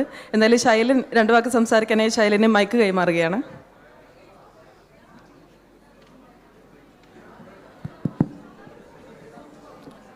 പ്രിയപ്പെട്ടവരെ, അബ്ബാസ്കായുടെ നാടേ നഗരമേ പ്രകാശനം ചെയ്തതായി ഔദ്യോഗികമായി അറിയിക്കുകയാണ്. ഈ സ്റ്റേജിൽ കയറി ഇവിടെ ഈ ഇരിക്കുന്ന ആ ഒരു വിളിക്കുന്ന നിമിഷം വരെ ഞാനാണിത് പ്രകാശനം ചെയ്യുക എന്നുള്ളത് എനിക്കറിയില്ലായിരുന്നു എന്നുള്ളതാണ് സത്യം. ശൈലൻ അവിടെ ഉണ്ടാവില്ലേ എന്ന് ചോദിച്ചു. ഞങ്ങളിങ്ങനെ ഇടയ്ക്ക് മെസ്സേജ് അയക്കാറുണ്ട്. അപ്പോൾ നിങ്ങളിവിടെ ഉണ്ടാവുമോ, വയ്യാത്ത അസുഖം ഉണ്ടോ എന്ന് ചോദിച്ചപ്പോൾ ഞാൻ ഉണ്ടാവും, ആശുപത്രിയിലാണ്, എന്നാലും ഞാൻ അവിടെ എത്തുമെന്ന് പറഞ്ഞു. ഉണ്ടെങ്കിലും ഇല്ലെങ്കിലും പുസ്തക പ്രകാശനത്തിന് വരണം എന്ന് പറഞ്ഞു. അപ്പോൾ ഈ അബ്ബാസ്കയും ഞാനും തമ്മിൽ ഫേസ്ബുക്ക് തുടങ്ങിയ കാലം മുതലുള്ള സൗഹൃദമാണ്. എന്നാൽ അങ്ങനെ പേഴ്സണലായിട്ട് ഒരുപാട് കമ്മ്യൂണിക്കേറ്റ് ചെയ്യുന്നൊന്നുമില്ല. പരസ്പരം പോസ്റ്റുകൾ കാണുന്നു, വായിക്കുന്നു, സ്നേഹം പ്രകടിപ്പിക്കുന്നു, കമൻറ്റ് ബോക്സിലോ അല്ലെങ്കിൽ ലൈക്ക് ബട്ടണിലോ ഒക്കെ എന്നേ ഉള്ളൂ. അത് കഴിഞ്ഞ് ഞാനൊരു 2018 ആദ്യമായി ഷാർജയിൽ വന്നപ്പോൾ എന്നെ ഏറ്റവും ഹാർദവമായി സ്വീകരിച്ച മനുഷ്യരിൽ ഒരാളാണ് അബ്ബാസ് ഖാ. മാക്സിമം പരിഗണന നൽകി നമ്മൾക്ക് ഒരു അപരിചിതത്വവും അനുഭവപ്പെടാത്ത രീതിയിൽ എന്നോട് ഈ മനുഷ്യൻ കാണിച്ച സ്നേഹം ഇപ്പോഴും എൻ്റെ മനസ്സിലുണ്ട്. അപ്പോൾ അങ്ങനെ ഒരു മനുഷ്യന് തീർച്ചയായിട്ടും സ്റ്റേജിൽ ഉണ്ടാവണം. ഞാൻ സ്റ്റേജിൽ വേണോ ഇവിടെ ഇരുന്നാൽ പോരെയെന്ന് ചോദിച്ചു അവിടെ ഹരിതത്തിൻ്റെ സ്റ്റാളിൽ ഇരിക്കുമ്പോൾ. അപ്പോൾ ഇത് എനിക്ക് അദ്ദേഹം തരുന്ന ഒരു പരിഗണനയായിട്ട് ഞാൻ മനസ്സിലാക്കുന്നു. ഇപ്പോഴും നേരിട്ട് പരിചയപ്പെട്ടിട്ട് 7 വർഷമായിട്ടും ആ പരിഗണനയ്ക്ക് കുറവൊന്നും വന്നിട്ടില്ല. അബ്ബാസ്ക്ക് ചെറിയ പ്രശ്നങ്ങളൊക്കെ അസുഖമൊക്കെ വന്നപ്പോൾ അത് നമ്മൾ ഏറ്റവും ആകുലതയോടുകൂടി തന്നെയായിരുന്നു കണ്ടിരുന്നത്. പക്ഷേ വളരെ രസമുള്ള ഒരു വാക്കിപ്പോൾ അദ്ദേഹത്തിനോട് പറഞ്ഞു. മോന് അബ്ബാസ്ക്ക് വയ്യാന്നും പറഞ്ഞ് എമർജൻസി ലീവ് എടുത്ത് വീട്ടിലെത്തിയപ്പോൾ ആള് വിമാനം കയറി ഇവിടെ എത്തിയിട്ടുണ്ട് എന്ന്. അതിലൊരു വലിയ കൗതുകവും ഈ ഒരു ഉത്സാഹമുണ്ടല്ലോ. ഈ ഷാർജ ഇന്റർനാഷണൽ ഫെസ്റ്റിവൽ പോലുള്ള ഒരു ചടങ്ങ് മിസ്സാക്കരുത്. പ്രകാശനമൊക്കെ അദ്ദേഹം ഇല്ലെങ്കിലും ഇവിടെ ഇരിക്കുന്ന എല്ലാവരും ചേർന്ന് വളരെ ഭംഗിയായിട്ട് നടത്തുമെന്ന് എനിക്കറിയാം. ദൂരെയുള്ള ഞാൻ പോലും വരുമ്പോൾ നിങ്ങൾക്ക് എല്ലാവർക്കും അബ്ബാസ് ഖയുടെ പ്രകാശന ചടങ്ങിൽ പങ്കെടുക്കാതിരിക്കാനാവില്ല എന്ന് എനിക്കറിയാം. എന്നിട്ടും അദ്ദേഹം കൃത്യസമയത്ത് ഇന്നലെ എത്തിച്ചേർന്നു. അത് ആ ഒരു മനുഷ്യൻ്റെ ഈ ഒരു UAE-യിലുള്ള മറ്റു മനുഷ്യരോടും ഈ ഒരു ഷാർജ പുസ്തകോത്സവത്തിനോടും അവിടെ വരുന്ന ആളുകളെ മിസ്സാവരുത് എന്നൊക്കെയുള്ള ആ ഒരു എന്താണ് പറയുക, അതിന് ഒരു അമിതമായ ആസക്തി എന്ന് തന്നെ പറയാമെന്ന് കരുതുന്നു. നാടേ നഗരമേ എന്ന പുസ്തകം എനിക്ക് വായിക്കാൻ സാധിച്ചിട്ടില്ല. ഈ ഒരു പുസ്തകത്തിന് എല്ലാവിധ സ്നേഹവും പ്രകടിപ്പിച്ചുകൊണ്ട് അബ്ബാസ് ഖയ്ക്കും എല്ലാവരോടും സ്നേഹം അറിയിച്ചുകൊണ്ട് നിർത്തുന്നു. നന്ദി.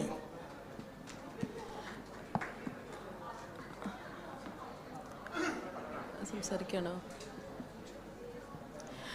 ശൈലൻ പറഞ്ഞതിനോട് കൂട്ടിച്ചേർത്ത് ഒരു 2 വാക്ക് കൂടെ പറയാണ്.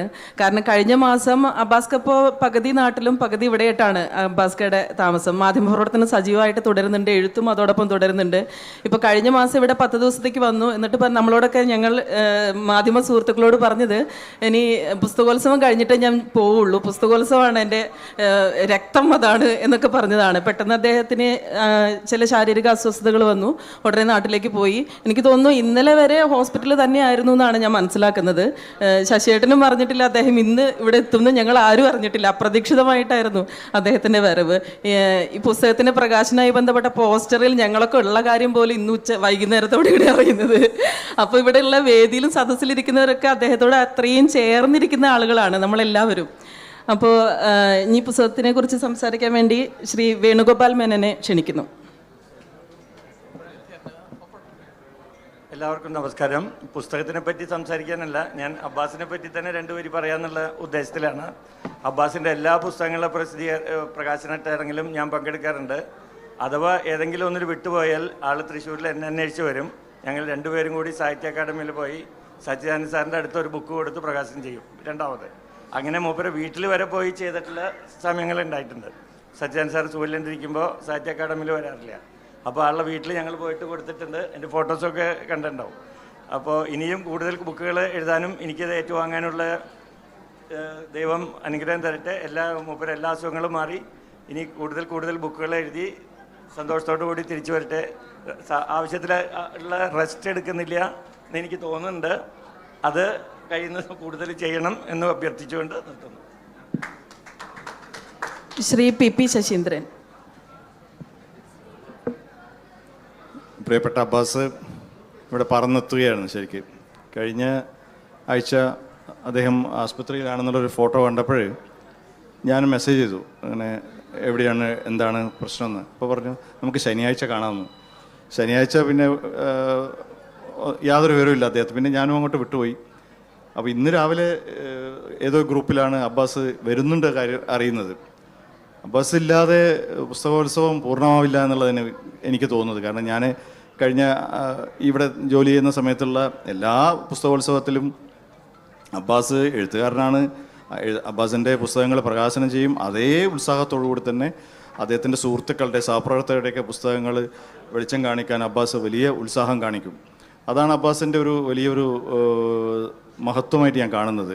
അബ്ബാസ് നിരന്തരം എഴുതിക്കൊണ്ടിരിക്കും. ഇപ്പോഴത്തന്നെ അബ്ബാസ് പല പേരുകളിൽ ഇപ്പോൾ കുറച്ച് വീഡിയോ അപ്ലോഡ് ചെയ്യാൻ തുടങ്ങിയിട്ടുണ്ട്, KMA ന്യൂസ് എന്നൊക്കെ പറഞ്ഞിട്ട്. അപ്പം ഞാൻ വിചാരിക്കും ഈ മനുഷ്യന് എങ്ങനെയാണ് ഇത്രയൊക്കെ എഴുതാനും പറ്റുന്നു, അതിനോടൊപ്പം വാർത്തകളോടൊപ്പം പിന്നെ സഞ്ചരിക്കുന്നു, വാർത്തകൾ പുതിയ തലമുറയേക്കാൾ വേഗത്തിൽ അവ അപ്ലോഡ് ചെയ്യാൻ ശ്രമിക്കുന്നു. അങ്ങനെ ഒരുപാട് പിന്നെ അധ്വാനം അദ്ദേഹം ഇതിൻ്റെ തൻ്റെ അക്ഷരങ്ങൾ ഉപയോഗിച്ചും തൻ്റെ വാർത്താ സ്നേഹം ഉപയോഗിച്ചും അദ്ദേഹം ലോകത്തോട് പറയുന്നുണ്ട്. അപ്പോൾ അങ്ങനെയുള്ള ഒരു ചടങ്ങിൽ അബ്ബാസിൻ്റെ വാക്കുകളാണ് എനിക്ക് കേൾക്കേണ്ടതെന്നാണ് തോന്നുന്നത്. അതുകൊണ്ടാണ് ഞാൻ പിന്നെ ഇവിടെ ഈ 7:30 മണിക്ക് ഇവിടെ എത്തണമെന്ന് ആഗ്രഹിച്ചത്.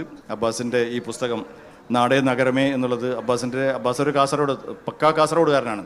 കാസർഗോഡിലെ ആരിക്കാടി ഗ്രാമത്തിലുള്ള വിശേഷങ്ങൾ, അദ്ദേഹത്തിൻ്റെ ചെറുപ്പകാലത്ത് കണ്ട നാടിനെക്കുറിച്ചും പിന്നീട് 3 പതിറ്റാണ്ടിലേറെയായി അദ്ദേഹം സഞ്ചരിച്ചുകൊണ്ടിരിക്കുന്ന ഈ മണ്ണിനെക്കുറിച്ചുമൊക്കെയുള്ള അദ്ദേഹത്തിൻ്റെ അനുഭവങ്ങൾ, അദ്ദേഹത്തിൻ്റെ വീക്ഷണങ്ങളാണ് ഈ കഥകളായിട്ട് മാറിയിട്ടുള്ളത്. ഏതായാലും അബ്ബാസിൻ്റെ ഈ നാടേ നഗരമേ എന്ന പുസ്തകവും എല്ലാവരും സ്വീകരിക്കും എന്ന് വിചാരിക്കുന്നു, പ്രതീക്ഷിക്കുന്നു. അബ്ബാസിന് എല്ലാ സൗഭാഗ്യങ്ങളും നേരുന്നു. ശ്രീ KM അബ്ബാസ് 2 വാക്ക് സംസാരിക്കും.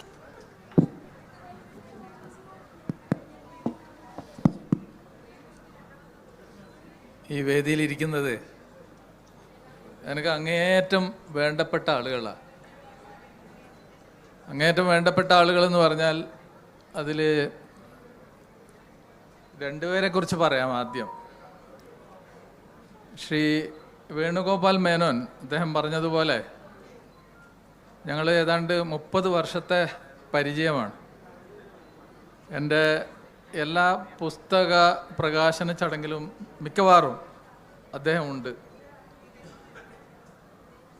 ഇടയ്ക്കിടയ്ക്ക് അദ്ദേഹം ഒരു സംരംഭകനാണ്, പക്ഷെ ഇടയ്ക്കിടയ്ക്ക് അദ്ദേഹം വാട്സപ്പിൽ എന്നോട് ചോദിക്കും, എന്താണ് വിശേഷങ്ങൾ, ആരോഗ്യമൊക്കെ എങ്ങനെയുണ്ടെന്ന് ചോദിക്കും. ആശുപത്രിയിലാണെന്നറിഞ്ഞാൽ ആ ചോദ്യങ്ങളുടെ എണ്ണം കൂടിക്കൊണ്ടേയിരിക്കും. അങ്ങനെ എന്നെ ഏറ്റവും ചേർത്ത് പിടിക്കുന്ന വ്യക്തിയാണ് ശ്രീ വേണുഗോപാൽ മേനോൻ. എൻ്റെ പ്രസാധകൻ ശ്രീ പ്രതാപൻ തായാട്ട് ആണ് മറ്റൊരാൾ. ഈ പുസ്തകത്തിൻ്റെ ക്രെഡിറ്റ് വാസ്തവത്തിന് അദ്ദേഹത്തിനാണ് കൊടുക്കേണ്ടത്. കാരണം എന്നെക്കൊണ്ട് പുസ്തകം എഴുതിക്കുന്നതിന് പിന്നിൽ അദ്ദേഹത്തിൻ്റെ ചേതോ വികാരം എന്ന് പറയുന്നത് എൻ്റെ സ്വകാര്യമായ ദുഃഖങ്ങളെ മറികടക്കാൻ ഉള്ള ഒരു ഉപാധിയായിട്ടാണ്. അപ്പോൾ ഈ പുസ്തകം എഴുതിക്കുക, അപ്പോൾ പുസ്തകം എഴുതിക്കാൻ പ്രേരിപ്പിക്കുക, അങ്ങനെ എന്നെ എൻ്റെ ഈ സ്വകാര്യമായ പ്രശ്നങ്ങളിൽ നിന്ന് കുറച്ച് നേരത്തേക്കെങ്കിലും കുറച്ച് സമയത്തേക്കെങ്കിലും വിടുതൽ നൽകുക എന്നതാണ് അദ്ദേഹത്തിൻ്റെ ഉദ്ദേശം. ഈ 2 പേരെക്കുറിച്ച് പറയാം. പിന്നെ CP ജലീൽ നേരത്തെ പറഞ്ഞതുപോലെ എൻ്റെ ജൂനിയറാണ് കോളേജിൽ. വനിത ഞങ്ങളുടെ മാധ്യമപ്രവർത്തകരുടെ കോർഡിനേറ്ററാണ്, എൻ്റെ ഒരു അഭ്യുദയകാംക്ഷിയാണ്. ശ്രീ PP ശശീന്ദ്രൻ എത്രയോ കാലം മുമ്പുള്ള ബന്ധമാണ്. ഞാൻ കാസർഗോഡ് ചെറിയൊരു പത്രപ്രവർത്തകനായിരുന്ന കാലത്ത് ഞാൻ അന്ന് കാസർഗോഡ് ജില്ലയുടെ KUWJയുടെ സെക്രട്ടറി ആയിരുന്നു, അദ്ദേഹം കണ്ണൂർ ജില്ലയുടെ പ്രസിഡൻ്റായിരുന്നു. അങ്ങനെയുള്ള ബന്ധമാണ്. അതുമാത്രമല്ല അന്ന് മാതൃഭൂമിയായിട്ട് ഒരു ചെറിയ ബന്ധമുണ്ടായിരുന്നു എന്നെ സംബന്ധിച്ച്. മാതൃഭൂമിയിലെ ശ്രീ KM മുഹമ്മദിൻ്റെ കീഴിലാണ് ഞാൻ മാധ്യമ പ്രവർത്തനം പഠിക്കുന്നത്. അപ്പോൾ അങ്ങനെയുള്ളൊരു ബന്ധം KM മുഹമ്മദും ശ്രീ PP ശശീന്ദ്രനും വളരെ അടുപ്പത്തിലായിരുന്നു. അവിടെ നിന്നുള്ള ബന്ധമാണ്. ശൈലൻ നേരത്തെ പറഞ്ഞതുപോലെ ഞങ്ങൾ എങ്ങനെയോ ഒരു ടെലിപ്പതിക്ക് ബന്ധമുണ്ട്. അപ്പോൾ ഞാൻ കാസർഗോട്ടുകാരനാണ്. ഞങ്ങൾക്കൊരു കവിയുണ്ട്, P. കുഞ്ഞിരാമൻ നായർ. P. കുഞ്ഞിരാമൻ നായർ അദ്ദേഹത്തിൻ്റെ അദ്ദേഹം പോകുന്നിടത്തൊക്കെ കവിത ചൊല്ലും, കവിത എത്തും, അദ്ദേഹത്തിൻ്റെ പിന്നാലെ കവിത എത്തും. P. കുഞ്ഞിരാമൻ നായരുടെ അദ്ദേഹത്തിൻ്റെ ഒരു പ്രയോഗമുണ്ട്, തോടുകൾ പൂണൂലിട്ട പാടങ്ങൾ. ഒരു കവിതയിലെ പ്രയോഗമാണ്, തോടുകൾ പൂണൂലിട്ട പാടങ്ങൾ. നിങ്ങളതിൻ്റെ ഇപ്പോഴത്തെ ഒരു കോണ്ടെക്സ്റ്റിൽ അതിൻ്റെ പൊളിറ്റിക്കൽ കറക്റ്റ്നെസ്സിനെ കുറിച്ചൊന്നും ആകുലപ്പെടേണ്ടതില്ല. അദ്ദേഹത്തിൻ്റെ ആലങ്കാരികമായ ബോധ്യത്തെ മനസ്സിലാക്കിയാൽ മതി. അദ്ദേഹം പോകുന്നിടത്തൊക്കെ അദ്ദേഹത്തിൻ്റെ പിന്നാലെ കവിത ചൊല്ലും, കവിത എത്തും. എന്നെ സംബന്ധിച്ച് ഞാനീ പോകുന്നിടത്തൊക്കെ എൻ്റെ പിന്നാലെ കഥകൾ വരുന്നുണ്ട്. അപ്പോൾ എഴുതുക എന്നതാണ് എൻ്റെ ഒരു ഉത്തരവാദിത്തം. അത് നല്ല കഥകളാണോ വായനാ സുഖമുള്ള കഥകളാണോ എന്നൊന്നും ഞാൻ നോക്കാറുമില്ല, ആരോടും അഭിപ്രായം ചോദിക്കാറുമില്ല. എൻ്റെ പിന്നാലെ കഥകളുണ്ട്, ആ കഥകൾ ഞാൻ എഴുതുന്നു. അപ്പോൾ ഞാൻ ഇന്നലെ വരെ കുറച്ചു കാലമായി നാട്ടിലായിരുന്നു, ഇന്ന് നഗരത്തിലാണ്. അപ്പോൾ നാടിൻ്റെയും നഗരത്തിൻ്റെയും വൈവിധ്യതയും വൈജാത്യങ്ങളും ഒക്കെ എന്നിൽ സ്വാഭാവികമായി അനുരണനം സൃഷ്ടിക്കും. ആ പ്രതികരണമാണ് ഈ പുസ്തകത്തിലേത്. കുറച്ച് കഥകൾ നേരത്തെ എഴുതിയിട്ടുണ്ട്. എത്ര പേർ വായിച്ചു എന്നത് എന്നെ സംബന്ധിച്ച് വ്യാകുലപ്പെടുത്തുന്ന ഒരു കാര്യമല്ല. ഞാൻ നേരത്തെ പറഞ്ഞതുപോലെ ഒരു ഉത്തരവാദിത്തമായി ഞാൻ കാണുകയാണ് ഓരോ കാര്യത്തെയും. നേരത്തെ ഇവിടെ ശ്രീ പി ശശീന്ദ്രൻ പറഞ്ഞു മാധ്യമപ്രവർത്തനത്തെക്കുറിച്ച്. മാധ്യമപ്രവർത്തനം നമ്മുടെ പൂർവകാലത്ത് മുമ്പ് നമ്മുടെ മാധ്യമപ്രവർത്തനത്തിൻ്റെ ഒരു പാരമ്പര്യം എന്ന് പറയുന്നത് സമൂഹത്തോടുള്ള ഒരു പ്രതിബദ്ധതയാണ്. ഗാന്ധിജിയെക്കുറിച്ചൊക്കെ നിങ്ങൾക്കറിയാം. ഗാന്ധിജിയൊക്കെ പരാമർശിക്കേണ്ട ഒരു കാലമാണിത്. ആ മഹാത്മാവിൻ്റെ കാലത്ത് നമ്മുടെ സ്വാതന്ത്ര്യ സമരത്തിൻ്റെ ഭാഗമായുള്ള ദേശസ്നേഹം പ്രോജ്വലിപ്പിക്കാനും സമൂഹത്തെ മാറ്റിപ്പണിയാനും ഒക്കെയാണ് മാധ്യമപ്രവർത്തനം ഉണ്ടായിരുന്നത്. അത് നമ്മുടെ ഒരു ഭാരതീയ പാരമ്പര്യം എന്ന് പറയുന്നത് അതാണ്. അത് അതിൻ്റെ എന്തോ ഒരംശം എന്നിലും ഉണ്ട് എന്ന് ഞാൻ സ്വയം കരുതുകയാണ്. സമൂഹത്തോടുള്ള ഉത്തരവാദിത്തം, കടപ്പാട്, അത് നിർവഹിക്കുക എന്നതാണ് എന്നെ സംബന്ധിച്ച് മാധ്യമപ്രവർത്തനം. കഥ എഴുത്ത് എങ്ങനെ തുടങ്ങി എന്ന് ചോദിച്ചാൽ, ഞാൻ ഏതാണ്ട് 30-35 വർഷമായി UAE വന്നിട്ട്. അപ്പോൾ ഇവിടെ വന്നപ്പോൾ നമുക്ക് വാർത്തക്കപ്പുറമുള്ള ചില കാര്യങ്ങളുണ്ട്. ചില കാര്യങ്ങൾ വാർത്തകളിലൂടെ പറയാൻ കഴിയില്ല, വിശകലനങ്ങളിലൂടെ പറയാൻ കഴിയില്ല. സ്വാഭാവികമായി നമ്മുടെ പ്രതികരണം മറ്റ് സർഗസൃഷ്ടികളിലൂടെ കടന്നു പോകും. അങ്ങനെയാണ് വാർത്തകളിൽ, വിശകലനങ്ങളിൽ ഉപയുക്തമാക്കാൻ കഴിയാത്ത കാര്യങ്ങൾ അല്ലെങ്കിൽ എൻ്റെ പ്രതികരണം ഞാൻ കഥകളിലൂടെ നിർവഹിക്കുന്നത്. നിങ്ങളിൽ കുറേ കാലം മുമ്പ്, 20 വർഷമായി,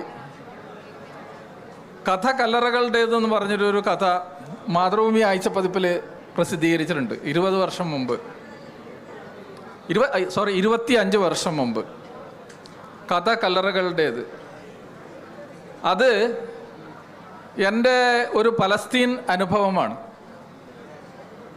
ഒരു പലസ്തീൻ യുവതി നാട്ടിലേക്ക് പോകാനുള്ള ഒരുക്കത്തെക്കുറിച്ചുള്ള എൻ്റെ പ്രതികരണമാണ്. ആ കഥ എവിടെയെങ്കിലും നിങ്ങൾക്ക് കിട്ടുമെങ്കിൽ വായിക്കാം, പഴയ പുസ്തകങ്ങളിലൊക്കെ ഉണ്ട്. അങ്ങനെയാണ് ഈ കഥയെ എനിക്ക് ആളുകളോട് ചില കാര്യങ്ങൾ പറയാനുണ്ടെന്ന് തോന്നുമ്പോൾ അത് വാർത്തയ്ക്കും വിശകലനത്തിനും അപ്പുറമുള്ള ഒരു തലം തേടുന്നുണ്ടെങ്കിൽ ഞാൻ കഥയായി എഴുതുന്നു എന്നേ ഉള്ളൂ. അപ്പോൾ കുറേ കാലമായി ഈ മരുഭൂമിയെക്കുറിച്ചും ഈ യന്ത്രനഗരത്തെക്കുറിച്ചൊക്കെ, യന്ത്രനഗരം എന്ന് പറയുന്നത് കൊച്ചുപാവയുടെ ഒരു പ്രയോഗമാണ്. ഈ യന്ത്രനഗരത്തെക്കുറിച്ചൊക്കെയുള്ള കഥകൾ എന്നിലൂടെ വന്നിട്ടുണ്ട്. അതിൽ വൈവിധ്യതയുണ്ട് എന്ന് ഞാൻ സ്വയം അഭിമാനിക്കുകയും ചെയ്യുന്നു. വിവിധങ്ങളായ കഥാപാത്രങ്ങളെ കൊണ്ടുവന്നിട്ടുണ്ട്. അതാണ് ഞാൻ എന്നെക്കുറിച്ച് മനസ്സിലാക്കിയിട്ടുള്ളത്. നിങ്ങൾക്കത് ബോധ്യപ്പെട്ടിട്ടുണ്ടോ എന്നറിയില്ല. ഈ പുസ്തകം, ഈ കഥാസമാഹാരം, ഇതിൻ്റെ തുടക്കം എന്ന് പറഞ്ഞ നേരത്തെ പറഞ്ഞതുപോലെ ശ്രീ പദാവൻ തയ്യാട്ട് എന്നോട് പറഞ്ഞു, ഷാർജ പുസ്തകമേള വരികയാണ്, അപ്പോൾ ഒരു പുസ്തകം നമുക്ക് ചെയ്യണം. അപ്പോൾ ആരെങ്കിലും അത് പറയാൻ കാത്തിരിക്കുകയാണ് ഞാൻ. ഒരു പ്രസാധകനും കിട്ടാൻ കാത്തിരിക്കുകയാണ്. എന്നാ റെഡി. അങ്ങനെ കുറച്ച് പഴയ കഥകൾ, ബാക്കിയുണ്ടായിരുന്ന കഥകൾ, ഒരു സമാഹാരത്തിലും വന്നിട്ടില്ലാത്ത കഥകൾ, ആ കഥകളൊക്കെ സമാഹരിച്ച് നിങ്ങളുടെ മുമ്പിൽ അവതരിപ്പിക്കുകയാണ്. ഇതിൽ 1975 എന്ന് പറയുന്നൊരു കഥയുണ്ട്. അത് അടിയന്തരാവസ്ഥ കാലത്ത് ഞാൻ അഞ്ചാം ക്ലാസ്സിലേക്ക് ചേരുന്ന ഒരു സന്ദർഭത്തിൽ കുറേയധികം പ്രകടനങ്ങളും ഒക്കെ നടക്കുന്ന സമയമാണ് എൻ്റെ ഈ ചെറിയ പട്ടണത്തിൽ. ആ ഓർമ്മയിൽ നിന്നുള്ള ആ ഓർമ്മകളെ വീണ്ടെടുക്കാനുള്ള എൻ്റെ ഒരു ശ്രമമാണ് 1975 എന്ന് പറയുന്ന കഥ. ഇതിൽ ഗസ്സ എന്ന് പറയുന്ന ഒരു കഥയുണ്ട്. പറ്റുമെങ്കിൽ നിങ്ങൾ വായിക്കണം. ഈ ആ ഗസ്സയുടെ തലക്കെട്ട് ഒരു നിലവിളി പോലെയാണ് ഞാൻ കൊടുത്തിരിക്കുന്നത്. ഗസ്സ എന്ന് പറഞ്ഞിട്ടാണ് കൊടുത്തിരിക്കുന്നത്. ഗസ്സയുടെ നിലവിളിയൊന്നുമല്ല. ഗസ്സ എന്ന് പറഞ്ഞ് ആ ഗസ്സയുടെ നിലവിളിയാണ് ആ കഥയിലുള്ളത്. പിന്നെ മറ്റ് കഥകളെക്കുറിച്ച് പറയുകയാണെങ്കിൽ, ഞാൻ ഈ ഷാർജയിൽ വെച്ച് ഒരു അതിമനോഹരമായ ഒരു ദൃശ്യം കണ്ടിട്ടുണ്ട്. സമയമുണ്ടല്ലോ അല്ലേ? ഈ ഷാർജയിൽ വെച്ച് ഞാനൊരു മസ്ജിദിൻ്റെ മുമ്പിൽ വെച്ച് കണ്ടതാണ്. ഇവിടെ സ്വദേശിയായ ഒരാളുടെ കഴുത്തുറക്കുന്നില്ല. എന്തോ ഒരു അപകടത്തിൽപ്പെട്ട് കഴുത്ത് ഇങ്ങനെ തല എപ്പോഴും വീണുകൊണ്ടിരിക്കും, മടങ്ങിക്കൊണ്ടിരിക്കും. വീൽ ചെയറിലാണ് അദ്ദേഹം മസ്ജിദിൽ എത്തുന്നത്. ഈ വീൽ ചെയർ തള്ളിക്കൊണ്ട് വരുന്നത് ഒരു ഹിന്ദുവായ ഒരു മലയാളിയാണ് പള്ളിയിലേക്ക്. അപ്പോൾ ഈ പുതിയ കാലത്തിൻ്റെ പശ്ചാത്തലത്തിൽ മസ്ജിദിലേക്ക് ഈ ഹിന്ദു സഹോദരൻ പ്രാർത്ഥനയ്ക്കായി ഒരാളെ കൊണ്ടുവരുമ്പോൾ ആ മസ്ജിദിൻ്റെ മുമ്പിൽ ഉണ്ടാകുന്ന അദ്ദേഹത്തിൻ്റെ വ്യാകുലതകൾ നിങ്ങൾ ഒന്ന് ഓർത്തു നോക്കുക. അദ്ദേഹത്തിൻ്റെ ജോലിയാണത്, ഈ സ്വദേശിയുടെ ജോലിക്കാരനാണ്. പക്ഷെ മസ്ജിദിനകത്തേക്ക് അദ്ദേഹത്തിന് കൊണ്ടുപോകണം ഈ വൃദ്ധനായ ആളെ. മസ്ജിദിൽ നിസ്കരിക്കുമ്പോൾ ഈ ഹിന്ദു സഹോദരൻ എന്തു ചെയ്യും? മറ്റെല്ലാവരും നിസ്കരിക്കുകയാണ്. പുതിയ കാലമാണ്, ഓർക്കണം. അത്തരമൊരു സന്നിഗ്ധത ഒരാളെ എവിടെ കൊണ്ടെത്തിക്കുന്നു? ഒരു മനുഷ്യനെ എവിടെ കൊണ്ടെത്തിക്കുന്നു? അപ്പം ഈ കാലത്തോട് നമ്മൾ ഇങ്ങനെ ചോദ്യങ്ങൾ ചോദിച്ചുകൊണ്ടേയിരിക്കണം. ഈ മനുഷ്യരെയൊക്കെ മനുഷ്യരായി കാണാനും ജാതിക്കും മതത്തിനും ഭാഷയ്ക്കും അപ്പുറം നമ്മുടെയൊക്കെ ചിന്തകളെ ഉണർത്താനും അടിസ്ഥാനപരമായി നമ്മൾ മനുഷ്യരാണെന്ന് കാണാനും ഒക്കെ നമുക്ക് ഓർമ്മകൾ ഉണ്ടാകണം. അങ്ങനെ ഒരു ഉണർത്തലിനാണ് ഞാൻ ഈ ചെറിയ കഴിവ് കൊണ്ട്, എൻ്റെ ഉത്തരവാദിത്വം കൊണ്ട്, എൻ്റെ ദൗത്യം കൊണ്ട് ഞാൻ ഉദ്ദേശിക്കുന്നത്. നിങ്ങളെല്ലാം കുറേ പേർ എൻ്റെ പുസ്തകങ്ങൾ വായിച്ചിട്ടുണ്ട്. കുറച്ച് നല്ല കാര്യങ്ങൾ ഞാൻ എഴുതിയിരിക്കും, കുറേയധികം നിങ്ങൾക്ക് ഇഷ്ടപ്പെടാത്ത കാര്യങ്ങളും എഴുതിയിരിക്കും. പക്ഷെ അടിസ്ഥാനപരമായി എൻ്റെ എഴുത്ത്, എൻ്റെ ഉദ്ദേശം ഇത്ര മാത്രമേ ഉള്ളൂ. നമ്മളെല്ലാം മനുഷ്യരാണെന്നും നമ്മളെല്ലാം ആ തിരിച്ചറിവിലൂടെ മാനവികതയുടെ വലിയ ഗോപുരങ്ങൾ കീഴടക്കണമെന്നും മാത്രം ഉദ്ദേശിച്ചുകൊണ്ടുള്ള എഴുത്താണ് എൻ്റേത്. നിങ്ങൾക്ക് പറ്റുമെങ്കിൽ നിങ്ങളെല്ലാം ഓരോ കഥകളും വായിക്കണം. ഞാൻ സമൂഹ മാധ്യമങ്ങളിൽ സജീവമാണ്. ഈ പുസ്തകം വായിച്ച ആരെങ്കിലും ഏതെങ്കിലും കഥയെക്കുറിച്ച് നിങ്ങൾക്ക് തോന്നിയത് എഴുതുമെങ്കിൽ ഞാൻ വളരെ കൃതാർത്ഥനായി.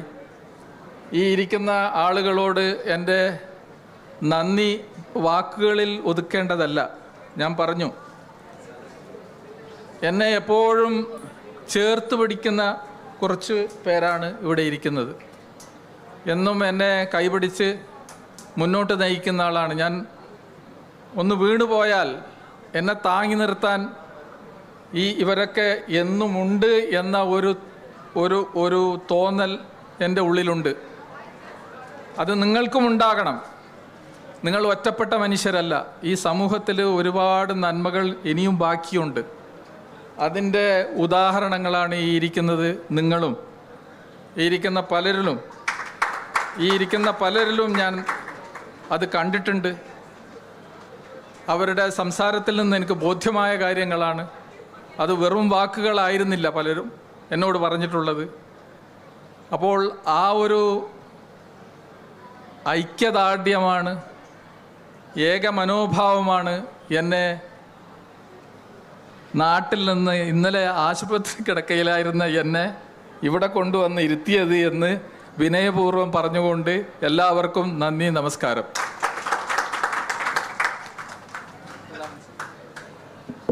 ശ്രീ പ്രതാപൻ തായാട്ട്.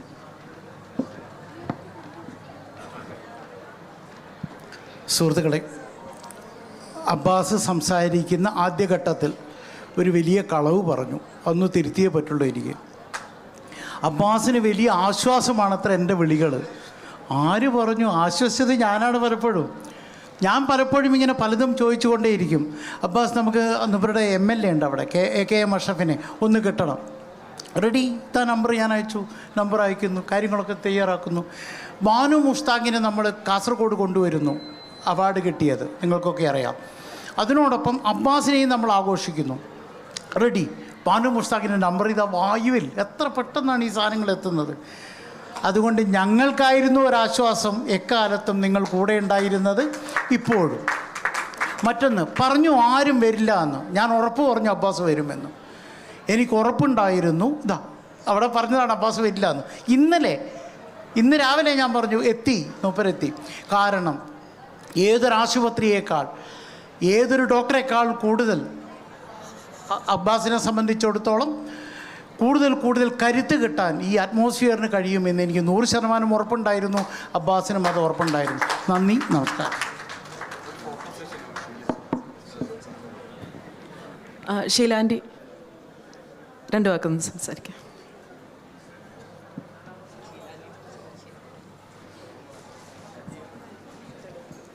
എല്ലാവർക്കും എൻ്റെ വിനീതമായ നമസ്കാരം. ഞാനും അബ്ബാസും ഒക്കെ ഒത്തിരി വർഷങ്ങളുടെ ബന്ധമാണ് ഞങ്ങൾക്കുള്ളത്. സൈനുദ്ദീൻ പുന്നൂർക്കുളം ഒക്കെ. ഈ വസന്തം വന്നെത്തി എന്ന് ഹർഷാരവത്തോടെ കുയിൽ ചൊല്ലുന്ന പോലെയാണ് അബ്ബാസിൻ്റെ ഓരോ പുസ്തകങ്ങളും ഞങ്ങൾ എഴുത്തുകാർക്ക്. കാരണം 5 തലമുറകളായി പ്രവാസ ജീവിതം നയിക്കുന്ന ഒരാളാണ് ഞാൻ. എൻ്റെ പേരക്കുട്ടിയുടെ ഇസബലിൻ്റെ തലമുറയായപ്പോൾ 5 തലമുറകളായി ഗ്രാൻഡ് ഫാദറിൻ്റെ കാര്യം തൊട്ട്. അതുകൊണ്ട് തന്നെ അനുഭവങ്ങളുടെ വെളിച്ചത്തിൽ പ്രവാസികളുടെ കഥകളാണ് കൂടുതലും അബ്ബാസ് ഒപ്പിയെടുക്കുന്നത്. അത് വളരെ മനോഹരമായി. അബ്ബാസിൻ്റെ കഥകളിലെ ഓരോ കഥാപാത്രങ്ങളും എൻ്റെയൊക്കെ സിരകളിൽ, എൻ്റെ ബ്രെയിനിൽ അങ്ങനെ നിൽക്കും എന്നുള്ളതാണ്. അത് അടുത്ത പുസ്തകം വരുന്നത് വരെയും അങ്ങനെ തന്നെ ആയിരിക്കും എന്നുള്ളതാണ്. നമ്മുടെ പ്രവാസ ജീവിതത്തിൽ പല ഭാഷകൾ, പല വേഷങ്ങൾ, പല മതങ്ങൾ, പല സംസ്കാരങ്ങൾ, വിഭിന്നങ്ങളായ രാജ്യങ്ങൾ, എത്രയോ വിവിധ രാജ്യങ്ങളിൽ നിന്നുള്ള വിഭിന്നമായ സംസ്കാരങ്ങൾ. ഇവിടെ പൊതുവായ ഒരു ഭാഷയിലാണ് നമ്മൾ ജീവിക്കുന്നത്. 40 വർഷമാകുന്നു ഞാനൊക്കെ ഇവിടെ. അപ്പം സ്നേഹത്തിൻ്റെ ഭാഷ.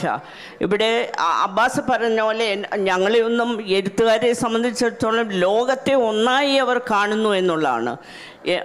ഞങ്ങൾക്കൊന്നും ജാതിയില്ല, മതമില്ല. ജാതിക്കും മതത്തിനും രാഷ്ട്രീയത്തിനും അതീതമാണ്. ഇപ്പം ഞങ്ങളുടെ ഒരു പ്രിൻസിപ്പിളാണ് അക്കാഫിൽ ഇംപ്ലിമെൻ്റ് ചെയ്തത്. 100% സക്സസ്. നമ്മൾ സർവശക്തനായ ദൈവവും ആ ദൈവം സൃഷ്ടിച്ച ഭൂമിയിലെ ജനതയും അങ്ങനെ നമ്മൾ ചിന്തിച്ചാൽ നമുക്ക് വരുന്ന ഓരോ അപകടങ്ങളിലും ഓരോ കാര്യങ്ങളിലും നമ്മൾ കൈപിടിച്ച് മുന്നോട്ട് പോയാൽ ഈ ഭൂമിയിലെ കുറേ ദുഃഖങ്ങളും നമുക്ക് അകറ്റാൻ പറ്റും. അതിന് നിങ്ങൾക്കിടയാക്കട്ടെ. നന്ദി, നമസ്കാരം. ചെറിയൊരു ഫോട്ടോ സെഷനോട് കൂടെ നമുക്കിത് സെഷൻ അവസാനിപ്പിക്കാം. സാദിക്കാവിൽ പുന്നക്കൻ മുഹമ്മദ് അലി, അനൂപ് കിച്ചേരി, മിച്ചു ഭാസ്കർ, കഴിഞ്ഞു Ismail melody, Sadiqa, Saleem അഹിനത്ത്,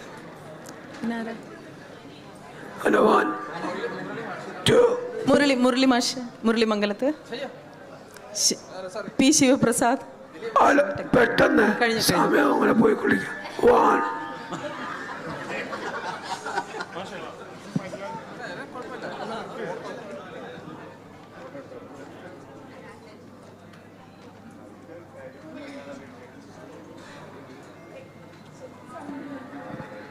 Okay, 1, 2, 3. Thank you.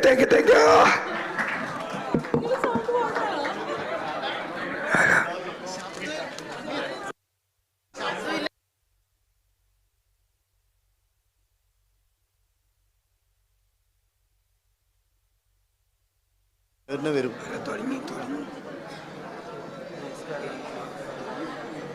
Anuja നായരുടെ 2 പുസ്തകങ്ങളുടെ പ്രകാശനമാണ് ഈ വേദിയിൽ തുടർന്ന് നടക്കുന്നത്.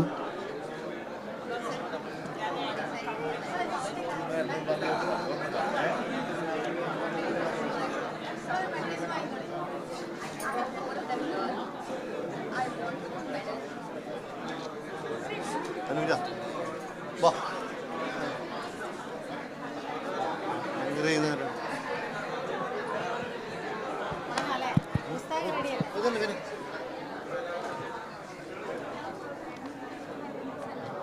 കൈരളിയാണ് വിൻഡേഴ്സ്, അതായത് ഈ 17 വിൻഡേഴ്സ് കൈരളി ബുക്സാണ്.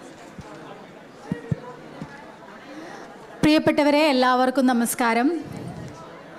ഇന്ന് നമ്മുടെയൊക്കെ കൊച്ച് പ്രിയപ്പെട്ട എഴുത്തുകാരി അനൂജ നായരുടെ 14ാമത് പുസ്തകത്തിൻ്റെ 13ാമത് പുസ്തകത്തിൻ്റെ പ്രകാശന ചടങ്ങാണ് ഇവിടെ നടക്കാൻ പോകുന്നത്.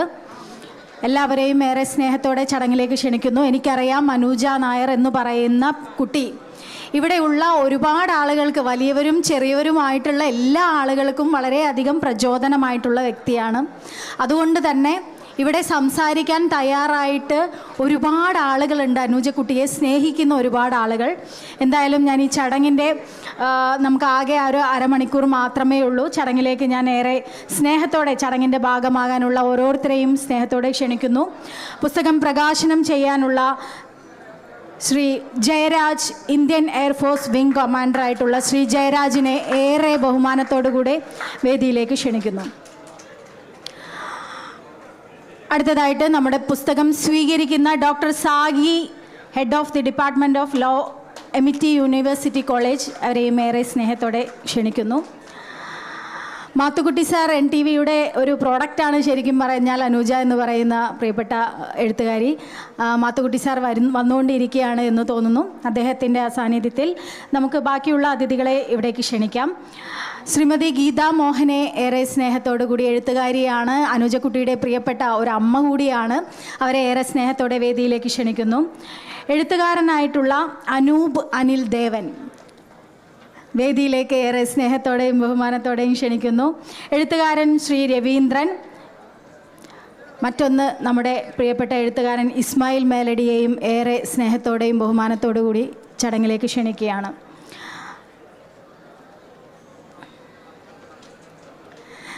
"17 Winters and 13 Fires" by Anuja Nair. അനൂജയുടെ ചെറുപ്പം മുതലുള്ള യൗവനത്തിലേക്ക് എത്തി നിൽക്കുന്ന അനുജയുടെ ഒരുപാട് അനുഭവക്കുറിപ്പുകളാണ് ഈ പുസ്തകമായിട്ട് ഇപ്പോൾ നമുക്ക് മുന്നിലേക്ക് വരുന്നത്. അനുജ എന്താ പറയുക, ഇവിടെയുള്ള പ്രവാസി മലയാളികൾക്കിടയിൽ വളരെ സുപരിചിതയായ ഒരാളാണ്.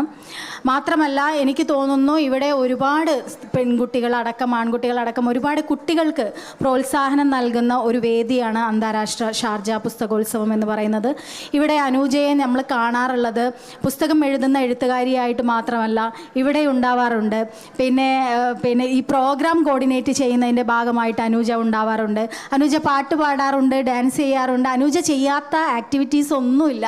ഒരു സ്ത്രീ എന്ന രീതിയിൽ എനിക്ക് ഒരു പെൺകുട്ടി ഇത്രയും കാര്യങ്ങൾ ചെയ്ത് വളരെ അഭിമാനകരമായി മുന്നോട്ട് പോകുന്നത് കാണുമ്പോൾ ശരിക്കും അസൂയയും അഭിമാനവും ഒക്കെ തോന്നുന്ന ഒരാളാണ്. അതുകൊണ്ട് തന്നെ ഈ ചടങ്ങിൻ്റെ ഭാഗമായി നിൽക്കാൻ എനിക്ക് ഒരുപാട് സന്തോഷമുണ്ട്. 2 പുസ്തകങ്ങൾ ഇന്ന് ഇവിടെ പ്രകാശനം ചെയ്യുന്നുണ്ട്. ഒരു പുസ്തകത്തിൻ്റെ 2ാം പതിപ്പും മറ്റൊരു പുസ്തകത്തിൻ്റെ ആദ്യ പതിപ്പും ഹരിതം പബ്ലിക്കേഷൻസും കൈരളി പബ്ലിക്കേഷൻസിൻ്റെയും പുസ്തകങ്ങളാണ് ഇവിടെ നമ്മൾ പ്രകാശനം ചെയ്യുന്നത്. നമുക്ക്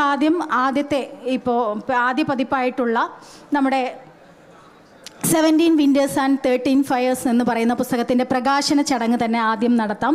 പുസ്തകം പ്രകാശനം ചെയ്യുന്നത് നമ്മുടെ പ്രിയപ്പെട്ട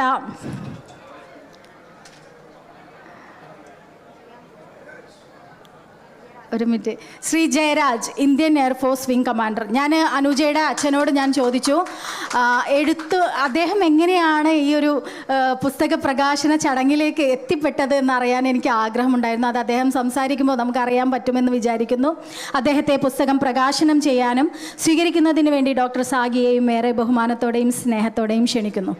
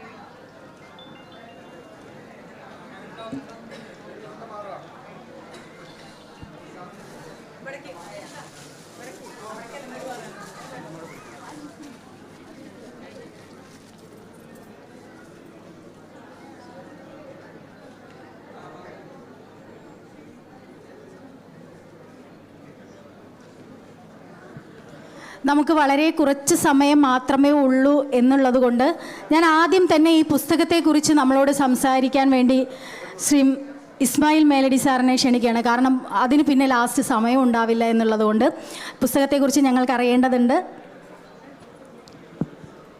നമസ്കാരം. I think this book should be read by parents first. ഇതൊരു കൊച്ചുകുട്ടി എഴുതിയതെന്ന് എനിക്ക് ഇപ്പോഴും വിശ്വസിക്കാൻ കഴിഞ്ഞിട്ടില്ല. കാരണം ഓട്ടോബയോഗ്രഫിയൊക്കെ എഴുതുന്നത് ഒരുപാട് പ്രായമൊക്കെ അതിന് ശേഷമാണ്.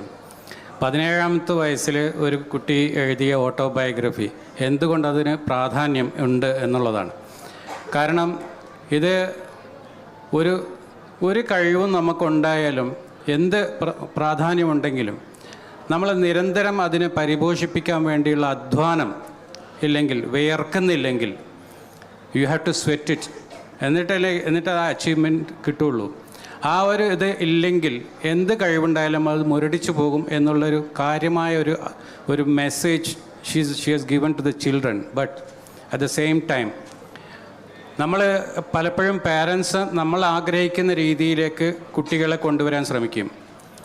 നമ്മൾക്ക് കഴിയാതെ പോയ കാര്യങ്ങൾ കുട്ടികളിലൂടെ നടത്താൻ ശ്രമിക്കും. ബട്ട് വി നെവർ ആസ്ക് എന്താണ് അവരുടെ താല്പര്യം. ആൻഡ് ഇങ്ങനെ പ്രഷർ കൊടുക്കുമ്പോൾ ആ പ്രഷറിലൂടെ നഷ്ടപ്പെടുന്നത് സെൽഫ് കോൺഫിഡൻസാണ്, ഇഷ്ടപ്പെട്ടത് ചെയ്യാൻ പറ്റാത്ത വിഷമങ്ങളാണ്.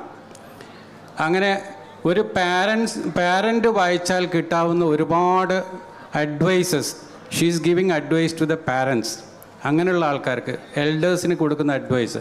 ഈ 17 വയസ്സുള്ള കുട്ടി ആണിത് എഴുതിയെന്ന് വിശ്വസിക്കാൻ പറ്റില്ല എന്ന് ഞാൻ പറയാൻ കാരണം അതാണ്. ഇതിൽ ഒരു പുതിയ രീതിയാണ് ഇതിലൊരു കഥ പറച്ചിലെന്നല്ല, ഇതിൻ്റെ സ്വയം ഇതൊരു ഓട്ടോബയോഗ്രഫി എന്ന് പറയുകയാണെങ്കിലും ഒരുപാട് കഥകളുണ്ട്, ഇതിനെ അനുഭവിച്ച ഒരുപാട് കഥകളുണ്ട്. ഇതൊരു പുതിയ രീതി എന്താണെന്ന് വെച്ചാൽ ഓരോ കാര്യങ്ങളും ഒരു സംഭവം നടന്നതിനെപ്പറ്റി പറഞ്ഞതിന് ശേഷം അതിൽ നിന്ന് ടേക്ക് അവേ എന്താണ്, അതിനുള്ള മെസ്സേജ് എന്താണ്, ഒരു വലിയ വിസ്ഡം എന്താണ് അതിൽ കിട്ടാൻ പോകുന്നത്. അതെനിക്ക് തോന്നുന്നു ഇതിലുള്ള ടേക്ക് അവേസ് മാത്രം വെച്ചിട്ട് it can be another book, അതിന് മാത്രമുണ്ട്. അതൊരു വലിയ അച്ചീവ്മെൻ്റ്. കാരണം ഈ ഒരു ചെറിയ കുട്ടിയാണ് എഴുതിയെന്നുള്ള ടേക്ക് അവേ എന്ന് നോക്കിയാൽ വിശ്വസിക്കാൻ പറ്റില്ല. അതിനുവേണ്ടി ഞാൻ ഒന്ന് രണ്ട് ഉദാഹരണമായിട്ടുള്ള ടേക്ക് അവേസ് പറയാൻ. അത് ആദ്യത്തെ ഒരു ടേക്ക് അവേ അച്ഛനുമായിട്ടുള്ള ബന്ധത്തെപ്പറ്റി പറയുമ്പോൾ, അച്ഛൻ പട്ടാളത്തിലായിരുന്നു. അപ്പോൾ വീട്ടിലെ പട്ടാളച്ചിട്ട അമ്മയാണെങ്കിൽ ഭയങ്കര സ്ട്രിക്റ്റായിട്ട് കുട്ടിയെ എപ്പോഴും മുന്നിലെത്തിക്കണം എന്നുള്ള അത് എല്ലാ പാരൻറ്റിൻ്റെയും ആഗ്രഹമാണ്, അമ്മയുടെ ആഗ്രഹമാണ്. അത് രണ്ടിൻ്റെയും ഒരു ബാലൻസ്ഡ് ആയിട്ട് എങ്ങനെ അനൂജ കൊണ്ടുപോയി എന്നുള്ളതാണ് ഈ പുസ്തകത്തിൽ മുഴുവൻ പറഞ്ഞിരിക്കുന്നത്. അപ്പോൾ ഒരു സോൾജിയറുടെ കുട്ടി ആയതുകൊണ്ട് അതിലെ ടേക്ക് അവേ ഇങ്ങനെയാണ്: some heroes wear uniforms, others just raise strong daughters. ഇതൊരു കയ്യടി കൊടുക്കേണ്ട കാര്യമല്ലേ? ഒരു 17 വയസ്സുള്ള കുട്ടിയാണ് പറയുന്നത്. Just because someone doesn't talk about their past doesn't mean it didn't shape your future. Silence is also a form of strength. Growing up with rules sucks until you realize they built you. അപ്പോൾ പലപ്പോഴും നമുക്ക് കുട്ടികളെ നമ്മൾ ചിലപ്പോൾ ചില ആൾക്കാർ പറയും, ചീത്ത പറയും, വഴക്ക് പറയും, അങ്ങനെയൊക്കെ പറയുന്നത് എന്തിനാണ്? അവസാനം അതിലൂടെയാണ് അവരുടെ വ്യക്തിത്വം രൂപപ്പെടുന്നത് എന്നുള്ള വലിയൊരു മെസ്സേജാണിത്.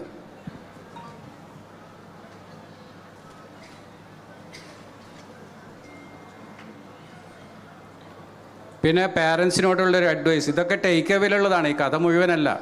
അതിൽ നിന്ന് തന്നെ കാര്യം മനസ്സിലാവുന്നുണ്ട്. Parents, your children are not your property. ഇത് പുതിയ ന്യൂജൻ കുട്ടികളൊക്കെ എന്ന് പറയാറുള്ളതാണ്. They may be your blood but they are not your second chance. അത് പലപ്പോഴും നമുക്ക് കിട്ടാതിരുന്ന അവസരങ്ങൾ അതൊക്കെ ഒന്ന് പ്രാവർത്തികമാക്കാൻ പറ്റിയ ഉപകരണങ്ങളാണ് കുട്ടികളെന്ന് വിചാരിക്കരുത് എന്നാണ് അനൂജയുടെ ഉപദേശം. If you force your dream on to them, you don't just kill their interest, you kill their spirit. ഇത് വലിയൊരു ഇപ്പോഴത്തെ കാലത്തെ പിള്ളേരെ എങ്ങനെ വളർത്തണം എന്നുള്ളതാണ്, അതിനുള്ള നല്ലൊരു ഉപദേശമാണ്. അപ്പോൾ ഇതെല്ലാം എനിക്കൊന്ന് കുട്ടികളെക്കാളും കൂടുതൽ വായിക്കേണ്ടത് പാരൻസാണ്. പക്ഷേ ഇതിന് പറയുമ്പോൾ വേറൊരു സന്തോഷം എനിക്കുള്ളത്, I think I will be the proudest among all of you, because അനൂജയുടെ ഫസ്റ്റ് ബുക്ക് പോയംസിൻ്റെ കളക്ഷൻ അത് എൻ്റെ കൈകളിലൂടെയാണ് പുറത്തു വന്നത്. അതായത് ആദ്യമായിട്ട് അതിനെ വേണ്ട വിധത്തിൽ ചെത്തിമിനുക്കാനും ഉപദേശിക്കാനും നന്നാക്കാനൊക്കെ ഞാൻ ഉണ്ടായിരുന്നു. അന്നു മുതൽ അനൂജയുടെ ഈ വളർച്ചയിൽ ഞാൻ വളരെയധികം അഭിമാനിക്കുന്നു. മാത്രമല്ല അന്നത്തെ ചെറിയ 7ാം ക്ലാസ്സിലല്ലേ, 7th പഠിക്കുന്ന ആൾ, ഇപ്പോൾ ഡിഗ്രിക്ക് ഫസ്റ്റ് ഇയറായി. അപ്പോൾ അന്നു മുതൽ ഉള്ള അനൂജയുടെ വളർച്ച പൊക്കത്തിൽ മാത്രമല്ല, എഴുത്തിലും ഭാഷയിലും എല്ലാം ഉള്ള വളർച്ച ഞാൻ കണ്ടുകൊണ്ടിരിക്കുകയാണ്. അതിന് വളരെ അഭിമാനം തോന്നുന്നു. വളരെ മനോഹരമായ ഭാഷയാണ്. അതാണ് ഈ പുസ്തകത്തിൻ്റെ മറ്റൊരു ഹൈലൈറ്റ്. പിന്നെ ഒരുപാട് പുതിയ പ്രയോഗങ്ങൾ ഇതിനകത്തുണ്ട്. പുതിയ കാലത്തെ പ്രയോഗങ്ങൾ ഒരുപാടുണ്ട്. എന്താണ് പ്രഷറിനെ പറ്റി പറയുമ്പോഴും, അതുപോലെ വർക്ക് പ്രഷർ, പെർഫോം ചെയ്യാനുള്ള പ്രഷർ, അതിനെപ്പറ്റി പറയുമ്പോൾ, അതുപോലെ പിന്നെ വീട്ടിൽ നിന്നുള്ള അച്ഛൻ്റെയും അമ്മയുടെയും 2 തരത്തിലുള്ള ഒരു സ്റ്റൈൽ ഓഫ് പാരൻറ്റിങ്, അതിൻ്റെ ഇടയ്ക്ക് എങ്ങനെയാണ് ബാലൻസ് ചെയ്യാൻ പറ്റുക എന്നുള്ളത്. ഒരാൾ ഭയങ്കര സ്ട്രിക്റ്റ് ആകുമ്പോൾ വേറൊരാൾ വളരെ റോക്ക് ബോട്ടം, അതിങ്ങനെ ഒരു സൈലൻ്റ് ആയിട്ട് നിൽക്കുന്നു. ഇത് രണ്ടിൻ്റെ ഇടയ്ക്കാണ് ഇപ്പം അനൂജ വളർന്നു വരുന്നത്. അപ്പോൾ എല്ലാ കഴിവുകളുണ്ടെങ്കിലും നമ്മളത് കണ്ടിന്യൂസ് ആയിട്ട് അധ്വാനിച്ച് വളർത്തിക്കൊണ്ടുവരണം. അല്ലാതെ എനിക്ക് എല്ലാ കഴിവുകൊണ്ട് എല്ലാവരും എന്നെ പൊക്കിക്കൊണ്ടുവന്നോളും എന്ന് വിചാരിച്ചാൽ പോരാ, കണ്ടിന്യൂസ് ആയിട്ടുള്ള അധ്വാനം വേണം. ഇതൊരു വലിയ മെസ്സേജാണ്. ഇതിൽ കൂടുതൽ ഞാൻ പറഞ്ഞു കഴിഞ്ഞാൽ ഇതിലെല്ലാം പറഞ്ഞു എന്നാവും. അതുകൊണ്ട് എല്ലാവരും ഇത് വായിച്ചു കഴിഞ്ഞാൽ പിന്നെ എനിക്കൊന്ന് വലിയൊരു അക്കാഡമിക്കലി തന്നെ വലിയൊരു മുതൽക്കൂട്ടായിരിക്കും. ഒരുപാട് എനിക്കൊന്ന് ഇതൊക്കെ ഇതിൽ ചില മെത്തേഡുകളൊക്കെ നമുക്ക് പഠനത്തിന് വേണ്ടി ഉപയോഗിക്കാൻ പറ്റും. അതുകൊണ്ട് ടീച്ചേഴ്സ് ഇത് വായിക്കണം എന്നുള്ളതാണ് എൻ്റെ അഭിപ്രായം. അത്രയും പറഞ്ഞുകൊണ്ട് ഞാൻ നിർത്തുന്നു. നന്ദി, നമസ്കാരം. Thank U Ismail Meladi. അടുത്തതായിട്ട് പുസ്തകം പ്രകാശനം ചെയ്ത ശ്രീ ജയരാജ്, ഇന്ത്യൻ എയർഫോഴ്സ് കമാൻഡറായിട്ടുള്ള, ഒരുപക്ഷെ ചിലപ്പോൾ അങ്ങനെ ഒരു പുസ്തക പ്രകാശനം നമ്മൾ ഇതുവരെ കണ്ടിട്ടുണ്ടാവില്ല എന്ന് എനിക്ക് തോന്നുന്നു. കാരണം സിനിമാ മേഖലയിലെ രാഷ്ട്രീയക്കാരൊക്കെ പ്രകാശനം ചെയ്യുന്നത് കണ്ടിട്ടുണ്ട്. ഇതൊരു വ്യത്യസ്തമായി തോന്നുന്നു. സാറിനെ സംസാരിക്കാൻ ക്ഷണിക്കുന്നു. നമസ്കാരം ഷാർജ. ഞാൻ ഇവിടെ എത്തിപ്പെടേണ്ട ആളല്ല. And it is coincidence, but again destiny.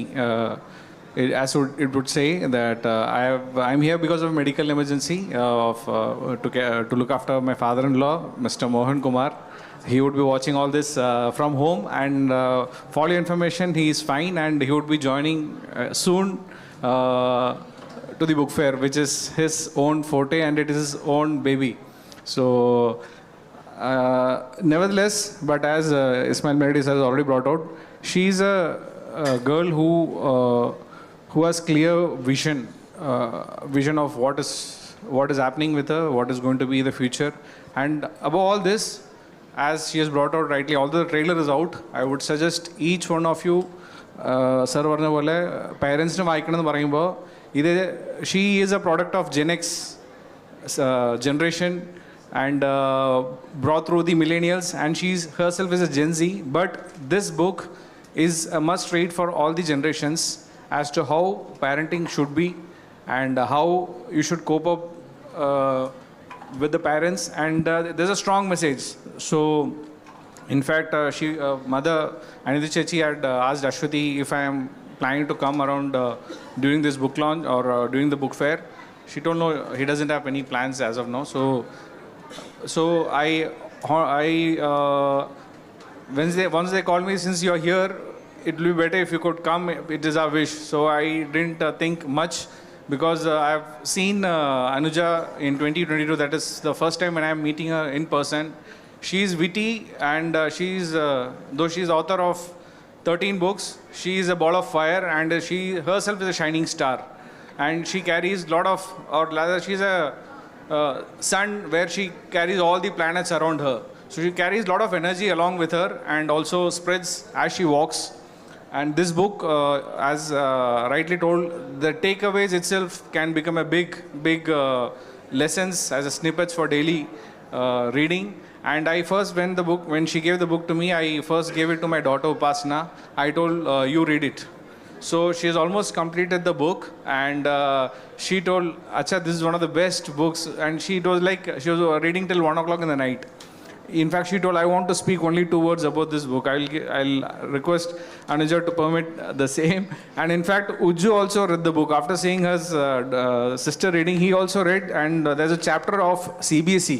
I think everybody should read. The parents, children, and everybody must read. I meant to reach to this chapter. But the way she has portrayed this, it's as the caption goes, between you and a book. She is the book. She has lived through the book, her life, all these while of these last 17 winters, and very meticulously and diligently portrayed it, which is readable for all across, all ages. Thank you once again, Anuja, for inviting me to be part of this celebration.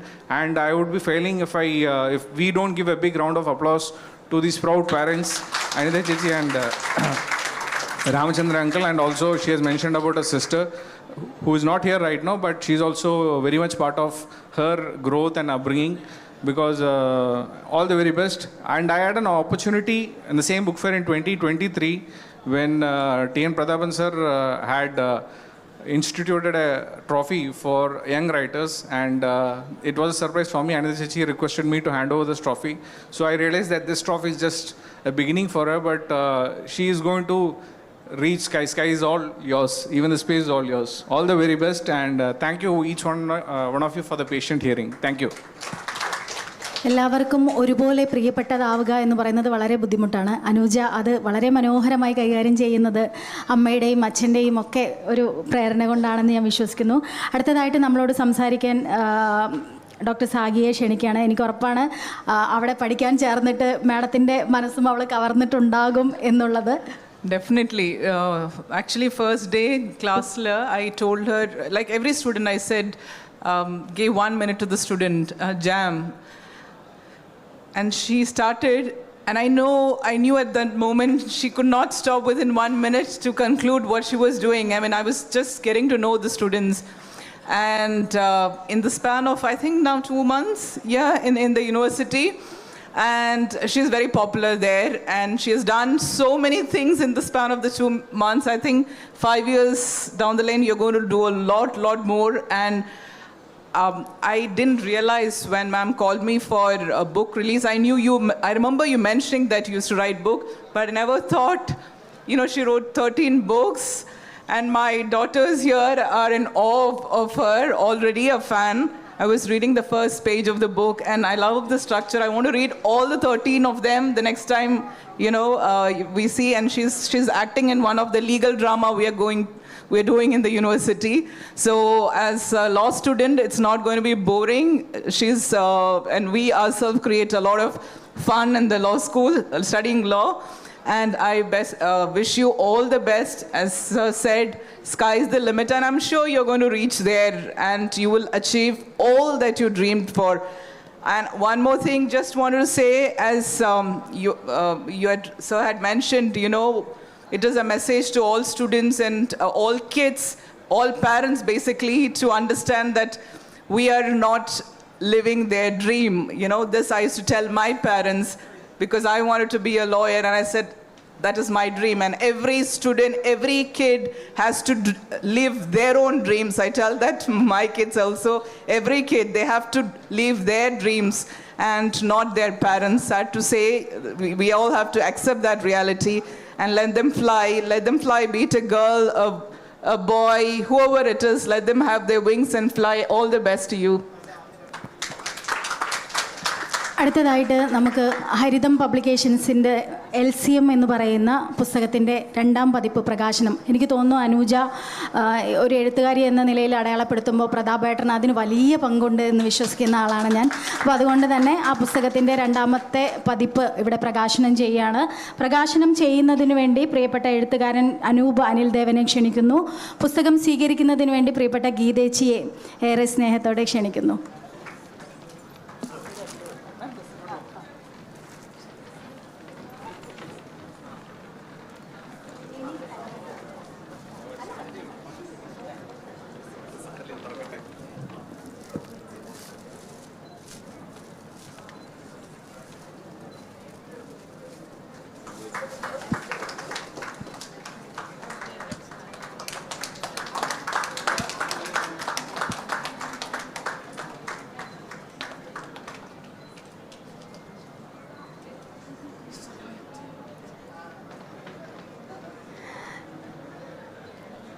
നമുക്ക് വളരെ കുറച്ച് സമയമേ ഉള്ളൂ. എഴുത്തുകാരൻ ശ്രീ അനൂപ് അനിലിനോട് നമ്മളോട് സംസാരിക്കാൻ വേണ്ടി. നമസ്കാരം. ആദ്യമായി നന്ദി പറയണം എന്നെ എഴുത്തുകാരൻ എന്ന് വിളിച്ചത്. ഞാനൊരു എഴുത്തുകാരനൊന്നുമല്ല കേട്ടോ. സത്യത്തിൽ ഞാൻ എന്തുകൊണ്ട് ഇവിടെ ഉണ്ടെന്നുള്ളൊരു വലിയ ചോദ്യത്തിൻ്റെ ഉത്തരം കൂടെ പറയുമ്പോഴാണ് അത് സമ്പൂർണ്ണമാവുള്ളൂ. കാരണം ഇവളെനിക്ക് പുത്ര സമാനം, പുത്രിക്ക് തുല്യമാണ് എന്ന് പറഞ്ഞ പോലെ പുത്രി തന്നെയാണ്. അപ്പോൾ അതിന് നേരത്തെ ഇസ്മായിൽക്ക പറഞ്ഞ പോലെ ഇവളങ്ങ് വലുതാവുന്നത് കണ്ടിരുന്നത് കൊണ്ട് ആ കാഴ്ചയുടെ എന്താ പറയുക മറ്റൊരു നാഴികക്കല്ല് പിന്നിട്ടെടുത്ത് ഇവിടെ ഉണ്ടാവണം എന്നുള്ള ആഗ്രഹം കൊണ്ട് വന്നതാണ്. എന്നിരുന്നാലും നമ്മൾ ചിലപ്പോഴൊക്കെ പറയില്ലേ, ചിലരൊക്കെ നമ്മളെ പലപ്പോഴും വിസ്മയിപ്പിക്കാറുണ്ട്, പലരും നമ്മളെ ചിലപ്പോൾ വിസ്മയിപ്പിക്കാറുണ്ട്. പക്ഷെ വളരെ അപൂർവം പേര് നമ്മളെ എല്ലായ്പ്പോഴും വിസ്മയിപ്പിച്ചു കൊണ്ടേയിരിക്കും എന്ന് പറയുന്നു. അങ്ങനെയുള്ള അപൂർവം പേരിലൊരാളാണ് തീർച്ചയായിട്ടും നമ്മുടെ അനുജക്കുട്ടി. സ്വർണത്തിന് സുഗന്ധമൊന്നും വേണ്ട, എങ്കിലും സുഗന്ധം കൂടി ആയാലോ എന്നാണ് എനിക്ക് അവളെ കാണുമ്പോൾ എന്നും തോന്നാറുള്ളത്. ഒരുപാട് സന്തോഷം. റിച്ചാർഡ് ബാക്കിൻ്റെ ഒരു വലിയ കോട്ടുണ്ട് പണ്ട്, great writer is someone an amateur writer who never quit എന്ന് പറഞ്ഞു. ബട്ട് ഇവളെ ആ ഗണത്തിൽ പോലും പെടുത്താൻ സാധിക്കില്ല എന്നുള്ളതാണ്. അമച്വർ എന്നുള്ളൊരു ലെവലിലോട്ട് ഒരിക്കലും എത്തിയിട്ടില്ല. നേരിട്ട് ഒരു പ്രോഡിജി എന്ന് വിളിക്കണമെങ്കിൽ, ഒരു ചൈൽഡ് പ്രോഡിജി എന്ന് വിളിക്കണമെങ്കിൽ നമ്മൾ അതിലൊരു ചൈൽഡ് ആഡ് ചെയ്യും. അങ്ങനെയില്ല. She is a professional writer.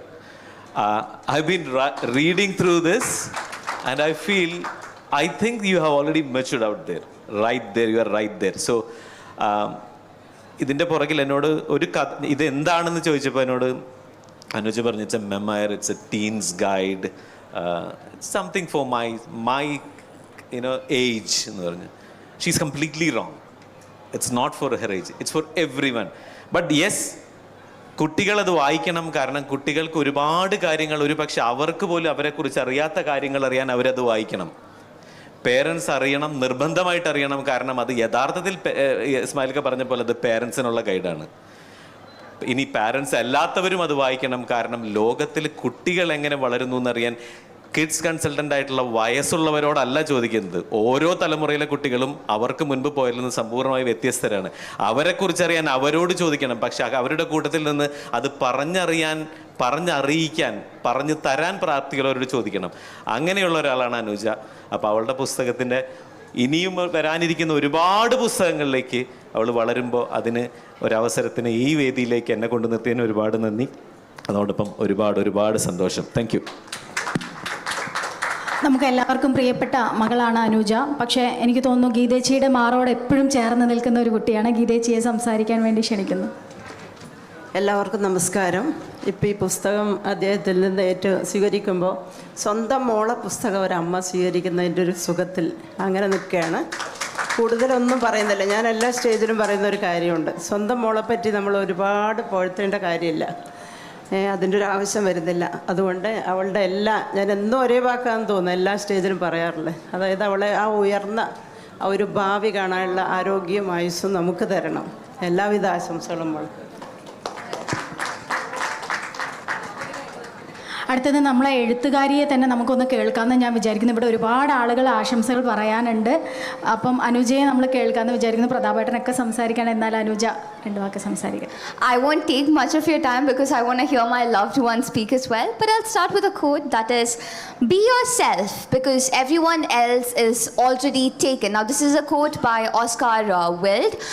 And this is exactly what I want to say as well, because this is a quote that one of my senior colleagues told me during an internship, and it stuck to me like a thorn, like absolutely, because we live in a world where people often tell us who to be when we are still figuring out who we are.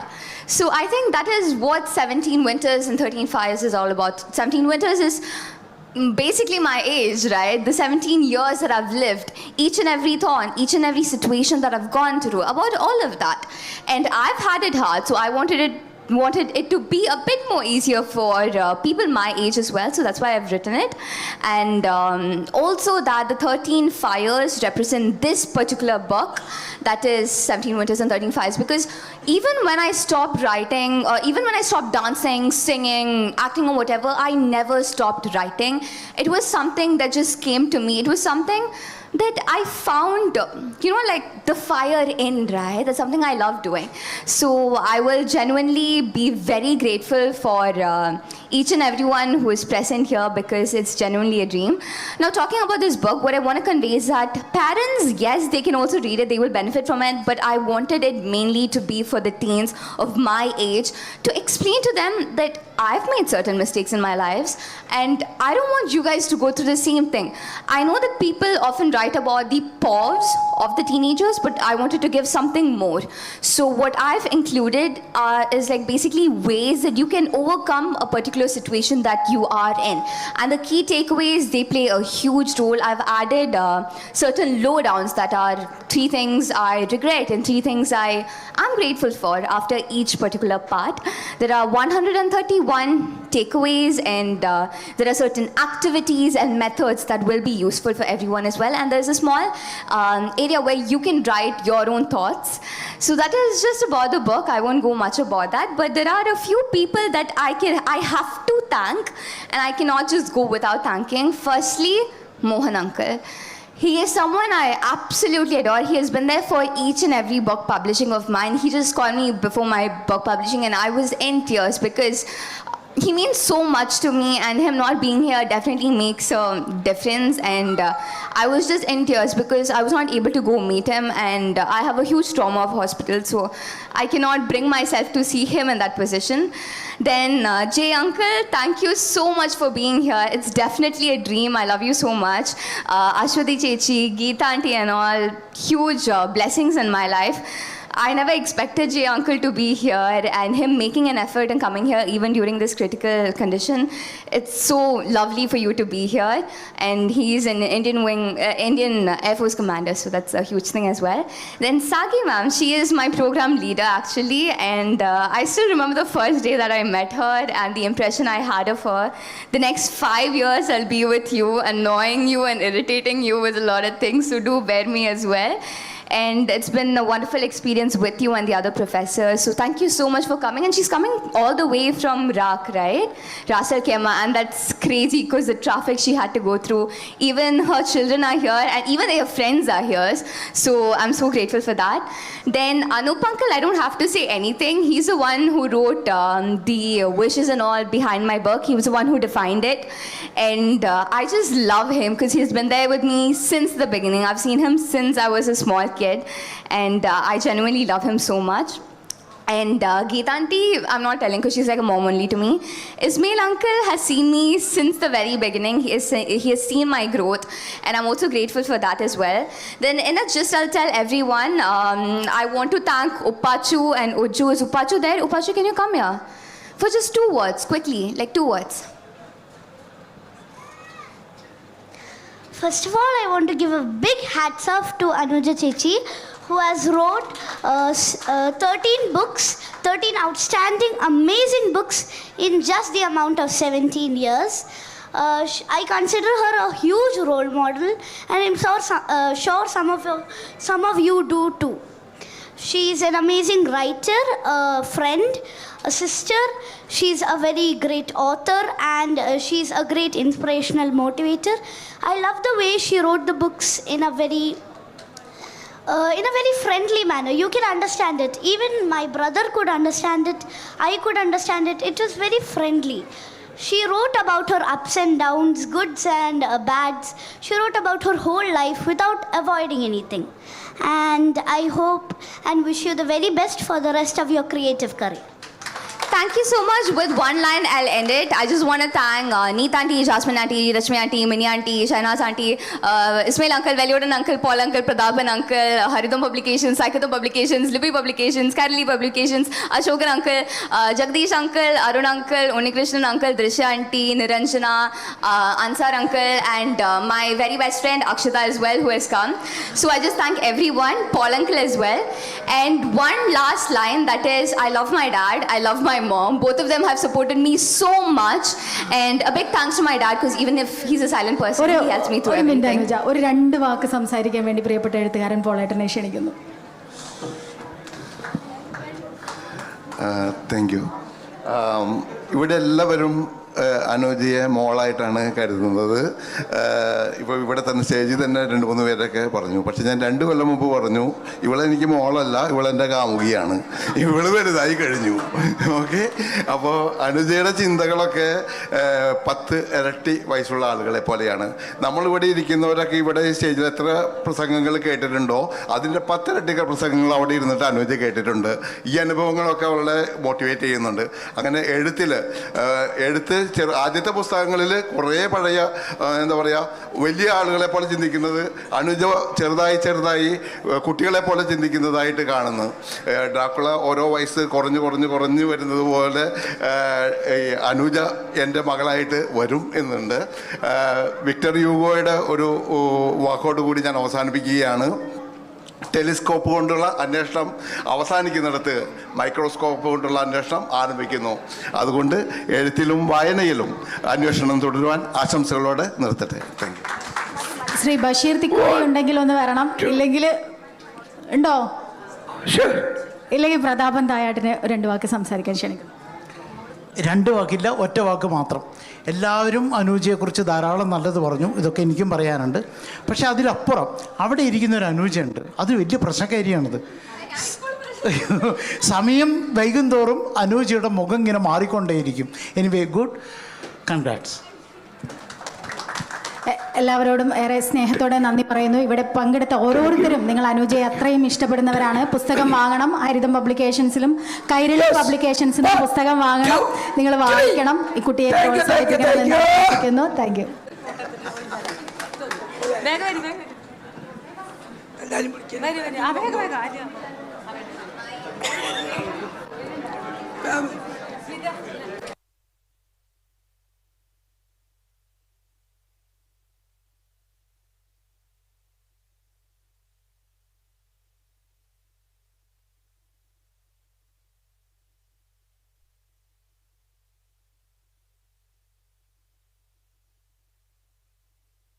Hello Nokia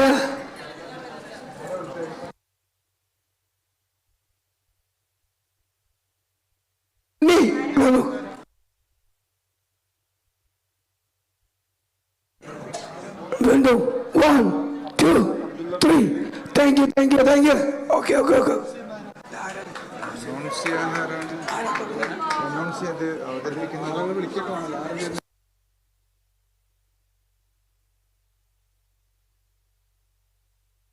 hello അവിടുത്തെ എല്ലാവരും പുറത്തൊക്കെ പോകണോ?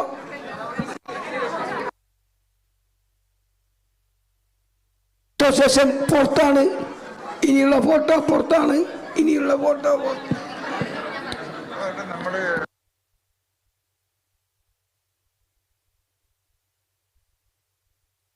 Hello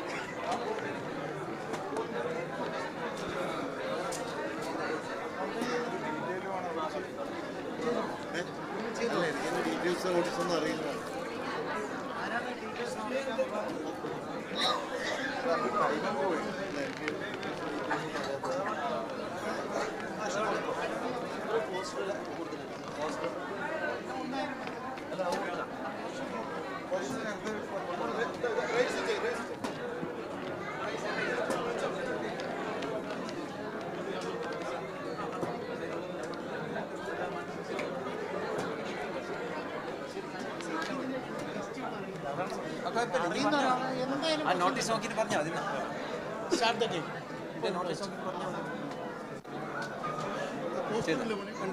രണ്ടാളെ പ്രശ്നമുള്ള എൻ്റെ അടുത്തുണ്ട്, രണ്ടും പറഞ്ഞാൽ അത് പ്രശ്നമില്ല. രണ്ടും മിക്സ് ചെയ്തെങ്കിൽ പറഞ്ഞാൽ ആരിസ് കല്യാണം അയച്ചു, ആരിസ് കല്യാണം ഉണ്ട്.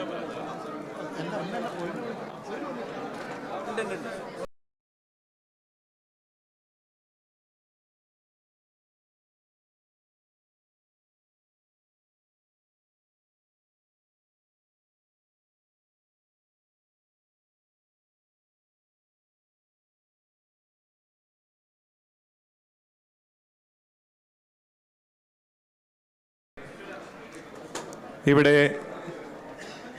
ഹാരിസ് അഹമ്മദ് രചിച്ച ഓർമ്മകളിലെ ചിരാത് എന്ന പുസ്തക പ്രകാശനത്തിൻ്റെ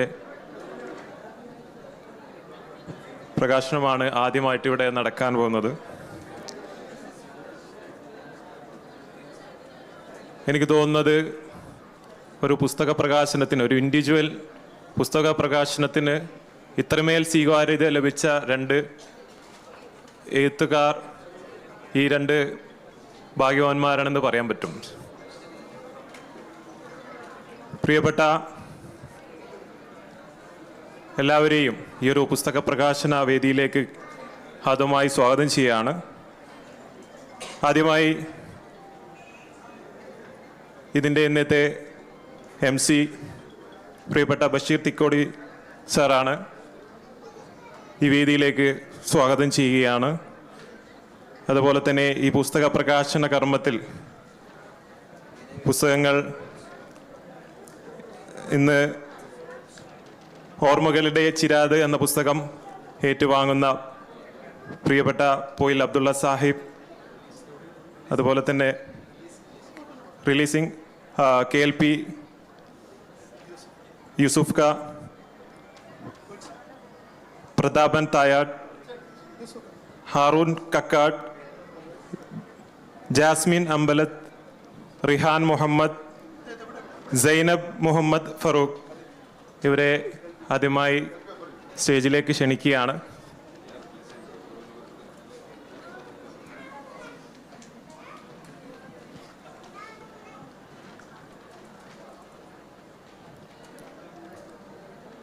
പ്രിയപ്പെട്ട ബഷീർക്ക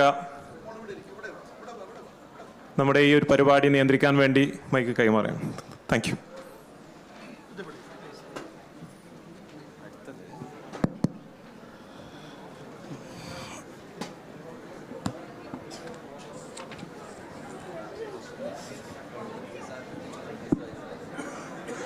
പ്രിയപ്പെട്ടവരെ, നമുക്കൊരു 5-6 മിനിറ്റ് നഷ്ടപ്പെട്ടു പോയിട്ടുണ്ട്. നമുക്ക് തിരിച്ചു പിടിക്കണം. പ്രിയപ്പെട്ട ആരിസ് അഹമ്മദ് ഖയുടെ ഓർമ്മകളിൽ ചിരാതെ മൺവിളക്ക് പോലെ തുരുമ്പെടുക്കാത്ത ചിന്തകളുടെ ഒരു കുറിപ്പാണ്. അത് ഏറ്റവും അഭിമാനത്തോടെ നമുക്കിവിടെ പ്രകാശനം ചെയ്യപ്പെടുന്നു എന്നത് തന്നെയാണ് ഏറ്റവും വലിയ സന്തോഷത്തിൻ്റെ ഒരു കാര്യം. ഒരു ചെറിയ കഥ, ഒരു സെക്കൻഡ് കൊണ്ട് തീർക്കുന്ന, എന്നാൽ നമ്മുടെയൊക്കെ കണ്ണിൽ ഒരു നനവുണ്ടാക്കുന്ന ഈ കൊയിലാണ്ടിയിൽ നിന്ന് കോഴിക്കോടേക്കുള്ളൊരു യാത്രയിൽ ചെങ്ങോട്ടാകുന്നൊരു സ്ഥലത്തൊരു പെട്രോൾ പമ്പിൽ കയറിയിട്ട് പെട്രോൾ അടിച്ചിട്ട് പൈസ കൊടുത്തിട്ട് ഓക്കെ അല്ലേ മോളെ എന്ന് ഞാൻ ചോദിച്ചു. അവിടെ ഒരു 40-45 വയസ്സായ ഒരു സ്ത്രീയാണ്, സഹോദരിയാണ്. കാണുമ്പോൾ തന്നെ അറിയാം, വളരെ നീളം കുറഞ്ഞ കവിളൊക്കെ ഒട്ടിയിട്ടുള്ളൊരു സ്ത്രീയാണ്. അപ്പോൾ കാശ് കൊടുത്ത് പോകുമ്പോൾ ഞാൻ പറഞ്ഞു ഓക്കെ മോളെ എന്ന് പറഞ്ഞു. പക്ഷേ അവർ എൻ്റെ ഡോറിൻ്റെ അടുത്ത് നിന്ന് അങ്ങോട്ട് മാറുന്നില്ല. അപ്പോൾ ഞാൻ കരുതി എന്തെങ്കിലും ടിപ്സിനോ മറ്റോ ആയിരിക്കാമെന്ന് കരുതും. അപ്പോൾ ഞാൻ കുറച്ച് പൈസ എടുത്ത് കൊടുത്തു. അപ്പോഴും പിന്നീട് അവർ കരയാൻ തുടങ്ങി. അപ്പോൾ ഞാൻ എൻ്റെ പെങ്ങളുടെ മകനാണ് വണ്ടി ഓട്ടുന്നത്. ഞാൻ ഫാദറിനോട് ചോദിച്ചു, ഫാദറെ നമ്മൾ എന്തെങ്കിലും തെറ്റ് പറഞ്ഞു പോയോ അവരോട്? അവർ കരയുന്നുണ്ടല്ലോ എന്ന് പറഞ്ഞു. അപ്പോൾ ഞാൻ ചോദിച്ചു എന്താ കരയുന്നതെന്ന് ചോദിച്ചു. അപ്പോൾ അവർ പറഞ്ഞു എൻ്റെ അമ്മ 3-ാമത്തെ വയസ്സിൽ മരിച്ചു പോയതാണ്. അതിനുശേഷം ജീവിതത്തിൽ ആദ്യമായിട്ടാണ് എന്നെ ഒരാൾ മോളെ എന്ന് വിളിക്കുന്നത് എന്നാണ്. ഞാൻ വണ്ടിയിൽ നിന്ന് ഇറങ്ങി എൻ്റെ നെഞ്ചിലേക്ക് അവരെ ഇങ്ങനെ ചേർത്ത് പിടിച്ച്, എനിക്കറിയില്ല അവരെ പേരെന്താണെന്നറിയില്ല, ഏതമ്മ പെറ്റ മോളാണെന്ന് എനിക്കറിയില്ല.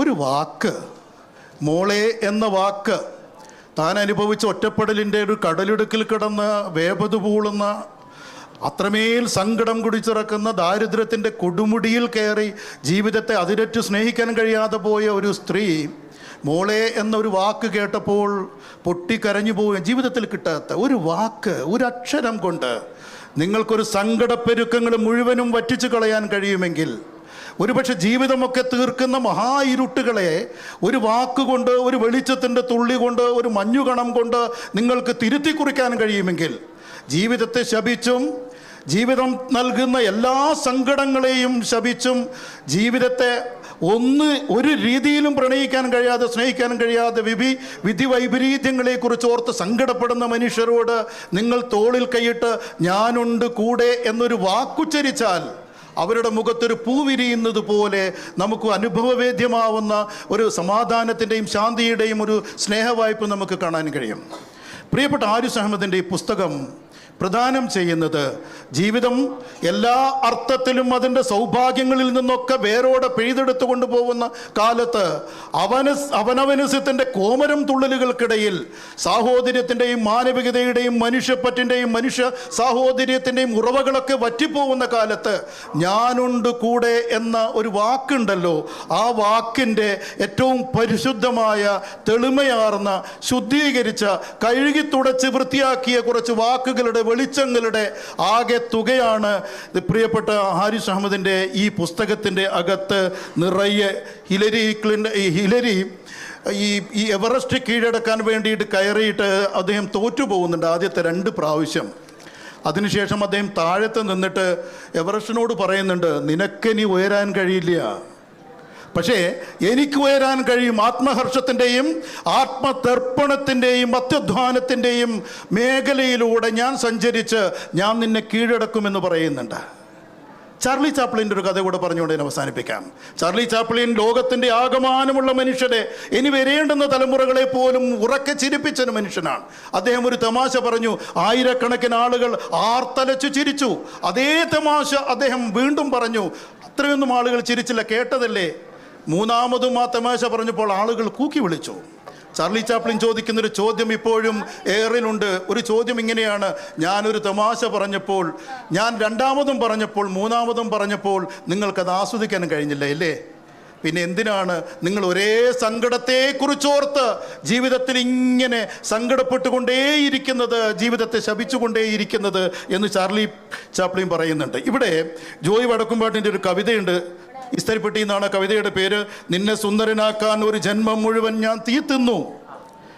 തീ തിന്നതിലല്ല എൻ്റെ വിഷമം, പിന്നെയും പിന്നെയും നീ മുഷിയുന്നതിലാണ് എൻ്റെ വിഷമം എന്ന ഈ ഹാരിസ് അഹമ്മദ് ഖയുടെ ഈ പുസ്തകത്തിൻ്റെ അകത്ത് തെളിമയോടെ നിറഞ്ഞു കത്തുന്നത് ജീവിതത്തെ അതിരറ്റ് പ്രണയിക്കാൻ ഒരുങ്ങുന്നൊരു മനസ്സ്. സങ്കടങ്ങളൊക്കെ ഒരുപക്ഷെ വേരുകളാണ് എന്ന് ഒരുപക്ഷെ അദ്ദേഹം പറയാതെ പറയുന്നുണ്ട്. വേരുകളാണ് നമ്മുടെ സങ്കടങ്ങളൊക്കെ, പക്ഷെ അതിൽ തട്ടി വീഴരുത് എന്ന് പറയാതെ പറയുന്നുണ്ട് ഈ പുസ്തകത്തിൻ്റെ അകത്ത്. പിന്നെ ഏറ്റവും വിശുദ്ധമായ വാക്കുകൾ കൊണ്ട്, വെളിച്ചങ്ങൾ കൊണ്ട് ഈ ഏറ്റവും ഒരുപക്ഷെ നമ്മുടെ കാലത്തെ, നമ്മുടെ ഹൃദയാന്തരങ്ങളിൽ എപ്പോഴും വെക്കേണ്ടുന്ന സമൂഹ മാധ്യമത്തിലാണ് അദ്ദേഹം ഈ വെളിച്ചങ്ങൾ വാരി വിതറിയത് എന്ന് നമുക്കറിയാം. പിന്നീട് ഇതൊരു പുസ്തകത്തിൻ്റെ താളിലേക്ക് വരുമ്പോൾ അത് എക്കാലത്തും സൂക്ഷിച്ചു വെക്കാൻ കഴിയുന്ന, വിഷാദത്തിൻ്റെയും ദുഃഖത്തിൻ്റെയും സങ്കടത്തിൻ്റെയും ഒക്കെ പെരുങ്കടലിൽ ഒറ്റപ്പെട്ടു പോയ മനുഷ്യരോട് ഈ വാക്കുകൾ ചേർന്ന് നടത്തിച്ചും, ബഷീറിനെ കുറിച്ചൊക്കെ പറയില്ല, ബഷീറിൻ്റെ പിന്നാലെ വാക്കുകൾ കരഞ്ഞു വിളിച്ചു നടക്കുന്നു എന്ന് വൈക്കം മുഹമ്മദ് ബഷീറിനെ കുറിച്ച് പറയാറുണ്ട്. നമ്മുടെയൊക്കെ ജീവിത സങ്കടങ്ങളുടെ പിന്നാമ്പുറത്തുകൂടെ ഈ ഹാരിസ് അഹമ്മദിൻ്റെ വാക്കുകൾ കരഞ്ഞു വിളിച്ച് നടക്കുന്നു. അത് നമ്മെ ജീവിപ്പിക്കാൻ പ്രേരിപ്പിക്കുന്ന ഏറ്റവും ഉദാത്തമായ, നാം പാദസരം വാങ്ങും, ഏറ്റവും വില കൂടിയ പാദസരം, പക്ഷെ നമ്മളത് കാലിലാണ് അണിയുക. പക്ഷെ നന്നേ വില കുറഞ്ഞ ഒരു കുങ്കുമപ്പൊടി നാം അത് ഏറ്റവും പ്രിയപ്പെട്ട നെറ്റിയുടെ തടത്തിലാണ് വെക്കുക. അല്ലേ? വലിയ പൗരോഹിത്യങ്ങളൊക്കെ നൽകുന്ന വലിയ പ്രഭാഷണ കുതുകികളുണ്ടല്ലോ, മണിക്കൂറുകളോളം. പക്ഷേ അതൊന്നും നമുക്ക് നമ്മെ കഴുകി തുടച്ച് വൃത്തിയാക്കാനും കഴിയുകയില്ല എന്ന് ഈ ആസുരകാലത്ത് നമുക്ക് ബോധ്യപ്പെടുന്നുണ്ട്. ചില വാക്കുകൾ, ഞാൻ അതുകൊണ്ടാണ് ഒരു വാക്കിൻ്റെ അസ്ത്രമുന കൊണ്ട് ഒരു വാക്ക് മഞ്ഞായി പെയ്യുമ്പോൾ, ഒരു വാക്ക് നിലാവായി പെയ്തിറങ്ങുമ്പോൾ നമുക്ക് നമ്മെ കഴുകി തുടച്ച് വൃത്തിയാക്കാനും അകത്തെരിയുന്ന പകയുടെയും വിദ്വേഷത്തിൻ്റെയും ഇടയിലേക്ക് മനുഷ്യത്വത്തിൻ്റെയും മാനവികതയുടെയും ഉദാത്തമായ വെളിച്ചം സംരക്ഷിച്ച് നിർത്താനും നമുക്ക് കഴിയുന്നു എന്നതാണ് ഈ പുസ്തകത്തിൻ്റെ ഓർമ്മകളിലെ ചിരാത് എന്ന് പറയുന്ന വളരെ ഒരു കുഞ്ഞു പുസ്തകത്തിൻ്റെ അകത്ത് ഒരുപാട് നക്ഷത്രങ്ങൾ തെളിമയോടെ നിറഞ്ഞു കത്തുന്ന ഒരു ആകാശത്തെ നിവർത്തിയിടാൻ എൻ്റെ പ്രിയപ്പെട്ട ജ്യേഷ്ഠന് കഴിഞ്ഞിരിക്കുന്നു എന്നത് നിറഞ്ഞ കയ്യടിയോടെ നമുക്ക് അഭിമാനത്തോടെ ഈ പുസ്തക പ്രകാശനത്തിലേക്ക് കടക്കാം. പൊയിൽ അബ്ദുള്ള സാഹിബാണ് പ്രിയപ്പെട്ട യൂസുഫ് കാക്ക് നൽകി പ്രകാശനം ചെയ്യുന്നത്. ഒപ്പം മോളും കൂടെ ഇങ്ങോട്ട് വരും, മക്കൾക്കാണ് കൊടുക്കുന്നത് അല്ലേ?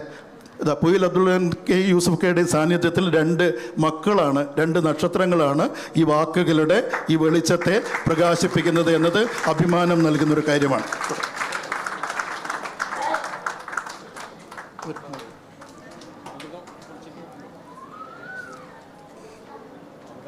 പൊയിൽ സാർ പൊളിച്ചിട്ട് അങ്ങോട്ട് കൊടുത്താൽ സാർ, മക്കൾക്ക് കൊടുത്താൽ മതി.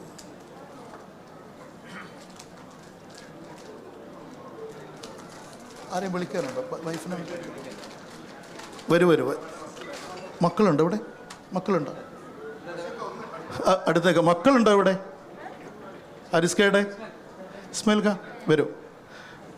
ജീവിതത്തിൽ ഏറ്റവും അഭിമാനമുള്ള ഒരു സമയമാണ്, സന്തോഷമുള്ളൊരു സമയമാണ് നാട്ടുകാർക്കും പ്രിയപ്പെട്ടവർക്കും ഒക്കെ.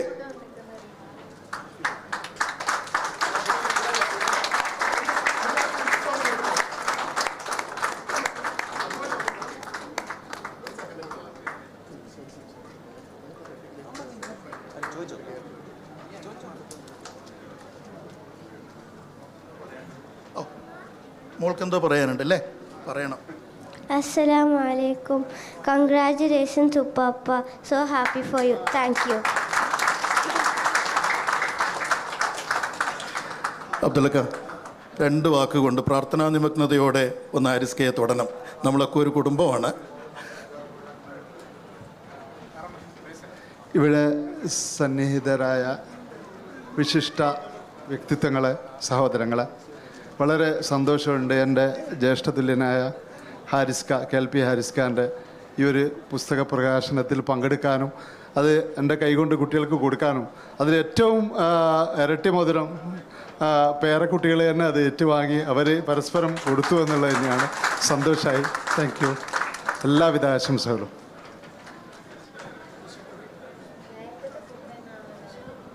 യൂസുക്ക, ഒരു വാക്ക് മതി. ഒരു വാക്കുകൊണ്ട് നമുക്കൊരു ആകാശത്തെ നിവർത്തിയിടാം അല്ലേ? പ്രധാനപ്പെട്ട അസ്സലാമു അലൈക്കും. പ്രിയപ്പെട്ട റഫീഖിൻ്റെ പുസ്തകം ഇവിടെ പ്രകാശനം ചെയ്യാനുണ്ട്. അതുകൊണ്ട് തന്നെ കൂടുതലൊന്നും പറയാനില്ല, പറയുന്നുമില്ല. എല്ലാവിധ ആശംസകളും. അനുജൻ്റെ ഇനിയും ഒരുപാട് പുസ്തകങ്ങൾ എഴുതാൻ സാധിക്കട്ടെ എന്ന് ആശംസിക്കുന്നു. അസ്സലാമു അലൈക്കും. ജാസ്മിൻ, ഔപചാരികത ഒന്നുമില്ല, നമുക്ക് 2 പുസ്തകം ചെയ്യാനുണ്ട്, അതുകൊണ്ടാണ് ഒന്നും പറയാത്തത്. അസ്സലാമു അലൈക്കും. പ്രിയപ്പെട്ട സഹോദര തുല്യരാണ് ഹാരിസ്ക്കും റഫീഖും. രണ്ടുപേരുടെയും പുസ്തക പ്രകാശന ചടങ്ങിന് ഒരു ആശംസ പറയാൻ അവസരം ലഭിച്ചതിന് താങ്ക്സ് പറയുന്നു. ജീവിതഗന്ധികളായ കുറേ അനുഭവങ്ങളിലൂടെയാണ് ഹാരിസ്ക നടന്നിരിക്കുന്നത്. ഈ പുസ്തകത്തിനും നമുക്കുമിടയിൽ തീരെ അകലമില്ല എന്നാണ് വായനയിലൂടെ ഞാൻ മനസ്സിലാക്കിയത്. അതായത് അത്രയേറെ നമ്മുടെ ജീവിതവുമായി അദ്ദേഹത്തിൻ്റെ വരികൾ അടുത്തിരിക്കുന്നു. റഫീഖ പകൽ കറുപ്പ് എന്നാണ് പറഞ്ഞിരിക്കുന്നത്. പകലിൽ നമ്മൾ വെളിച്ചം മാത്രമേ കണ്ടുള്ളൂ. അദ്ദേഹത്തിൻ്റെ അനുമാനത്തിനോട് നമുക്ക് യോജിക്കുന്നുണ്ടോ എന്നറിയാൻ പുസ്തകം വായിക്കുക തന്നെ വേണം. വായിച്ച് നമുക്ക് അദ്ദേഹത്തോട് പറയാം ഇച്ചിരിയെങ്കിലും കറുപ്പ് കാണുന്നുണ്ടോ എന്ന്. രണ്ടുപേർക്കും ആശംസകൾ നേരുന്നു. അസ്സലാമു അലൈക്കും.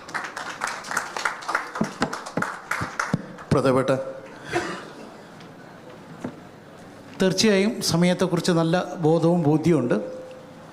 ബഷീർ തിക്കോടി സംസാരിച്ചതിനപ്പുറം എന്ത് സംസാരിക്കാനുണ്ട്? ഒന്നുമില്ല. പക്ഷേ എനിക്ക് ഭയങ്കര അത്ഭുതം തോന്നിയത് എൻ്റെ എഴുത്തുകാരനെ കുറിച്ചാണ്.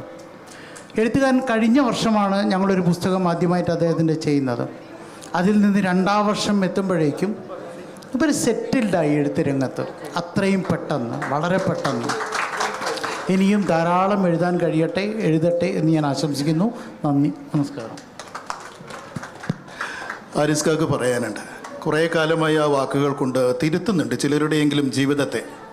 അത് ഈ കാലത്ത് അത്തരം തിരുത്തപ്പെടേണ്ടുന്ന വാക്കുകളുടെ ഒരു മഹാപ്രഹരശേഷി എന്ന് പറയുന്നത് നാമൊക്കെ ആ അർത്ഥത്തിൽ ഏറ്റവും ഞാൻ നേരത്തെ പറഞ്ഞതുപോലെ ഈ പക കത്തിയെരിയുന്ന ഇടങ്ങളിലേക്ക് നാമൊക്കെ ചെന്ന് അതിൻ്റെ ഒരു ഗോത്ര സംസ്കൃതിയിലേക്ക് നമ്മയൊക്കെ വലിച്ചെറിയപ്പെട്ട് രാഷ്ട്രീയത്തിൻ്റെ, മതത്തിൻ്റെ, വിശ്വാസാചാരാനുഷ്ഠാന ക്രമങ്ങളുടെ ഒക്കെ പേരിൽ നാമൊക്കെ ഒന്നായി തീർന്ന ഇടങ്ങളിൽ നിന്ന് ഞാൻ എന്ന ഏറ്റവും വലിയൊരു അശ്ലീലതയിലേക്ക് പോയിട്ടുണ്ട്. അവിടെ വാക്കുകൾ കൊണ്ട്, വെളിച്ചങ്ങൾ കൊണ്ട് നമുക്ക് ദിശാബോധം നൽകുന്ന ഒരു മനീഷി നമ്മളോട് സംസാരിക്കും അദ്ദേഹത്തിൻ്റെ ഈ കൃതി അനുഭവങ്ങളെക്കുറിച്ച്. പ്രിയരെ, അസ്സലാമു അലൈക്കും വറഹ്മത്തുള്ളാഹി. ആദ്യമായി എൻ്റെ ഈ ചെറിയ എളിയ ക്ഷണം സ്വീകരിച്ച് ഇവിടെ എത്തിയ എല്ലാ ആളുകളോടും അഗൈതവമായ നന്ദി അറിയിക്കുകയാണ്. ജീവിതത്തിൻ്റെ ഇടനാഴികളിൽ കൂടി നടന്നകന്നപ്പോൾ അനുഭവിച്ചതും അറിഞ്ഞതും കണ്ടതുമായ ഒരുപാട് വിഷയങ്ങളാണ് ഞാൻ എൻ്റെ ഈ ഓർമ്മകളിലെ ചിരാത് എന്ന ഒരു മൺവിളക്ക്, ഞാനതിനൊരു ക്യാപ്ഷൻ കൊടുത്തിരിക്കുന്നത് അങ്ങനെയാണ്, തുരുമ്പെടുക്കാത്ത മൺവിളക്ക് പോലെ. മൺവിളക്കിനൊരിക്കലും തുരുമ്പെടുക്കില്ല. അപ്പോൾ ഈ ചിരാത് എന്ന് പറയുന്നത് ഇറ്റ്സ് എ മഡ് ലാമ്പ്, ഇത് മൺവിളക്കാണ്. അപ്പോൾ അതിലേക്ക് ആ രൂപത്തിൽ ഒരുപാട് കാര്യങ്ങൾ ജീവിതഗന്ധിയായ ജീവിതത്തിൻ്റെ പരമമായ യാഥാർത്ഥ്യങ്ങളിൽ നിന്നുകൊണ്ട് പ്രകടനപരതയില്ലാതെ ഡ്രാമാറ്റിക് അല്ലാത്ത ഒരുപാട് വിഷയങ്ങൾ ഞാൻ പറയാൻ ശ്രമിച്ചിട്ടുണ്ട് എന്നാണ് എൻ്റെ വിശ്വാസം. അത് കഴിഞ്ഞ കുറച്ച് കാലങ്ങളായി സോഷ്യൽ മീഡിയയിൽ എഴുതി വരാറുള്ള സ്റ്റാറ്റസുകളായും റീലുകളായും ഒക്കെ എഴുതി വരാറുള്ള ഒരുപാട് വിഷയങ്ങളായിരുന്നു. ഒരുപാട് അഭ്യുതകാംക്ഷികളായ എൻ്റെ വായനക്കാർ, സോഷ്യൽ മീഡിയയെ നോക്കിക്കാണുന്ന എൻ്റെ സുഹൃത്തുക്കൾ, അവർ പറഞ്ഞു ഇത് ഈ സോഷ്യൽ മീഡിയയിൽ ഇങ്ങനെ പോയാൽ അതിങ്ങനെ ശൂന്യതയിലേക്ക് ഇങ്ങനെ അത് കടന്നു പോകും, നിർബന്ധമായും ഇത് ഡോക്യുമെൻ്റ് ചെയ്യേണ്ടതാണ്. അപ്പം ഞാൻ ഈ വിഷയം പ്രിയങ്കരനായ എന്നെ ഏറ്റവും കൂടുതൽ ഈ മേഖലയിൽ പ്രചോദനം നൽകിയ, എല്ലാവിധ സഹായങ്ങളും നൽകിയ 2 വ്യക്തിത്വങ്ങളെ എനിക്കിവിടെ സ്മരിക്കാതെ പോകാൻ സാധ്യമല്ല. ഒന്ന് ഇതിൻ്റെ പബ്ലിഷറായിട്ടുള്ള ഹരിതം ബുക്സിൻ്റെ തായാട്ട് ഫാമിലിയിലുള്ള വലിയ മനുഷ്യൻ, എഴുത്തുകാരനായ വലിയ മനുഷ്യൻ പ്രതാപൻ തായാട്ട് അവറുകളാണ്. രണ്ടാമതായിട്ട് കഴിഞ്ഞ എൻ്റെ ഖയാൽ എന്ന കവിതാ സമാഹാരത്തിന് എല്ലാവിധ പിന്തുണയും നൽകി എന്നെ പ്രോത്സാഹിപ്പിച്ചു. ഒരു വേള ഞാൻ ഒരു ബ്രേക്ക് എടുത്തപ്പോൾ പോലും എന്നെ പ്രോത്സാഹിപ്പിച്ച് പിന്നാലെ കൂടിയ ജാസ്മിൻ അമ്പലത്തിലാണ്. അവർ രണ്ടുപേരും ഞാൻ വളരെ സ്നേഹപൂർവ്വം ഓർമ്മിക്കുന്നു. അപ്പോൾ ഈ രൂപത്തിൽ ഞാൻ എൻ്റെ ഈ വിഷയങ്ങൾ പ്രതാപൻ സാറുമായിട്ട് ചോദിച്ചപ്പോൾ അദ്ദേഹം റാൻഡമായിട്ട് കുറച്ച് ഈ സാധനം അയച്ചു കൊടുക്കാൻ പറഞ്ഞു. ഞാൻ അദ്ദേഹത്തിന് അയച്ചു കൊടുത്തു. അദ്ദേഹം പറഞ്ഞു ഇത് യാതൊരു കാരണവശാലും പുസ്തകമാകാതിരിക്കാൻ പാടില്ല. അത് പറഞ്ഞപ്പോൾ തന്നെ അദ്ദേഹം പറഞ്ഞെന്താണെന്ന് വെച്ചാൽ ഞാൻ ഒരിക്കലും ഇത് ഹരിതത്തിൽ കൂടി പ്രകാശനം ചെയ്യണമെന്ന് ഞാൻ പറയില്ല. പക്ഷെ നിങ്ങൾ എവിടെയായാലും ഇത് പ്രകാശം ചെയ്യണം, പുറത്ത് വരണം. പിന്നെ എനിക്ക് രണ്ടാമതൊന്നും ആലോചിക്കാനുണ്ടായിട്ടില്ല. കാരണം എൻ്റെ ആദ്യത്തെ ഖയാൽ ഇത്രയും ജനകീയമാക്കിയതിൽ കേരളത്തിൻ്റെ എല്ലാ ജില്ലകളിലും അത് കൊണ്ടു നടന്നു ഇതിനെ ജനകീയമാക്കിയ ഒരു മഹാനായ മനീഷിയാണ് ശ്രീ പ്രതാപൻ തായാട്ട്. അദ്ദേഹത്തിനോട് അതിനുള്ള കടപ്പാടുകൾ ഞാൻ അറിയിക്കുന്നു. പുസ്തകം ഞാൻ കമേഴ്ഷ്യലായിട്ട് കാണുന്നില്ല. Shyama totally A business man. അതിൻ്റെ ഇടയിലാണ് ഇത്തരം കാര്യങ്ങൾ ഇങ്ങനെ നടന്നു പോകുന്നത്. അപ്പോൾ ഇതൊരു കമേഴ്ഷ്യലായിട്ട് ഞാൻ കാണുന്നില്ല. പക്ഷേ ഈ പുസ്തകം, പ്രത്യേകിച്ചും ഈ ഓർമ്മകളിലെ ചിരാത് എന്ന ഈ പുസ്തകം നിങ്ങളെല്ലാവരും വായിക്കണം എന്ന് എനിക്ക് വളരെ നിർബന്ധ ബുദ്ധിയുണ്ട്. നിർബന്ധമായിട്ടും വാങ്ങണം, വായിക്കണം. ഞാൻ ഗിഫ്റ്റായിട്ടും തരാൻ വേണമെങ്കിൽ കുഴപ്പമില്ല, പക്ഷെ എന്നാലും വായിക്കണം എന്നുള്ളതാണ്. കാരണം അത്രയും എനിക്ക് വളരെ ആത്മവിശ്വാസമുള്ള, നമ്മളുടെ ഈ ജീവിതത്തിൽ നമുക്ക് മാറ്റത്തിരുത്തുകൾ വിധേയമാക്കാൻ സാധിക്കുന്ന ഒരുപാട് കാര്യങ്ങൾ ഞാൻ അതിൽ ഉൾക്കൊള്ളിക്കാൻ ശ്രമിച്ചിട്ടുണ്ട് എന്നാണ് എൻ്റെ വിനീത വിശ്വാസം. അതുകൊണ്ട് എല്ലാ ആളുകളോടും നന്ദിയും സ്നേഹവും കടപ്പാടും അറിയിക്കുന്നു. ജയ് ഹിന്ദ്. സമയക്കുറവുകൊണ്ടാണ് വാക്കുകൾ കുറേ കേൾക്കേണ്ടവരാണ് നമ്മൾ. റഫീഖ് ബിൻ മൊയ്തു ഏറെക്കാലമായി നമുക്കറിയാം. പിന്നെ എഴുത്തിലൂടെയും സാംസ്കാരിക പ്രവർത്തനത്തിലൂടെയും സാംസ്കാരിക ബോധത്തിലൂടെയും നമ്മുടെ സാംസ്കാരിക ഭൂമികയിൽ പ്രിയപ്പെട്ട റഫീഖ് ബിൻ മൊയ്തുവിൻ്റെ അദ്ദേഹത്തിൻ്റെ പകൽക്കറുപ്പ് എന്ന ഒരു കവിതാ സമാഹാരമാണ് ഇന്ന് പ്രകാശനം ചെയ്യപ്പെടുന്നത്. KG ശങ്കരപ്പിള്ളയുടെ ഒരു കവിത കൊണ്ട് തുടങ്ങാം. നമ്മുടെ അറുപാപ മറവിതൻ നാറുമന്ധകാരത്തിൽ ഇല്ലാതെയായി പറയാതെ അന്യോന്യം എല്ലാം അറിയുവോർ പറയാതെയായി. KGS മറ്റൊരു കവിതയിൽ നിന്നോട് പറയാത്ത വാക്കുകൾ കെട്ടിക്കിടന്നെൻ്റെ നാക്കു പൊള്ളുന്നു എന്ന് പറയുന്നുണ്ട്. ഈ കാലത്ത് ഈ കവിതയിലെ ഏറുപടക്കങ്ങൾ എന്ന് കുട്ടീഷ് മാഷ് പറയുന്നത് പോലെ നിരൂപണ സാഹിത്യത്തിലെ ഒരു വലിയ വാക്കാണ് കേട്ടോ. ഈ കാലത്തിൻ്റെ കാൽപ്പനിക സൗന്ദര്യത്തെക്കുറിച്ചും പൂത്തുമ്പിയെക്കുറിച്ചും മുല്ലപ്പൂവിനെക്കുറിച്ചുമല്ല, നാം ജീവിക്കുന്ന കാലത്തിൻ്റെ എല്ലാ നൈതിക ബോധങ്ങളെക്കുറിച്ചും ഇരുട്ടിനെക്കുറിച്ചും എക്കാലത്തും ഉറങ്ങുമ്പോഴും ഉണർന്നിരുന്ന് കവിതയുടെ അംശമുനകൾ കൊണ്ട്, കവിതയുടെ അർത്ഥമുനകൾ കൊണ്ട്, കവിതയുടെ ഏറ്റവും വിശുദ്ധമായ തലം കൊണ്ട് അതിനെ കീറിമുറിക്കുന്നൊരു മനസ്സുണ്ട്. റഫീഖിൻ്റെ കവിതകളിൽ നിറഞ്ഞു കത്തുന്ന ആ ഭാഷയുടെ കരുത്തുണ്ടല്ലോ, അതുതന്നെയാണ് മനുഷ്യാവസ്ഥയുടെ എല്ലാ സങ്കീർണതകളെയും ആവിഷ്കരിക്കാൻ ഒരുപക്ഷെ കവിതയ്ക്ക് സാധിക്കും. അതുകൊണ്ടാണ് NV കൃഷ്ണവാര്യർ അരനൂറ്റാണ്ട് കാലം മുമ്പ് കനലിരുന്നയിടം മലിനമാക്കിക്കൊണ്ട് അവിടെയുണ്ട് ഇപ്പോഴൊരു പിടിച്ചാരം എന്ന 2 വരി കവിത ചൊല്ലുമ്പോൾ ഒരു കാലത്ത് മനോഹരമായി കത്തിജ്വലിച്ചിരുന്ന ഒരു അഗ്നികുണ്ഡം മുഴുക്കെ അത് അവസാനിച്ചിട്ട് അവിടെ ഇപ്പോൾ ഒരു പിടി വെണ്ണീര് മാത്രമേ ഉള്ളൂ എന്ന് ഇപ്പോൾ നാം എന്തൊക്കെ നവോത്ഥാനം കൊണ്ട് സൃഷ്ടിച്ചുവോ അതിൻ്റെയൊക്കെ വേരെടുത്ത് കളയുകയും അവിടങ്ങളിലൊക്കെ മനുഷ്യത്വ വിരുദ്ധമായ അധാർമികമായ അസത്യങ്ങളുടെ കൂരമ്പുകൾ ഉണ്ടാവുമ്പോഴും റഫീഖ് മൊയ്തു ഉറങ്ങാതെ ഉണർന്നിരുന്ന് കവിത കൊണ്ട് ഒരു അസ്ത്രമുന എയ്യുന്നുണ്ട് എന്നത് തന്നെയാണ്. ആ എല്ലുറപ്പിനാണ് നാം അറിയാതെ കൈയടിച്ചു പോയത്. ഞാൻ നേരത്തെ പറഞ്ഞതുപോലെ കാൽപ്പനികതയുടെ വിഭ്രമജാലകൾ കൊണ്ടല്ല, ആളിക്കത്തുന്ന തീയിലേക്ക് വന്നു വീഴുന്ന വിറകിനോട് കാറ്റ് ചോദിച്ചു ചാരമാകുന്നുറപ്പുണ്ടായിട്ടും നീ എന്താ ഒന്ന് കരയുക പോലും ചെയ്യാത്തത്? എന്തിന് കരഞ്ഞിരിക്കണം?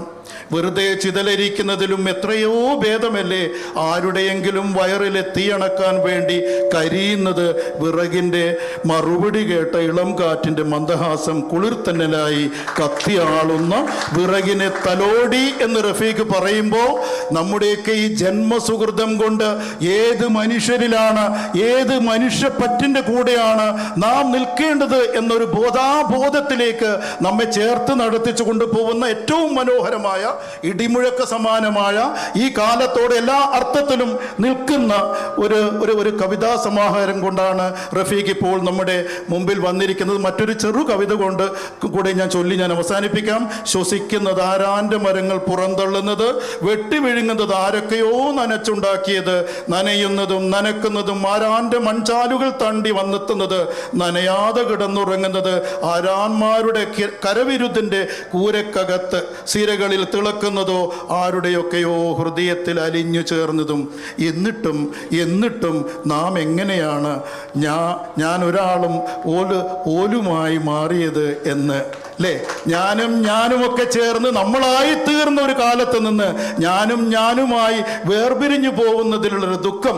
ഈ കവിതകൾ, ഒരു കാര്യം ഞാൻ ഉറപ്പിച്ച് പറയാം, ഈ കാലത്തിൻ്റെ എല്ലാ ജഡാവസ്ഥകളെയും പിളർത്താൻ ഉതകുന്ന ഭാഷയുടെ കരുത്തുകൊണ്ട്, അസ്ത്രമനുകൊണ്ട് നമ്മുടെയൊക്കെ നെഞ്ചകത്തേക്ക്, നമ്മുടെയൊക്കെ ജഡാവസ്ഥയ്ക്ക് നേർക്ക് റഫീഖ് മനോഹരമായിട്ട് തന്നെ, എല്ലുറപ്പോടെ തന്നെ അത് കവിത, അതാണ് ഞാൻ നേരത്തെ പറഞ്ഞത് ഏറുപടക്കങ്ങൾ എന്ന് ഞാൻ പറഞ്ഞത് അതുകൊണ്ടാണ്. ഈ കവിത പ്രകാശനം ചെയ്യപ്പെടുകയാണ് ഷാർജയിലെ. ഈ അബ്ദുള്ള സാഹിബ് ഇത്രയും സമയം ഇരിക്കുന്നു എന്നത് വലിയ സന്തോഷമാണ്. ബിസിനസ്സിൻ്റെ എല്ലാ ബദ്ധപ്പാടുകൾക്കിടയിലും ഇത്തരം ചില കർമ്മോത്സുകങ്ങളോടൊപ്പം ഹൃദയം ചേർത്ത് വെക്കാൻ ആ മനുഷ്യൻ എക്കാലത്തും സമയം കണ്ടെത്തിയിട്ടുണ്ട്. അത് ഏറ്റവും പ്രിയപ്പെട്ടവരുടേതാവുമ്പോൾ അദ്ദേഹത്തിന് കൂടെ അഭിമാനമാണ്. അദ്ദേഹത്തിനോട് നന്ദി അറിയിക്കുന്നു. ഈ റഫീഖ് ബിൻ മൊയ്തു പാലത്തായിയുടെ ഈ പുസ്തകം പ്രകാശനം ചെയ്യുന്നത് അനാമികയാണ്. അത് വാങ്ങിക്കുന്നത് സൈനബ ഫാത്തിമയാണ്. അതിന് ഏറ്റവും ഒരു തണൽ വൃക്ഷ ചുവട് നമ്മുടെയൊക്കെ അബ്ദുള്ളക്കയുടെയും യൂസഫ് കയുടെയും ജാസ്മിൻ്റെയും പ്രതാപേട്ടൻ്റെയും ഒക്കെയാണ്. കൈരളി അശോകേട്ടനുണ്ടെങ്കിൽ അശോകേട്ടൻ കൂടി വേദിയിലേക്കൊന്ന് വന്നാൽ വളരെ സന്തോഷം. തൊട്ടടുത്ത പുസ്തക പ്രകാശനത്തിനുള്ള എല്ലാവരും തയ്യാറായിട്ടുണ്ട്. പ്രിയപ്പെട്ടവർ വന്നാൽ നമുക്ക് വളരെ എളുപ്പത്തിൽ തന്നെ 1 മിനിറ്റ് സമയം നമുക്ക് റഫീഖിന് കൊടുക്കേണ്ടതായിട്ടുണ്ട്. പ്രിയപ്പെട്ട റഫീഖ്.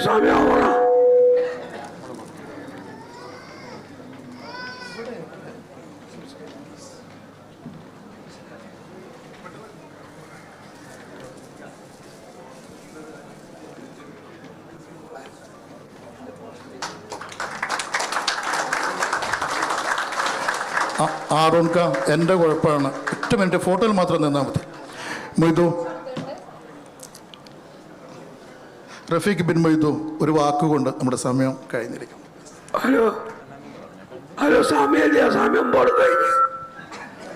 പ്രിയപ്പെട്ടവരെ, കൂടുതലൊന്നും സംസാരിക്കാൻ സമയമില്ല. ഞാനിതിപ്പോൾ ഹാരിസ് ഖാനോട് നേരത്തെ പറഞ്ഞിരുന്നു, മനസ്സ് നിറഞ്ഞിട്ട് അവിടെ നിൽക്കുന്നത്. ഇവിടെ ഇങ്ങനെ ഇത്തിരി ആൾക്കാർ കൂടി നിൽക്കുന്ന കാണുമ്പോൾ കുറേ ദിവസങ്ങളായി സോഷ്യൽ മീഡിയയിൽ കിട്ടുന്ന ഓരോരുത്തരുടെയും നമ്മൾ പറയാതെ തന്നെ ഷെയർ ചെയ്തും സ്റ്റാറ്റസ് വെച്ചൊക്കെ നമ്മൾ പ്രോത്സാഹിപ്പിച്ച ആൾക്കാരുടെ സ്നേഹം കാണുമ്പോൾ എഴുത്ത് മേഖലയിലേക്ക് കടന്നു വന്നത് എന്തുകൊണ്ടും നന്നായി എന്ന് തോന്നുന്നു. ആ സ്നേഹത്തിന് പകരം ഒരു തരത്തിലും മറ്റ് പലതരത്തിലും കടക്കാരാകുന്ന ആൾക്കാരുടെ കഥകൾ നമ്മൾ കേൾക്കാറുണ്ട്. പക്ഷേ സ്നേഹം കൊണ്ടൊരു കടക്കാരനായി മാറിയ ഒരവസ്ഥയാണ് എനിക്കുള്ളത്. അത് നിങ്ങളുടെ മുമ്പിൽ ഞാൻ തുറന്ന് പറയാണ്. വേറൊന്നും പറയാനില്ല.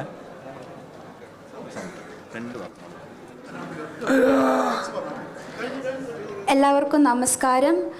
First of all I would like to thank Rafeeq uncle എന്നെ പ്രിഫർ ചെയ്തതിന് ഈ ബുക്ക് റിലീസ് ചെയ്യാനായിട്ട്. I feel extremely thankful and grateful to, and all the very best uncle. ഈ ബുക്ക് ഞാൻ ഇതുവരെ വായിച്ചിട്ടില്ല, but I will read it because it's poetry and poetry is one of my favourite genre in books. So all the very best uncle, and yes, I will surely read it. Thank you. Thank U എല്ലാവർക്കും. നമുക്കൊരു photo section ഉണ്ട്, സമയക്കുറവുണ്ട്, നമുക്ക് പുറത്തുനിന്ന് എടുക്കാം. പിന്നെ റഫീഖിൻ്റെയും പിന്നെ രണ്ടുപേരുടെയും. പകൽക്കറുപ്പ് കൈരളി ബുക്സിൻ്റെ സ്റ്റാളിൽ നിന്ന് ലഭിക്കുന്നതാണ്.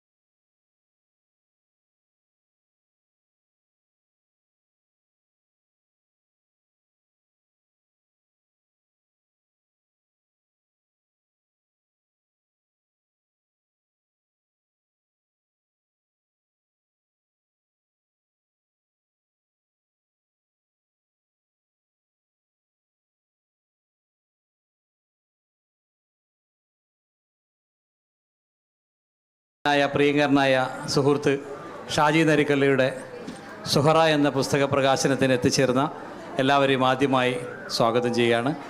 സ്റ്റേജിലുള്ള മഹത് വ്യക്തിത്വങ്ങൾ, റെസ്പെക്റ്റബിൾ പേഴ്സണാലിറ്റീസ്, ഡിഗ്നിറ്ററീസ്, എല്ലാവർക്കും ഞാനൊരു വാക്കിൽ സ്വാഗതം ഓതുകയാണ്. നമുക്കറിയാം, വളർന്നു വരുന്ന ഒരു എഴുത്തുകാരൻ, അദ്ദേഹത്തിൻ്റെ രണ്ടാമത്തെ കൃതി, ഒന്നാമത്തെ കൃതി തന്നെ വളരെ അധികം ചർച്ചാ വിഷയമായിരുന്നു. ജീവിതത്തിൽ എവിടെയെങ്കിലും വഴിമുട്ടി നിൽക്കുന്ന ഒരാൾക്ക് ഒരു റേ ഓഫ് ഹോപ്പായിട്ട്, ഒരു പ്രതീക്ഷയുടെ ഒരു കിരണമായിട്ട് അതിങ്ങനെ വന്ന് ജീവിതത്തിൽ ഒരുപാട് മാറ്റങ്ങൾ വരുത്താനായി ഏതെങ്കിലും ഒരു പുസ്തകം വായിച്ചാൽ നമുക്കതിൽ ഗുണമുണ്ടാകുമോ എന്ന് എന്നോടിപ്പോൾ ചോദിക്കുകയാണെങ്കിൽ ഞാൻ പറയും അത് ഷാജി ബ്രോയുടെ ആദ്യത്തെ ബുക്കായിരിക്കുമെന്ന്. ആ ബുക്കിൽ അത്രമാത്രം കൃത്യമായിട്ട് അദ്ദേഹം പറഞ്ഞു വെച്ച കുറേ കാര്യങ്ങളുണ്ട്. ആ ബുക്കിനെക്കുറിച്ച് ഞാൻ പറയാൻ കാരണം, അതിൽ നിന്നും ആ ഒരു ജോണറിൽ നിന്നും വേറൊരു ജോണറിലേക്ക് അദ്ദേഹം ഒരു ഫിക്ഷൻ, ഒരു നോവലിലേക്ക് വരുമ്പോൾ അത് എത്രമാത്രം ഹൃദയത്തിൽ തട്ടിയ ഒരു സാധനമായിരിക്കുമെന്ന് നമ്മൾ പറഞ്ഞ് അറിയിക്കേണ്ട കാര്യമില്ല. അദ്ദേഹത്തിൻ്റെ ജീവിതത്തിൽ എന്നോ കണ്ട് മറഞ്ഞ ഒരാളായിരിക്കാം, അല്ലെങ്കിൽ സങ്കല്പത്തിൽ സൃഷ്ടിക്കപ്പെട്ട ഒരാളായിരിക്കാം. എങ്ങനെയാണെങ്കിലും കേരള മലബാർ മേഖലയിലുള്ള ഒരു സ്ത്രീ കഥാപാത്രത്തെ കേന്ദ്ര ബിന്ദുവാക്കി മനുഷ്യൻ്റെ മനസ്സിലേക്ക് ഒരിറ്റ് വെള്ളം അണക്കുന്നതിന് മുമ്പ് തീയായി കാണുന്ന ആ ഒരു സുഹറയെ അദ്ദേഹം ഇവിടെ അവതരിപ്പിക്കുമ്പോൾ സ്വാഭാവികമായിട്ടും നമുക്കത് ഒരുപാട് പ്രതീക്ഷകൾ നൽകുന്നുണ്ട്. അദ്ദേഹം തന്നെ അതിനെക്കുറിച്ച് പറയും. പുസ്തകം ഞാൻ വായിച്ചിട്ടില്ല, വായിക്കാൻ എനിക്ക് തന്നിട്ടുമില്ല. അതുകൊണ്ട് തന്നെ അതിനെക്കുറിച്ച് ആധികാരികമായി പറയാൻ ഞാനാളല്ല. എൻ്റെ കർത്തവ്യം ഇവിടെ വന്നിരിക്കുന്ന മുഴുവൻ ആളുകളെയും സ്വാഗതം ചെയ്യുക എന്നുള്ളതാണ്. ഇനി കൂടുതൽ പറഞ്ഞ് ആകെ 2 മിനിറ്റിൽ നിർത്താൻ വേണ്ടിയിട്ടാണ്. ഞാൻ പറഞ്ഞു തുടങ്ങിയാൽ ഒരു അരമണിക്കൂറോ 3/4 മണിക്കൂറോ വാദോരാതെ സംസാരിക്കുന്ന ശീലമുള്ളവരായതുകൊണ്ട് എന്നെ ഇങ്ങനെ പിടിച്ചിപ്പം നിർത്തും. അതുകൊണ്ട് ഞാൻ കൂടുതലൊന്നും സംസാരിക്കുന്നില്ല. സുഹറ എന്ന കഥാപാത്രത്തിലെ, സുഹറ എന്ന ബുക്കിലൂടെ അത് എഴുതിയ ഗ്രന്ഥകർത്താവും അത് വായിക്കുന്ന ആൾക്കും ഒരുപാട് കാലം അത് അവരുടെ ജീവിതത്തിൽ മറക്കാനാവാത്ത ഒരു സംഭവമായി മാറട്ടെ എന്ന് മാത്രം ഞാൻ ആശംസിക്കുന്നു. അധ്യക്ഷ സ്ഥാനത്തേക്ക് ബഹുമാന്യനായ എൻ്റെ പ്രിയങ്കരനായ സുഹൃത്ത് റഷീദ് ഭായ് ശ്രമിക്കുന്നു. Thank you so much.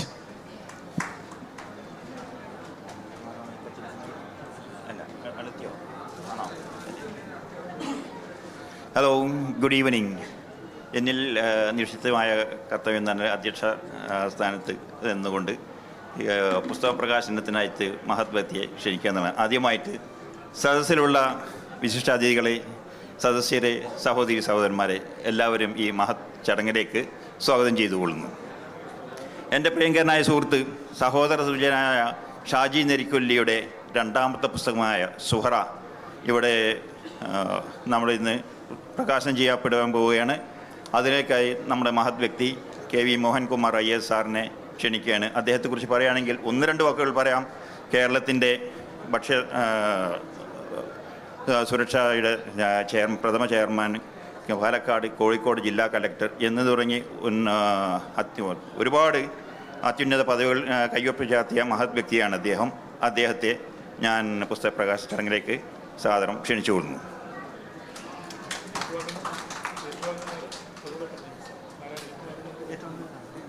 ആരാണ് ഏറ്റുവന്ന്?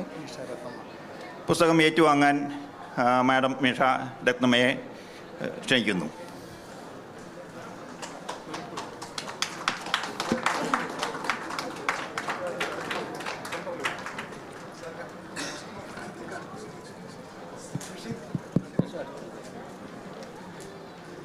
മോഹൻകുമാർ സാർ എന്ന് പറയുന്നത് ഒരു ജില്ലാ കലക്ടറോ അല്ലെങ്കിൽ ഒരു ഭക്ഷ്യ കമ്മീഷൻ്റെ ചെയർമാനൊന്നുമല്ല. അദ്ദേഹത്തിന് 40ഓളം പുസ്തകം എഴുതിയ ഒരു വലിയ എഴുത്തുകാരൻ കൂടിയാണ്. അതാണ് ഇന്നത്തെ പ്രസക്തി എന്ന് പറയുന്നത്. വയലാർ അവാർഡ് നേടിയ ആളാണ്. അതുപോലെ തന്നെ നമ്മളെല്ലാവരും നോക്കിക്കാണുന്ന വലിയൊരു എഴുത്തുകാരനാണ്. അദ്ദേഹം തന്നെ ഈ പുസ്തകം ഇന്ന് ഇവിടെ പ്രകാശനം ചെയ്യുന്നത്, അത് എനിക്ക് തോന്നുന്നത് ഷാജി ബ്രോയുടെ വലിയൊരു ഭാഗ്യമായിട്ടാണ് കരുതുന്നത്. Let's give a big round of applause to dum.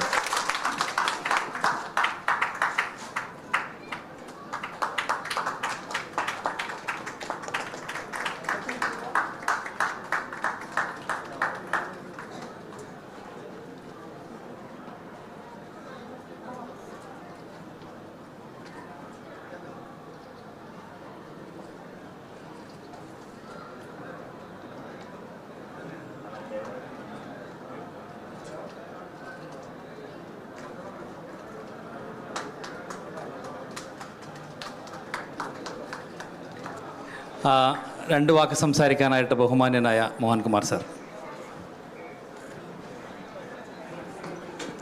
വേദിയിലും സദസ്സിലും ഇരിക്കുന്ന ബഹുമാന്യരെ, പ്രിയമുള്ളവരെ, വളരെ സന്തോഷകരമായൊരു മുഹൂർത്തമാണിത്. ഏതാണ്ട് ഒരു വർഷമായിട്ട് എൻ്റെയും കാത്തിരിപ്പായിരുന്നു സുഹറ. ഒരു വർഷം മുൻപ് തിരുവനന്തപുരത്ത് കേരള നിയമസഭാ പുസ്തകോത്സവത്തിൽ അദ്ദേഹത്തിൻ്റെ ശ്രീ ഷാജി നരികുലിയുടെ ആദ്യ പുസ്തകം റേസ് ടു സക്സസ് പ്രകാശനം ചെയ്യുന്ന വേളയിൽ ഞാനവിടെ അതിനൊരു ഭാഗമാവാൻ സാഹചര്യമുണ്ടായി. അത് കഴിഞ്ഞ് ഞങ്ങളെന്നാണ് ആദ്യമായിട്ട് പരിചയപ്പെടുന്നത്. അതിനുശേഷം അദ്ദേഹം എന്നോടിങ്ങനെ സ്വകാര്യമായിട്ട് പറഞ്ഞു, എൻ്റെ ഉള്ളിലൊരു നോവലുണ്ട്, വളരെ സങ്കീർണമായ ഇന്നത്തെ കാലത്തെ ജീവിതകഥകൾ തന്നെയാണ്, എനിക്കൊന്ന് എഴുതണമെന്ന് ആഗ്രഹമുണ്ട് എന്ന് പറഞ്ഞു. അപ്പോൾ കഥ കേട്ടപ്പോൾ, കഥയുടെ ചെറിയൊരു രൂപം പറഞ്ഞപ്പോൾ എനിക്ക് തോന്നിയത് വളരെ കാലിക പ്രസക്തിയുള്ളൊരു കഥയാണത്. നമ്മുടെയൊക്കെ ജീവിതത്തിൽ നമ്മൾ ചുറ്റുപാടും കാണുന്ന നിത്യ സംഭവങ്ങൾ തന്നെയാണ് അദ്ദേഹത്തിൻ്റെ മനസ്സിലുള്ള കഥയെന്ന് അറിയാൻ കഴിഞ്ഞു. അതൊരു നല്ലൊരു ഉദ്ദേശത്തോടു കൂടിയാണ് അത് എഴുതണമെന്ന് പറഞ്ഞത്. കാര്യം ആ ഒരു നോവൽ പുറത്തു വരേണ്ടത് ആവശ്യമാണ്, ഈ ഒരു കാലഘട്ടത്തിൻ്റെ ആവശ്യമാണ് എന്ന് തോന്നിയതുകൊണ്ട് ഞാൻ പറഞ്ഞു അദ്ദേഹത്തോട് നിരന്തരമായിട്ട് പ്രേരിപ്പിക്കുമായിരുന്നു.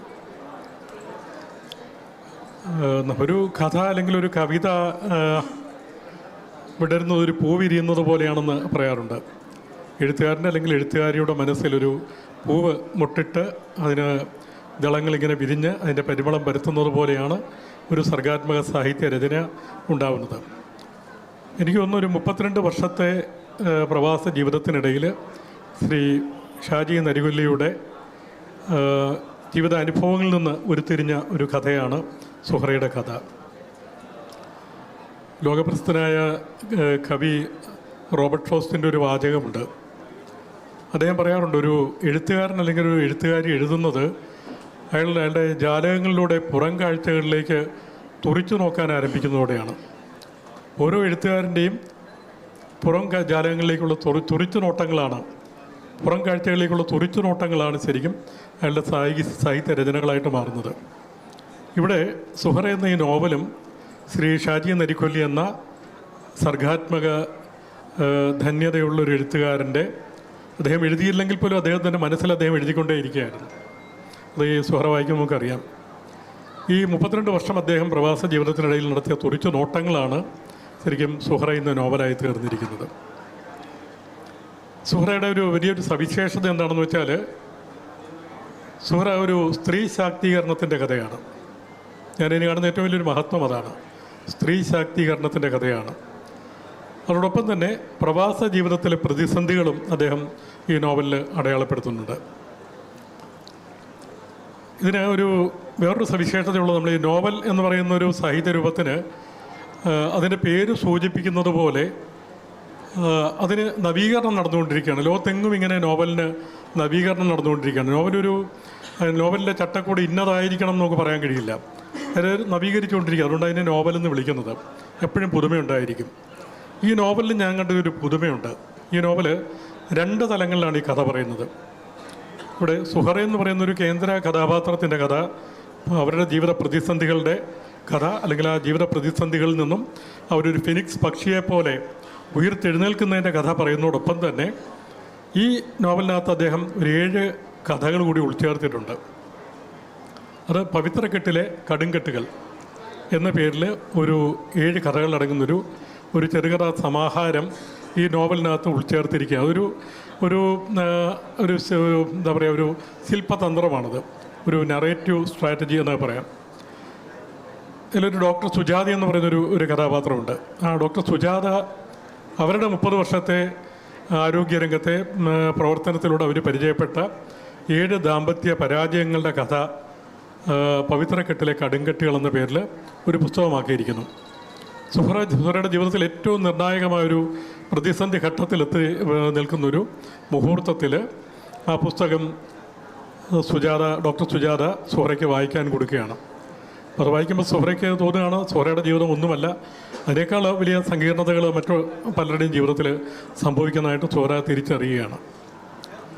പിന്നെ ഈ നോവലിൻ്റെ ഒരു വലിയ സവിശേഷത ഇതിൻ്റെ ഒരു കഥാപാത്ര ആവിഷ്കാരമാണ്. വളരെ ശക്തമായൊരു കഥാപാത്രമാണ് സുഹറ. ഒരു സ്ത്രീ ശാക്തീകരണത്തിൻ്റെ ഒരു ആൾരൂപമെന്നൊക്കെ വിശേഷിപ്പിക്കാവുന്നതുപോലെ ഏത് പ്രതിസന്ധിയും അതിജീവിച്ച് മുന്നേറാനുള്ള ഒരു കരുത്താർന്ന ഒരു സ്ത്രീ മനസ്സിൻ്റെ പ്രതിനിധിയാണ് ഈ നോവലിലെ സുഹറ. കഥ ഞാൻ പറയാത്തത് നിങ്ങൾ വായിക്കാൻ വേണ്ടിയാണ്. കഥ പറഞ്ഞു കഴിഞ്ഞാൽ പുസ്തകം വായിക്കില്ല, അതുകൊണ്ട് ഞാൻ കഥയിലേക്ക് പോകുന്നില്ല. ഈ സുഹറ വളരെ ചെറിയ പ്രായത്തിൽ വിവാഹ ജീവിതത്തിലേക്ക് കടന്നു വന്നൊരു യുവതിയാണ്. അദ്ദേഹത്തിൻ്റെ നാട് തന്നെയാണ് അതിൻ്റെ പശ്ചാത്തലം. നീലഗിരിയിലെ ഗൂഡല്ലൂരിനടുത്ത് നരിക്കുനി എന്ന് പറയുന്ന ഗ്രാമത്തിലെ അമ്പലമുക്ക് എന്ന് പറയുന്ന പ്രദേശത്ത് തേയിലത്തോട്ടങ്ങളുടെ ഇടയിൽ ജീവിക്കുന്ന ഒരു കുടുംബത്തിൻ്റെ കഥയാണ്. അവിടെ നിന്നാണ് ഈ കഥ വരുന്നത്. ഈ നോവലിന് 3 ഇടങ്ങളുണ്ട്. അതിൽ ഒന്നാമത്തെ ഇടം എന്ന് പറയുന്നത് നരിക്കുനി എന്ന് പറയുന്ന ഗ്രാമമാണ്. തേയിലത്തോട്ടത്തിൻ്റെയൊക്കെ പച്ചപ്പിനിടയിലുള്ള ഒരു തൊഴിലാളി ജീവിതം അവിടെ ചിത്രീകരിക്കുന്നുണ്ട്. അതിൻ്റെ രണ്ടാമത്തെ ഇടം കോഴിക്കോട് ആണ്. മൂന്നാമത്തെ ഇടം ദുബായിയാണ്. അങ്ങനെ 3 ഇടങ്ങളിലൂടെയാണ് ഈ കഥ വികസിക്കുന്നത്.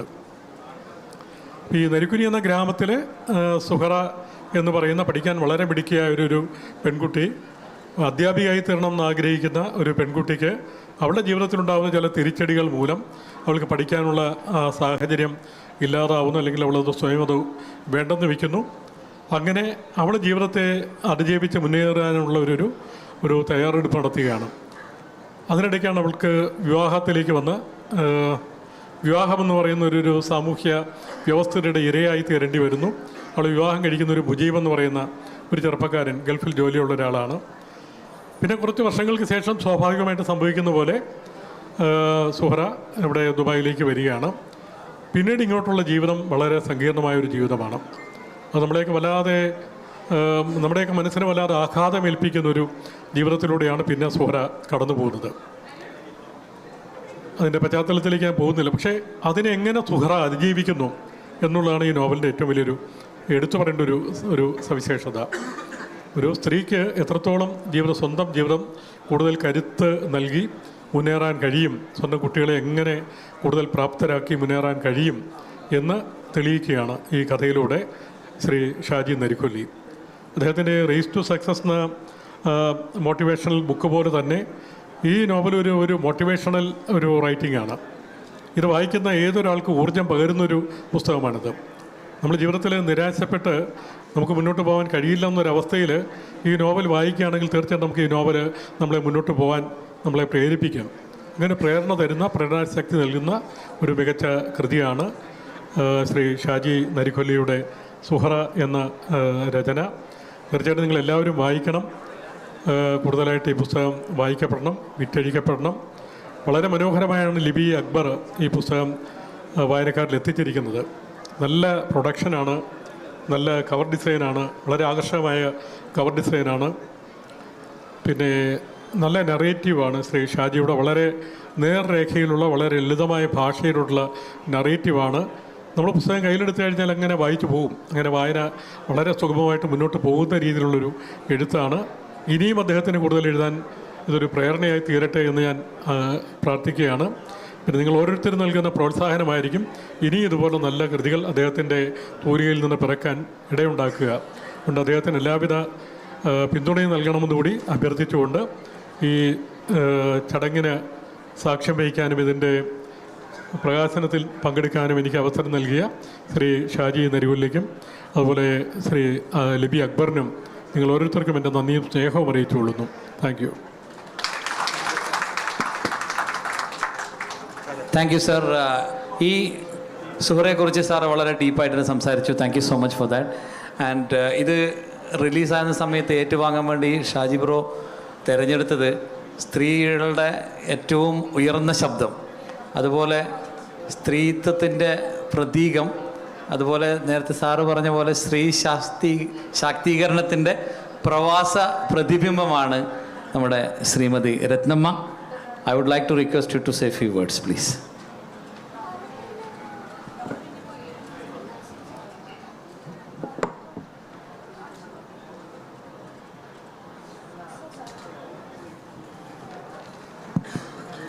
എല്ലാവർക്കും നമസ്കാരം. ഈ പുസ്തകം സുഹറ എന്ന് പറയുന്ന ഷാജി നരിക്കൊല്ലിയുടെ നോവൽ ഏറ്റുവാങ്ങുന്നത് അതീവ സന്തോഷത്തോടെയും അഭിമാനത്തോടെയും കൂടിയാണ്. എൻ്റെ കാരണം എന്താണെന്ന് വെച്ചാൽ ഈ പുസ്തകത്തിൻ്റെ, ഈ നോവലിൻ്റെ പ്രമേയം ഡിവോഴ്സ്, നമ്മളധികം ആരും ചർച്ച ചെയ്യാത്ത ഒരു വിഷയം തന്നെ ഇത് അദ്ദേഹം ചൂസ് ചെയ്തതിൽ എനിക്ക് വളരെ സന്തോഷമുണ്ട്. കാരണം നമ്മൾ വളരെ കുറച്ച് കാലമായിട്ടുള്ളൂ ഇങ്ങനെ ഒരു ചർച്ച ഇവിടെ തുടങ്ങി വെച്ചിട്ട്, ഡിവോഴ്സിനെ കുറിച്ച് ചർച്ച ചെയ്യാൻ. അതൊരു വളരെ ടാബു സബ്ജക്റ്റ് ആണെന്ന് നമുക്ക് എല്ലാവർക്കും അറിയാം. പക്ഷേ നമ്മൾ കുറച്ച് കാലം മുമ്പ് തുടങ്ങി വെച്ച ഒരു ചർച്ചയെ മുന്നോട്ട് നയിക്കുന്ന ഏത് കലാപ്രവർത്തനത്തെയും ഏത് പ്രവൃത്തിയെയും ഞാൻ സപ്പോർട്ട് ചെയ്യാറുണ്ട്. അതുകൊണ്ട് തന്നെ വളരെ അഭിമാനത്തോടു കൂടിയാണ് ഈ ഒരു പുസ്തകം ഏറ്റുവാങ്ങുന്നത്. അതുകൂടാതെ ഒരു സ്ത്രീയുടെ പേഴ്സ്പെക്റ്റീവിൽ കഥ പറയുക എന്ന് പറയുന്നത് ഒരു പുരുഷന് അത്ര ഈസിയുള്ള ഒരു കാര്യമല്ല, നേരെ മറിച്ചും അങ്ങനെ തന്നെയാണ്. അപ്പോൾ അതും ഇവിടെ വ്യത്യസ്തമായിട്ട് ചെയ്തിരിക്കുന്നു എന്നുള്ളത് വളരെ സന്തോഷമുണ്ട്. ഇതൊന്നും കൂടാതെ അദ്ദേഹം, ഞങ്ങൾ രണ്ടുപേരും ഒരേ നാട്ടുകാരാണ്, അപ്പം വയനാട്ടുകാരാണ് ഞങ്ങൾ രണ്ടുപേരും. ഈ വയനാടിൻ്റെ ഒരു പ്രത്യേകത എന്ന് പറഞ്ഞു കഴിഞ്ഞാൽ ഞങ്ങളുടെ രണ്ടുപേരുടെയും കുട്ടിക്കാലത്ത് ഒരുപക്ഷെ വയനാട് കേരളത്തിൻ്റെ മാപ്പിൽ പോലും അടയാളപ്പെടുത്തിയിട്ടുണ്ടായിരുന്നില്ല. അപ്പം പിന്നീട് ഇങ്ങോട്ട് ഇപ്പോൾ ഇത്തരത്തിലുള്ള കലാപ്രവർത്തനങ്ങളും എഴുത്തും സാഹിത്യവും ഒക്കെ ഇപ്പം വായനക്കാർക്കോ അല്ലെങ്കിൽ പുസ്തകത്തിനെയൊക്കെ പ്രണയിക്കുന്ന ആൾക്കാർക്കറിയാം. ഷീല ടോമിയുടേത് അടക്കമായിട്ടുള്ള ഒരുപാട് ഏറ്റവും ചർച്ച ചെയ്യപ്പെട്ട കുറേ പുസ്തകങ്ങൾ ഇപ്പം നമുക്ക് അടുത്തായിട്ട് ഇറങ്ങിയിട്ടുണ്ട്. അപ്പം അങ്ങനെ ഒരു നിരയിലേക്ക് ഈ പുസ്തകം ഉയരട്ടെ, പുസ്തകം നന്നായി വായിക്കപ്പെടട്ടെ. എല്ലാ ആശംസകളും. Thank you so much. ഇനി രണ്ടുപേരും കൂടി ആശംസകൾ അറിയിക്കാനുണ്ട്. ഹോപ്പിൻ്റെ ചെയർമാൻ, അതേപോലെ തന്നെ IPAയുടെ അഡ്വൈസറി ബോർഡ് അംഗം ഹാരിസ് കാട്ടകത്ത്. നമസ്കാരം. ഷാജി നെരിക്കൊല്ലിയെ ഞാൻ പരിചയപ്പെടുന്നത് രക്തമ പറഞ്ഞാൽ വയനാട് പ്രവാസി അസോസിയേഷൻ മുഖേനയാണ്. അദ്ദേഹത്തെ ഞാൻ പരിചയപ്പെടുന്നത് ഒരു ബിസിനസ്സുകാരൻ എന്ന നിലക്കായിരുന്നു, പ്രത്യേകിച്ച് IPA പോലത്തെ ഒരു പ്ലാറ്റ്ഫോമിൽ വെച്ചുകൊണ്ടും. പക്ഷേ അദ്ദേഹത്തിൻ്റെ ഉള്ളിൽ ഇങ്ങനെയൊരു കലാവാസന, ഒരെഴുത്ത് അദ്ദേഹത്തിൻ്റെ ഉള്ളിലുണ്ടായിരുന്നു എന്നുള്ളത് റേസ് ഓഫ് സക്സസ് എന്ന് പറയുന്ന അദ്ദേഹത്തിൻ്റെ ആദ്യത്തെ പുസ്തകത്തിൽ നിന്നാണ്. അത് ഒരുപാട് അത്ഭുതപ്പെടുത്തിയിട്ടുള്ള ഒരു ബിസിനസ്സുകാരൻ എങ്ങനെയായിരിക്കണം, സക്സസ് എങ്ങനെയായിരിക്കണം എന്നൊക്കെയുള്ള പുസ്തകമായിരുന്നു. അദ്ദേഹത്തിൻ്റെ രണ്ടാമത്തെ പുസ്തകമായി സുഹറ, ഇന്നലെയാണ് അദ്ദേഹം എനിക്ക് വായിക്കാൻ തന്നത്. മുഴുവൻ വായിച്ചിട്ടില്ലെങ്കിൽ അതിൻ്റെ കുറച്ച് ഭാഗങ്ങളെല്ലാം വായിച്ചു. നേരത്തെ സാറ് പറഞ്ഞ പോലെ ഒരുപാട് സ്ത്രീ ശാക്തീകരണത്തിൻ്റെ ഒരുപാട് മേഖലകളെയും സ്ത്രീ സമൂഹത്തിൽ അനുഭവിക്കുന്ന മാനസിക പ്രയാസങ്ങളെയും രക്തവും പറഞ്ഞ പോലെയുള്ള ഡൈവേഴ്സ് പോലെയുള്ള സബ്ജക്റ്റുകളെയും അത് അഗാധമായി തന്നെ അത് പ്രതിപാദനം ചെയ്യുന്നുണ്ട്. ഇനിയും ഒരുപാട് പുസ്തകങ്ങൾ അദ്ദേഹത്തിൻ്റെ തൂലികയിൽ നിന്നും നമുക്ക് ലഭിക്കട്ടെ എന്ന് മാത്രം ആശംസിച്ചുകൊണ്ട് ഞാൻ നിർത്തുന്നു. നമസ്കാരം. താങ്ക് യു ഹാരിസ്ക. ഇനി പ്രവാസി വയനാട് അസോസിയേഷൻ്റെ ചെയർമാൻ നിതീഷ് ബ്രോ, പ്ലീസ്. എല്ലാവർക്കും നമസ്കാരം.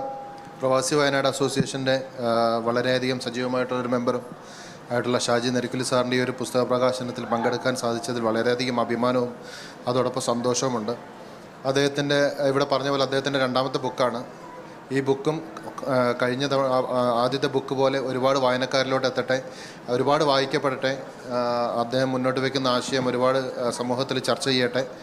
ഇനിയും വരുന്ന വർഷങ്ങളിലും ഒരുപാട് ബുക്കുകൾ എഴുതാൻ അദ്ദേഹത്തിന് പ്രചോദനമാവട്ടെ. വളരെയധികം സന്തോഷത്തോടെ എല്ലാവിധ വിജയങ്ങളും ആശംസിച്ചുകൊണ്ട് നിർത്തുന്നു. Thank U Nitish. ഇനി വരാൻ പോകുന്നത് ദ ഹോഴ്സ് ഇറ്റ് സെൽഫ്, അതായത് നമുക്ക് കേൾക്കാം, let's here from the horses mouth. ഈ പുസ്തകം എഴുതിയ ആൾ, അതേപോലെ ഒരു ബിസിനസ്സുകാരൻ, സഹൃദയൻ, നല്ല സുഹൃത്ത്, നല്ല പ്രസംഗകൻ, നല്ല ട്രെയിനർ, എല്ലാം ഒത്തിണങ്ങിയ ഒരാളാണ് അദ്ദേഹം. ഒരുപാട് വർഷങ്ങളായിട്ട്, എനിക്ക് 4-5 വർഷമായിട്ട് നമ്മൾ വളരെ അടുത്ത് IPA എന്നുള്ള ഒരു one of the leading business groups outside Kerala for Malayalis, ആ ഗ്രൂപ്പിൽ നമ്മൾ അംഗങ്ങളാണ്. ഒരുപാട് കാര്യങ്ങൾ ഒന്നിച്ച് നമുക്ക് പ്രവർത്തിക്കാൻ സാധിച്ചിട്ടുണ്ട്. അദ്ദേഹത്തിൻ്റെ എഴുത്തിനേക്കാളും അങ്ങനെ കമ്പയർ ചെയ്യുന്നില്ല, അദ്ദേഹത്തിൻ്റെ പ്രസംഗചാരുത എല്ലാവർക്കും വളരെ ഇഷ്ടപ്പെട്ട ഒരു സംഭവമാണ്. മണിക്കൂറുകളോളം പ്രസംഗിക്കും. അത് ഒരുപാട് കമ്പനികളിൽ അദ്ദേഹം ഇതുപോലെയുള്ള വളരെ ട്രെയിനിങ് ഒക്കെ നന്നായിട്ട് നടത്തുന്ന ഒരാൾ കൂടിയാണ്. എത്ര പറഞ്ഞാലും വാക്കുകളൊന്നും പോരാതെ വരുന്ന പ്രിയപ്പെട്ട സുഹൃത്താണ്. അദ്ദേഹത്തിൻ്റെ ഉള്ളിലൊരു എഴുത്തുകാരൻ ഉറങ്ങിക്കിടക്കുന്നുണ്ടായിരുന്നു എന്നുള്ളത് കഴിഞ്ഞ 2 വർഷം മുമ്പാണ് നമ്മൾ അറിഞ്ഞത്.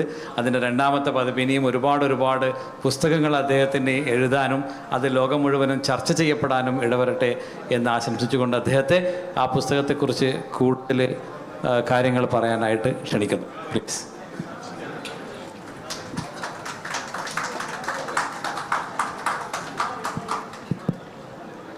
വേദിയിലും സദസ്സിലുമുള്ള വിശിഷ്ടാതിഥികളെ, എൻ്റെ പ്രിയപ്പെട്ട സഹോദരി സഹോദരങ്ങളെ, എല്ലാവർക്കും വിനീതമായ നമസ്കാരം.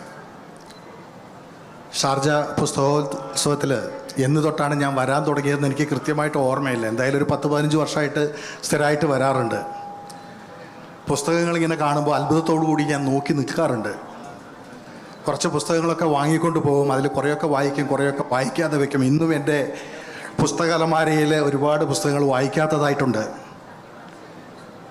പിന്നീട് 2020 കോവിഡിൻ്റെ പ്രതിസന്ധിയൊക്കെ വന്നപ്പോൾ വീട്ടിലായപ്പം അറിയാതെ എഴുതാൻ തുടങ്ങി. 3-4 മാസം വീട്ടിലിരുന്നപ്പം സമയം പോകാൻ വേണ്ടി എഴുതിയതാണ്.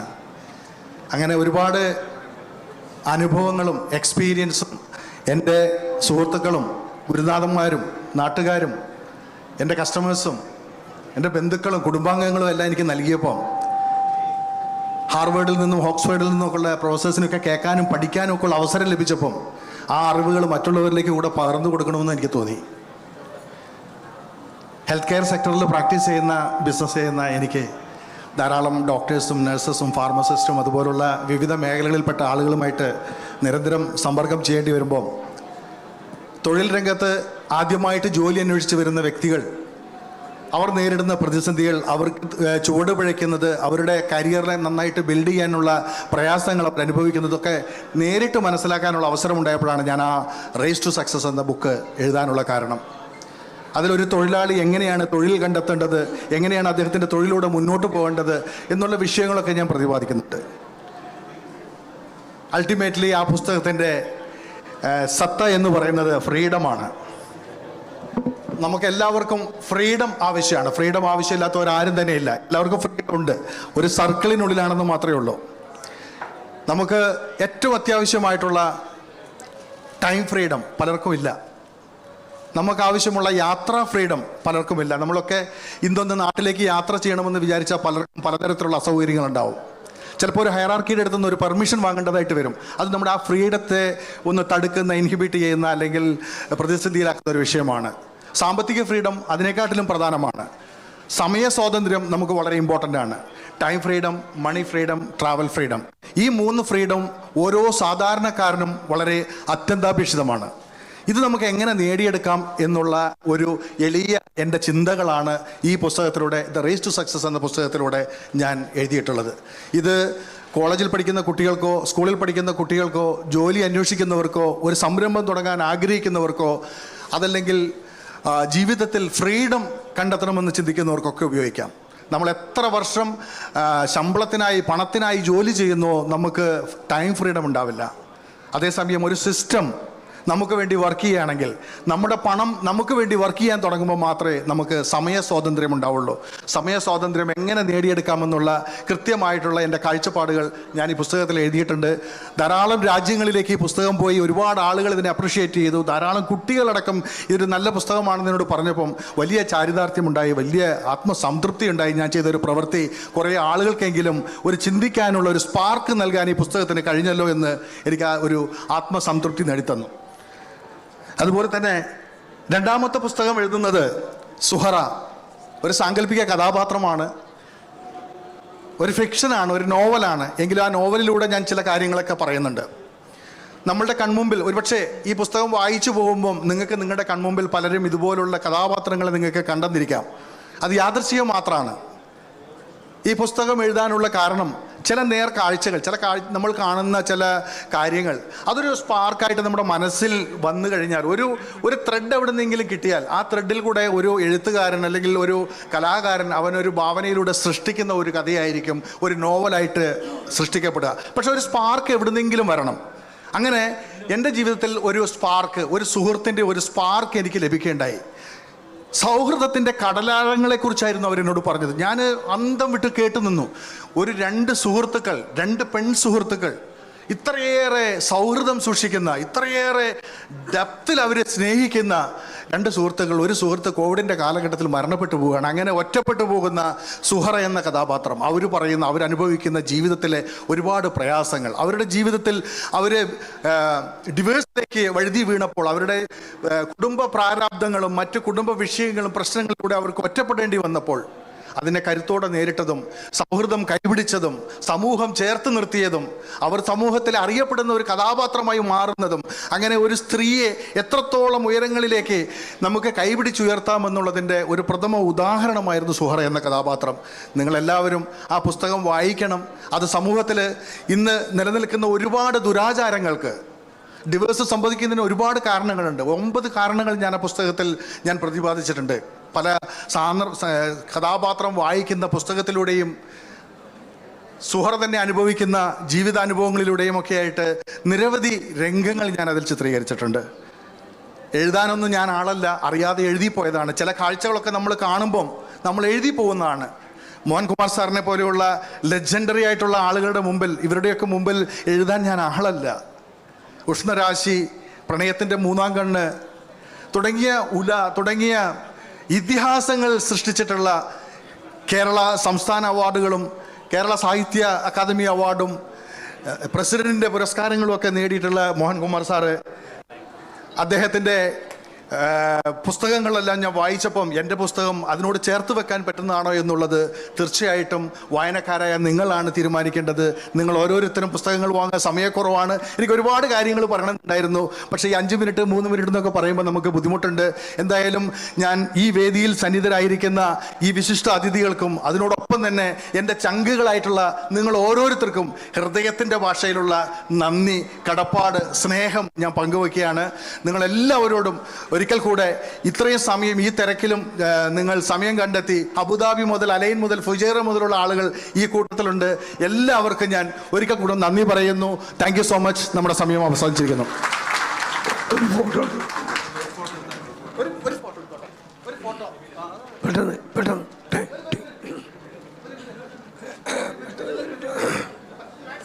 മാക്സിമം വരി എന്നിട്ട് ഞാൻ നോക്കി 1 2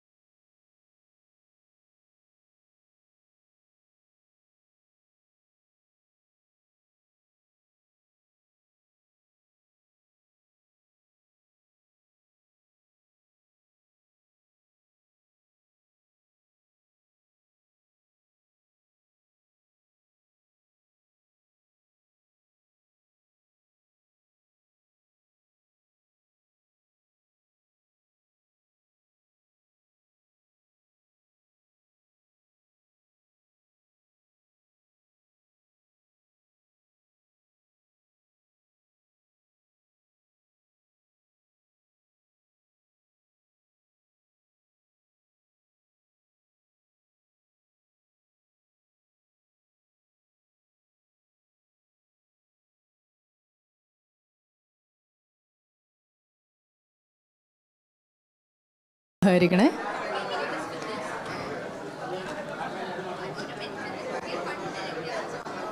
എല്ലാവരും ഒന്ന് കടന്നിരിക്കണേ.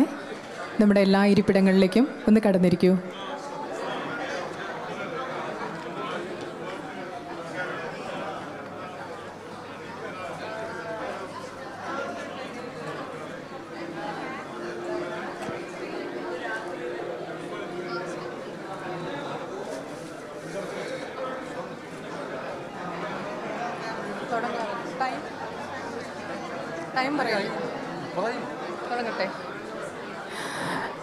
ഹലോ, എല്ലാവർക്കും നമസ്കാരം. എല്ലാവരുടെയും ശ്രദ്ധയിലേക്ക് എല്ലാവരും ഒന്ന് കടന്നിരിക്കണേ. അതാണ് സീറ്റുകളിലേക്ക് കൂടി ഇരിക്കുകയാണെങ്കിൽ നമുക്ക് നല്ല രീതിയിൽ തന്നെ ഇത് കൊണ്ടുപോകാൻ ആഗ്രഹിക്കുന്നു.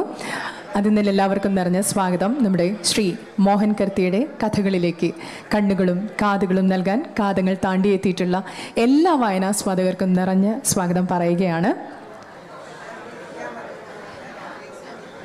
ഓഡിയൻസിനോട് ഒരിക്കൽ കൂടി അഭ്യർത്ഥിക്കുകയാണ്, ഒന്നെല്ലാവരും ഒന്ന് കടന്നിരിക്കണേ. Thank you. എന്താണെന്നറിയില്ല, ഇതുവരെ ലഭിക്കാത്ത ആനന്ദധാരയുടെ തണുപ്പ് കണ്ണുകളിൽ ഉമ്മ വച്ചു. ഒഴുക്കിൽപ്പെട്ടതുപോലെ മറവിയുടെ കൈകളിലേക്ക് ചുവടുമാറാതെ, ചിന്തകളുടെ ഗതി മാറാതെ, സകല ഇന്ദ്രിയങ്ങളും ഒന്നിലേക്ക് മാത്രമായി തുറന്നിട്ട് ആലോചനാമഗ്നനായി നിറവാർന്ന മനസ്സോടെ, സൂക്ഷ്മതയോടെ. കഥയുടെ കണ്ണ് സീതയുടെയും ഈ ഒരു പുസ്തകത്തിലേക്കാണ് നമ്മളിന്ന് കടക്കുന്നത്. ബാഹ്യ നേത്രങ്ങൾ കൊണ്ട് കണ്ടിട്ടും കാണാതെ അറിയാതെ അറിവിൻ്റെ ആഴങ്ങളിലേക്ക്, ഉൾക്കണ്ണുകളിലേക്ക് നമ്മളെ കൊണ്ടെത്തിക്കുന്ന കഥാകാരൻ ശ്രീ മോഹൻ കർത്ത. അപ്പോൾ അദ്ദേഹത്തിൻ്റെ ഈ ഒരു പുസ്തകം ഇന്നിവിടെ പ്രകാശിതമാവുകയാണ്. അതിന് ഞാനിനി കൂടുതൽ പറയുന്നില്ല, സമയം വളരെ കുറവാണ്. ആധികാരികമായി പറയാൻ വേണ്ടപ്പെട്ടവരെത്തിയിട്ടുണ്ട്. അവരെ കൂടി ഈ വേദിയിലേക്ക് ഈ ഒരു മൊമെൻറ്റിൽ സ്വാഗതം ചെയ്യുന്നു. ആദ്യം തന്നെ നമ്മുടെ പുസ്തക പരിചയമാണ്. പുസ്തക പരിചയത്തിനായിട്ട് ശ്രീ അജിത് കണ്ടല്ലൂർ അദ്ദേഹത്തെയാണ് വേദിയിലേക്ക് ഹൃദയം നിറഞ്ഞ് സ്വാഗതം ചെയ്യുകയാണ്. നമ്മുടെ ഈ അടുത്തിടെ തന്നെ മാതൃഭൂമി ബുക്സ് പ്രസിദ്ധീകരിച്ചിട്ടുള്ള ഇസബെല്ല എന്ന പുസ്തകം, അത് വളരെയധികം ചർച്ച ചെയ്യപ്പെട്ടിട്ട് കൂടിയുണ്ട്. അതിൻ്റെ കൂടി എഴുത്തുകാരനാണ്. വളരെ സന്തോഷം. ഇനി നമ്മുടെ ഏറ്റവും പ്രധാനമായിട്ടുള്ളൊരു ചടങ്ങെന്ന് പറയുന്നത് പുസ്തക പ്രകാശനം തന്നെയാണ്. അതിന് തീർച്ചയായിട്ടും പുസ്തകം എഴുത്തിൽ സെഞ്ചുറികളെല്ലാം തന്നെ കടന്ന് അക്ഷരങ്ങളുടെ കടലാഴങ്ങളിലേക്ക് ആഴ്ന്നിറങ്ങിയിട്ടുള്ള എഴുത്തുകാരിയാണ്. ദേശത്തും വിദേശത്തൊക്കെയായിട്ട് ഒരുപാട് പുരസ്കാരങ്ങൾ വാരിക്കൂട്ടുന്നതിനിടയിലും ഇത്രയേറെ തിരക്കുകൾക്കിടയിലും നമുക്കിടയിൽ വളരെ നല്ലൊരു സാന്നിധ്യം അറിയിച്ചുകൊണ്ട് നമ്മുടെ ഒപ്പം തന്നെ എത്തിയിട്ടുണ്ട് ശ്രീ KP സുധീര മാം. ഡോക്ടർ സുധീര മാമിനെ ഈ ഒരു വേദിയിലേക്ക് നല്ലൊരു കയ്യടിയോടുകൂടി തന്നെ ഞങ്ങൾ സ്വാഗതം ചെയ്യുകയാണ്. മാം, താങ്ക് യു. ഒപ്പം തന്നെ നമ്മൾ പുസ്തകം സ്വീകരിക്കുന്നത് നിലാത്തിരി എന്ന എഴുത്തിലൂടെ തന്നെ സോഷ്യൽ വർക്കർ, ഒപ്പം തന്നെ നമുക്ക് എല്ലാവർക്കും ഇടയിൽ വളരെ സുപരിചിതയായിട്ടുള്ള എഴുത്തുകാരി ശ്രീ ലേഖ ജസ്റ്റിൻ. നിറഞ്ഞ കയ്യടിയോടുകൂടി തന്നെ ശ്രീ ലേഖ ജസ്റ്റിനെ നമ്മൾ സ്വാഗതം ചെയ്യുകയാണ്. ഒപ്പം തന്നെ നമ്മുടെ ഇന്നത്തെ പുസ്തകത്തിന് ആശംസകൾ അറിയിക്കുവാനായിട്ട് ഞങ്ങളുടെ ഏറ്റവും പ്രിയപ്പെട്ട, ഈ പുസ്തകം വേളയിൽ എവിടെയും നിറഞ്ഞു കവിഞ്ഞ് കാണുന്ന രണ്ടുപേരാണ്, പ്രത്യേകിച്ച് പരിചയപ്പെടുത്തേണ്ട കാര്യമില്ല. എങ്കിലും ഞങ്ങളുടെ ഏറ്റവും പ്രിയപ്പെട്ട ദൃശ്യ ഷൈനയും ഒപ്പം തന്നെ നമ്മുടെ സീമ പ്രദീപിനെയും രണ്ടുപേരെയും നിറഞ്ഞ കയ്യടികളോടുകൂടി തന്നെ സ്വാഗതം ചെയ്യുന്നു. പരിചിതമായിട്ടുള്ള മുഖങ്ങൾ തന്നെയാണ്. അപ്പം നമുക്ക് നന്ദി പ്രകാശിപ്പിക്കാനും നമ്മുടെ പുസ്തകത്തിൻ്റെ കാര്യങ്ങളെക്കുറിച്ച് കൂടുതൽ പറയാനും നമ്മളുടെ മോഹൻ കർത്ത, അദ്ദേഹം തന്നെയാണ് നമ്മുടെ എഴുത്തുകാരൻ. Thank you. അപ്പോൾ എല്ലാവരും എത്തിയ സ്ഥിതിക്ക് നമുക്കിനി നേരെ പുസ്തക പരിചയത്തിലേക്ക് കിടക്കാം. അപ്പോൾ അതിന് വേണ്ടിയിട്ട് നമുക്ക് അജിത് കണ്ടല്ലൂർ അദ്ദേഹത്തെ തന്നെ സ്വാഗതം ചെയ്യുന്നു. ആദ്യം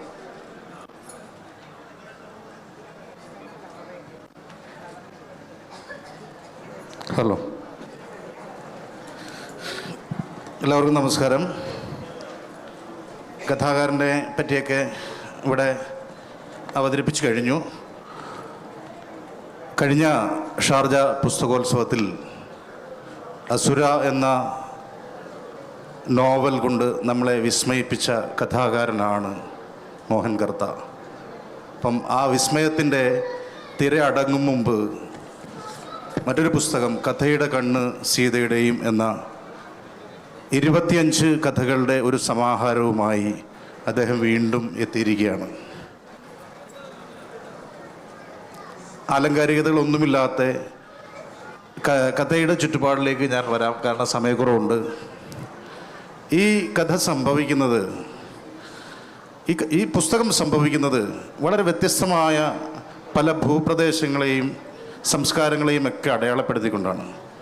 ഇതിനകത്ത് നമ്മുടെ ഗ്രാമത്തിൻ്റെ വിശുദ്ധിയുണ്ട്, ഭൂഖണ്ഡാന്തരങ്ങളെ ഭേദിക്കുന്ന സങ്കീർണമായ മാനുഷിക പ്രശ്നങ്ങളുണ്ട്, സാമൂഹ്യ പ്രതിബദ്ധതയുള്ള വിഷയങ്ങളുണ്ട്, മിക്കവാറും കഥകളിലെല്ലാം അടിവരയിടുന്ന സ്ത്രീ പ്രശ്നങ്ങളുണ്ട്.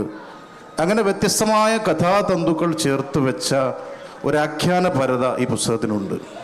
അത് വളരെ ലളിതമായ ഭാഷയിൽ, ഏത് സാധാരണക്കാരനും മനസ്സിലാകുന്ന ഭാഷയിൽ പറഞ്ഞു ഫലിപ്പിക്കാൻ കഥാകൃത്തിന് കഴിയുന്നുണ്ട് എന്നതാണ് ഈ പുസ്തകത്തിൻ്റെ ഏറ്റവും വലിയ ഒരു മേന്മ.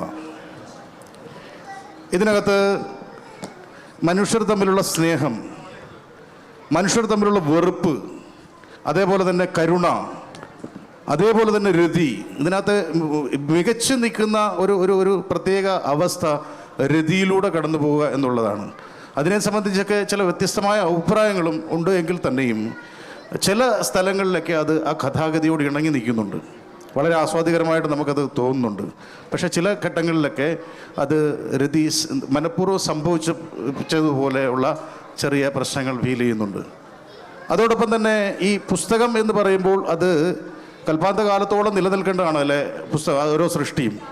അത് ഒരു സുപ്രഭാതത്തിൽ ഒടുങ്ങി പോകുന്നില്ല. അപ്പോൾ നമ്മൾ അതിനകത്ത് തെറ്റുകൾ കൂടുതൽ വരാതിരിക്കാൻ ശ്രദ്ധിക്കണം. ചില സ്ഥലങ്ങളിലൊക്കെ ചില അക്ഷരത്തെറ്റുകളും കാര്യങ്ങളൊക്കെ സംഭവിക്കുന്നുണ്ട്. അപ്പോൾ അത് പ്രൂഫ് റീഡ് ചെയ്യുന്നതിൻ്റെ എന്തോ ഒരു ചെറിയ പ്രശ്നമാണെന്ന് തോന്നുന്നു. ഇപ്പോൾ അതിനകത്ത് ഈ പറയുകയാണെന്നുണ്ടെങ്കിൽ ഈ കുല്ലട എന്നുള്ളൊരു പദത്തിന് പകരം കുടല എന്നാണ് പല സ്ഥലങ്ങളിലും അത് സൂചിപ്പിക്കുന്നത്. ഈ കഥകളിലേക്ക് വരാം. അതിനകത്ത് സീത എന്ന കഥയിലൂടെയാണ് അത് തുടങ്ങുന്നത്. സീത എന്ന കഥ ഒരു സാമൂഹ്യ അവസ്ഥയെ സൂചിപ്പിക്കുന്ന കഥയാണ്. ഈ നമ്മളിന്ന് കാണുന്ന പുരോഗമനം ഒന്നും കടന്നു വരാത്ത ഒരു സാമൂഹിക പശ്ചാത്തലത്തിൽ വിശപ്പും ദാരിദ്ര്യവും അജ്ഞതയുമൊക്കെ ആയി കഴിയുന്ന ഒരു ജനതയുടെ ഇടയിൽ സംഭവിക്കുന്ന ഒരു മാനുഷിക പ്രശ്നത്തെയാണ് ആ കഥ അടിവരയിടുന്നത്. ഒരു കോമരം, അദ്ദേഹം മരിച്ചുപോയി. അദ്ദേഹത്തിൻ്റെ 3 മക്കളും കോമരമായി രൂപാന്തരപ്പെടുന്നു. ഏറ്റവും ഇളയത് ഒരു പെൺകുട്ടിയാണ്.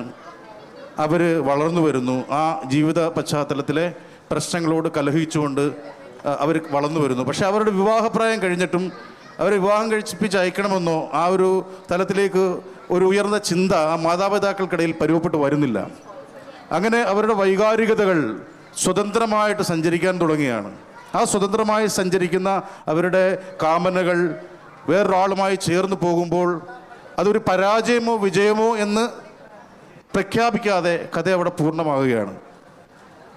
അങ്ങനെ ആ പെൺകുട്ടിയുടെ ജീവിതം എന്താകും എന്നതിനെ സംബന്ധിച്ച് അവിടെ ഒന്നും പറയുന്നില്ല.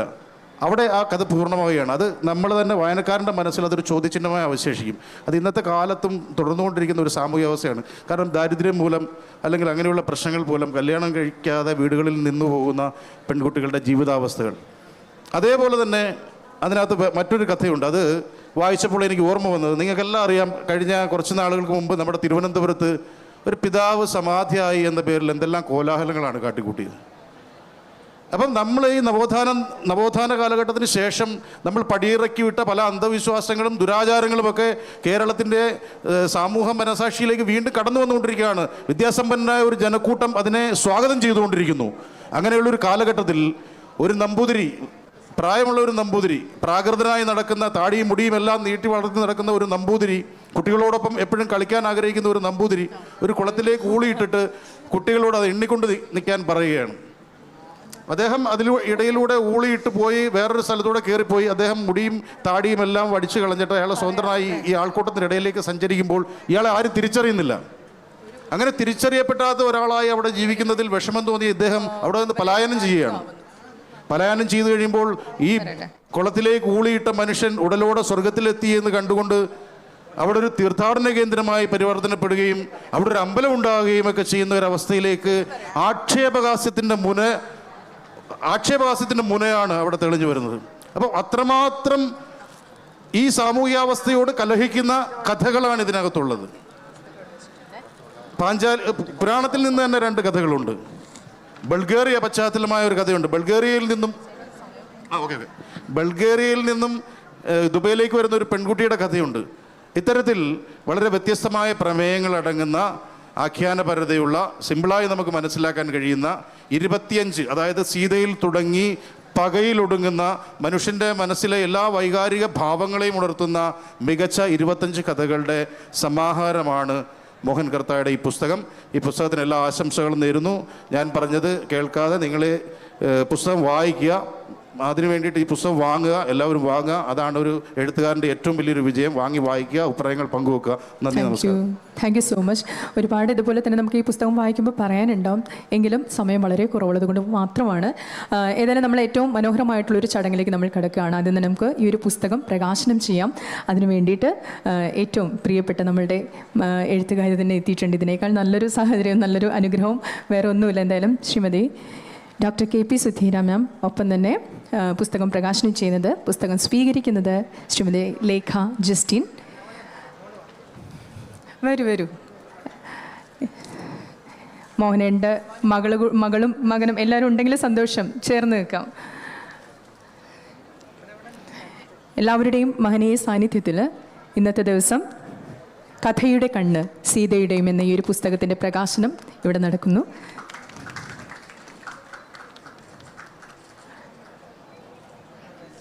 Thank you so much. വളരെ വ്യത്യസ്തമായിട്ടുള്ളൊരു പേര് തന്നെയാണ്. അപ്പോൾ ഇനി നമുക്ക് മാം തന്നെ രണ്ടുപേരി ഒന്ന് സംസാരിക്കാനായിട്ട്. എന്താണോ അതിൽ നിന്ന് മനസ്സിലാക്കിയിട്ടുള്ളത് സമയം മാമിന് തന്നെ അറിയാം, അതുകൊണ്ട് ഞാൻ ബോധ്യപ്പെടുത്തേണ്ട കാര്യമില്ല.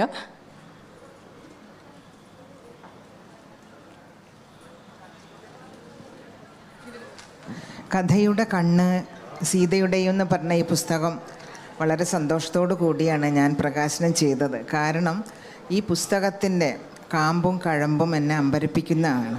ഇത്ര വർഷമായി മോഹനെ പരിചയപ്പെട്ടിരുന്ന എനിക്കറിയില്ല. അനാദിയായ കാലം മുതലേ എനിക്ക് മോഹനെ അറിയാമായിരുന്നു എന്നാണ് എനിക്ക് തോന്നുന്നത്. അത്രയും ആത്മാർത്ഥമായ ഒരു സുഹൃത്താണ് മോഹൻ. അപ്പം മോഹൻ്റെ ഉള്ളിലുള്ള എഴുത്തുകാരനെ കണ്ടെത്താനും അതേപോലെ അദ്ദേഹത്തിന് ഈ ഒരു പുസ്തകം വരെ എത്താനുമുള്ളൊരവസരം ഉണ്ടാവാൻ ഒരു ചെറിയ കാരണക്കാരി ഞാനായത് എനിക്ക് വലിയ സന്തോഷമാണ്. കാരണം ആദ്യത്തെ പുസ്തകം മോഹനോട് ഇറക്കണമെന്നൊക്കെ ഞാനാണ് പറഞ്ഞത്. അപ്പോൾ അങ്ങനെ അതൊരു ശരിക്കൊരു ഉണങ്ങിയ വിത്ത് പോലെയാണ്. ഉണങ്ങിയ വിത്ത് ഭൂമിയിൽ ഉർവരമായ ഭൂമിയിൽ എത്തുകയാണെങ്കിൽ, അത് വന്ന് വീഴുകയാണെങ്കിൽ അതെന്തായാലും കിളിർത്ത് വരികയും അതിന് പിന്നെ ചില്ലകളൊക്കെ ഉണ്ടായി പടർന്ന് പന്തലിക്കുകയും ചെയ്യും. അതാണ് അങ്ങനെ പന്തലിച്ച് നിൽക്കുന്ന ഒരവസ്ഥയാണ് മോഹനൻ്റെ ഈ പുസ്തകത്തിൽ ഞാൻ കാണുന്നത്. കാരണം ആ ഒരു എഴുത്തുകാരൻ്റെ വളർച്ച അത്ഭുതാവഹമായൊരു വളർച്ചയാണ്. പിന്നെ കാലത്തിൻ്റെ കാലച്ച നമുക്കതിൽ ശ്രവിക്കാൻ പറ്റുന്നുണ്ട്. അതേപോലെ എനിക്ക് തോന്നുന്നത് പിന്നെ കാലത്തിൻ്റെ പ്രവാഹം കാണാനുള്ള കണ്ണ് മോഹനുണ്ട്. അതുകൊണ്ട് തന്നെയാണ് ഈ പുസ്തകത്തിന് പിന്നെ കഥയുടെ കണ്ണ് എന്ന് പറയുന്നത് വളരെ പ്രസക്തിയുണ്ട്. അപ്പോൾ സ്വാത്മകേന്ദ്രിതമായിട്ടുള്ള കഥകളല്ല മോഹൻ എഴുതുന്നത്. അത് ആത്മനിഷ്ഠമല്ല, അന്യനിഷ്ഠമായ കഥകളാണ്. നേരത്തെ അദ്ദേഹം അജിത് സാർ പറഞ്ഞ പോലെ പ്രകൃതിയുടെ ഭംഗിയും അതിൻ്റെ സമൃദ്ധിയും എല്ലാം തന്നെ, ഭൂമിയുടെ സൗന്ദര്യം, അതിൻ്റെ സമൃദ്ധി എല്ലാം നാട്ടിൻപുറത്തിൻ്റെ സൗന്ദര്യമൊക്കെ നമുക്ക് ഈ കഥകളിൽ കാണാൻ സാധിക്കും. അപ്പോൾ സീതയുടെ പ്രണയം, രതിയൊക്കെ അത് അത്ഭുതവഹമായിട്ടുള്ള എഴുത്താണ് കേട്ടോ അദ്ദേഹത്തിൻ്റെ ഈ പുസ്തകത്തിൽ. അപ്പോൾ സീതയ്ക്ക് രമേശനും രതി എന്നാൽ ശരീരത്തിൻ്റെ ആസക്തിയല്ല, അത് സ്നേഹത്തിൻ്റെയും വികാരത്തിൻ്റെയും പിന്നെ ആസക്തിയായിട്ടാണ് എനിക്ക് തോന്നുന്നത്. അപ്പോൾ ഇത് വായിച്ചപ്പോൾ എനിക്ക് ജീവിച്ചും പ്രണയിച്ചും മതി വരാതെ കടന്നുപോയ മാധവിക്കുട്ടിയെയാണ് ഓർമ്മ വന്നത്. അവർ എപ്പോഴും സ്ത്രീയുടെ പ്രണയം, രതി, അനുഭൂതികൾ, ശക്തി, ദൗർബല്യം, സൗന്ദര്യം എല്ലാം നമ്മുടെ മുന്നിൽ വരച്ചിട്ട എഴുത്തുകാരിയാണ്. അപ്പോൾ ഈ ഒരു സീതയുടെ കഥ വായിക്കുമ്പോൾ അവരുടെ രതി കാണുമ്പോൾ നമ്മൾ അവരെ തന്നെയാണ് ഓർത്തു പോവുക. അപ്പം ബാർബി എന്നുള്ളൊരു കഥയെ കുറിച്ച് കൂടെ പറഞ്ഞ് ഞാൻ നിർത്തുകയാണ്. കാരണം സുപ്രീം കോടതി പോലും സെയിം സെക്സ് മാരേജ് അനുവദിച്ച കാലത്ത് ഇങ്ങനെയൊരു കഥ, LGBT എന്നാണ് പറയുക. എന്ന് പറഞ്ഞാൽ നമുക്കറിയാം ലെസ്ബിയനാണ്. അപ്പോൾ സമകാലിക പ്രസക്തമായിട്ടുള്ളൊരു കഥയാണിത്. കാരണം നിവേദിതയും ഷേർലിയും തമ്മിലുള്ള ബന്ധം.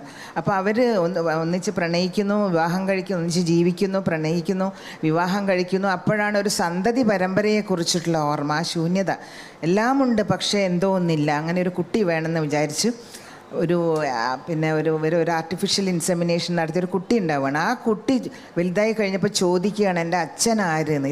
ഈ ചോദ്യം ഈ ചോദ്യം സമൂഹത്തിൻ്റെ നേരെ ആഞ്ഞടിക്കുന്ന ഒരു ചാട്ടവാറായിട്ടാണ് എനിക്ക് തോന്നുന്നത്. കാരണം നമ്മളൊക്കെ തന്നെ ഇതുപോലുള്ള സ്വർഗരതിയും അതുപോലുള്ള വിവാഹങ്ങളൊക്കെ അതിനെപ്പറ്റിയൊക്കെ കേൾക്കുമ്പോൾ നമ്മൾ മനസ്സിലോർക്കുന്ന കാര്യം തന്നെയാണ് സമൂഹത്തിൻ്റെ ആകുലതകളും ആധികളും വ്യാകുലതകളും വിഭ്രാന്തികളും എല്ലാം തന്നെ ഈ എഴുത്തുകാരനെ വല്ലാതെ സ്വാധീനിച്ചിട്ടുണ്ട്. അപ്പോൾ അഗാധമായ സ്നേഹവും ഊഷ്മളമായ വികാരവും എഴുത്തിൽ പ്രതിഫലിപ്പിക്കാൻ എൻ്റെ പ്രിയ സുഹൃത്ത് മോഹന് കഴിഞ്ഞിട്ടുണ്ട്.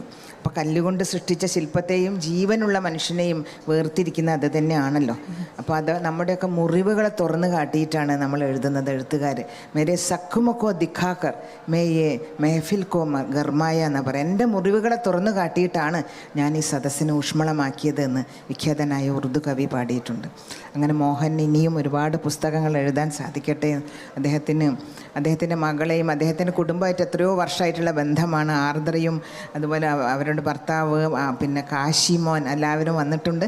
അപ്പോൾ എല്ലാവർക്കും ജീവിതത്തിൽ നന്മയേക്കാൾ നന്മ ഉണ്ടാവട്ടെ എന്ന് പ്രാർത്ഥിച്ചുകൊണ്ട് എൻ്റെ വാക്കുകൾ അവസാനിപ്പിക്കുകയാണ്. Thank you ma'am. മാം പറഞ്ഞ പോലെ തന്നെ മാമിൻ്റെ വാക്കുകൾ കേട്ടും ഞങ്ങൾക്ക് മതിയായിട്ടില്ല. പക്ഷേ സമയം വളരെ പരിമിതമായതുകൊണ്ട് മാത്രം നിലാത്തിരി എന്ന എഴുത്തിലൂടെ നമുക്ക് വളരെ പരിചിതമായിട്ടുള്ള സോഷ്യൽ വർക്കറും എഴുത്തുകാരിയും എല്ലാമായിട്ടുള്ള ശ്രീമതി ലേഖ ജസ്റ്റിൻ സംസാരിക്കുന്നു.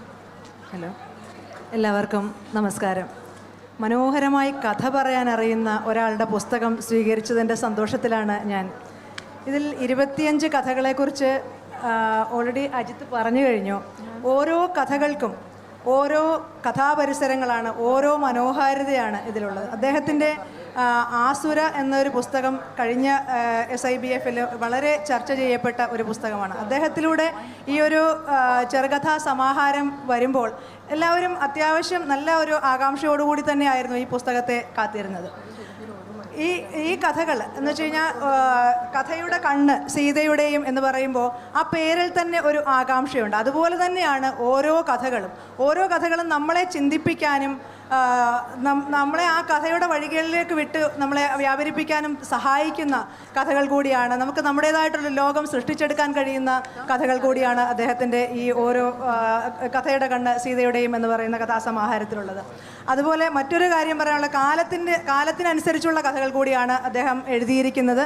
ഓൾറെഡി സുധീരമ്മൻ പറഞ്ഞു കഴിഞ്ഞു, ബാർബിയുടെ കഥ പറഞ്ഞു. അതിനകത്ത് LGBTQ അങ്ങനെയുള്ള മനുഷ്യർ അനുഭവിക്കുന്ന പ്രതിസന്ധികളുണ്ട്. അങ്ങനെയുള്ള എല്ലാ ഓരോ വിഷയങ്ങളെക്കുറിച്ചും ഇതിൽ സമീപിക്കുന്ന വളരെ മനോഹരമായിട്ടാണ്, എല്ലാവരെയും ചിന്തിപ്പിക്കുന്ന മനോഹരമായ ഒരു പുസ്തകമാണ്. അധികം സമയമില്ല. അദ്ദേഹത്തിന് ഹൃദയം നിറഞ്ഞ ആശംസകൾ. ഇനിയും പുതിയ പുതിയ നല്ല പുസ്തകങ്ങൾ ഉണ്ടാവട്ടെ. ഈ പുസ്തകം ഒരുപാട് വായിക്കപ്പെടട്ടെ എന്ന് ഹൃദയപൂർവ്വം ആശംസിക്കുന്നു. Thank you ma'am. Thank you so much. ഈ പറഞ്ഞതുപോലെ തന്നെ ഈ കഥയുടെ കാലം ഏതാണെന്ന് ചോദിക്കുമ്പോൾ കഥാകാരൻ്റെ കണ്ണിൽ കാണുന്ന കാലം തന്നെയാണ് ഇതിനകത്ത് ഓരോ കഥകളും. ഇനി എന്തായാലും നമുക്ക് ദൃശ്യമാവിലേക്ക് കിടക്കാം ആശംസകൾ പറയുന്നതിനായിട്ട്. നമസ്കാരം ഷാർജ. ചില മനുഷ്യരുണ്ട് നമ്മളോട് എന്നും മിണ്ടണമെന്നില്ല, എന്നും കാണണമെന്നില്ല. പക്ഷേ കൊല്ലത്തിലൊരിക്കലെങ്കിലും കാണുന്നുവെങ്കിൽ, നമ്മളെ ആ കൂട്ടത്തിലേക്ക് ചേർത്ത് നിർത്തുന്നുവെങ്കിൽ അവരെയെല്ലാം ഏറ്റവും നല്ല സൗഹൃദങ്ങളെന്ന് വിളിക്കാൻ ആഗ്രഹിക്കുന്ന ഒരാളാണ് ഞാൻ. അപ്പം മോഹൻ കർത്ത ഞാനിവിടെ 5 വർഷമായിട്ട് കാണുന്ന മുഖങ്ങളിലൊന്ന്. എപ്പോഴും അദ്ദേഹത്തിൻ്റെ പുസ്തകം ഉണ്ടാകുമ്പോൾ എന്നെയും കൂടെ ചേർക്കാറുണ്ട്. ആ കഥകളെല്ലാം മുന്നുള്ള എല്ലാ പുസ്തകങ്ങളും ഞാൻ വായിച്ചിട്ടുണ്ട്. അപ്പം അതിലെല്ലാം ഒരു മുറിവേറ്റവൻ്റെ ഹൃദയത്തിൽ നിന്ന് ഒലിക്കുന്ന കഥകൾ, നോവല് എല്ലാത്തിലും ഒരു പ്രാചീനമായ തലം കൊണ്ടുവരുമ്പോഴും അതിൽ പുതിയൊരു തലം, പുതിയൊരു ആഖ്യാനം, പുതിയൊരു പ്രമേയം കൊണ്ടുവരാൻ ശ്രദ്ധിക്കുന്ന ഒരു എഴുത്തുകാരനാണ്. അതിൽ അരുന്ധതിയുണ്ട്, മീരയുണ്ട്, ദ്രൗപദിയുണ്ട്, അവരെല്ലാവരും, ഉദയനുണ്ട്, സുശീല ടീച്ചറുണ്ട്. പഴയ നമുക്ക് നഷ്ടപ്പെട്ട എന്തൊക്കെയോ അതിനുള്ളിൽ നിന്ന് നുള്ളിപ്പറക്കിയെടുക്കുമ്പോഴും സമകാലിക സമൂഹത്തോട് പ്രതിരോധിക്കേണ്ടത് എങ്ങനെയെന്ന് ഒരു എഴുത്തുകാരൻ്റെ സാമൂഹിക പ്രതിബദ്ധത എന്തായിരിക്കണമെന്ന് വ്യക്തമായി അറിയുന്ന ഒരു എഴുത്തുകാരൻ്റെ ഒരു തോത് ആ അക്ഷരങ്ങളിലുടനീളമുണ്ട്. എന്തായാലും സന്തോഷം. അതിലെ ഒരു കഥ ആരംഭിക്കുന്നത് നൊന്തുപെറ്റ കുഞ്ഞിനെ എന്തിനാണ് എറിഞ്ഞു കൊന്നത് എന്ന് ചോദിച്ചുകൊണ്ടാണ്. മറ്റൊരു കഥ നിന്നെ എനിക്ക് പ്രണയിക്കേണ്ട, നിന്നെ എന്നെ സ്നേഹിക്കേണ്ട, പക്ഷേ എന്തോ എനിക്ക് നിന്നെ ഇഷ്ടമാണ്. ഇങ്ങനെ നമ്മുടെ ഉള്ളിലെ നമ്മൾ പറയുന്ന എന്തൊക്കെയോ ഇഷ്ടങ്ങളെ തുറന്നു പറയുന്ന ഒരുപാട് 25 കഥകൾ. ഹൃദയം നിറഞ്ഞ ആശംസകൾ. Thank you so much. വളരെ നന്നായിട്ട് തന്നെ പറഞ്ഞിരിക്കുന്നു. പക്ഷേ കേൾക്കാനുള്ള സമയം കുറവാണ്. എന്തായാലും ഈ പറയുന്ന പോലെ തന്നെ കഥാകാരൻ്റെ വളർച്ചയിൽ ഇപ്പോൾ 9ാമത്തെ പുസ്തകമാണ് എത്തിയിരിക്കുന്നത്. ഇനി അടുത്തത് നമ്മുടെ Seema Pradeep. I prefer to stand and talk. I'm so happy and proud today to be in this platform, and I'm immensely blessed. ഇത്രയും ഒരുപാട് പ്രസ്റ്റീജിയസ് ആയ ഡിസ്റ്റിങ്വിഷ്ഡ് ഗസ്റ്റിൻ്റെ കൂടെ മോഹനേട്ടൻ എന്നെ വിളിച്ചു. I M so happy for him. പറ്റില്ല എന്ന് പറയാൻ പറ്റാത്തത്ര ഒരു ആത്മബന്ധം മോഹനേട്ടൻ എല്ലാവരുമായിട്ട് പരിചയപ്പെടുന്ന എല്ലാവരുമായിട്ട് മോഹനേട്ടൻ അതുണ്ടാക്കി വെക്കുന്നുണ്ട്. അതുകൊണ്ടാണ് ഈ ഒരു 9:30, 9:45 ഇത്രയും ആൾക്കാർ ഇവിടെ ഉള്ളതെന്ന് ഞാൻ വിശ്വസിക്കുന്നു. മോഹനേട്ടൻ ഷാർജ ഇൻ്റർനാഷണൽ ബുക്ക് ഫെയർ എനിക്ക് സമ്മാനിച്ച ഒരു ബിഗ് ബ്രദർ, അതാണ് മോഹനേട്ടൻ. അതുകൊണ്ട് എൻ്റെ എല്ലാ പുസ്തകത്തിനും മോഹനേട്ടൻ്റെ എല്ലാ പുസ്തകത്തിനും ഞാൻ ഇവിടെ ഉണ്ടാവും. I am happy for that. എൻ്റെ പേര് സീമ എന്നാണ്. സോ സീതയ്ക്ക് സീമയുടെ എല്ലാവിധ ആശംസകളും ഉണ്ട്. അതുപോലെ എല്ലാ സീമകളും മറികടന്ന് സീത ഒരുപാട് ദൂരങ്ങളിൽ എത്തട്ടെ മോഹനേട്ട. All the best you and thank you so much. നല്ലൊരു ഇംഗ്ലീഷ് റൈറ്റർ കൂടിയാണ് ശ്രീമതി സീമ പ്രദീപ്. അതിനിടയിലൂടെ ഇത്രയും മലയാളത്തിൽ വളരെ നല്ല കാര്യങ്ങൾ പറഞ്ഞു. Thank you so much. ഒറ്റൊരു കാര്യം പറയട്ടെ, ഞാൻ ഇവിടെ വന്നപ്പോൾ ഈ പരിപാടിക്ക് ഏറ്റവും വലിയ പ്രത്യേകത സ്ത്രീ സാന്നിധ്യമാണ്. ഞങ്ങളാണ് ഇവിടെ കയ്യേറിയിട്ടുള്ളത്, സ്റ്റേജ് ഇട്ട്. 2 പുരുഷന്മാരും ബാക്കിയെല്ലാം സ്ത്രീകളുമാണ്. തീർച്ചയായിട്ടും മാം, ആ കഥാപാത്രങ്ങളും അതുപോലെ തന്നെ വരുന്നു. ഇനി മോഹനേട്ടൻ്റെ വാക്കുകളിലേക്ക്. നമസ്കാരം. കൃത്യസമയത്ത് തന്നെ നമുക്ക് ഈ പരിപാടി അവസാനിപ്പിക്കാൻ കഴിയുന്നുള്ളൊരു വിശ്വാസമാണ്. മറ്റത് അടിപിടി കൂടിയിട്ട് വേണം ഇറങ്ങിപ്പോകാൻ. ഇതിപ്പോൾ അതില്ലാതെ തീർക്കാൻ പറ്റുമെന്ന് ഞാൻ വിശ്വസിക്കുന്നു. ഈ സമയത്തും കുറച്ചാളുകളാണെങ്കിലും അത് ഹൃദയം തൊട്ട ആളുകളാണ് ഇവിടെ വന്ന് നിൽക്കുന്നത്. എനിക്ക് ഏറ്റവും വേണ്ടപ്പെട്ട ആൾക്കാരാണ് എൻ്റെ കൂടെ ഈ സ്റ്റേജിൽ ഇരിക്കുന്ന ആളുകൾ. ഇതിൽ RJ ശീതൾ, അവളിപ്പോൾ എത്ര ദൂരെ നിന്നാണ് വരുന്നത്. അവൾ ലാസ്റ്റ് മൊമെൻറ്റിലാണ് ഇവിടെ എത്തിപ്പെട്ടിട്ടുള്ളത്. എന്നിട്ടും അവൾ വളരെ നന്നായിട്ട് ഇപ്പോൾ എന്നെ പ്രത്യേക നന്ദി ഞാൻ പറയുന്നു.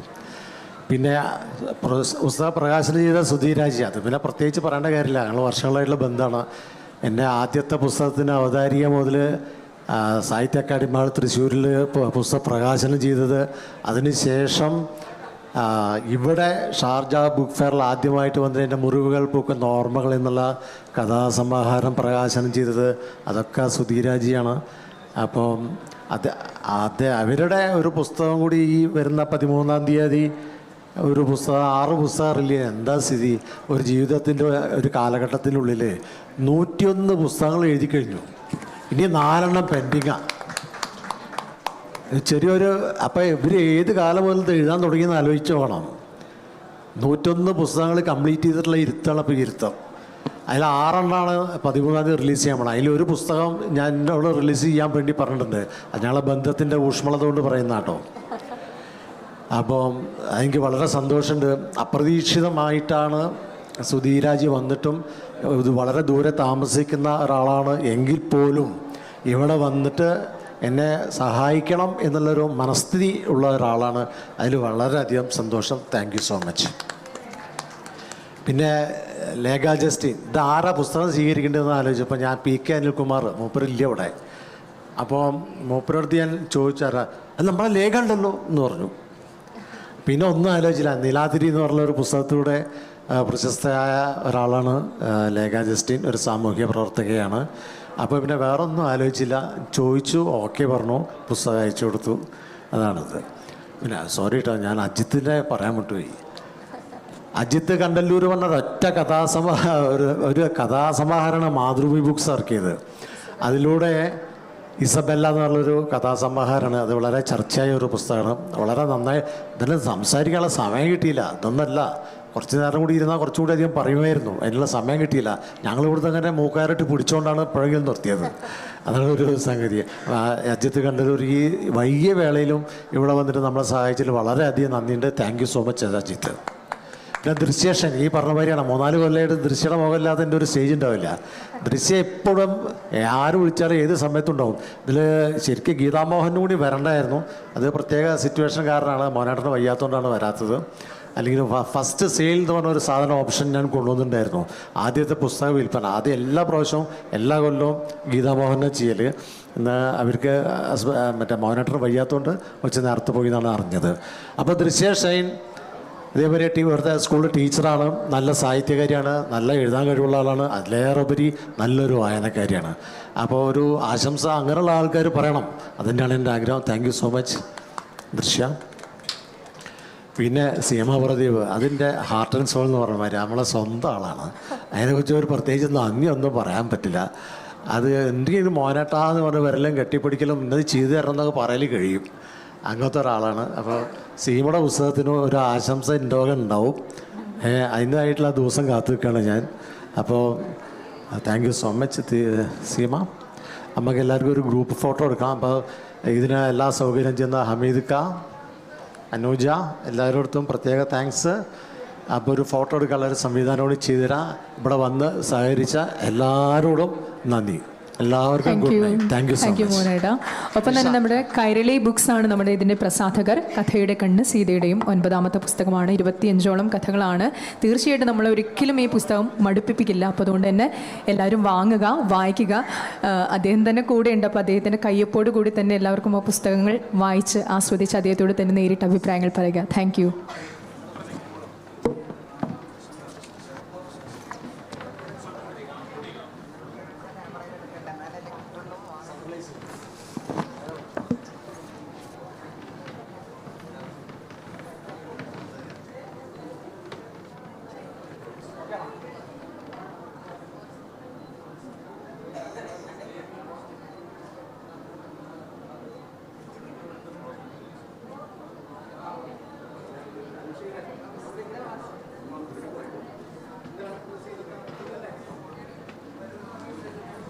Oh, 1, 2.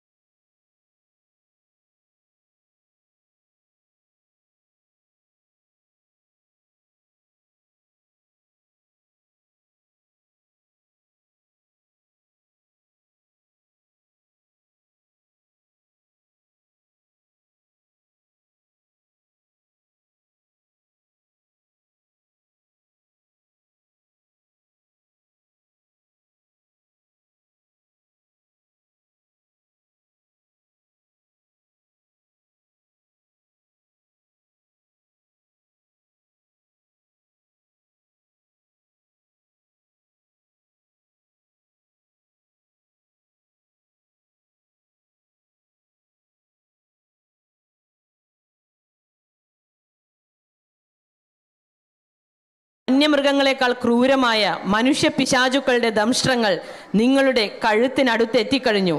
നിങ്ങൾ ആരുടെ ഇരയായിരിക്കും? ഈ 3-4 വാക്കുകൾ കേട്ടപ്പോൾ തന്നെ നിങ്ങൾ പേടിച്ചുവോ? അതിനേക്കാൾ പേടിച്ചിട്ടാണ് ഞാൻ ഇന്നലെ രാത്രി മുതൽ ഈ പുസ്തകം വായിച്ചിട്ടിരിക്കുന്നത്. അപ്പോൾ ആദ്യം തന്നെ ഇതിൻ്റെ രചയിതാവായ നമ്മളെല്ലാം പ്രിയങ്കരനായ പോൾ സെബാസ്റ്റ്യൻ പോളേട്ടിനെ വേദിയിലേക്ക് സ്വാഗതം ചെയ്യുകയാണ്. അധികം സമയം കളയാത്തതുകൊണ്ട് ഞാൻ എല്ലാവരെയും ഒന്നിച്ച് വിളിക്കുകയാണ്. നമ്മുടെ പുസ്തക പരിചിതനായ റസീന, മുരളിമാഷ്, ബഷീർ തിക്കോടി ബഷീർക്ക,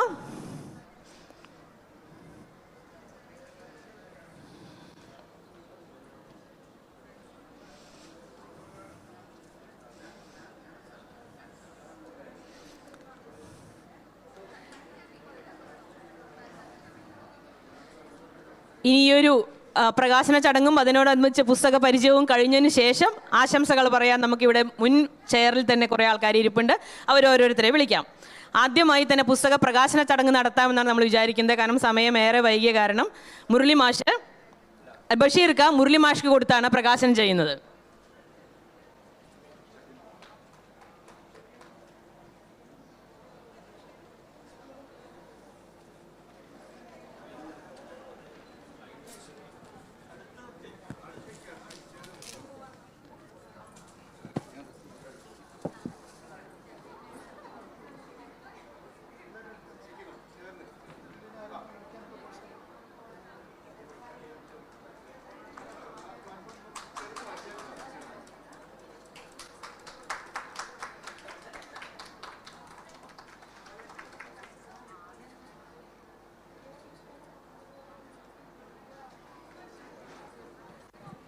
അടുത്തതായി പുസ്തക പരിചയത്തിനായി റസീനയെ ക്ഷണിക്കുകയാണ്.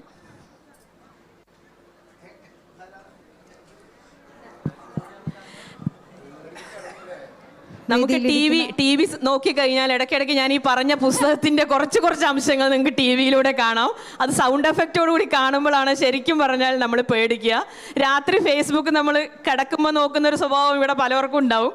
എങ്ങാണ്ട് നമ്മൾ പോളേട്ടൻ്റെ ടൈം ലൈനിൽ പോയി ഇത് കണ്ടിട്ടുണ്ടെങ്കിൽ നമ്മൾ ശരിക്കും ഞെട്ടിപ്പോവും. അതായത് നിങ്ങളുടെ കഴുത്തിനെതിരെ നിങ്ങളുടെ ദംഷ്ട്രങ്ങൾ ഇതാ വരുന്നു, നിങ്ങളുടെ പിന്നിൽ ഇതാ ഇങ്ങനത്തെ ഒരു പിശാച് വന്ന് നിൽക്കുന്നുണ്ട് എന്നൊക്കെ പറഞ്ഞ് നമ്മളൊരു വാം ലൈറ്റ് ആംബിയൻസ് ആണ് ബെഡ്റൂമിലെന്നുണ്ടെങ്കിൽ നമ്മളൊന്ന് പുസ്തകത്തിന് കണ്ണെടുത്ത് കഴിഞ്ഞാൽ എനിക്കെന്തോ ഇങ്ങനത്തെ രൂപങ്ങളൊക്കെയാണ് പിന്നെ ആ ഒരു ഇതിൽ കാണാൻ കഴിയാറുണ്ട്.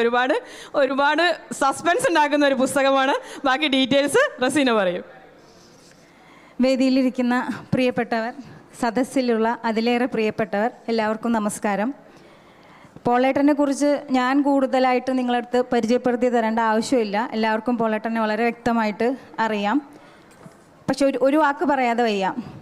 മിനിഞ്ഞാന്ന് രാത്രിയാണ് പുസ്തക പരിചയം നടത്താമോ എന്ന് ചോദിച്ചു വരുന്നത്. അപ്പോൾ ഞാൻ ആരുടെ പുസ്തക പരിചയമാണെന്ന് പറഞ്ഞ് ചോദിച്ചപ്പോൾ പുള്ളിക്കാരൻ പറഞ്ഞു പുള്ളിയുടെ തന്നെയാണ്, മറ്റന്നാളാണെന്ന് പറഞ്ഞു. അപ്പം ഇത്ര പേജുകളുള്ളൊരു പുസ്തകം ഒറ്റ ദിവസം കൊണ്ട് എനിക്ക് ജോലിയുണ്ട്, അതിൻ്റെ ഇടയിൽ എപ്പോൾ വായിക്കും എന്നൊക്കെ വിചാരിച്ച് ഇത്തിരി കൺഫ്യൂഷനിലായിരുന്നു. പക്ഷേ അപ്പോൾ ഞാൻ ഓർത്തു ആമുഖവും അവതാരികയൊക്കെ വായിച്ചു കഴിഞ്ഞാൽ എന്തെങ്കിലുമൊക്കെ നമുക്ക് അതിൽ നിന്ന് കിട്ടുമെന്ന്.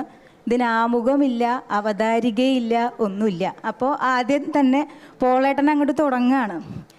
അപ്പോൾ സ്മിത ചേച്ചി പറഞ്ഞ പോലെ രാത്രി വായിക്കാൻ പറ്റിയ ഒരു പുസ്തകമല്ല. പക്ഷേ നമ്മൾ ഉദ്ദേശിക്കുന്ന പോലെ ഞാൻ തുടക്കം മുതൽ പറയുകയാണെങ്കിൽ ഇതിൻ്റെ ആദ്യത്തെ ഭാഗത്ത് പോളേട്ടൻ ഒരു വരി കൊടുത്തിട്ടുണ്ട്, പാപത്തിൻ്റെ ശമ്പളം മരണമാണ് എന്ന് പറഞ്ഞിട്ട്. അതായത് ഈ പുസ്തകം ഒരു ത്രില്ലറാണ്, ഒരു ഡിറ്റക്റ്റീവ് നോവലാണ്, ഒരു നല്ല സിനിമയുടെ തിരക്കഥ പോലെ നമുക്ക് വായിക്കാൻ പറ്റും. ഭയങ്കര ഡീറ്റെയിലിംഗ് ആണ്. നേരത്തെ ഇപ്പോൾ സ്മിത ചേച്ചി അതിൽ മെൻഷൻ ചെയ്ത പോലെ നമ്മൾ രാത്രി വായിക്കുകയാണെങ്കിൽ, കാരണം അടയ്ക്കുന്ന ശബ്ദം, പട്ടികൾ ഓരിയിടുന്ന ശബ്ദം, അങ്ങനെയുള്ള ഒത്തിരി ഡീറ്റെയിലിംഗ് എന്ന് പറഞ്ഞു കഴിഞ്ഞാൽ വളരെ മനോഹരമായിട്ട് അത് പോളേട്ടൻ അതിനകത്ത് ചെയ്തിട്ടുണ്ട്. അതിൽ ഈ പുസ്തകം അവസാനിച്ച് കഴിയുമ്പോൾ ഞാൻ മനസ്സിലാക്കിയ ഒരു സംഭവം ഈ പുസ്തകത്തിൻ്റെ 84-ാം പേജിലുണ്ട്. പിശാചുമായുള്ള പ്രതികാരം ദൈവത്തിൻ്റേതാണ്, മനുഷ്യൻ്റേതല്ല. തോണിയിൽ വെള്ളം കയറിയാൽ വെള്ളം കോരിക്കളഞ്ഞ് യാത്ര തുടരുക. കടൽ വറ്റിച്ചു കഴിഞ്ഞ് യാത്ര ചെയ്യൂ എന്നാണെങ്കിൽ യാത്രയുടെ ഉദ്ദേശം നടക്കണമെന്നില്ല. മനുഷ്യ മനസ്സുകളിലൂടെ സമൂഹത്തിൽ കുടിയേറിയ പിശാചുക്കളെ ഓടിക്കുക മാത്രമാണ് നമുക്കിപ്പോൾ ചെയ്യാനുള്ളത്. നമ്മൾ സാധാരണ കാണുന്ന സിനിമകൾ പോലെ നന്മയും തിന്മയും തമ്മിലുള്ള ഒരു യുദ്ധം, ലൂസിഫറും ദൈവവും തമ്മിലുള്ള ഒരു യുദ്ധം. ഈ പുസ്തകം അവസാനിക്കുമ്പോഴത്തേക്ക് നന്മ ജയിക്കുക തന്നെയാണ് ചെയ്യുന്നത്. നന്മയുടെ ജയമാണ് ഈ പുസ്തകത്തിൻ്റെ അവസാനം. ഇതിൽ കാലിക പ്രസക്തമായ ഒത്തിരി സംഭവങ്ങൾ തൊട്ടുപോകുന്നുണ്ട്. അത് പറയാതെ വയ്യ. നമ്മളിപ്പോൾ നിരന്തരം നമ്മൾ നാട്ടിൽ കേട്ടുകൊണ്ടിരിക്കുന്ന ഒരു സംഭവമാണ് നായ്ക്കളുടെ ശല്യം. വായിച്ചു തുടങ്ങിയപ്പോൾ ഞാൻ വിചാരിച്ചു ഇതിപ്പോൾ നായ്ക്കളെ കുറിച്ചാണോ പറഞ്ഞുകൊണ്ടിരിക്കുന്നത്, അതിലേക്കാണോ പോകുന്നത്. കുറച്ച് കഴിഞ്ഞപ്പോഴത്തേക്ക് അത് ലാൻഡ് മാഫിയയിലേക്ക് കടന്നു. 60 ഏക്കറോളം വരുന്ന ഒരു ഭൂമി പിടിച്ചു പറ്റാനുള്ള 3 പേരുടെ കുതന്ത്രങ്ങളിലൂടെയാണ് ഈ കഥ പോകുന്നത്. അതിൽ 2 പേര് മരണപ്പെടുന്നു. ഇതിലെ പ്രധാന കഥാപാത്രമായ ദീപ ഡിറ്റക്റ്റീവാണ്. അവർക്ക് അതീന്ദ്രിയ ജ്ഞാനമുണ്ടെന്നാണ് പോളേട്ടൻ പറഞ്ഞു വയ്ക്കുന്നത്. പരാകായ പ്രവേശം സാധ്യമാണ്, ടെലിപ്പതിയുണ്ട്, മരിച്ച ആത്മാക്കളോട് അവർക്ക് സംസാരിക്കാനും കഴിയും. അപ്പോൾ ദീപയുടെ കൂട്ടുകാരിയായ നളിനിയെ സംരക്ഷിക്കുന്ന ഡോക്ടർ ഫ്രാൻസിസിൻ്റെ അമ്മയെ പരിചരിക്കാനായിട്ടാണ്, അല്ലെങ്കിൽ അവർ എന്തുകൊണ്ട് രാത്രികളിൽ ഒരു നമ്പൂരിശനുമായി സംസാരിക്കുന്നു എന്ന് കണ്ടുപിടിക്കാൻ വേണ്ടിയാണ് ഡിറ്റക്റ്റീവ് ദീപ അവിടെ എത്തുന്നത്. അതിലൂടെ ഡിറ്റക്റ്റീവ് ദീപ എന്ന് പറയുമ്പോൾ ഡിറ്റക്റ്റീവ് ദീപ ഇങ്ങനെയുള്ള കാര്യങ്ങൾ കണ്ടുപിടിക്കുന്നതിൽ അതിപ്രശസ്തയാണ്, പോലീസുകാർക്ക് സഹായം നൽകുന്നവളാണ്. അവർ അതിലൂടെ ഒരു നായയുടെയും കൂടെ സഹായത്തോടെ, അവരുടെ കൂടെയുള്ള ആ ടോംസൺ എന്ന് പറഞ്ഞ നായയുടെ പേര് പിന്നീട് ചെസ്റ്ററായി മാറുകയാണ്. അപ്പം ഇത് മുഴുവൻ ഞാൻ പറഞ്ഞു കഴിഞ്ഞാൽ ഇതിൻ്റെ ത്രില്ല് പോയി പോവും. പക്ഷേ പോളേട്ടന് ഒത്തിരി പുസ്തകങ്ങളുണ്ട്. പക്ഷെ ഞാൻ വായിച്ച 4-5 പുസ്തകങ്ങളിൽ എനിക്കിഷ്ടപ്പെട്ട ഒരു പുസ്തകമാണ് ലൂസിഫറിൻ്റെ രാത്രി. ഇതിൽ ഞാൻ നേരത്തെ പറഞ്ഞതുപോലെ ദീപയ്ക്ക് 2 ഗുരുക്കന്മാരുണ്ട്, ശാവേലച്ചനും ഭട്ടതിരിപ്പാടും. ഈ 2 കഥാപാത്രങ്ങൾ പോളേട്ടൻ്റെ വേറെ 2 പുസ്തകങ്ങളിലും കൂടി ഉണ്ട് എന്നുള്ളതാണ് വേറെ പുസ്തകങ്ങളുമായിട്ടുള്ള ഇതിനുള്ള ഒരു സാമ്യം. കാലിക പ്രസക്തമായ കാര്യം കൈകാര്യം ചെയ്യുന്നു എന്ന് പറയുമ്പോൾ ഈ ലാൻഡ് മാഫിയയുടെ ഒപ്പം തന്നെ പുള്ളിക്കാരൻ പറഞ്ഞു വെക്കുന്ന ആശുപത്രികളുടെ കൊള്ള, അല്ലെങ്കിൽ അതിനു വേണ്ടിയിട്ടുള്ള കൊലപാതകങ്ങൾ, ഒരു ഗ്രാമം മൊത്തം, രാജപുരം എന്ന് പറഞ്ഞൊരു സ്ഥലം മൊത്തം, രാജപുരത്തേക്കാണ് ദീപ വരുന്നത്. അങ്ങനെ 10-60 ഏക്കർ സ്ഥലത്തിന് വേണ്ടിയിട്ടുള്ള ഒരു യുദ്ധം. ഒടുക്കം ബ്രഹ്മരക്ഷസിനെ തളച്ചുകൊണ്ട് തിന്മയെ തോൽപ്പിച്ചുകൊണ്ട് നന്മ ജയിക്കുന്ന ഒരു പുസ്തകമാണിത്. നേരത്തെ പറഞ്ഞതുപോലെ ഇതിന് അവതാരികയും ആമുഖവും ഒന്നുമില്ലാത്തതിനാൽ ഇരുട്ട് വെളിച്ചത്തോട് യുദ്ധം ചെയ്തുകൊണ്ട് നല്ലൊരു പ്രഭാതം പുലരുന്നതോടെയാണ് ഇത് അവസാനിപ്പിക്കുന്നത്. കൂടുതൽ പറഞ്ഞു കഴിഞ്ഞാൽ ഇതിൻ്റെ കുറേ ഭാഗങ്ങൾ നിങ്ങൾക്കൊക്കെ വായിക്കുന്നതിൽ ഇൻട്രസ്റ്റ് പോയി പോവും. രാത്രി ഒഴികെ ബാക്കി എല്ലാ സമയങ്ങളിലും ഈ പുസ്തകം വായിക്കുക. നല്ലൊരു പുസ്തകമാണ്. ഷക്കീംകാടെ സ്റ്റോറിൽ ഈ പുസ്തകം അവൈലബിൾ ആണ്. ലൂസിഫറിൻ്റെ രാത്രിക്കും പോളേട്ടനും ആശംസകൾ. റസീന നന്നായി തന്നെ പരിചയപ്പെടുത്തി. ഇനി നമുക്ക് മുരളിമാഷിൻ്റെ സംസാരം കേൾക്കാം. സൈക്കിക് ആയിട്ടുള്ള ഡിറ്റക്റ്റീവ് ദീപയെ കുറിച്ചാണ് മുരളിമാഷ് പറയുന്നത്. ബഷീർക്ക ഓക്കെ ഓക്കെ ഓക്കെ, എന്നാൽ ബഷീർക്ക സംസാരിക്കട്ടെ. സൈക്കിക് ഡിറ്റക്റ്റീവ് ദീപയെ കുറിച്ചാണോ അതോ പോളേട്ടിനെ കുറിച്ചാണോ? ഞാൻ മുരളിമാഷ് സംസാരിച്ചിട്ടേ സംസാരിക്കും. അതാ നിങ്ങൾ ഓർഡർ തെറ്റിക്കരുത്.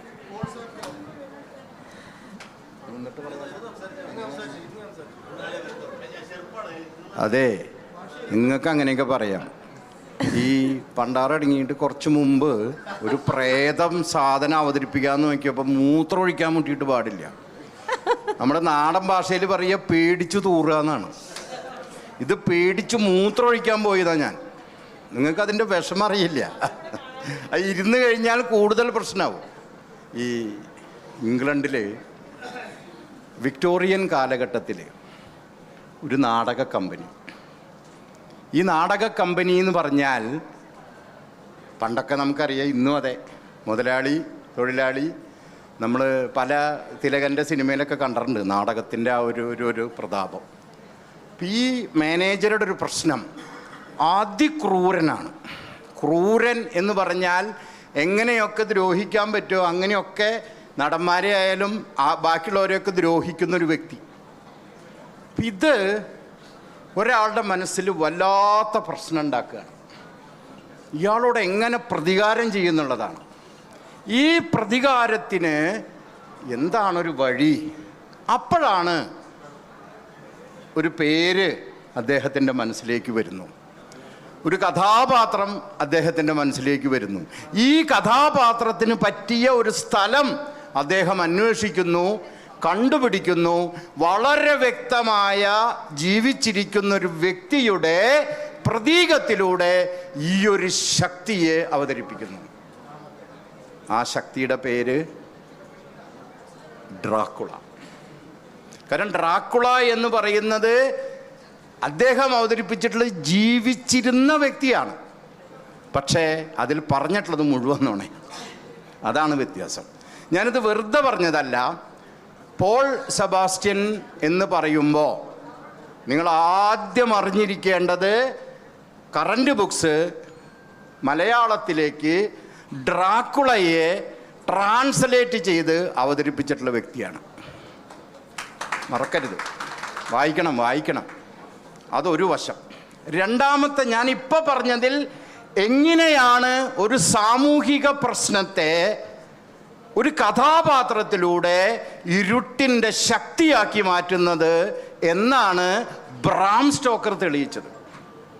അതേ കഥാപാത്രത്തെ കേരളത്തിൻ്റെ അന്തരീക്ഷത്തിലേക്ക്, നമ്മുടെ അന്തരീക്ഷത്തിലേക്ക് കൊണ്ടുവരികയാണ്. വെറുതെ അല്ല ലൂസിഫർ എന്ന് തന്നെ പേരിടുന്നത്. നമുക്ക് മോഹൻലാലിൻ്റെ ലൂസിഫറേ അറിയുള്ളൂ.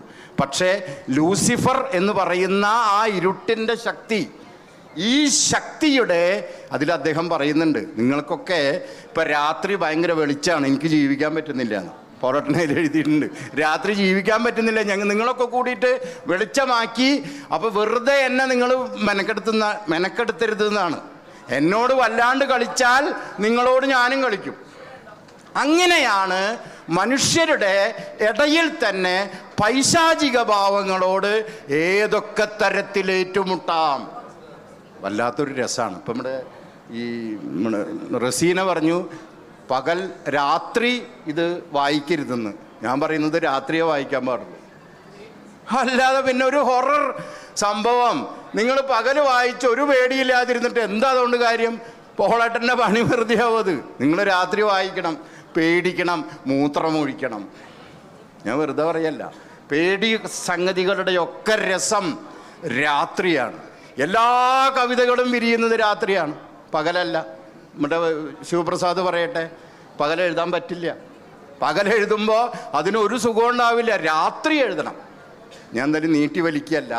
കാരണം പോൾ സെബാസ്റ്റ്യൻ ഒരു വശത്ത് വിവർത്തകൻ എന്ന നിലയിൽ, അതോടൊപ്പം തന്നെ ഈ ഹൊറർ ഡിറ്റക്റ്റീവ് നോവലുകളുടെ കാര്യത്തിൽ എന്താ പറയുക, ശരിക്കും തകർത്ത് ആടിക്കൊണ്ടിരിക്കുകയാണ്. പണ്ട് നമുക്ക് കോട്ടയം പുഷ്പനാഥാണ് നമുക്ക് എന്ത് ചെയ്തിരുന്നത്, ഡ്രാക്കുളയെ അദ്ദേഹം ട്രാൻസ്ലേറ്റ് ചെയ്തിട്ടുണ്ട് കേട്ടോ, ഡ്രാക്കുളയെ. പക്ഷേ കറണ്ട് ബുക്സിൻ്റെ ആദ്യത്തെ ഒരു ട്രാൻസ്ലേഷൻ ഉണ്ടായിരുന്നു, അത് നമ്മുടെ ഏറ്റവും വലിയ കവിയാണ് ചെയ്തിട്ടുള്ളത്, KV രാമകൃഷ്ണൻ. അപ്പം ഇങ്ങനെ 20-ലധികം ട്രാൻസ്ലേഷനാണ്, 20 എനിക്ക് അറിഞ്ഞുകൂടാ, ഞാൻ വായിച്ചിട്ടുള്ളത് 20ഓളം ട്രാൻസ്ലേഷൻ വായിച്ചിട്ടുണ്ട്. കാരണം ഇത് എത്ര വായിച്ചാലും മതിയാവില്ല. ഒരിക്കലേ നിങ്ങൾ പേടിക്കുള്ളൂ. അന്നൊക്കെ രാത്രി പേടിച്ച് അങ്ങോട്ടും ഇങ്ങോട്ടും ഓടിയിട്ടാണ്. കാരണം ഒരു മുറിയിൽ നിന്ന് അടുത്ത മുറിയിലേക്ക് പോകാൻ പറ്റില്ല, പേടിച്ചിട്ടാണ് പോവുക. പക്ഷേ ലോകം കണ്ട ഏറ്റവും മഹത്തായ പുസ്തകങ്ങളിൽ ഒരെണ്ണമാണ്. ഇന്നും നിങ്ങളൊന്ന് ഗൂഗിൾ തപ്പിയാൽ ഏകദേശം 100ഓളം സിനിമകളാണ് ഈ ഒരൊറ്റ ഇതിനെക്കുറിച്ച്. ലോക സാഹിത്യത്തിലെ എല്ലാ ഭാഷകളിലും ഡ്രാക്കുളയെ ബേസ് ചെയ്തിട്ടുള്ള ഇഷ്ടം പോലെ പുസ്തകങ്ങളാണ്. നിങ്ങൾക്ക് പേപ്പർ ബാക്ക് എഡിഷൻ 10 രൂപയ്ക്ക് കിട്ടും. ഇംഗ്ലീഷ് നിങ്ങളുടെ മക്കൾക്കത് വായിക്കാൻ കൊടുക്കണം. തീർച്ചയായിട്ടും അത് ക്ലാസിക്കുകളിൽ ഒരെണ്ണമാണ്. ഞാൻ നീട്ടി വലിക്കുന്നില്ല, സ്മിത എന്നെ ചീത്ത പറയാനാണ് വരുന്നത്.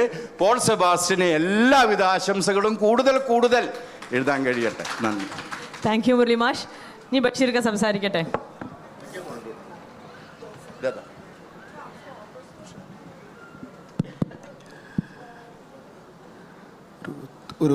ഒരു തെളിനീർ വിശുദ്ധിയുള്ളൊരു മനുഷ്യന് എങ്ങനെയാണ് ഇങ്ങനെ ഭയപ്പെടുത്താൻ കഴിയുക എന്ന് നമ്മൾ അത്ഭുതം കൂറും.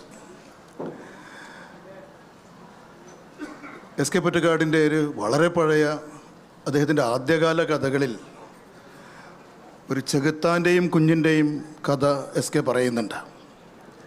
കുഞ്ഞിനെ എത്ര തന്നെ ഭയപ്പെടുത്തിയിട്ടും തൻ്റെ ഒരു മുല്ലമുട്ട് പോലുള്ള ചെറിയ പല്ലുകൾ കാട്ടി ചിരിക്കുമ്പോൾ ചെകുത്താൻ ചോദിക്കുന്നുണ്ട്, നീ എന്തുകൊണ്ട് ഭയപ്പെടുന്നില്ല? വലിയ മനുഷ്യരൊക്കെ, പ്രായമായ മനുഷ്യരൊക്കെ ഭയപ്പെടുമ്പോഴും നീ എന്തുകൊണ്ട് ഭയപ്പെടുന്നില്ല? ആ കുഞ്ഞു ചെകുത്താനോട് പറയുന്നത്, നീ എത്ര തന്നെ ഭയപ്പെടുത്തിക്കോളൂ, നീ ആരെയൊക്കെ ഭയപ്പെടുത്തിക്കോളൂ, പക്ഷേ നിനക്ക് എന്നെപ്പോലെ ഒന്ന് പുഞ്ചിരിക്കാനും കഴിയുമോ എന്ന് ചെകുത്താനോട് കുഞ്ഞിളം മനസ്സ് ചോദിക്കുന്നുണ്ട്. ചെകുത്താൻ തല താഴ്ത്തിയിട്ട് തോറ്റു പിന്മാറിയിട്ട് പോകുന്നതിനെക്കുറിച്ച് SK വളരെ മനോഹരമായിട്ട് ആ കഥയിൽ ആവിഷ്കരിച്ചിട്ടുണ്ട്. ഇത് ഞാൻ പറയാനുള്ളൊരു കാരണം, ചെകുത്താന്മാർക്കിടയിലെ ചെകുത്താൻ വാസങ്ങൾക്കിടയിൽ ഒരു മനുഷ്യൻ ഉറക്കെ കേൾക്കുകയും പതുക്കെ പറയുകയും ചെയ്തുകൊണ്ട് തല ഇത്തിരി താഴ്ത്തിയിട്ട് ഈ കാലത്തിൻ്റെ നൈതിക ബോധങ്ങളെ മുഴുക്കെ ഉള്ളാലെ അറിയുകയും അങ്ങനെ അറിഞ്ഞതിനെയൊക്കെ സാംശീകരിച്ചെടുത്തിട്ട് തൻ്റെ വിരൽത്തുമ്പിലൂടെ സർഗാത്മകതയുടെ ഒരു അരുവിയെ വളരെ മനോഹരമാക്കിയിട്ട്, ഇല്ലേ, വലിയ ആർത്തലച്ചുകളിലൊന്നുമില്ല, ആർത്തിരമ്പലുകളുമില്ല ആ മനുഷ്യൻ്റെ സർഗാത്മക യാത്രയിൽ. ആ ജീവിതം പോലെ തന്നെ വിശുദ്ധമായി നമ്മുടെ സർഗചേതനയിൽ പെയ്തിറങ്ങുന്ന ഒരു സർഗാവിഷ്കാരത്തിൻ്റെ ഏറ്റവും വിശുദ്ധമായ സാന്നിധ്യമാണ്. അതുകൊണ്ടാണ് ഈ ഒരു സമയത്തും പോളേട്ടൻ്റെ ഹൃദയമുറ്റത്തേക്ക് വരാനും അദ്ദേഹത്തിനോട് സ്നേഹവായ്പ് കാണിക്കാനും നാം ഒക്കെ തയ്യാറാവുന്നത്. അടുത്തുനിന്ന് തൊടാൻ കഴിയുന്ന അപൂർവങ്ങളായ ചില മനുഷ്യരാണ് നമുക്ക് നമ്മുടെ മുറിവുകളിൽ പഴുത്തൊലിച്ചു കൊണ്ടിരിക്കുന്ന, നവോത്ഥാനമൊക്കെ സൃഷ്ടിച്ചിരിക്കുന്ന വലിയ ഇരുട്ടിടങ്ങളുടെ മുറിവുകളുടെ ദുർഗന്ധങ്ങൾ വമിക്കുമ്പോഴും ആ മുറിവുകളിൽ ചില സാന്നിധ്യങ്ങൾ എങ്ങനെയാണ് നമുക്ക് മരുന്നായി ഭവിക്കുന്നത് എന്ന് നമ്മെ ബോധ്യപ്പെടുത്തുന്ന ഒരു സാന്നിധ്യമാണ്. ഞാൻ അദ്ദേഹത്തിൻ്റെ കൃതികളിലേക്കൊന്നും പോകുന്നില്ല. റസീന അതിൻ്റെ ആകത്തുകയിൽ അതിൻ്റെ വേരിടങ്ങളിലൊക്കെ സഞ്ചരിച്ചു. ഖലീൽ ജിബ്രാൻ്റെ ഒരു ശ്രദ്ധേയമായ ഒരു വാക്ക്, ഷാജി അനീഫൊക്കെ ഇവിടെ ഇരിക്കുന്നത് കൊണ്ട് അത് പറയാതിരിക്കാൻ കഴിയില്ല. ഹേ മനുഷ്യ, നീ എന്നിൽ തലയോടുകൾ പാകുന്നു, ഞാൻ ചെടിയായും പൂവായും വിരിയുന്നു എന്ന് ഖലീൽ ജിബ്രാൻ പറയുന്നുണ്ട്.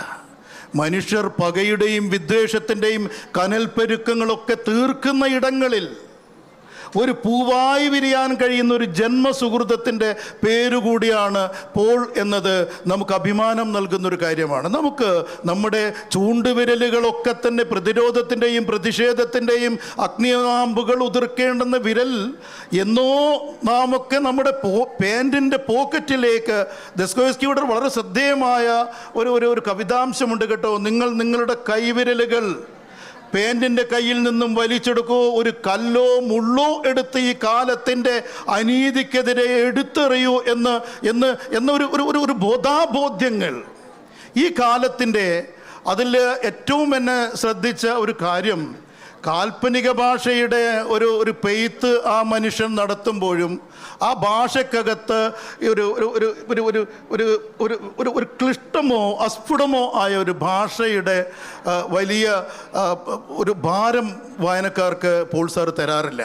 അതുതന്നെയാണ് ആ മനുഷ്യനോട് വായനക്കാരെന്ന രീതിയിൽ. അതുകൊണ്ടാണ് അദ്ദേഹത്തിൻ്റെ പുസ്തകങ്ങൾ നിരവധിയായി വരുന്നതും. അല്ലാതെ ആളുകൾ വായിക്കുന്നില്ലെങ്കിൽ പിന്നെ ഈ നഷ്ടക്കച്ചവടത്തിന് നിൽക്കില്ലല്ലോ.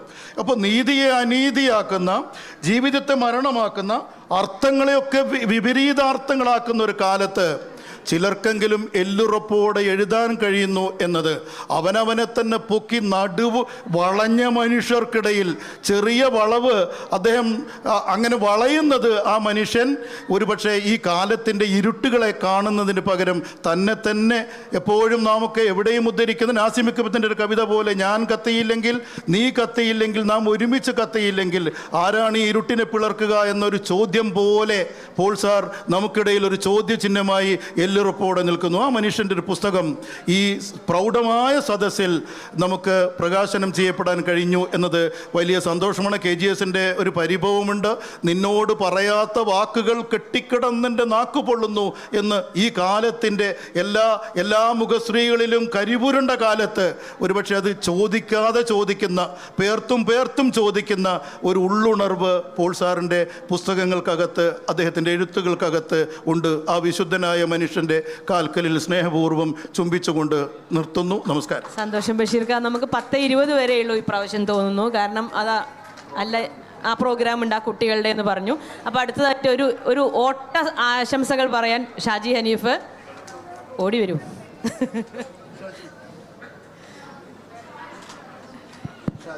ഹലോ, ഞാൻ എൻ്റെ പ്രിയപ്പെട്ട സഹോദരൻ ഷക്കീമിനെ ഈ വേദിയിലേക്ക് സ്നേഹപൂർവ്വം സ്വാഗതം ചെയ്യുന്നു. ഞാൻ നേരത്തെ തിക്കൊടി ബഷീർക്ക പറഞ്ഞൊരു കാര്യമുണ്ട്, ഇത്രയും നൈർമല്യമുള്ളൊരു മനുഷ്യൻ എങ്ങനെയാണ് ഇത്തരം നോവലുകൾ, ലൂസിഫറിൻ്റെ രാത്രി, ഡ്രാക്കുള അതൊക്കെ എഴുതാൻ കഴിയുന്നത്. ഫ്രഞ്ച് റൈറ്റർ, 18-ാം നൂറ്റാണ്ടിൽ ഫ്രഞ്ച് റൈറ്റർ ഉണ്ട്, മാർക്കസ് ഡി സാഡ് എന്ന പേര്. അദ്ദേഹത്തിൽ നിന്നാണ് ഈ സാഡിസം എന്ന് പറഞ്ഞ സാധനം ഉണ്ടാകുന്നത്. അദ്ദേഹത്തിന് ഒരു കോഴി അറുക്കാൻ ഉള്ള ധൈര്യം, രാത്രി പുറത്തിറങ്ങാനുള്ള ധൈര്യം പോലും ഉണ്ടായിരുന്നില്ല എന്ന് കേട്ടത്. പിന്നെ ഞാൻ എപ്പോഴും പോളേട്ടനെ വന്ന കാലം മുതലുള്ള സൗഹൃദമാണ് പോളേട്ടൻ്റെ. എന്ത് എഴുതിയിട്ടുണ്ടെങ്കിലും പോളേട്ട് സ്നേഹപൂർവ്വം വിളിച്ച് അതിൻ്റെ നന്മ മാത്രം പറയും, ഒരിക്കലും വിമർശിച്ചിട്ടില്ല. അപ്പോൾ അദ്ദേഹം എപ്പോഴും മാനം നോക്കുന്ന ഒരാളാണ്. കേരളത്തിലെ പലരും ഇദ്ദേഹത്തിൻ്റെ കാലാവസ്ഥ പ്രവചനത്തിന് വേണ്ടി കാത്തിരിക്കുന്ന ഒരു കാലം ഉണ്ടായിരുന്നു. ഈ പ്രളയത്തിൻ്റെ സമയത്തും ശേഷവും പോളേട്ടൻ പറഞ്ഞാൽ അത് അച്ചട്ടാണ്. ഇത്രയും വലിയ മെഷീനും കാര്യങ്ങളൊക്കെ വെച്ച് സാറ്റലൈറ്റിലൊക്കെ നോക്കിയാലും പോളേട്ടൻ പറയുന്നതിൻ്റെ കൃത്യത കിട്ടാറില്ല. ഇപ്പോൾ സ്മിത ഇങ്ങനെ വാൾ പിടിച്ച് അടുത്ത് നിൽക്കുന്നുണ്ട്. എന്തുകൊണ്ടും പോളേട്ടൻ വായിക്കപ്പെടേണ്ട വ്യക്തിയാണ്. ഒത്തിരി പോളേട്ടനെ കുറിച്ച് പറഞ്ഞാൽ തീരില്ല. കാരണം പോളേട്ടൻ്റെ ആദ്യകാല എഴുത്ത് മുതൽ ഈ ലൂസിഫർ വരെ അറിയുന്നത് കൊണ്ട് പറയുകയാണ്. എല്ലാവരും പോളേട്ടൻ്റെ പുസ്തകം വാങ്ങണം, വായിക്കണം, പ്രോത്സാഹിപ്പിക്കൊന്നും വേണ്ട, അത് അദ്ദേഹം വളർന്നോളും. അപ്പോൾ സ്നേഹം, നന്ദി എന്നെ വിളിച്ചതിന് സ്മിതയ്ക്കും പോളേട്ടനും ബഷീർക്ക മാഷ് എല്ലാവർക്കും സ്നേഹം. Raseena, thank you. ഇനി നമുക്ക് പോളേട്ടനെയാണ് കേൾക്കേണ്ടത് അല്ലേ? ബാക്കി പോളേട്ടൻ ഒരു 3 മിനിറ്റ്.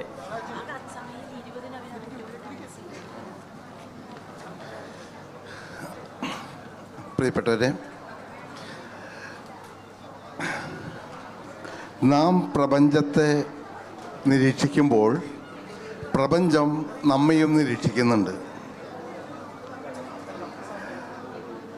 നമ്മുടെ ഉള്ളിലെല്ലാം ദൈവമുണ്ടെങ്കിൽ ദൈവത്തിൻ്റെ ഉള്ളിൽ നമ്മളുണ്ട്. നമ്മളിൽ നിറയുന്ന പ്രപഞ്ചത്തെ, നമ്മളെ നിരീക്ഷിക്കുന്ന പ്രപഞ്ചത്തെ കണ്ടുപിടിക്കാൻ നാം ശ്രമിക്കുമ്പോഴാണ് നമ്മൾ നമ്മുടെ സത്വത്തെ കണ്ടെത്തുന്നത്. ഈ അടിസ്ഥാന തത്വം നമുക്ക് മനസ്സിലായി കഴിഞ്ഞാൽ നിങ്ങളെ നിങ്ങൾ സ്വതന്ത്രരാക്കും. ഞാൻ എഴുത്തുകാരനല്ല, എഴുത്തുകാരനായിരുന്നില്ല. ഞാൻ എഴുതിയത് ആരോ വന്ന് കൈപിടിച്ച് എഴുതിച്ചത് കൊണ്ട് മാത്രമാണ് ഞാൻ എഴുതിയത്. ആ മൺസൂൺ രാത്രിയിൽ നിന്ന് പറഞ്ഞ എൻ്റെ ആദ്യത്തെ നോവലിൽ എഴുതാതിരിക്കുന്ന സമയത്ത് എൻ്റെ മനസ്സിൽ ചെറിയൊരു കഥ മാത്രമാണ് ബാക്കിയുള്ളത്. ഞാൻ എൻ്റെ പേന ഇങ്ങനെ പിടിച്ചു, എന്നിട്ട് പറഞ്ഞൊരു ഗ്രാമത്തിൻ്റെ പേര് വേണം എനിക്ക്. അങ്ങനെ അങ്ങ് എഴുതി തുടങ്ങുന്ന സമയത്താണ് എഴുത്തിലേക്ക് വരുന്നത്. അപ്പോൾ ഇത് നമ്മളിലുള്ള പ്രപഞ്ചത്തെ കണ്ടെത്തുന്നതിന്, നമ്മളിലുള്ള ഈശ്വരാംശത്തെ കണ്ടെത്തുന്നതിന് നമുക്ക് കഴിയുമ്പോൾ മറ്റ് ശക്തികളൊക്കെ നമ്മുടെ നിയന്ത്രണത്തിലേക്ക് വരും. അവയെ നമുക്ക് സ്വാധീനിക്കാൻ സാധിക്കും. അവയ്ക്ക് നമ്മെ സ്വാധീനിക്കുന്നത് പോലെ നമുക്ക് അവയെ സ്വാധീനിക്കാൻ സാധിക്കും. ഈ ലൂസിഫറിൻ്റെ രാത്രിയിൽ 2 ശക്തികളാണുള്ളത്. മനുഷ്യരുടെ ഇടയിലുള്ള, നമ്മളുടെ ഉള്ളിലുള്ള തിന്മയുടെ ശക്തികൾ, പിന്നെ പുറത്തുണ്ടെന്ന് നമ്മൾ വിശ്വസിക്കുന്ന ഈ ശക്തികൾ. ഈ 2 ശക്തികളോടും ഏറ്റുമുട്ടുന്നത് ഒരു പെൺകുട്ടിയാണ്. ഈ 14 വർഷങ്ങൾക്ക് മുമ്പാണ് ഞാൻ ആ മൺസൂൺ രാത്രിയിൽ എഴുതുന്നത്. അന്ന് സ്ത്രീ വിമോചനം ഇത്ര എത്തിയിട്ടില്ല. അപ്പോൾ അന്ന് പലരും ചോദിച്ചിരുന്നു, ഒരു പെൺകുട്ടിക്ക് ഇതൊക്കെ പറ്റുമോ എന്ന്. ഇവിടെ നമ്മുടെ മുന്നിലൊരു പെൺകുട്ടി ഇരിക്കുന്നുണ്ട്, പർവ്വതങ്ങൾ കീഴടക്കിയ ഒരു പെൺകുട്ടി ഇരിക്കുന്നുണ്ട്. അപ്പോൾ ഇതൊക്കെ സാധിക്കുമെന്ന് വിശ്വാസത്തോടു കൂടി പോകുമ്പോൾ സാധിക്കുന്നതാണ്. അതിന് മനുഷ്യരെ മനസ്സിനെ സജ്ജീകരിക്കുക, നമ്മുടെ പേടിയെ അഭിമുഖീകരിക്കുക എന്ന് മാത്രമേ അതിനെ മറികടക്കാനുള്ള വഴിയുള്ളൂ. ഇതിനുള്ള വഴികൾ മാത്രമാണ് എൻ്റെ നോവലുകൾ. അപ്പോൾ ഈ രാത്രിയിൽ ഇത്രയും വൈകിട്ടും എല്ലാവരും ഇവിടെ വന്ന് ക്ഷമാപൂർവ്വം കേട്ടിരുന്നതിന് എല്ലാവരും നന്ദി പറയുന്നു. പ്രത്യേകിച്ച് നമ്മളെക്കാളൊക്കെ വളരെ സീനിയറായിട്ടുള്ള എഴുത്തുകാർ, സാമൂഹ്യ പ്രവർത്തകർ, അധ്യാപകർ, അതുപോലെ തന്നെ നമ്മുടെ സുഹൃത്തുക്കൾ, നിങ്ങൾക്കെല്ലാവർക്കും ഒരിക്കൽ കൂടെ നന്ദി പറഞ്ഞുകൊണ്ട് എൻ്റെ വാക്കുകൾ നിർത്തുന്നു. നന്ദി, നമസ്കാരം. ലൂസിഫറിൻ്റെ രാത്രി വായിച്ച് ധൈര്യം ഉള്ള ആൾക്കാർക്ക് 2 പുസ്തകം കൂടി ഞാൻ സജസ്റ്റ് ചെയ്യാൻ പോളേട്ടുണ്ട്. ആ മൺസൂൺ രാത്രിയിൽ, നിഴൽ യുദ്ധങ്ങൾ. ഇത് 3 പുസ്തകവും നമുക്ക് കറന്റ് ബുക്സിൽ ലഭ്യമാണ്. എല്ലാവരും അത് വായിക്കണം. ധൈര്യശാലികളാണെന്ന് നിങ്ങളെ തന്നെ പറഞ്ഞ് ഉറപ്പിക്കണം. ഓക്കെ, അപ്പോൾ താങ്ക് യു. ഈ ഒരു സന്ധ്യയിൽ എല്ലാവരും ഇവിടെ കൂടിയതിന് ഒരുപാട് സന്തോഷം.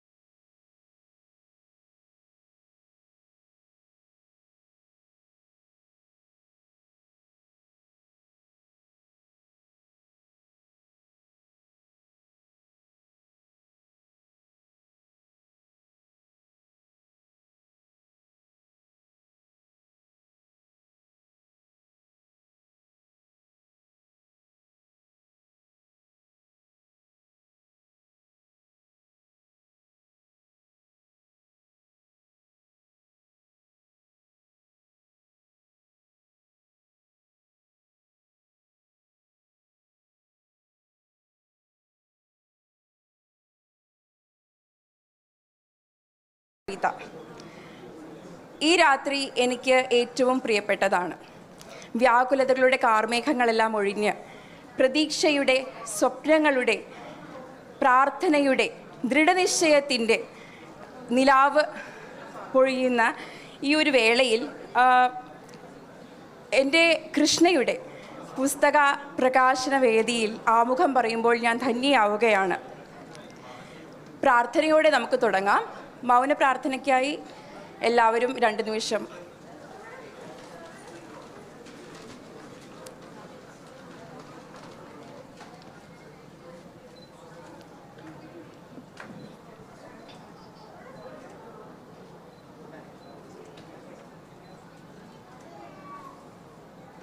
Thank you all. ആദ്യം പ്രതീക്ഷയെ പറ്റി തന്നെ പറയാം. 2015 ദൃഢനിശ്ചയക്കാരായ കുട്ടികൾക്ക് വേണ്ടി ഇന്ത്യൻ അസോസിയേഷൻ ഷാർജയുടെ കുറച്ച് മെമ്പേഴ്സും അവരുടെ മാതാപിതാക്കളും പിന്നെ പ്രൊഫഷണൽസും പിന്നെ വോളണ്ടിയേഴ്സും കൂടി ചേർന്നൊരു ചെറിയ തുടങ്ങിയൊരു കൂട്ടായ്മയാണ് പ്രതീക്ഷ. 2017 ഭിന്നശേഷിക്കാരിയായ ഹസീനയുടെ പുസ്തകം ദൈവത്തിനോടായി എന്ന Indian association patron his excellency Mohammed Ahmed മിഫ്ദയുടെ അനുഗ്രഹാശംസകളോടുകൂടി പ്രസിദ്ധീകരിച്ചപ്പോൾ ഒരു പുതിയ ചരിത്രം തന്നെയാണ് എഴുതുകയുണ്ടായത്. ഒരുപക്ഷേ ഷാർജ അന്താരാഷ്ട്ര പുസ്തകോത്സവത്തിൽ ഭിന്നശേഷിക്കാരിയായ ഒരു കുട്ടിയുടെ ആദ്യ മലയാള പുസ്തക പ്രസിദ്ധീകരണമായിരിക്കായിരുന്നു അത്. ഇന്ന് ഈ രാത്രിയിൽ ഇവിടെ അതേപോലെ ഭിന്നശേഷിക്കാരിയായ ഒരു കുട്ടിയാണ് പ്രതീക്ഷയുടെ തണലിൽ എഴുത്തിൻ്റെ ലോകത്തേക്ക് കടന്നു വരുന്നത്. ഞങ്ങളുടെ കുഞ്ഞു Krishna.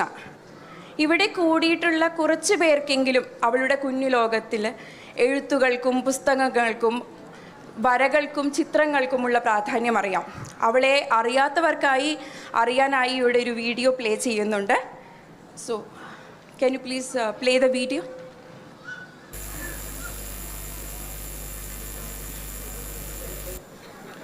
Krishna, the determined dreamer.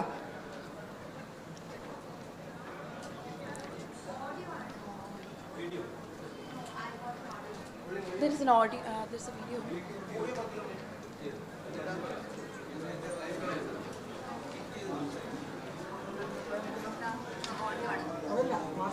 വേറെ വാട്സപ്പിൽ ഇതിൻ്റെ ഡെസ്ക്ടോപ്പിലോ?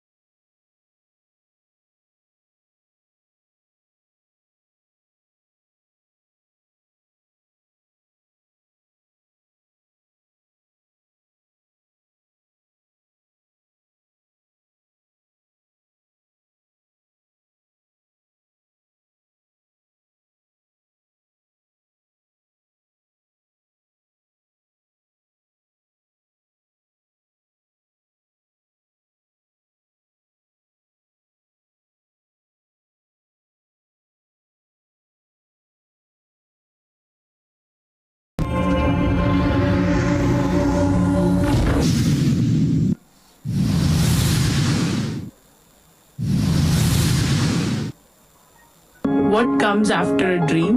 For me, it is determination. Determination to do it.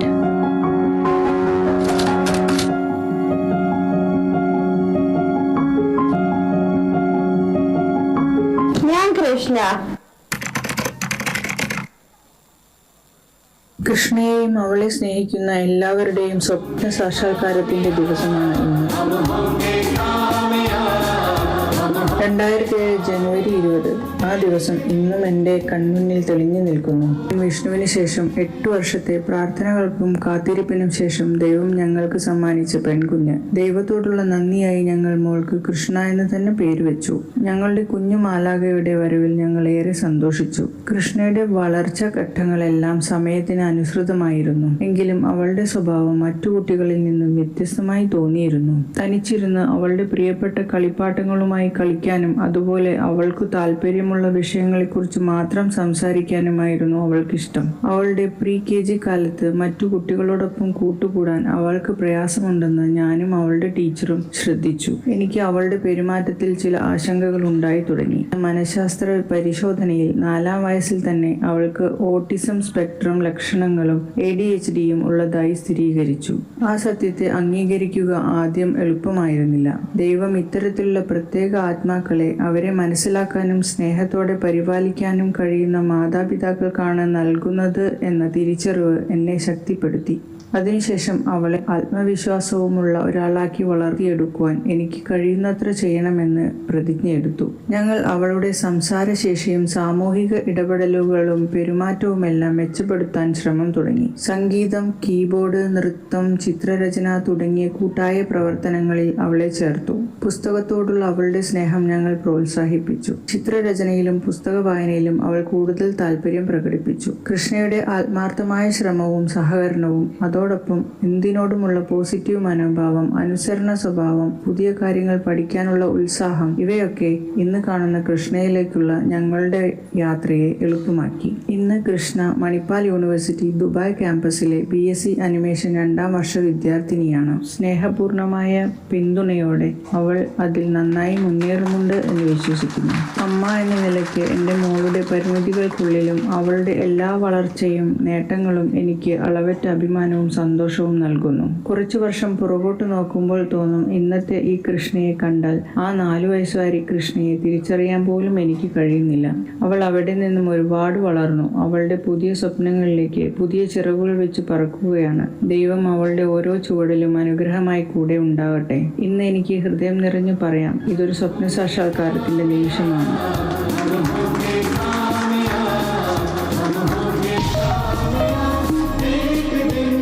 എല്ലാവർക്കും നന്ദി. ഇനി നമുക്ക് ഔപചാരികമായി പരിപാടികളിലേക്ക് കടക്കാം. ആദ്യമായി ഞാൻ നമ്മുടെ അധ്യക്ഷൻ പ്രതീക്ഷയുടെ പ്രസിഡന്റായ മിസ്റ്റർ സുധീർ പട്ടത്തിൽ സാറിനെ ഈ വേദിയിലേക്ക് ക്ഷണിക്കുന്നു. Thank you sir.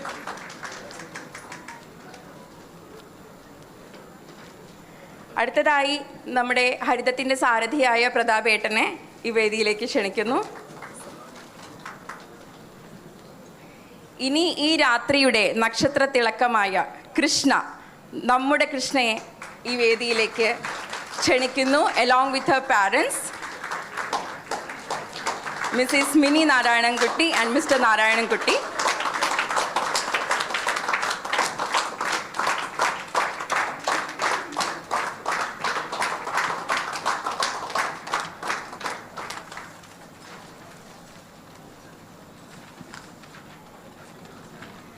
അടുത്തതായി ശ്രീ അഡ്വക്കേറ്റ് YA റഹീം സർ. ഒരു ആമുഖത്തിൻ്റെയും ആവശ്യമില്ലാത്ത വ്യക്തിത്വമാണ്. ഇന്ത്യൻ അസോസിയേഷൻ പ്രസിഡന്റ് 16 തവണ ആയിരുന്ന അദ്ദേഹം. 14 സോറി. സ്നേഹപൂർവ്വം ഈ വേദിയിലേക്ക് ക്ഷണിക്കുന്നു.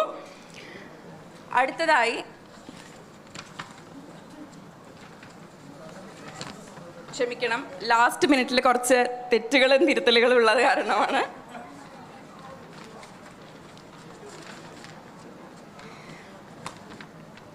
മണിപ്പാൽ ഇൻസ്റ്റിറ്റ്യൂട്ട് ഓഫ് ലിബറൽ ആർട്സിൻ്റെ ചെയർപേഴ്സണായ പ്രൊഫസർ എൽസ ആശിഷ് തോമസ് മാഡത്തിനെ ഈ വേദിയിലേക്ക് ക്ഷണിക്കുന്നു. വളരെ സ്നേഹപൂർവ്വം തന്നെ. Thank you ma'am.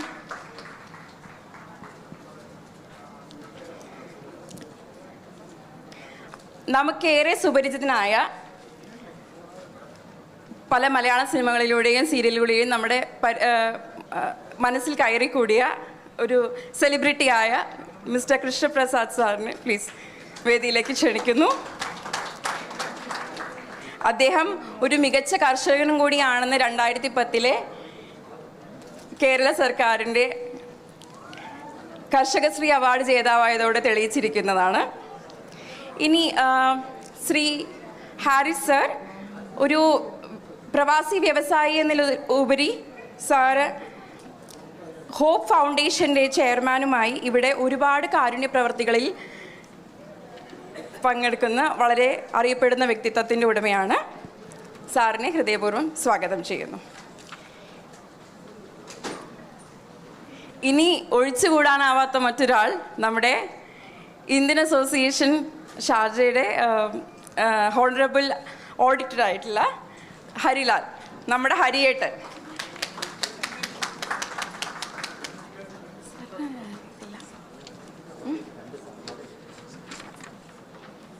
ഇതാണ്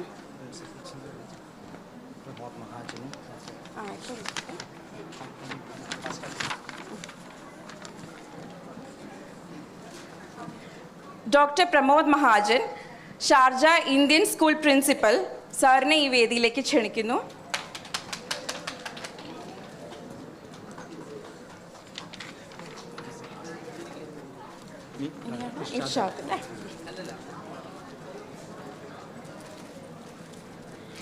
ഇനി നമ്മുടെ സ്വന്തം സ്ഥാപനമായ അൽ ഇബ്തിസമയിലെ സെൻറ്റർ ഫോർ പീപ്പിൾ ഓഫ് ഡിറ്റർമിനേഷൻ്റെ ഷാർജയുടെ പ്രിൻസിപ്പലായ ശ്രീ ഇർഷാദ് ആലം സാറിനെ ഈ വേദിയിലേക്ക് സാദരം ക്ഷണിച്ചുകൊള്ളുന്നു. ചേറില്ല.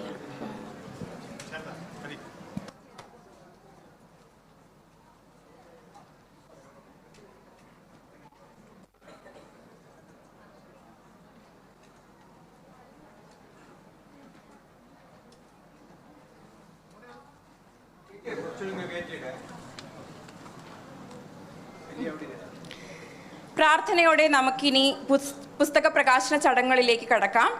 പുസ്തകത്തിൻ്റെ ആദ്യ പ്രതി എൽസ മാഡത്തിൻ്റെ കയ്യിൽ നിന്നും ഏറ്റുവാങ്ങി ഔപചാരികമായി പുസ്തകം പ്രകാശനം നിർവഹിക്കാനായി ഞാൻ Indian school principal sir Shri Pramod Mahajan സാറിനെ സാദരം അഭ്യർത്ഥിക്കുന്നു. സാറിനോട്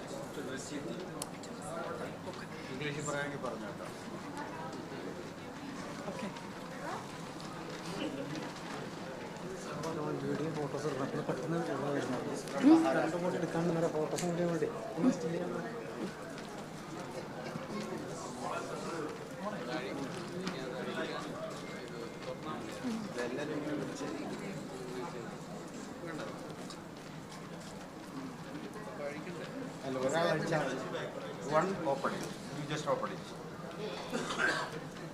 Should I? This is a. Should I give it? Yes. Yes. Second. Yeah, you can just show. Just, you can also. Open and.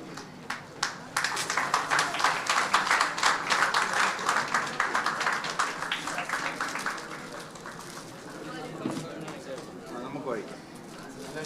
എല്ലാവരും അയച്ചു.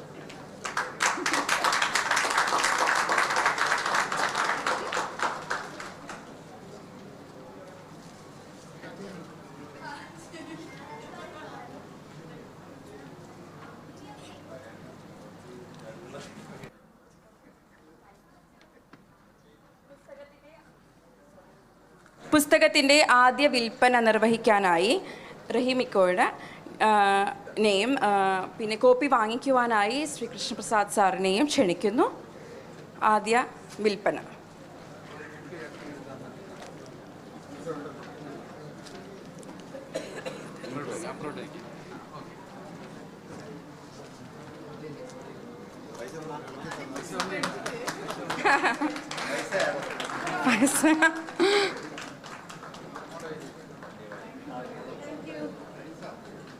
Thank you sir, thank you.